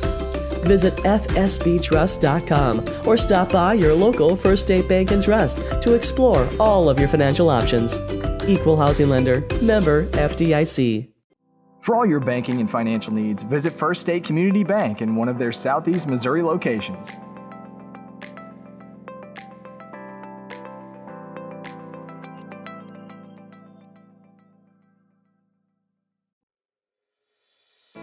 If you're in need of legal consultation, visit Mayor Law Office in Dexter, Missouri.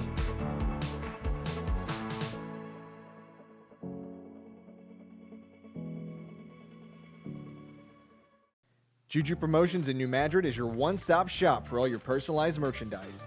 Whether it's screen printing, embroidery, promotional products, heat presses, or decals, we've got something that will suit your needs. So you, your school, or your business will always be looking its best. There's tons to see, from apparel to accessories. So what are you waiting for? Stop into Juju Promotions today in New Madrid, Missouri. And don't forget to like us on Facebook. Osborne Equipment specializes in all the equipment you need for your office, including copiers, printers, scanners, and fax machines. So if you're in need, contact Osborne Equipment for the best service in the business. Entrusting us with your health care is one of the greatest compliments our patients and the community give us. Thank you, Dr. McFerrin and the entire team at Southeast Health for getting me back on track. Thank you, Eric, for placing your trust in our dedicated team. At Southeast Health, we have so many reasons to be grateful to our community and the patients who have chosen to place their trust in us. Southeast Health, always by your side. First State Community Bank has been named the #1 bank in Missouri by Forbes, and we think they might be onto something. When it comes to banking, we've always said that people should come first, and we hold true to that idea. Opening an account has never been easier. You can even do it online. We want our community to thrive, and that's why we put it in our name. So come bank with the certified best at First State Community Bank, serving our community because it's who we are. At Focus Bank, we believe in really free checking. What does that mean? Well, opening an account requires no more than $25 with no minimum balance requirements or monthly service charges. You'll also have access to online and mobile banking, online bill pay, direct deposits, mobile deposits, automatic payments, e-statements, a nationwide network of ATMs, and an instant issue debit card, all for free. Your first order of checks is on the house, and you'll also receive a complimentary thank you gift. Come visit us in Sikeston, Charleston, Crothersville, or East Prairie. Focus Bank, simple, hassle-free checking that's really free. Mathis Funeral Home of Dexter and Bernie strives to provide their community with the accommodations and services needed to relieve your family during times of loss. For more information, give them a call and see how Mathis Funeral Home can help meet your expectations in celebrating your loved ones. For over 100 years, Stoneville Cotton has helped farmers stay strong and win their growing seasons, delivering protection against key weeds and insects to maximize their yield potential. For more information, visit our website. Stoneville Cotton, own the early.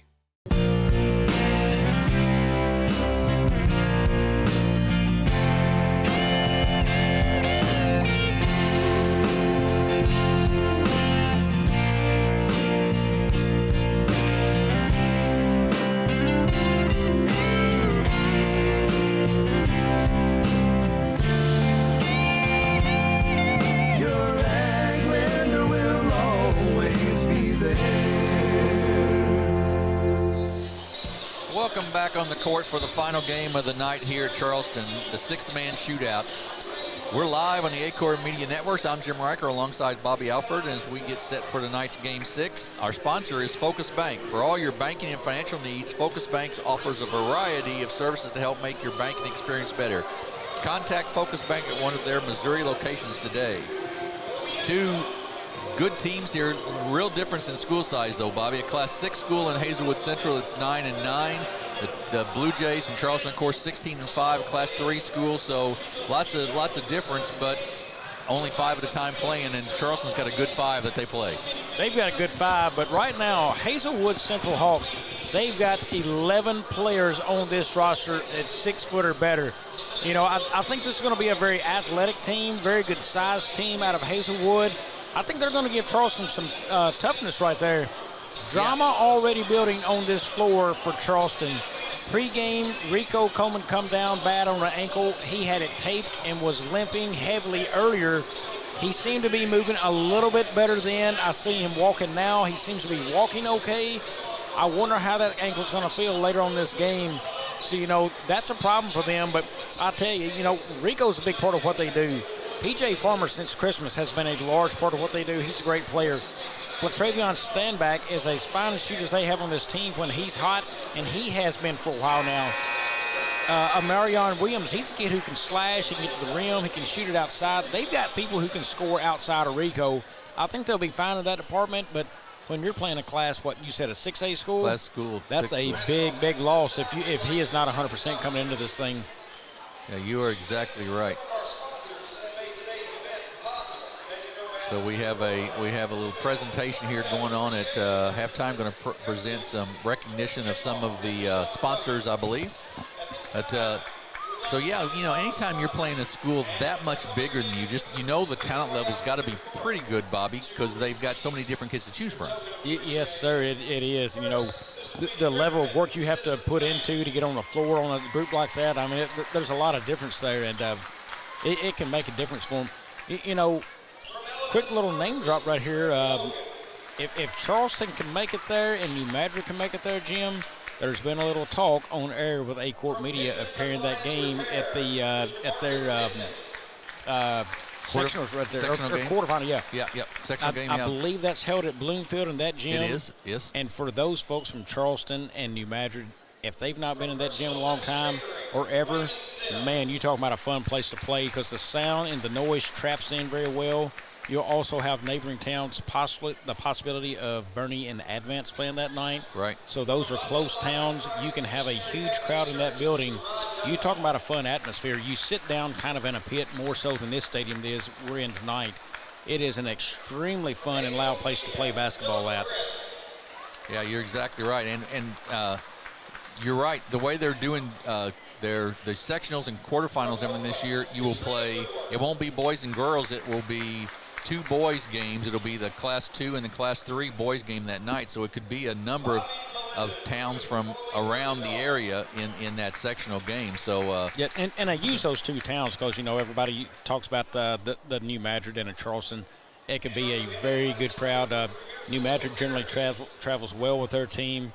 I'm sure Charleston would as well. And then the proximity you could have of a Bernie and Advance as well as recently use those names. If they are there, both those teams are just 20, 30 minutes down the road from Bloomfield, respectively. You're talking about holding some crowd noise in that gym. It just makes it that much more fun because for the folks who don't know, when you're in that gym at the Christmas tournament, it can get extremely loud on championship night. Yes, it can. It could be. It's a great place to watch a game. It's a fun place for the kids to play a game in that kind of environment. Yes, it is. Brandon Gilmore is the head coach of Hazelwood Central. Dominique Fulton, a 5'11 senior, starts for them. Jeremiah Watson, a 6'2 senior, starts for them as well. As we go through the starting lineups here, as you see. Ashad Turner, a 6-foot sophomore, comes out. You figure if a sophomore can play with all these seniors on the squad, he must be pretty good. Cameron Thomas is starting for them. McKinley Williams is starting for them as well, and I believe Travis Green was the junior, 6'1 junior that was starting for them. So good size in their lineup, a lot of experience, juniors, seniors overall. And then we've got Charleston, as will be set here, and we think we know what that starting lineup will be. It's pretty consistent during the course of the season. We've seen them a number of times, Bobby, and they've, as we've said, they've just gotten better and better, it seems like, every game. Better and better, and another team who shares the ball well, they can shoot it well, inside, outside team. Still one of my personal favorite players on this team, Katerion Owens. I have raved about the way he come into better shape this year with his body in this basketball game. I'm going to bow out of the way and let the starting lineup go. Marion Williams, the 5'9" senior at number 20, will start. Latavian Standback, a 6'2" senior as well. P.J. Farmer, the sophomore, 6'2", and an outstanding player, finally healthy again after a hip injury early in the year. Katerion Owens, number 45, a 6'3" junior, will go. And then a 6'5" senior, number 43, Rico Coleman. So pretty much their usual starting five. We'll see Rolandis Wiley come off the bench for them, no question about that. Pretty quickly. He'll be the first guy in. He'll be the sixth man, certainly. Yeah, and to finish what I was saying about Owens, the way he come in and changed his body this year and his improved footwork has made him a menace for teams down low. He's a hair undersized, but the way he was able to improve that footwork makes him just an extremely tough guy to handle down there. And if he's down low and you foul him, when he goes to the free throw line, he is a really good free throw shooter. He's my difference maker into the game for tonight for Charleston. I think if he has a big game, rebounds it, gets to the free throw line, look out for Charleston in this one. Charleston in their white, trimmed in blue, Hazelwood in gray, trimmed in black and gold. And it will come down, and Amarion Williams will run it down, and Charleston will start with the basketball. Williams has shot the ball pretty well recently. He's going to take it all the way to the basket right here. He's going to be fouled on the floor. No basket, though. No basket. It's going to be on the floor. And ball will be out of bounds to the Bluejays. Well, right away, I told you drama building. He's a kid who can slash and get to the line right there, and he shows he can right off the bat. He said, no need to pass, boys. I'm going to do this one myself. Absolutely right. Foul went on McLean, his first. Coleman, turnaround, no good. Tipped up, no good. Tipped again, no good. Still loose. Up off the glass, no good. And then we're going to have a foul on the offensive boards as Owens flashed in there and got the rebound. He gets fouled. That'll be the second team foul already. That's on Green, his first. Coleman tries to kick it to the side, can't. Gives it to Standback. Now in the corner to Farmer. Farmer to the basket, up and good, but he's going to be called for a charge. And a nice job right there trying to get the number. Nice job by McCain of getting there and drawing the charge. Well, I thought PJ should have shot that three in the corner. He had an easy look there, and he tried to go inside to a guy waiting on him. Green with the basketball. I want to say, Jim, also, that was number 14. I thought they said Cameron Thomas right there. I'll have to listen to that name if he scores. Three-pointer up off the mark, no good. Rebound taken down by Farmer. Quickly down the floor with it. He's going to take it to the basket. He's going to be tripped. And he'll go no, he won't go to the line because he was just driving in the lane. He'll be out of bounds. The third team foul on the Hawks.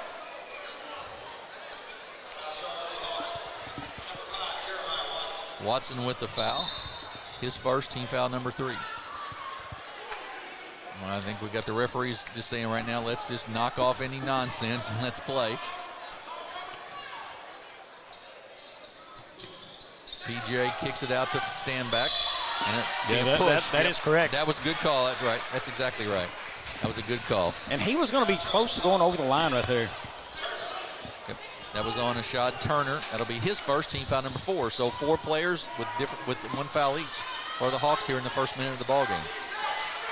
Williams with it to Rico. Coleman puts it on the floor, kicks it off to Williams, drives down the baseline, gives it up, and good. How about the vision by Williams right there? Sure was, and Coleman with the finish. Hazelwood quickly down the floor, dishes it off, up, no good. Rebound down to Rico, and he gets his pocket picked by Turner. He's quickly up the floor. He goes up, left-handed, no good. Then inside, up and off the mark, no good for the Hawks. Well, the Hawks have got to get a shot to score right there. That's a bad offensive series for them. Williams drives, and he's going to be fouled as there's a block. And I believe Amarian Williams can get to the lane, down the lane all night, Bobby. He's getting there, and he is making them have to get out of place on defense. Foul was Donovan Howard, a 6'4 senior, checks in. He can match up size-wise with Owens, no question. Inside, Farmer with it, gives it off to Rico. Coleman with the basketball. Works his way in, gets held on the floor. Referee has that, and it'll be a foul. Jim, we may get to 17 fouls quicker in this game than we got the last one, and that was awful quick the last one. It was. That's already 16 fouls. That foul was on Howard, his first, team foul number 6. Speed of the Blue Jays is really giving the Hawks some fits. Nice move by Owens, up and good. That's my boy with the footwork. Owens with the basket, and it's 4-0 Charleston. Great footwork by Katerion. I can't comment enough on his work this year of getting better right there. Hazelwood with the basketball. Screen set. Ooh, nice screen set there. And then a pick and roll. He gets it back, but shot's no good. Rebound up and good. Well, that's good body position right there by Hazelwood on the blockouts for the offensive boards. Green with the basket. Great screen set there, too, by Donovan Howard. Sort of rattled Williams' teeth, probably. Coleman with it. Goes up top to Williams. Marion drives down the lane. He goes up, gets it blocked. Taken down by Watson. Quickly down the floor, up and no good. Right now, Hazelwood's shooting the ball really, really poorly, but they're getting up down the floor and really battling on the boards. Jim, and I'm noticing a little bit of limp out of Rico coming down the floor that time right there as he was walking back down. I didn't see it earlier in the game. I've been watching for it, but there it looked like a little bit happening. Hazelwood with the basketball. Charleston playing man-to-man. Screen set. They fight through it, though. Long three. Howard, good. The big man, Donovan Howard at 6'4" with the three, and it's 5-4 Hazelwood. I did not see that coming at all. P.J. Farmer for three. Oh, went all the way down and came out.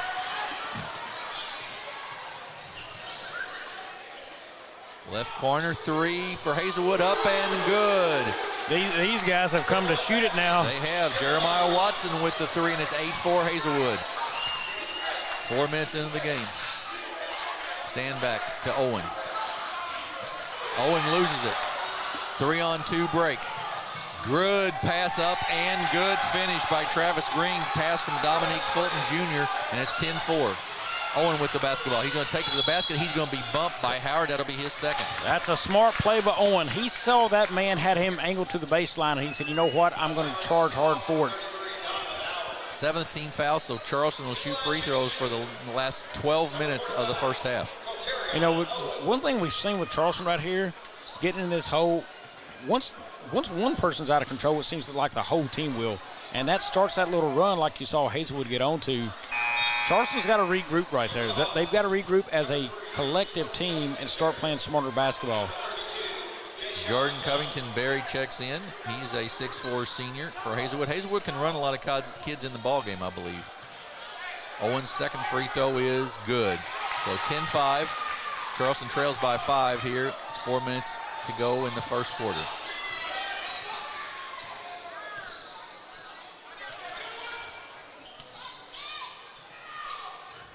Hazelwood up top. Green for three from the top of the circle. Way off the mark. No good, but an offensive board up and good by Jayshawn Howard Donald, and a foul. Well, that's poor blocking out for Charleston right there in body position. They just let a man slip right by him, grab that board, and go up and score on him. Owens with the foul, and Donald with the chance for the three-point play. Free throw is up, and it is good. 13-5. Hazelwood with the lead. Full court pressure, 2-2-1 press here by Hazelwood. Stand back with it, gets it across the timeline, gives it off to Farmer. Inside, up, and no good by Coleman. Nice rebound, though, by Standback. To Farmer, a little runner up, air ball, no good. He wanted a foul, no call. And Fulton with it off to Green. Into the corner to the shooter, from the corner up, and rims in good for Barry. Jim, I'm going to tell you right now, there were 3 kids for Charleston who were late getting down the floor. You can't cover 4 to 5 kids if you're Charleston with 2 people. It's impossible. Coach Williams takes the timeout as the Hazelwood has gone. It was a 4-0 lead, so Hazelwood is now on a 16-1 run here in the last about minute and a half. And yeah, they've got to get down the floor a little better. They've got to block out a little better right now. And great look there by Green to get the ball to Barry, though. He saw the open shooter in the corner. And I think it's a point of recognition for Charleston right here. Look, you're going to run 6 kids in this game. For the most part, they're going to run 6. We haven't seen a sub yet. Wiley has not entered as of yet. Right. You're going to run 6, and you're trying to play trap defense way down here deep. This team's going to run probably 8, 9, 10 kids in. You've got to play a little smarter right there because they have proven they can run with you, and right now they're outrunning you. Get back and play defense at least with 3, maybe 4 guys, and let one guy try to keep that ball here, and if you see the trap coming, get on it. Charleston with the ball. Wiley is in the ball game now for the Blue Jays. Farmer down the lane, up and good. Boy, good basket for Charleston there. Get to the rim and get a score. P.J. Farmer gets to the basket, with the basket, and 16-7. Another 3 up by Barry off the mark, no good. Katerion Owens this time with a strong rebound. He gets it ahead to Wiley. Wiley goes up to the basket, up and good. Rolandis Wiley for 2, and a quick timeout, 30-second timeout by Coach Brandon Gilmore of Hazelwood. He doesn't want it to get away from him, Bobby. And smart by Charleston right there. So they just picked up 4 points, everything near the rim. They got 1 on a good move, get inside, lay it in, and the other just a kick out and get out and run for Charleston. Back to some things they need to do, but controlling that rebound, that was a tough rebound, by the way, by Owens. I mean, that didn't come easily.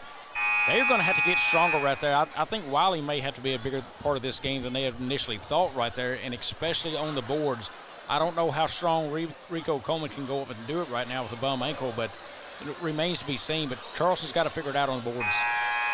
So 16-9, Hazelwood with the lead, and they'll have the basketball. 2:50 to go here in the first quarter. This is the 6th game of the Charleston Six-Man Shootout today. The last game we had, Cape Central with the big 28-point win over Confluence Prep. New Madrid with a nice win tonight as well over Lift for Life. Hazelwood Central, the Class 6 team out of St. Louis, runs a little weave against the man-to-man of the Blue Jays. Well, another one. He dribbled too far away from that screen there. A lot of that happened tonight. Barry kicks it in the corner, long 3 up and good. That is Fulton, Dominique Fulton Jr. for 3, and it's 19-9. They are shooting it well. PJ got bumped, no call. Tip in, no. Great tip there by Rico Coleman. Nice follow-up job of Rico. To the basket, up and no good, but nobody blocking out much for the Blue Jays. Now we're going to have a foul called there. Let's see who it goes on. I believe it's going to go on Hazelwood, and that will send P.J. Farmer to the line to shoot a 1-and-1. Well, at some point, Charleston's going to have to figure out they've got to put a body on a man. And it's coming off the back side of the rim, which is the rebound side of the rim right now. Charleston's giving up position there, and you can't do that. You've got to get to the rim, put a body on him, push him out of there. But, boy, they are just not doing it so far. Second foul on Williams. Free throw rims out, no good. Quickly down the floor, once again, Hazelwood into the corner.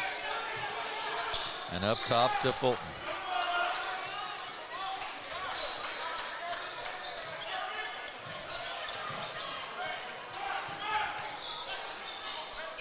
Good offensive set so far for the Blue Jays. We're going to have a foul in the lane before the shot. And that's going to go on a Marion Williams. I'm a little surprised because that defense was fairly sunk in by Charleston.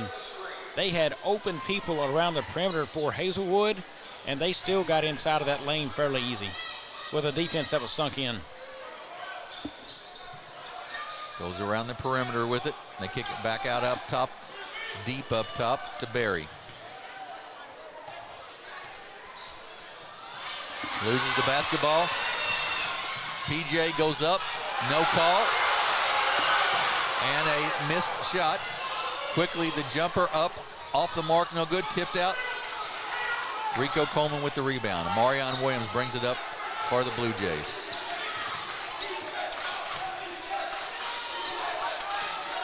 Williams pulls it back out with a minute to go here in the quarter. He's going to be fouled out on the floor and will shoot a 1-and-1. That foul's going to go on Nunley Jr., his first, team foul number 9. So Charleston will shoot 2 free throws the rest of the half.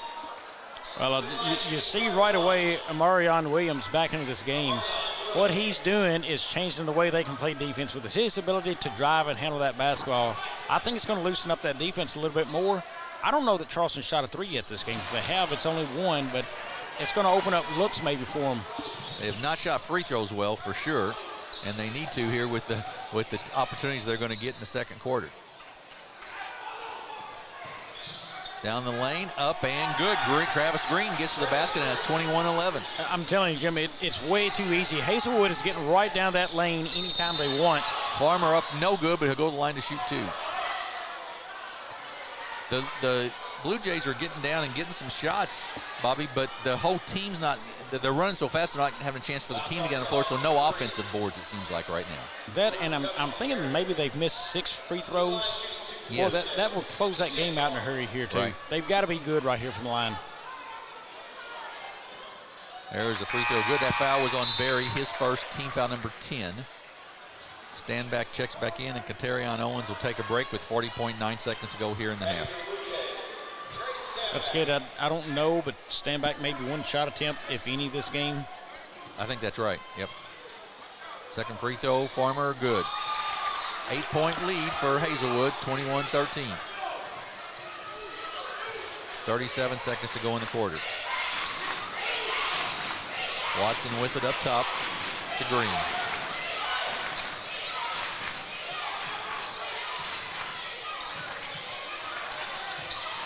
Down the lane, pull-up jumper from 17.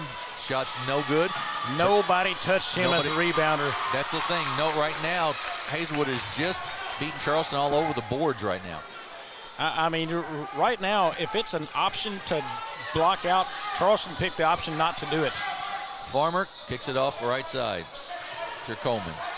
Coleman's going to take it to the basket. He's going to be triple teamed in the lane, but he's going to make a spin move and get it to fall down for 2. 21-15. That was the travel right before the buzzer. Are they going to? Nope. Boy, that travel happened before the buzzer. I thought maybe they'd put a second back on for him. Yep, they did not, though. So we're at the end of 1. It is Hazelwood Central 21, Charleston 15. We'll be back in 1 minute here on the Aycorp Media Networks.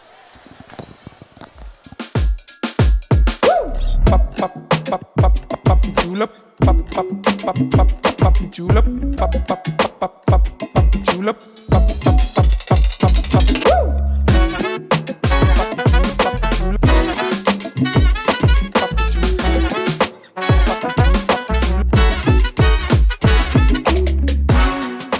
If more than not on the back of your vehicle, you paid too much. If you feel like you never get the time you need with your insurance agent to find the right coverage, it might be time to make a change. Tyler Miller of Flatland Ag Insurance in Clarkton works to make sure, each and every day, that his clients feel they are taken care of. With years of experience in crop insurance in 4 states, he strives to provide you with the exact coverage you need for your specific situation. For more information, give Tyler a call at 573-276-8044. Here's to another great year. Back at Charleston High School, game 6 of the Sixth Man Shootout. Hazelwood Central with the basketball to start the second quarter and a 6-point lead, 21-15. And Bobby, Hazelwood has shot the ball very well in that first quarter. You know, I've been impressed that they shot some tough corner shots for threes and knocked down, I think, three-pointers in that first quarter. But it's Charleston finding themselves out of position defensively, whether it's on rebounding or trying to go for a quick steal and missing, and then it's a 4-on-2 situation. I mean, I think Charleston's got to be a little better there. Shot no good, but once again, Hazelwood Central with the offensive board. Back up a long three, top of the arc, no good. This time Coleman comes down with the rebound.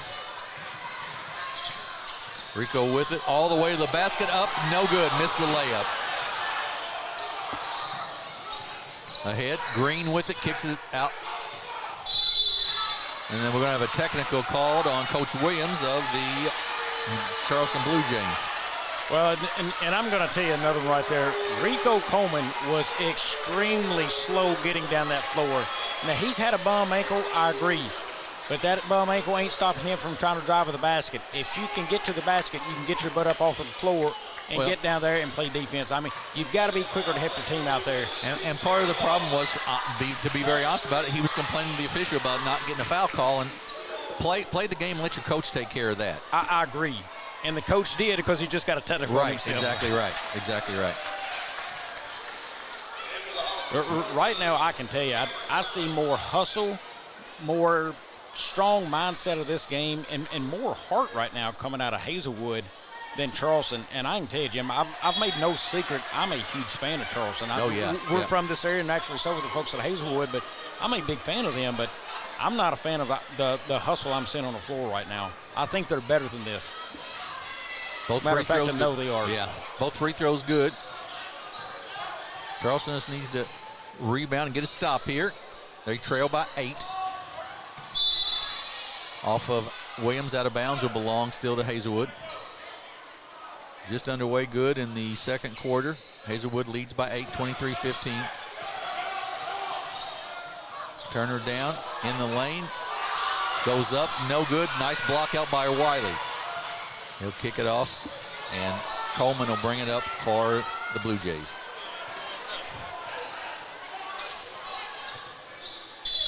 Coleman's going to be fouled in the lane, and it'll be 2 free throws. No, not a continuation, so it'll be 2 free throws instead of the basket. Fouls on Fulton, his first. And Coleman will shoot 2 free throws. Well, it'd be nice to see Rico Coleman catch on fire here and become the spark plug. Free throw is good. He's taken it to the basket the last couple times down the floor.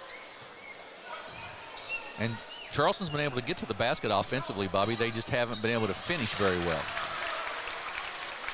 Be interesting to see at halftime what their shooting percentages are. 6-point game, 23-17. Hazelwood with the lead.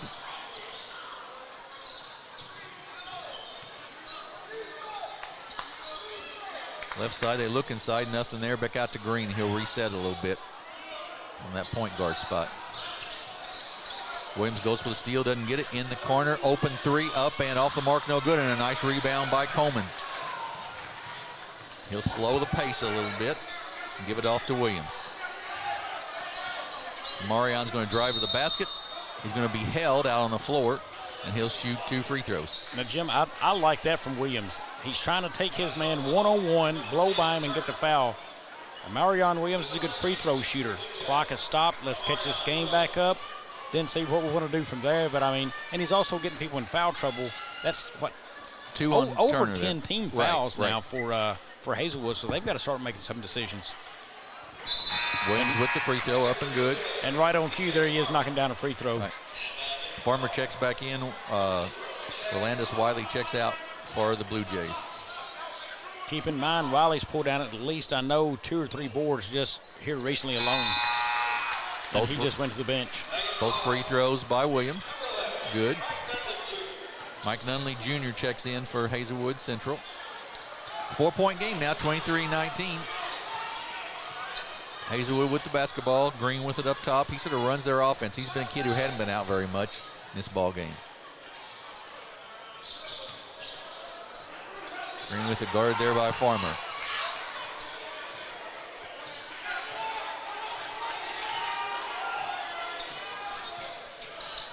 And Coleman, Rico runs in to the defender, or to the offensive guy, so that'll be a foul on Coleman. I noticed early in that set there was a little communication problems for Charleston on switching off on the screen of the man. You know, there's a man that went to the corner and he stayed open for a good couple of seconds there. Could have been a clean look for a three.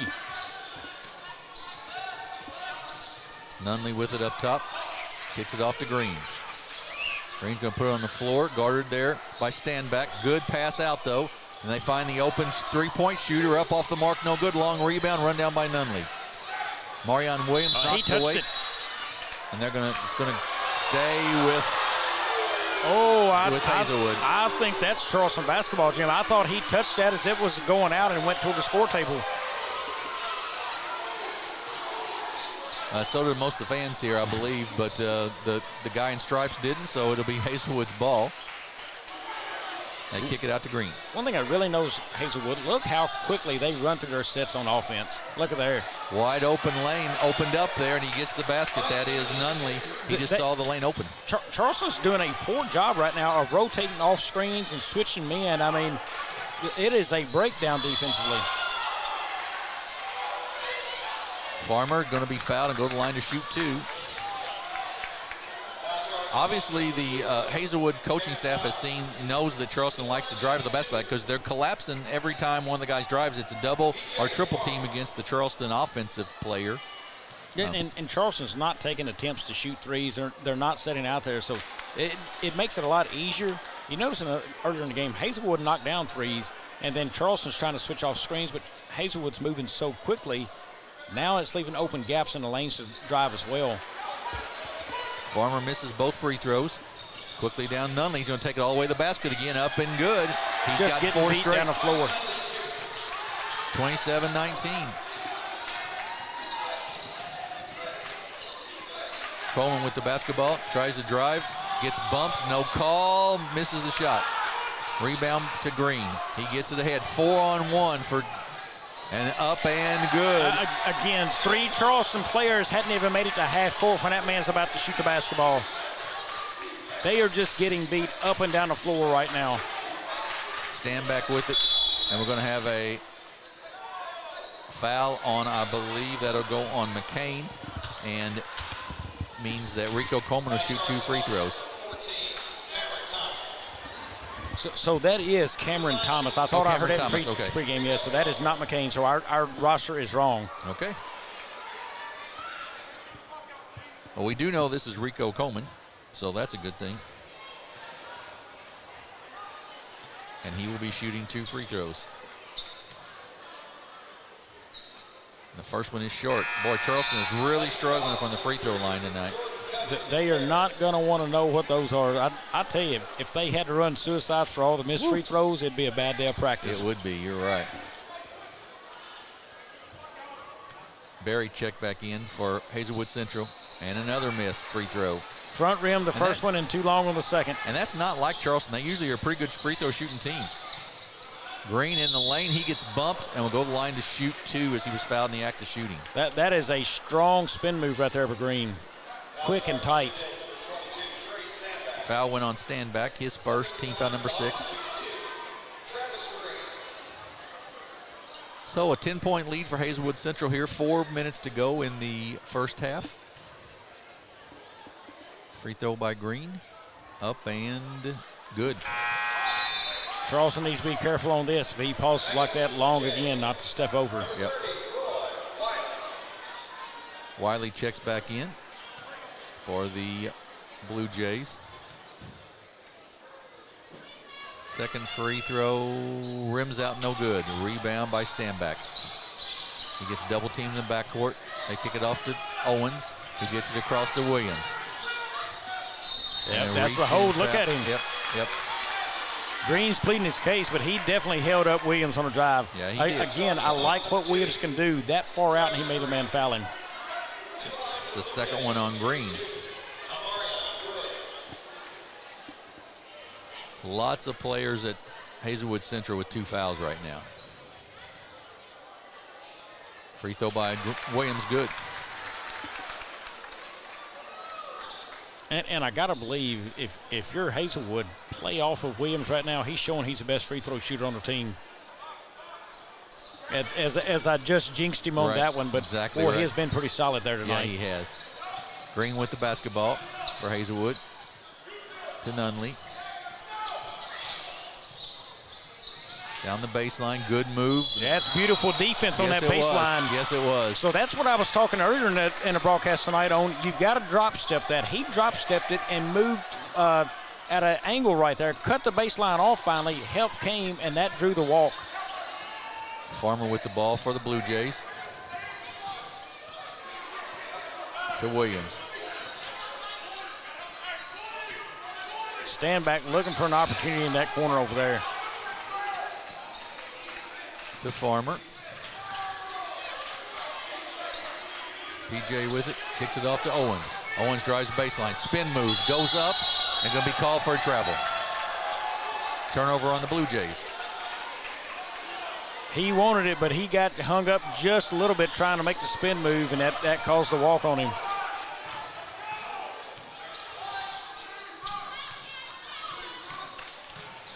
Green goes in, shot is no good. Owen with a good strong rebound. Ahead to Farmer.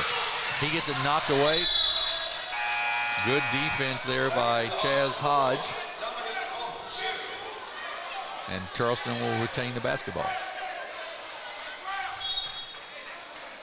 Charleston Hazelwood gets up and down the floor nicely, Bobby. They're quick. Coach Williams is going to take a quick timeout here, 30-second timeout, and we'll keep it here. But right now, Hazelwood Central's just getting up down the floor so well. Getting them down the floor. Again, I'm surprised Charleston has not got a three-point shot off that I know of yet. Has not hit one, I do not believe, at least. And Standback has been a quiet participant in this game.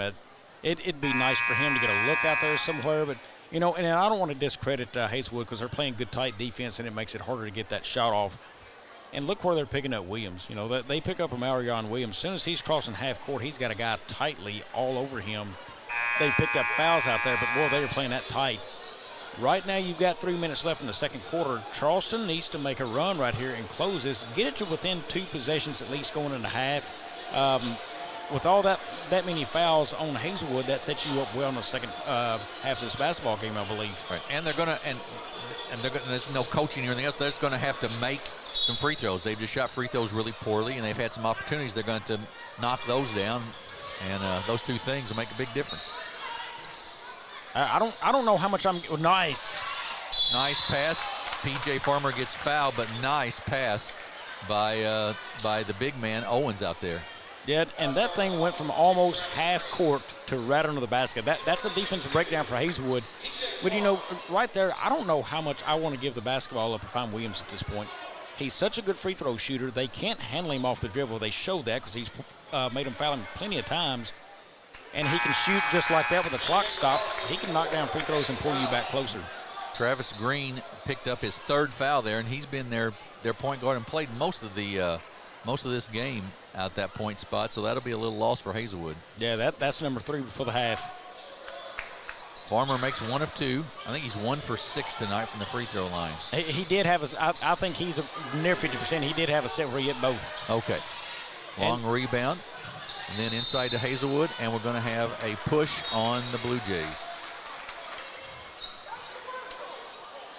And that goes on Williams, his second, 7th team foul. So that will send Jeremiah Watson, the line to shoot a 1-and-1. The rebounding differences, we do not have our monitor on. We'll have them at the end of the half in the game, but, boy, it's been rough for Charleston. And they're typically a very good rebounding team, but they've just hit the boards. The Hawks have hit the boards very, very well. They're generally such a physical team and more disciplined and just quicker and better on defense. But I can tell you that they've run up against a buzzsaw so far tonight in Hazelwood. Hazelwood will have a second one. Watson's second free throw up and good. Both of them good. So 32-21, 11-point game. 2:42 to go before the half. 2-2-1 full court press for the Hawks. Owens gets it and gets it across the timeline to Standback. He loses it. Steal taken away by Nunley.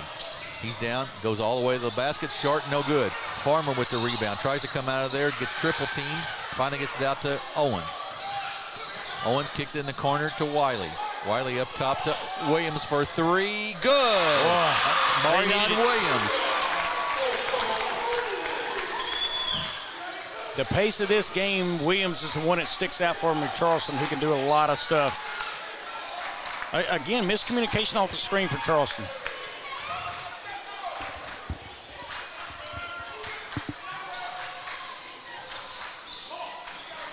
Barry up top with it for Hazelwood.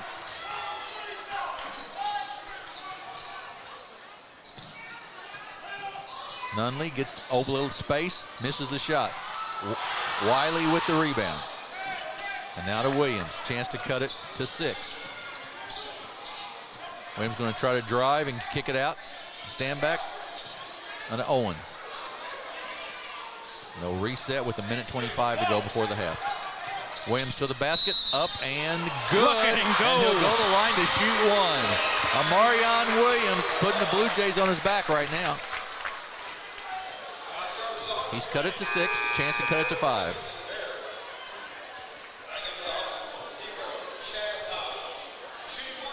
Well, Jim, when you got a team on the ropes on fouls, you want to try to get to that rim, and that's what Williams is doing.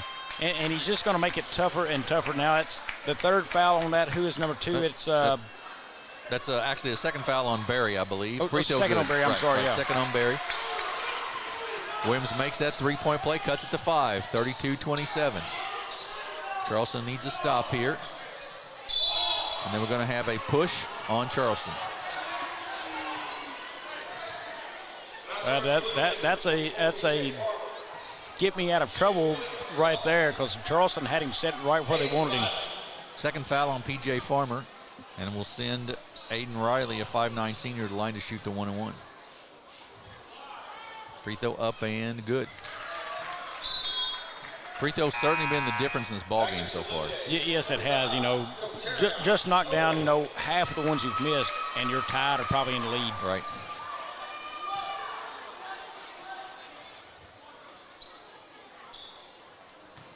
Second free throw coming. Up and good. Charleston just needs to make a basket right here. Just keep the pace going of scoring. Williams kicks it off to Owens. He goes up good. And got it. Yep, Amarion Williams with a great feed to Katarion Owens, and it's a 5-point game again. Down the floor quickly, in the lane, up off the glass, no good. Tip, offensive rebound for Hazelwood.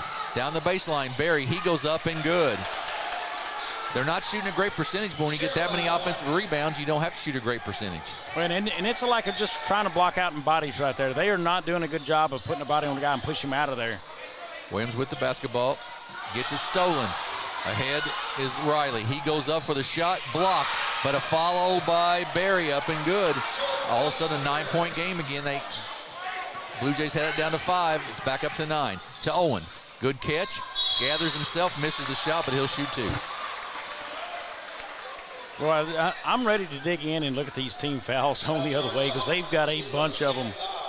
That's Hodge, his second.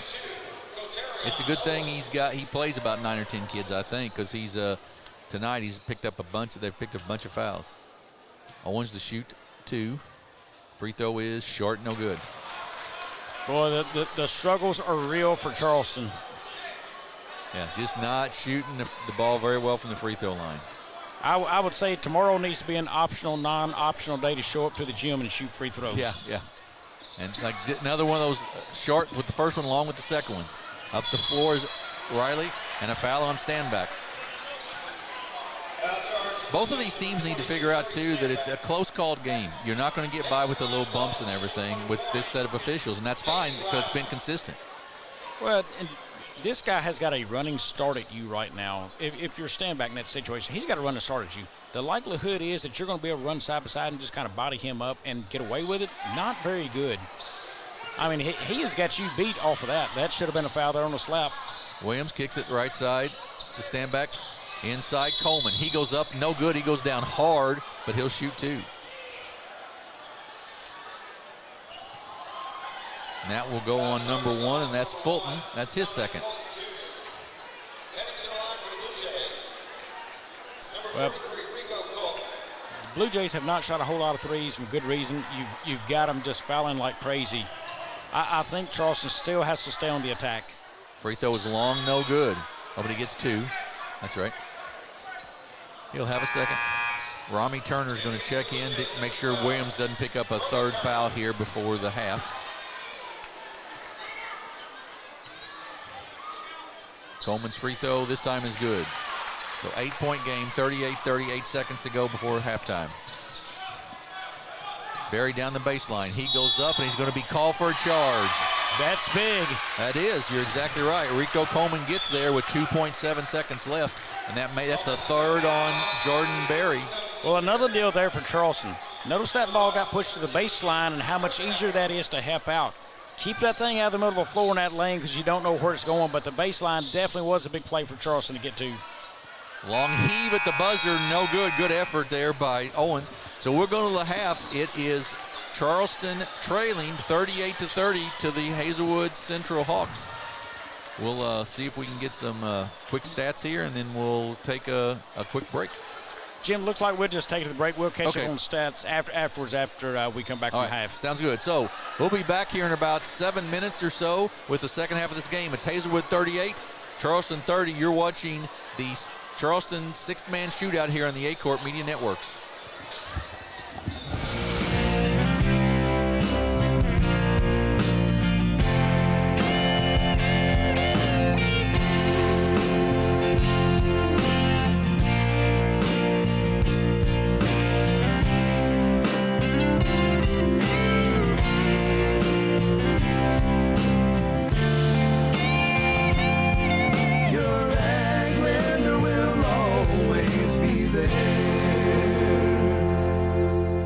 If you feel like you never get the time you need with your insurance agent to find the right coverage, it might be time to make a change. Tyler Miller of Flatland Ag Insurance in Clarkton works to make sure, each and every day, that his clients feel they are taken care of.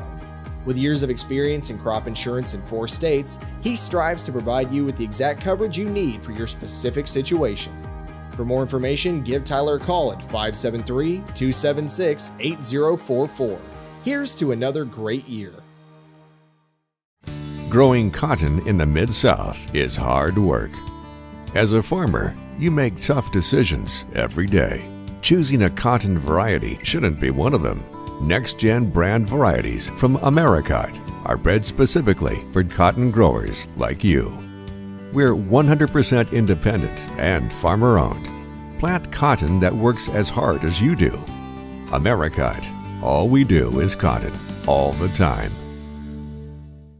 Does your business need, literally anything? When we founded C&S Cleaning Supply, our goal was simple. Become a one-stop shop for anything and everything your operation might want. From car care to condiments, mops to markers, soaps to staplers, and everything in between. Which is a lot. C&S has got you covered.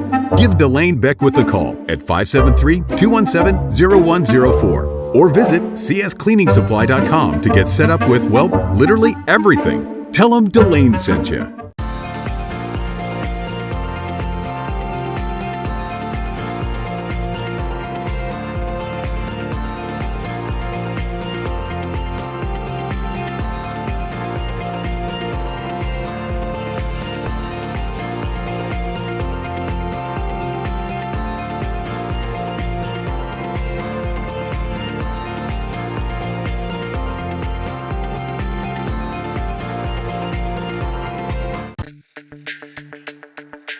We're for agriculture.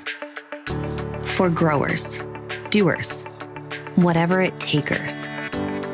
We're for doing things with purpose.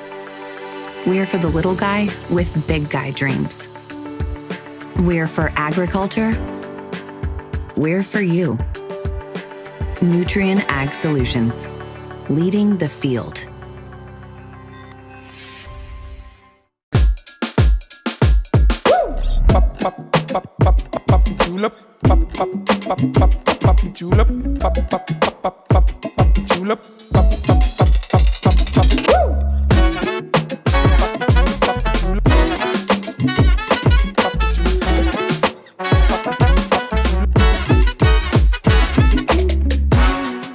If more than not on the back of your vehicle, you paid too much.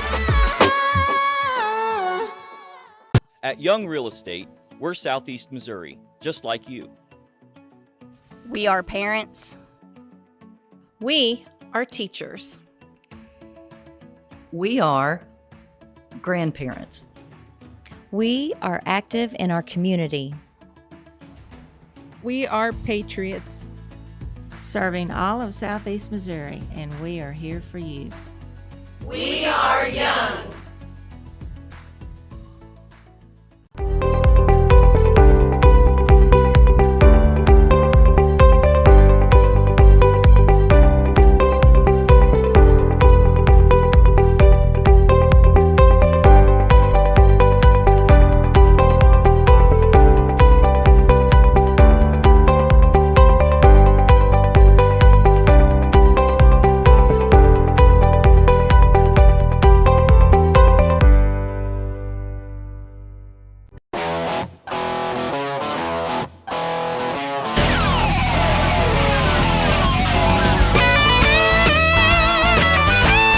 We're right here at King Jerry Lawler's Hall of Fame Bar and Grill on world-famous Beale Street, and as you can see, oh my gosh, we have the best barbecue ribs in Memphis.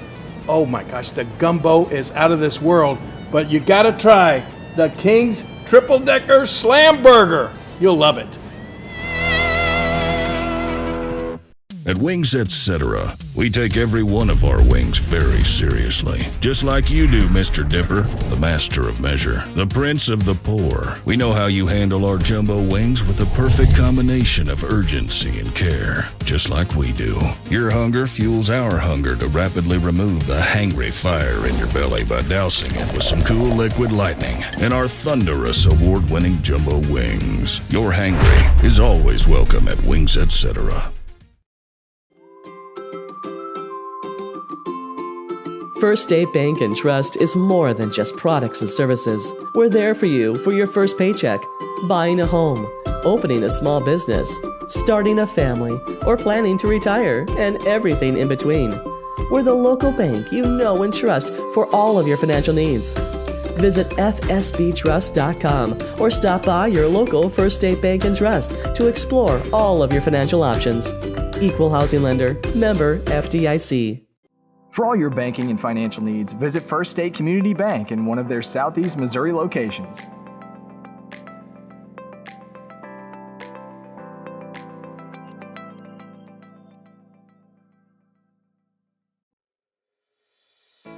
If you're in need of legal consultation, visit Mayor Law Office in Dexter, Missouri.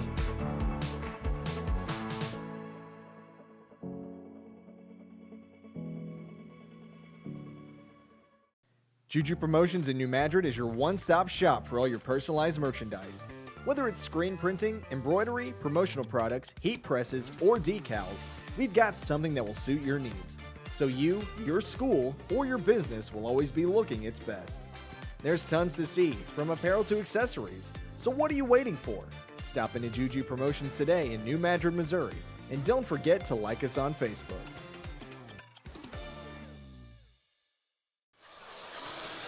We are back at Charleston High School. It's Hazelwood Central 38, Charleston 30 here at the half. And Bobby, it's a lot of it comes down to some shooting woes for the Bluejays, particularly from the free throw line.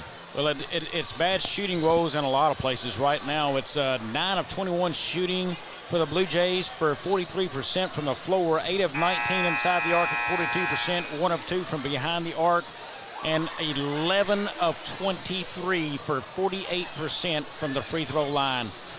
I'm just going to say it, that's atrocious. They've got to be better there if they want to win this game. Yep.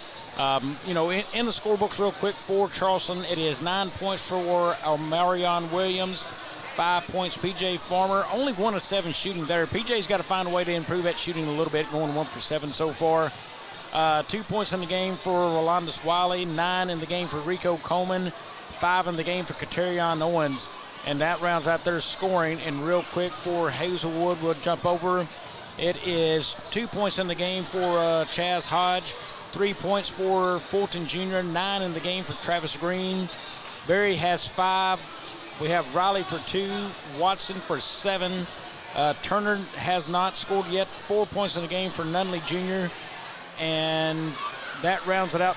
Donaldson also has 3, and Devont Howard, he has 3. So they are shooting at 13 of 29 at 45%. So they're not tearing it up. Only 9 of 21 inside the arc for 43%. They are 4 for 8 from behind the arc. That was early on, but they're also shooting 8 of 10 for 80% from the free throw line. Their numbers are just flat out better from the line there than Charleston. That's a lot of what the difference is on that, and their three-pointers shooting 4 for 8 there, 50%. They've knocked down 3 more than Charleston. Right. I'd be interested to see, I don't see it on there, how many total fouls there were, because it seemed as if, there we go. Personal fouls, 20 personal fouls. In the first half, yeah. They've got 2 guys with 3 on them and several with 2. So the guys with 3 on them are Green and Berry, both have 3. 2 on Hodge, 2 on Fulton Jr. It is 2 on Turner and 2 on that is not McCain, that is Thomas. 2 on Williams and also 2 on Howard. So they've got a ton of kids, 20 total fouls on there where their trouble is. And, you know, that's kind of put them in the situation they are. But we're getting close to getting back to action here in the third quarter. Jim, I still think Charleston's got a pathway to win this game. It's only an 8-point game. You've been this bad from the free throw line. First of all, clean it up there. Second of all, play better defenses in places. You know, they've left the floor too wide open right now for Hazelwood to get to the lane. They kick to the corners, shut off the lane, and force it to the baseline. That's where they've got help right there. They need to push everything to the baselines right now if you're Charleston. Nothing up the floor. Don't go for the home run hit on the steal every time. You're down 8. Protect that floor. Don't let them get an easy outlet and get, you know, a 3-on-1 or a 4-on-2. And then you gotta hit from the free throw line. So we start the second half with Charleston with the basketball, trailing by 8. It'll be Coleman, Williams, Farmer, Owens, and Standback for the Blue Jays to start the half. Travis Green, who was playing point, sits on the bench to start the half for the Hawks with his 3 fouls. Bad pass knocked away, but Farmer picks it up as it was tipped. No problem there. He'll bring it across the timeline again. Takes a long 3, long no good. Run down by the Hawks. Not a big fan of that possession for Charleston right there. And look, right now Hazelwood's undersized. Let's see if Kateriano Owens can go to work on this group or Rico Coleman near the goal. Hazelwood goes around the circle with it. Try to drive, good stop there. Yeah, they shut off the lane very well that time. Yep. No place to go. Nunley with it up top, guarded by Farmer. He gets down the lane a little bit, but then has to pick up his dribble, and they kick it back out to Hodge. We're going to have an offensive foul called on Jeremiah Watson. Well, you pick up the defense, and it's simple defense, just cutting off lanes, and look at there. Right, exactly right. Second one on Hodge. First team foul on the Hawks in this half. Standback's going to be fouled by Fulton. That's going to be Fulton's 3rd now. Yep. And the second team foul already. Of course, with all the team fouls, other than getting some kids in foul trouble, if you don't shoot free throws any better, it won't matter particularly. You got to shoot better free throws. Farmer inside, kicks it back out to Standback. He says, clear out, I'll take a little jumper, and I'll make it. There it is, Standback in the books finally. 38-32. Fulton Jr. Whoa, Standback's wanting to push off there. Right. Fulton's got to be close. That would be number 4. Nunley with it up top. They kick it out to Fulton Jr. He's going to drive into the lane, and it's going to be a foul, blocky foul. Good call there. Yes, it is. Rico was late getting to the spot. Yeah, he was. That's exactly right. That second one on Coleman. Cameron Thomas checks in for Hazelwood, replacing Dominique Fulton Jr. Hazelwood to inbounds. Now that's a shooter in Fulton checking out, and one who hasn't really scored in this game, I think, and Thomas checking in. Charleston still in there man-to-man. To the basket, up and good. Tough shot by Mike Nunley Jr. That was tough because help was coming for Charleston. Williams goes down the sideline, loses the ball, a steal, ahead. Up and good by Hodge. Chaz Hodge, 10-point game again. Just uncharacteristic turnovers for the Blue Jays tonight. Well, there's a lot of traffic for Wiley's shot's no good, but it'll be a blocking foul. That's actually stand back. Stand back. You're right. You're right. Stand back. That I'm gonna say that's a selfish shot, Jim. He had a wide open PJ Farmer in the corner. He will shoot 2 free throws. That's the second foul on Mike Nunley Jr. Now I want to walk that back a little bit because I said selfish, but he got fouled and went to the line. But I still like a wide open shooter in the corner. And in that's the same ankle that Rico Coleman had problems with earlier in the game. Yep, he's down and going to go to the trainer here. And we'll send. I don't know what a trainer can do more, Jim, because he's already got that thing taped. Yeah. See what they can do here. Free throw is good by Standback. They are going to walk him out in the hallway and try to see what they can walk off. If he can sprint back, I'm sure. 1 of 2. The free throw woe sort of continues for the Blue Jays right now. Off of Owens and out of bounds will belong to Hazelwood. You know, Owens has got a point maybe right there. He's saying my body is going the other way, and that basketball come out, still going kind of toward the baseline basket right there. I'm not so sure that he wasn't the guilty party on that out of bounds play. Good pass down the baseline, then kick it back out. Hazelwood in the lane, and he'll be fouled.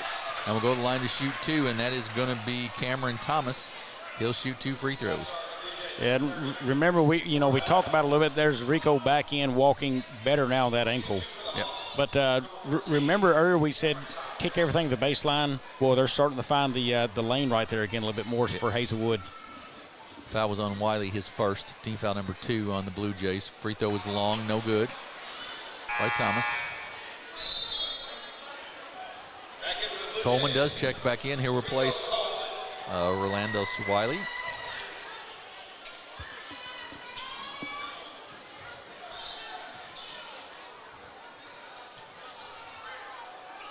Free throw up this time and no good. Missed them both. Off to Williams. He's guarded there by Hodge. Right side to Farmer, cross court, good look to stand back for 3, good. They needed that one. They did, good look, good pass, and a good finish by Standback. 6-point game, 42-36.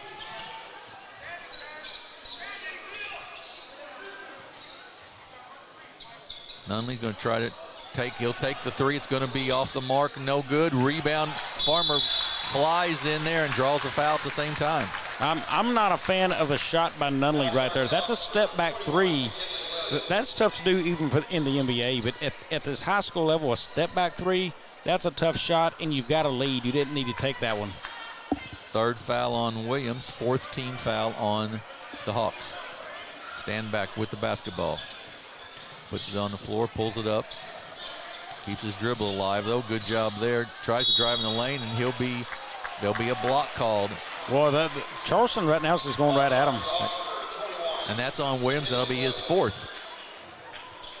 Williams has been playing a lot of defense down low. Let's see how that changes things for they're going to bring in another big man. Yeah, Howard will come in, 6'4". He's got 2 fouls already as well. Owens with the basketball, looks to get it in. Finally does get it into Williams, who will bring it back out to the top. Williams in the lane. That's going to be a reach-in foul on Hodge. Why would Hodge do that there? I mean, he has already beat Jim, and he's got help coming right in front of him. That's an unnecessary foul. 3rd foul on Hodge. That'll bring Aiden Riley back in the ballgame. Well, Hazelwood's glad they brought 14 kids or so because they're all pretty much playing tonight. In the stand back, and he stepped out of bounds. Boy, I'm not a fan of Charleston's inbound play from that particular spot. Yeah, you need to get a better screen off of that, or just put them on a block, hop out, and get right back to Owens, maybe coming inside for a quick score to the glass. Something more there. Hazelwood with the basketball. And we're going to have a foul on P.J. Farmer. Nope, offensive foul on, I believe. That's Thomas. Thomas, and that'll be 5 if that's the case, right? No, it's 4 on him. And a technical. And a technical on, I don't know if it's the player or the coach. If that's the player, he could possibly just has exited the gym. No, so that was number 3, so that would be 4 on him. Yes, that's right. Okay, 4. It depends on which it was on, right, whether the coach or the player. But it will send Marion Williams to shoot 2 free throws here. I'm guessing the coach because we have not seen it score on the score table yet. Yes. But he was shooting the 1-and-1 anyway as well on that foul. And it's good. So now, ball out of bounds. Would they not have shot the 1-and-1 as well? Well, I thought so, Jim, because he was fouled, and it's up to it was 18 a 7 fouls. Right. Lord Rice, I know you're watching. If you can text me that, I'm assuming you would have shot a 1-and-1 and the technicals there. And a steal. Too much dribbling. Williams on a reach. That's too much dribbling by Williams. Yep. It'll be the 3rd one on Amarion Williams. 4:06 to go in the third quarter, and it's 42-38. The Blue Jays trail the Hawks of Hazelwood Central. And we're going to have Orlando Wiley check in, Landis Wiley, for Williams.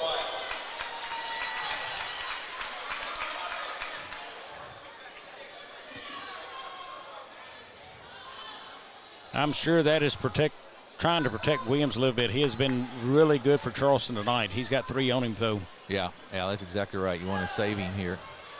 So a little discussion, and we're set to go.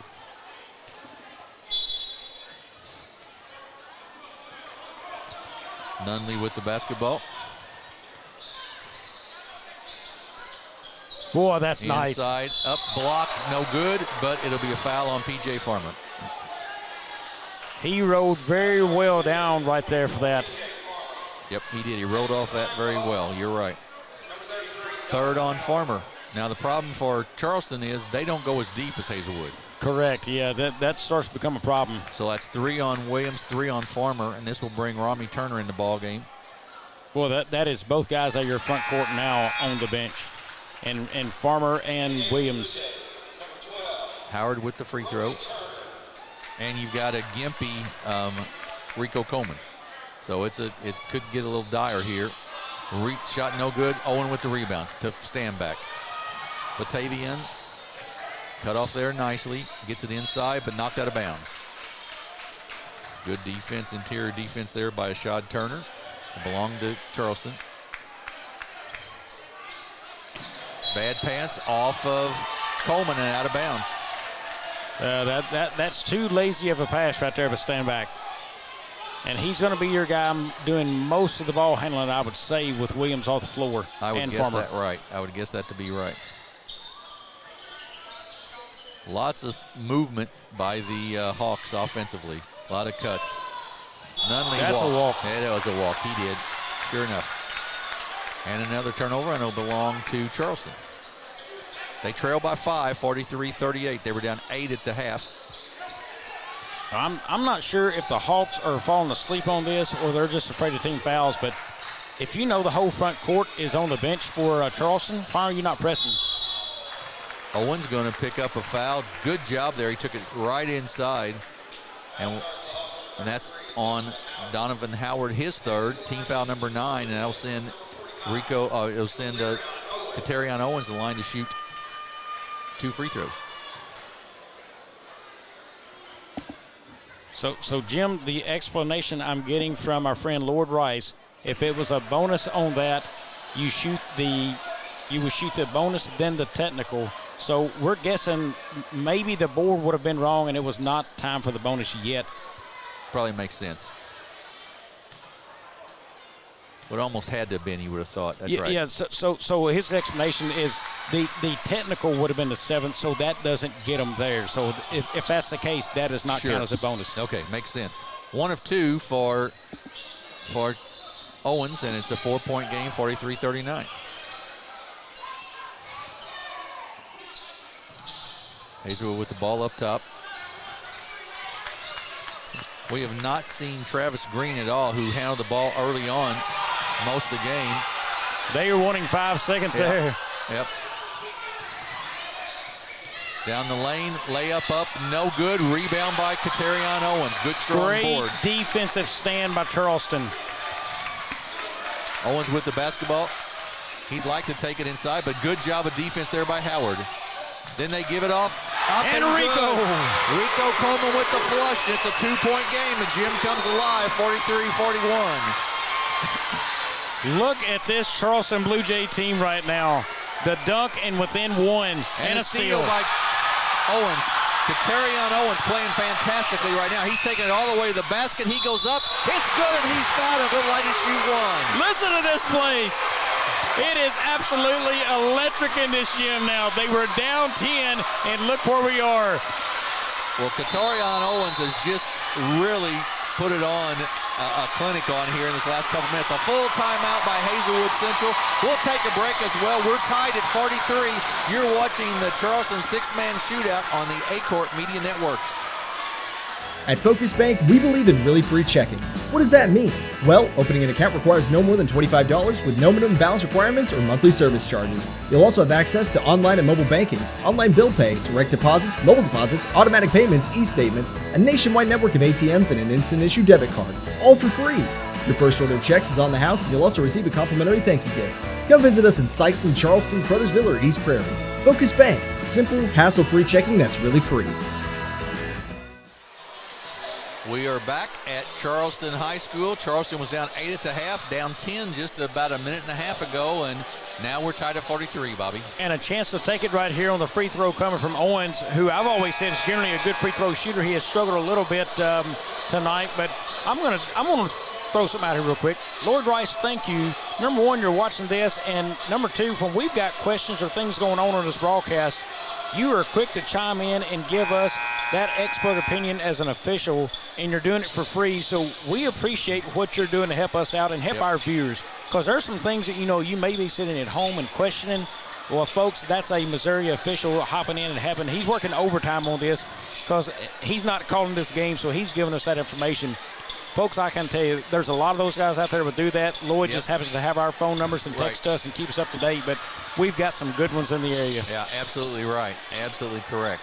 43-43, Katerion Owens at the line to shoot to try to finish up a three-point play. By the way, that was the third foul on Mike Nunley Jr. This gym is getting ready to take over and erupt if they can go on a run here and keep this thing going with a made free throw. 10th team foul, so it's 2 free throws for Charleston the rest of the ball game for the next, the rest of this third and all the fourth. Owens free throw, good, and Charleston with the lead, 44-43. And Jim, that all started, he ran down a play in the corner down here, and he took it coast to coast and scored for a big man. Nunley Jr. up top to Howard. He'll take the long three, short, no good.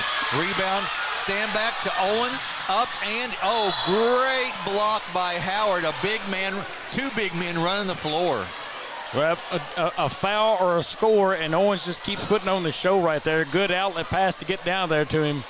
But boy, what a nice play by Donovan Howard, the 6'4 senior for Hazelwood, to get down the floor and get the block. And again, 2 starting guards on the bench right now for Charleston. Coleman up and good off the glass. Rico Coleman. Well, the foul trouble has caught up with Hazelwood.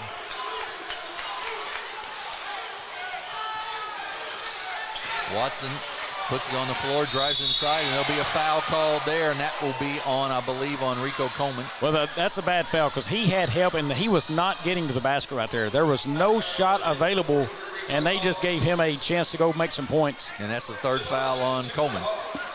And Coach Williams trying to figure out who do I put in to sub here to try to stop that. Yeah, he's going to get them all out of there. So he's got 3 now. So you've got Coleman, Farmer, and Williams with 3 fouls apiece. Deshaun Henderson will check in. 6'3 sophomore, free throw is good.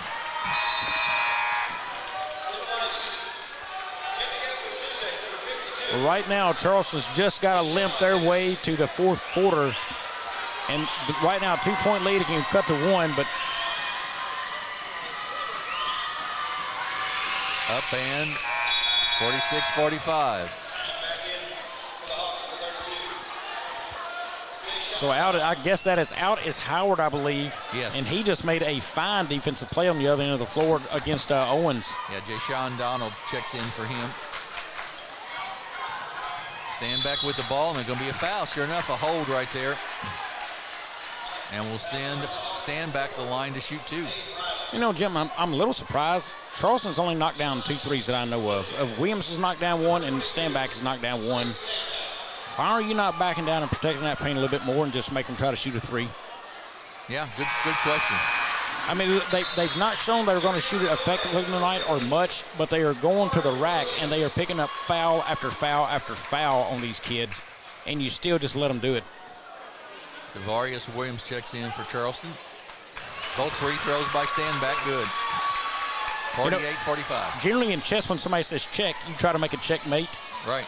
Right now, Charleston's checked, and Hazelwood has not responded back with a checkmate. Up and good. Good drive by Mike Nunley Jr., and it's 48-47. Tough catch. He stepped out of bounds. He's saying he got pushed, but either way, he did step out of bounds, and it's a turnover on Charleston. You know, and that's twice tonight on Stand back. He's had 2 careless deals where he stepped out. Well, that's one of those, too. You probably don't want Owen handling that ball back there if at all possible. I know you've got some guards out of the game, but... And look where Stand back had to catch that basketball. He's facing the sideline. Right, exactly. Henderson's going to have a jump ball, and it will belong to Hazelwood Central. Just under a minute to go here in the quarter.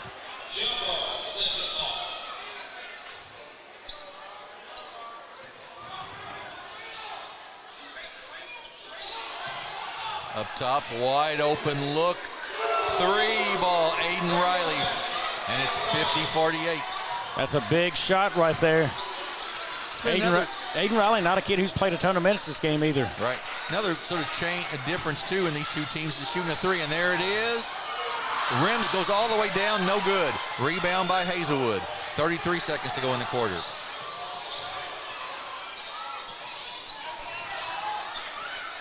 They'll kick it out to Watson.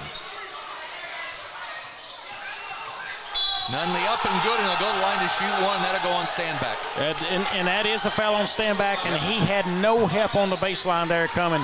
The man cleared out. Owens come bottom side of the screen there, and at the top side of the screen, that's where the cut to the baseline come from. 3 on Stand back now with 21 seconds to go here in the third. So 4 of the starters for Charleston with 3 fouls each. Free throw up and good. All of a sudden a 5-point lead again for the Hawks. Owen brings it up. He's going to put it on the floor. He's going to try to spin move. He gets it off to Rami Turner. Up and good. Left-hander by Turner. Up and good. 7 seconds to go in the quarter. Screen set. Long 3, and he'll be fouled on the 3, and that'll be 4 on Stand back. Oh, man, that's big right there. 4 on Stand back. Well, they left him in the game. They did not have another guard they felt comfortable enough, I guess, to put in there, and now Stand back is in major foul trouble. He's got 4 with 3 seconds to go here in the quarter. 3 free throws coming for Mike Nunley Jr.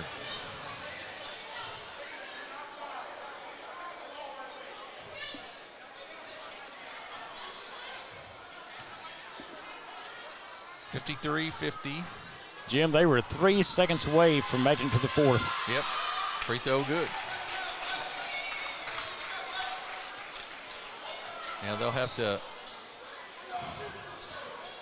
Well, I would say you're probably going to see it's going to be Wiley in for Stand back plus the other 4 starters is where you're likely going to come out and start this fourth if you're Charleston. I would think now you'll see some kids who haven't played much, Green and Berry both from, I would think, from Hazelwood here in this fourth quarter. We've not seen them at all in the third. 2 of 3, maybe. And Fulton Jr., he should be back. He's another shooter. Yep. Long 3 at the buzzer, no good. So after Charleston had taken the lead, the Hazelwood Hawks come back and get a lead here at the end of 3. It's 55 for Hazelwood, 50 for Charleston. We'll be back in 1 minute with the fourth quarter of this game on the Aycorp Media Networks. If you feel like you never get the time you need with your insurance agent to find the right coverage, it might be time to make a change.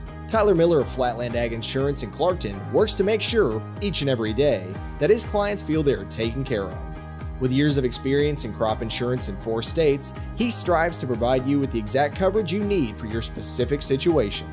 For more information, give Tyler a call at 573-276-8044. Here's to another great year. We're for agriculture. For growers, doers, whatever it takers. We're for doing things with purpose.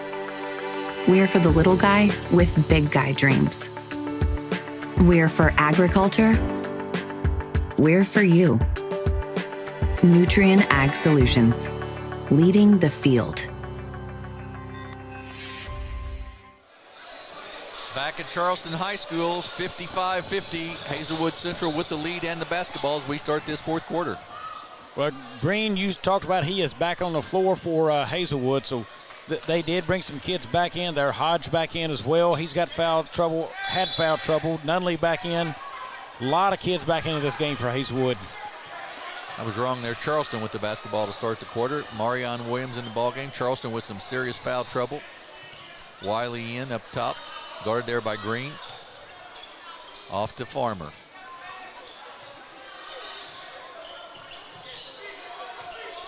Williams inside to Coleman.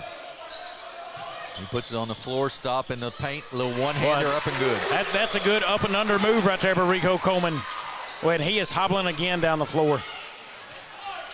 55-52.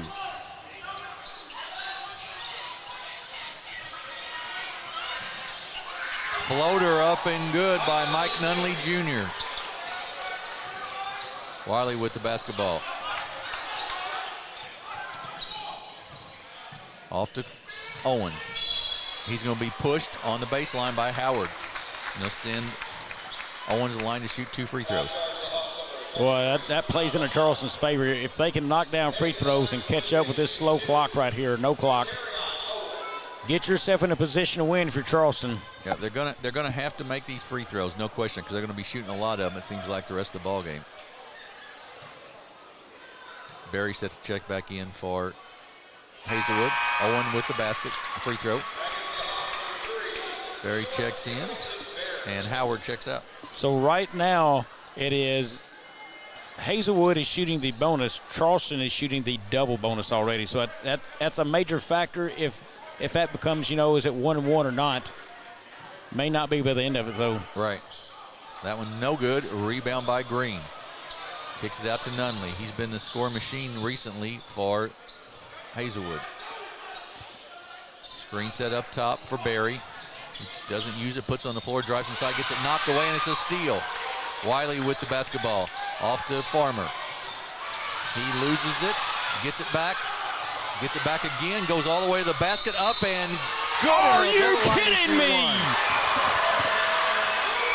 P.J. Farmer lost the ball 3 times down the floor there, got it back, makes the basket, and gets fouled. The 4th one on Chaz Hodge. Jim, there is no way P.J. Farmer gets to the basket with that thing in his hands and scores, and he does. Chance to pull it to a 1-point game here. He was in trouble before he crossed midcourt, pressure on him, and lost it several times and wound up scoring. Another missed free throw. Green with the basketball.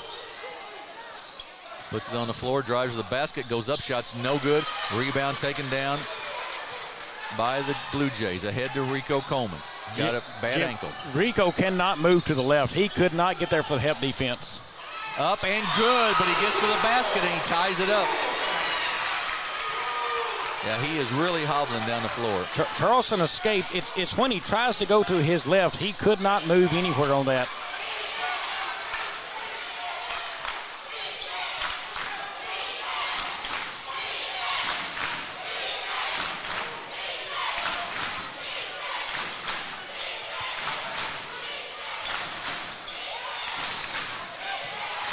Crowd finally back into it, hollering for defense. Yep, looking for a basket, an easy basket here, trying to get down the lane. The shot's up and good. Dominique Fulton Jr. falling down, makes the basket, and it's 59-57.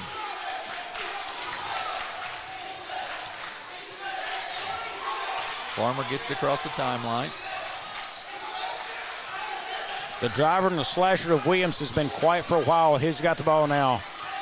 Guarded out front by Nunley. He's going to take it to the basket.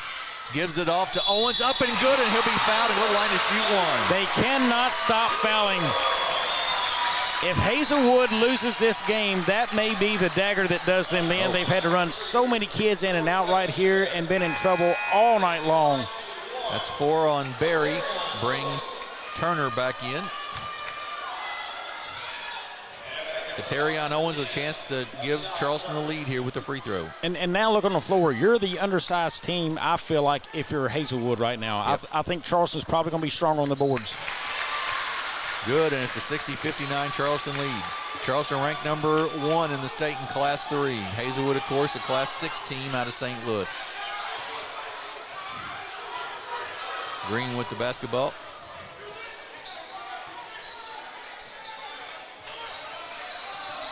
Down the baseline, cut off, nice kick out.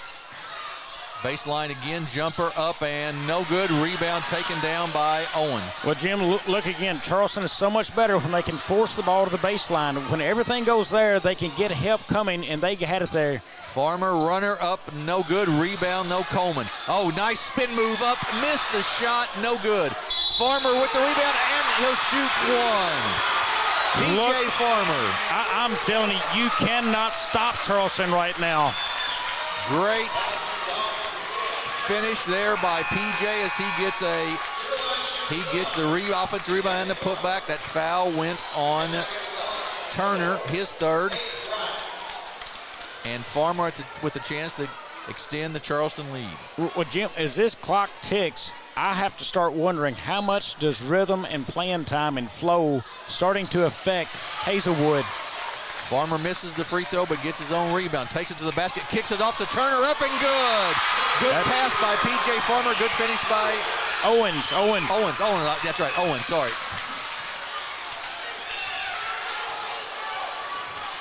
I mean, you've got to have a feel for the game, and I wonder where it is right now for Hazelwood. Green to the basket, up and good.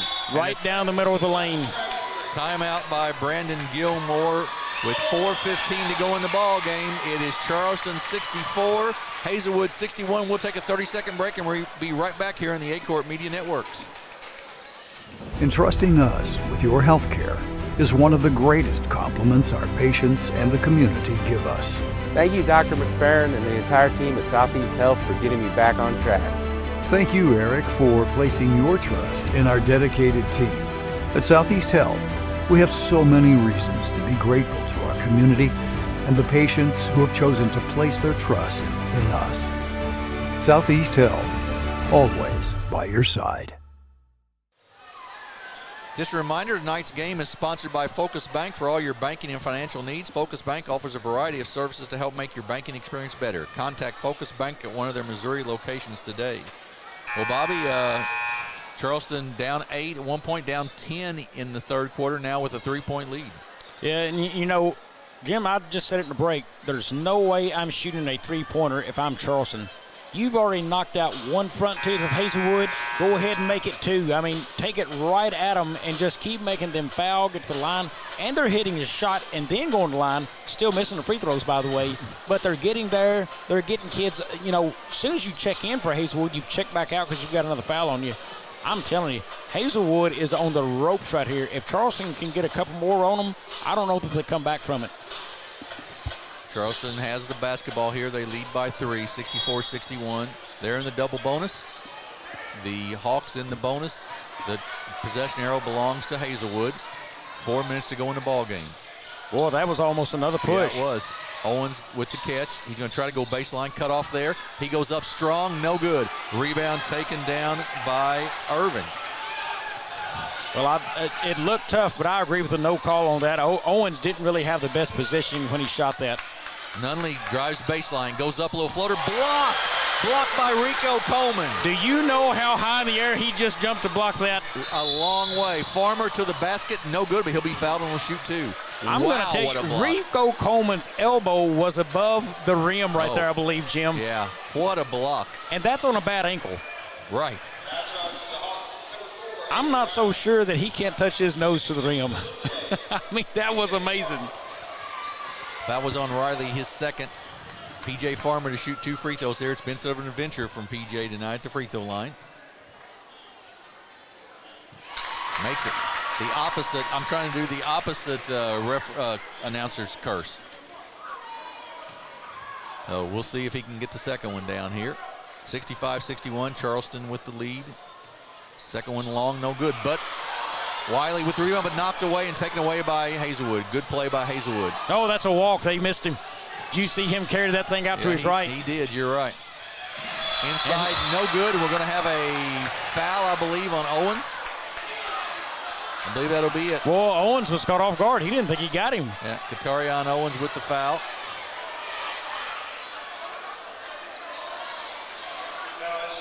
Well, they surely, now that's a man who has been playing basketball today. They need to check the floor and make sure no sweat.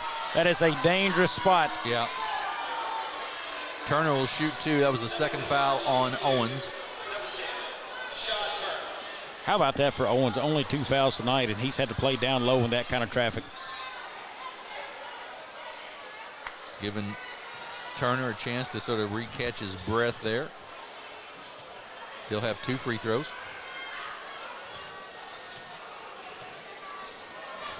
Up and long, no good. Turns out not a bad foul. I mean, don't give up the 2 because he's already missed one there, and they're playing catch-up. Second one coming. Turner's a 6-foot sophomore. The free throw is off the mark, no good. Coleman with the rebound. That is costly if you're Hazelwood. Coleman will bring it up the floor. 4-point lead for the Blue Jays. Coleman's going to go all the way to the basket, going to dish it off to Turner. How about that? To Owens, up and good. What a pass. Coleman could have tried to go for the layup, and he gave that up to Owens instead. Green with it up top.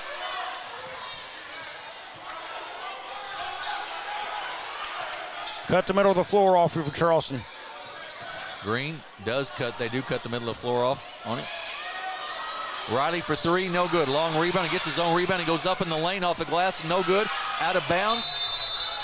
Correct call. Will belong to the Blue Jays. I believe Terrion Owens took one to the face right there.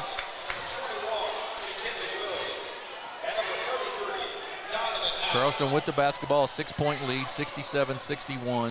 2:49 to go in the ball game. Right, well, yeah, Hazelwood's got to be careful. Okay. I think that may have just been an injury. No, that is an injury right there. I think Owens may have a little blood. Yeah, I think that is right. So that brings Standback with 4 fouls back in the ball game. No blood because they're not wiping, so he'll be able to return quickly if he's able. They may be checking the head for a concussion possibly. Look to get it in bounds, and they do get it in bounds to Williams. Nunley on him. Williams puts it on the floor, tries to drive inside, and he's going to be fouled, and will go to the line to shoot 2 free throws. And that's the wrong man to foul. Yep. Fouls on Nunley Jr., his 4th. Well, in this game, you've got 2:38 to make up right now 6, possibly 8 points. We're going to go ahead and call it 8 just for the sake of you got to make up more. You've got to learn how to play defense without fouling. You know, you've got to get to that point if you're Hazelwood not to do that. So if you're down 8 now, it can only be 7. So you're getting late in the game to be down that far and keep sending guys to the free throw line. You've got to make a defensive stop somewhere. Second free throw, missed them both. And then Williams is going to pick up his 4th foul. And that's not. I'm fine with applying pressure, but now he's in a 1-and-1. That's a bad foul by Williams. Right, and his 4th on top of it. So, right. After this, Hazelwood will shoot 2 free throws as well. A lot of our broadcast has been from the free throw line tonight. Green, Travis Green, 6'1" junior. Free throw, good. Well, I mean, what an unfortunate event for Charleston. You had the chance to push that lead out to 8, and now they're going to cut to possibly 4. I mean, that's just bad, Jim. Right. Second free throw, good. So 67-63. Stand back with the ball for the Blue Jays.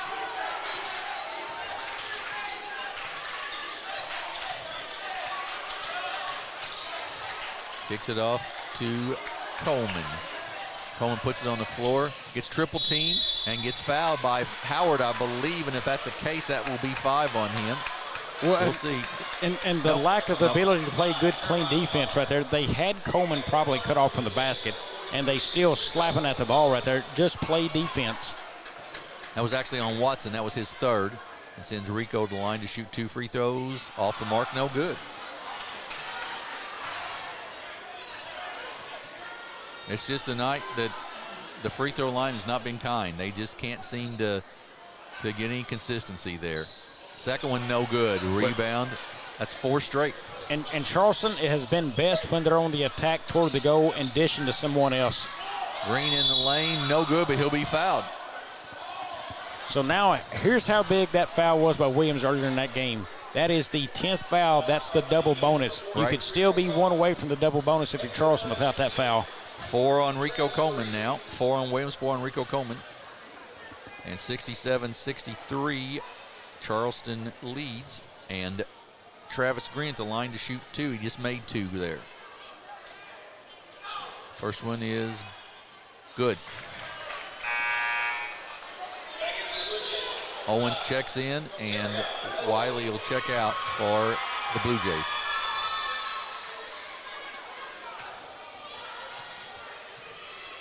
Second free throw by Green is good. 67-65. If Charleston loses, all they have to do is look at the box score and the number of free throws they've missed. Well, they are face guarding Williams tight, too. PJ gets a drive to the basket. He goes up and good. Again, that's where Charleston's been best, when they are downhill charging toward the basket. Greenwith is going to try to drive and pick up a 5th foul on somebody. Good roll there by Howard. They didn't take advantage of it. 3 ball up, no good. That should have been a push, maybe. Boy, Farmer got really knocked out of the way. Owens gets fouled, and he'll go to the line to shoot 2 free throws. He's had to handle the ball a whole lot more tonight than I would imagine he thought he would coming into the ball game. Well, quickly, one area I like where Hazelwood adjusted right here. They noticed how well Williams was at driving and giving them fits out there anywhere on the court when the ball was in his hands. So they had to stop that. They went to the face guard, and now that changed that over. Owens makes the free throw. 70-65, 5-point lead. Wiley checks in, Williams checks out. He's got 4 fouls. They'll keep him right there handy so he can check him right back in. Well, if I am Hazelwood, I'm trying to foul offensively when Charleston, you're getting to that area where you're going to have to think about it. Do not foul Williams if he's on the floor. Do not foul Owens. Possibly everything else is game. PJ Farmer for sure, I think. PJ Wiley has not shot a lot, if any, and a turnover. Steal. Owens with it. He gets fouled, and he'll go to the line to shoot 2 more. He's had a big night. I don't know how many points he's had, but he's had a big night. In the minutes he has played this year versus last 2, we talked about, a lot of things he's done well. He plays a lot of minutes compared to last year. I think he stayed in foul trouble more so, couldn't stay in the game sometimes. Physically wasn't as good a shape he was, and man, what a difference a year has made.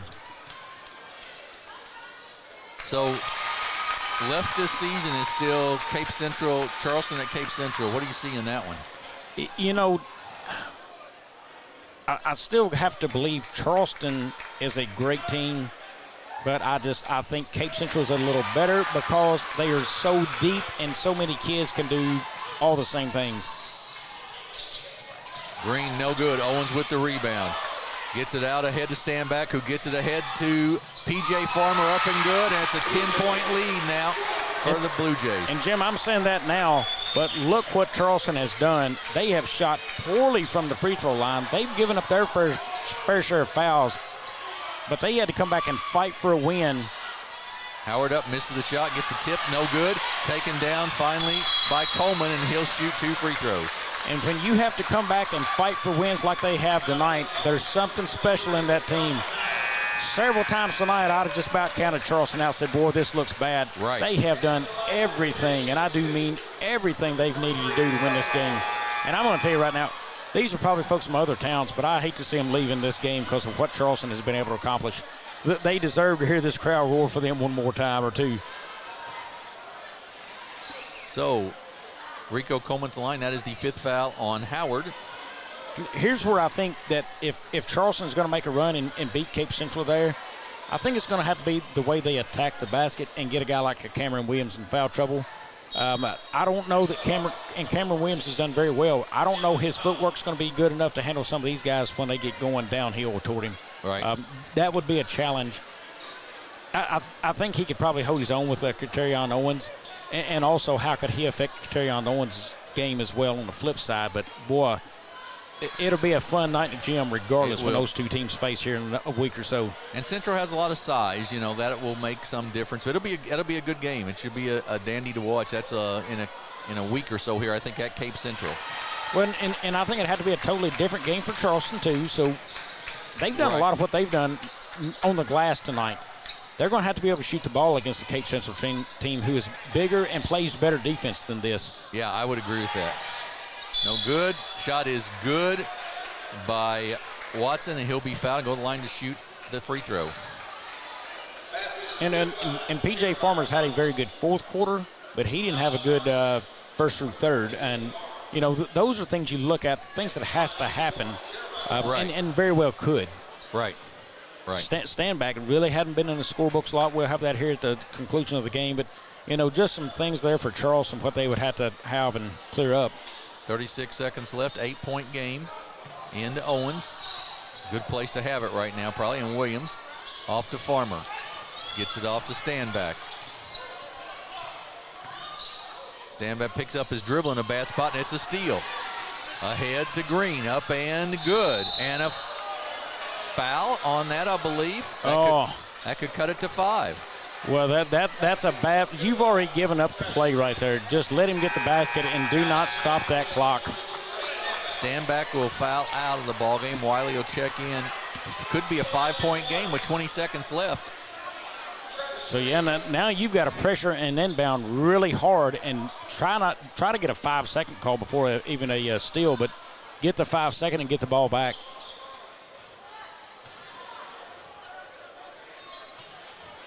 Free throw by Travis Green coming. He's had a nice night. Free throw is good. He's been sort of money from the free throw line. Got to get the ball inbounds. They do get it into Williams. He gets triple teamed and gets fouled on Green. Fouled on Nunley Jr. And that'll be 5 on Nunley Jr. Rico Coleman can barely get up and down the floor here, Bobby. I mean, he is really limping. He is definitely struggling, no doubt. Marion Williams will shoot the 2. And Dominique Fulton Jr. will check in for Mike Nunley Jr. Well, if he can put it in 2 here, that will seal it. That would make it a 3-possession game with 17-8 left. Right. I don't think they can come back from that. Sharp, but he's not going to do it. Nope. Best it'll be a 2-possession game.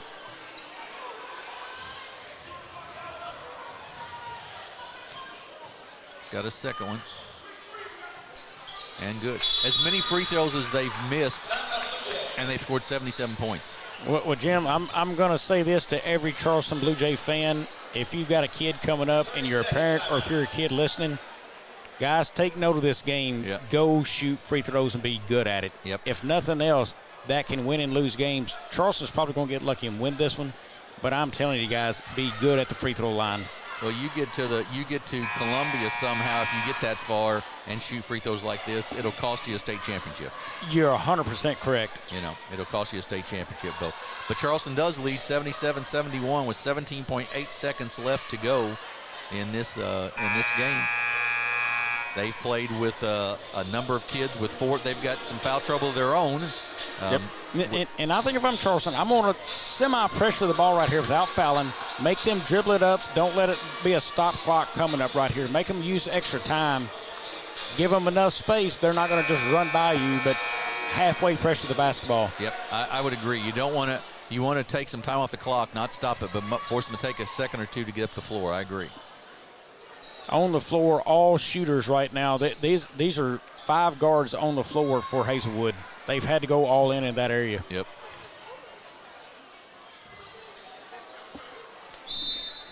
They need to come off a quick screen and come up and guard. They're right there. That would never have. There you go. Make him take it.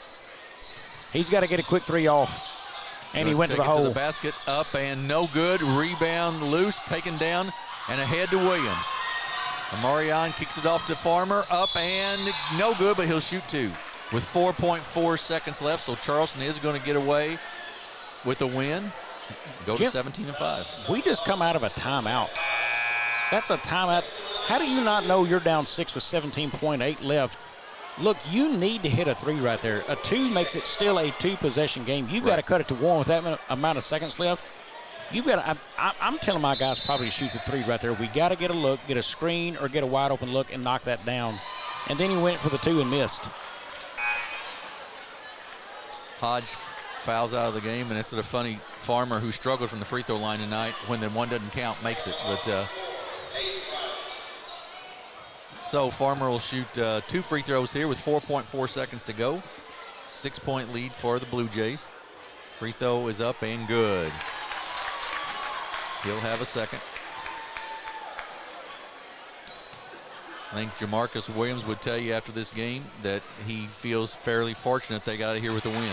Well, I tell you, that didn't got so tough. And earlier on, he come out of the coat right there. He's sitting over there, pretty lax looking now. But so what a game for the Charleston Blue Jays, Jim. Yep, final score, Charleston 79 and Hazelwood Central 71. We're going to have some stats here. Yep. Real quick, we will go through the Hazelwood stats. It was for Hazelwood 23 of 54 in the game, of 43% shooting, 18 of 41 inside the arc at 44%, 5 of 13 beyond for 39%, 20 of 26, that is 77% from the free throw line. And in the game for Hazelwood, it was Chaz Hodge with 4, 5 in the game for Fulton Jr., 18 for Travis Green on 5 of 19 shooting, 8 of 9 from the free throw line for him. Covington Berry, he had 5 in the game, 5 for Riley, 12 in the game for Jeremiah Watson, 15 in the game for Nunley on 6 of 13 shooting. Also, it was Irvin did not score, Howard no, and the rest of the scoring down 3 points for Donald and 4 points for Howard, and just not enough to get it done. And meanwhile, for Charleston, they had 23 of 43 shooting from the floor. That is 56%. Jim, they really ticked it up and everything off the glass in that second half. Yep. They were down in the 40s, I believe, in the first half at around 44%. Right. Finished at 56%. That was 22 of 37 inside the arc at 60% and 2 of 6 from deep at 33%. 53% from the free throw line at 29 of 55 shooting there. 55 free throws. Yeah, 55 free throws. You know, Hazelwood's just got to learn to play better defense there and put themselves in a chance to win. But for Charleston in the scorebooks, it was Rami Turner with 2, and Marion Williams 12 in the game. 8 points for Standback, 18 for P.J. Farmer, 2 for Rolandus Wally, 18 for Rico Coleman on 7 of 14 shooting with a bad ankle. 19 in the game for Katerion Owens, and what a game my man Katerion Owens had. I've bragged about him every broadcast, every game. He had a phenomenal, I believe his third quarter there, he put on a clinic and really looked special out there for Charleston.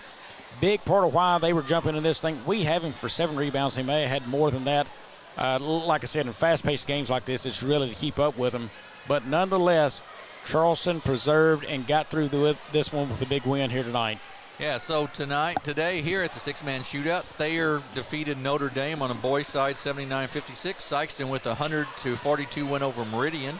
New Madrid County Central 69-44 over Lift for Life. Cape Central with a 95-67 win over Confluence Prep. And this one was a 79-71 win for the Charleston Blue Jays over Hazelwood Central. And I'm trying to find real quick, if I can, the scoring of the girls' game. I do know that, let's see, I've got it here, I believe. Notre Dame with a 54-38 win over Thayer on the girls' game, which is the first one of the day. We will be on the air Thursday night as Jackson Indians travel to New Madrid County Central and take on the New Madrid County Central Eagles. We'll be on the air about 7:15, so you'll want to be sure and join us there. Good day of basketball here. Want to thank all the guys with Aycorp Media, all the technicians, the camera guys, everybody involved. We appreciate all of that. And for my partner, Bobby Alford, this is Jim Riker and the whole Aycorp group saying good night from Charleston, Missouri.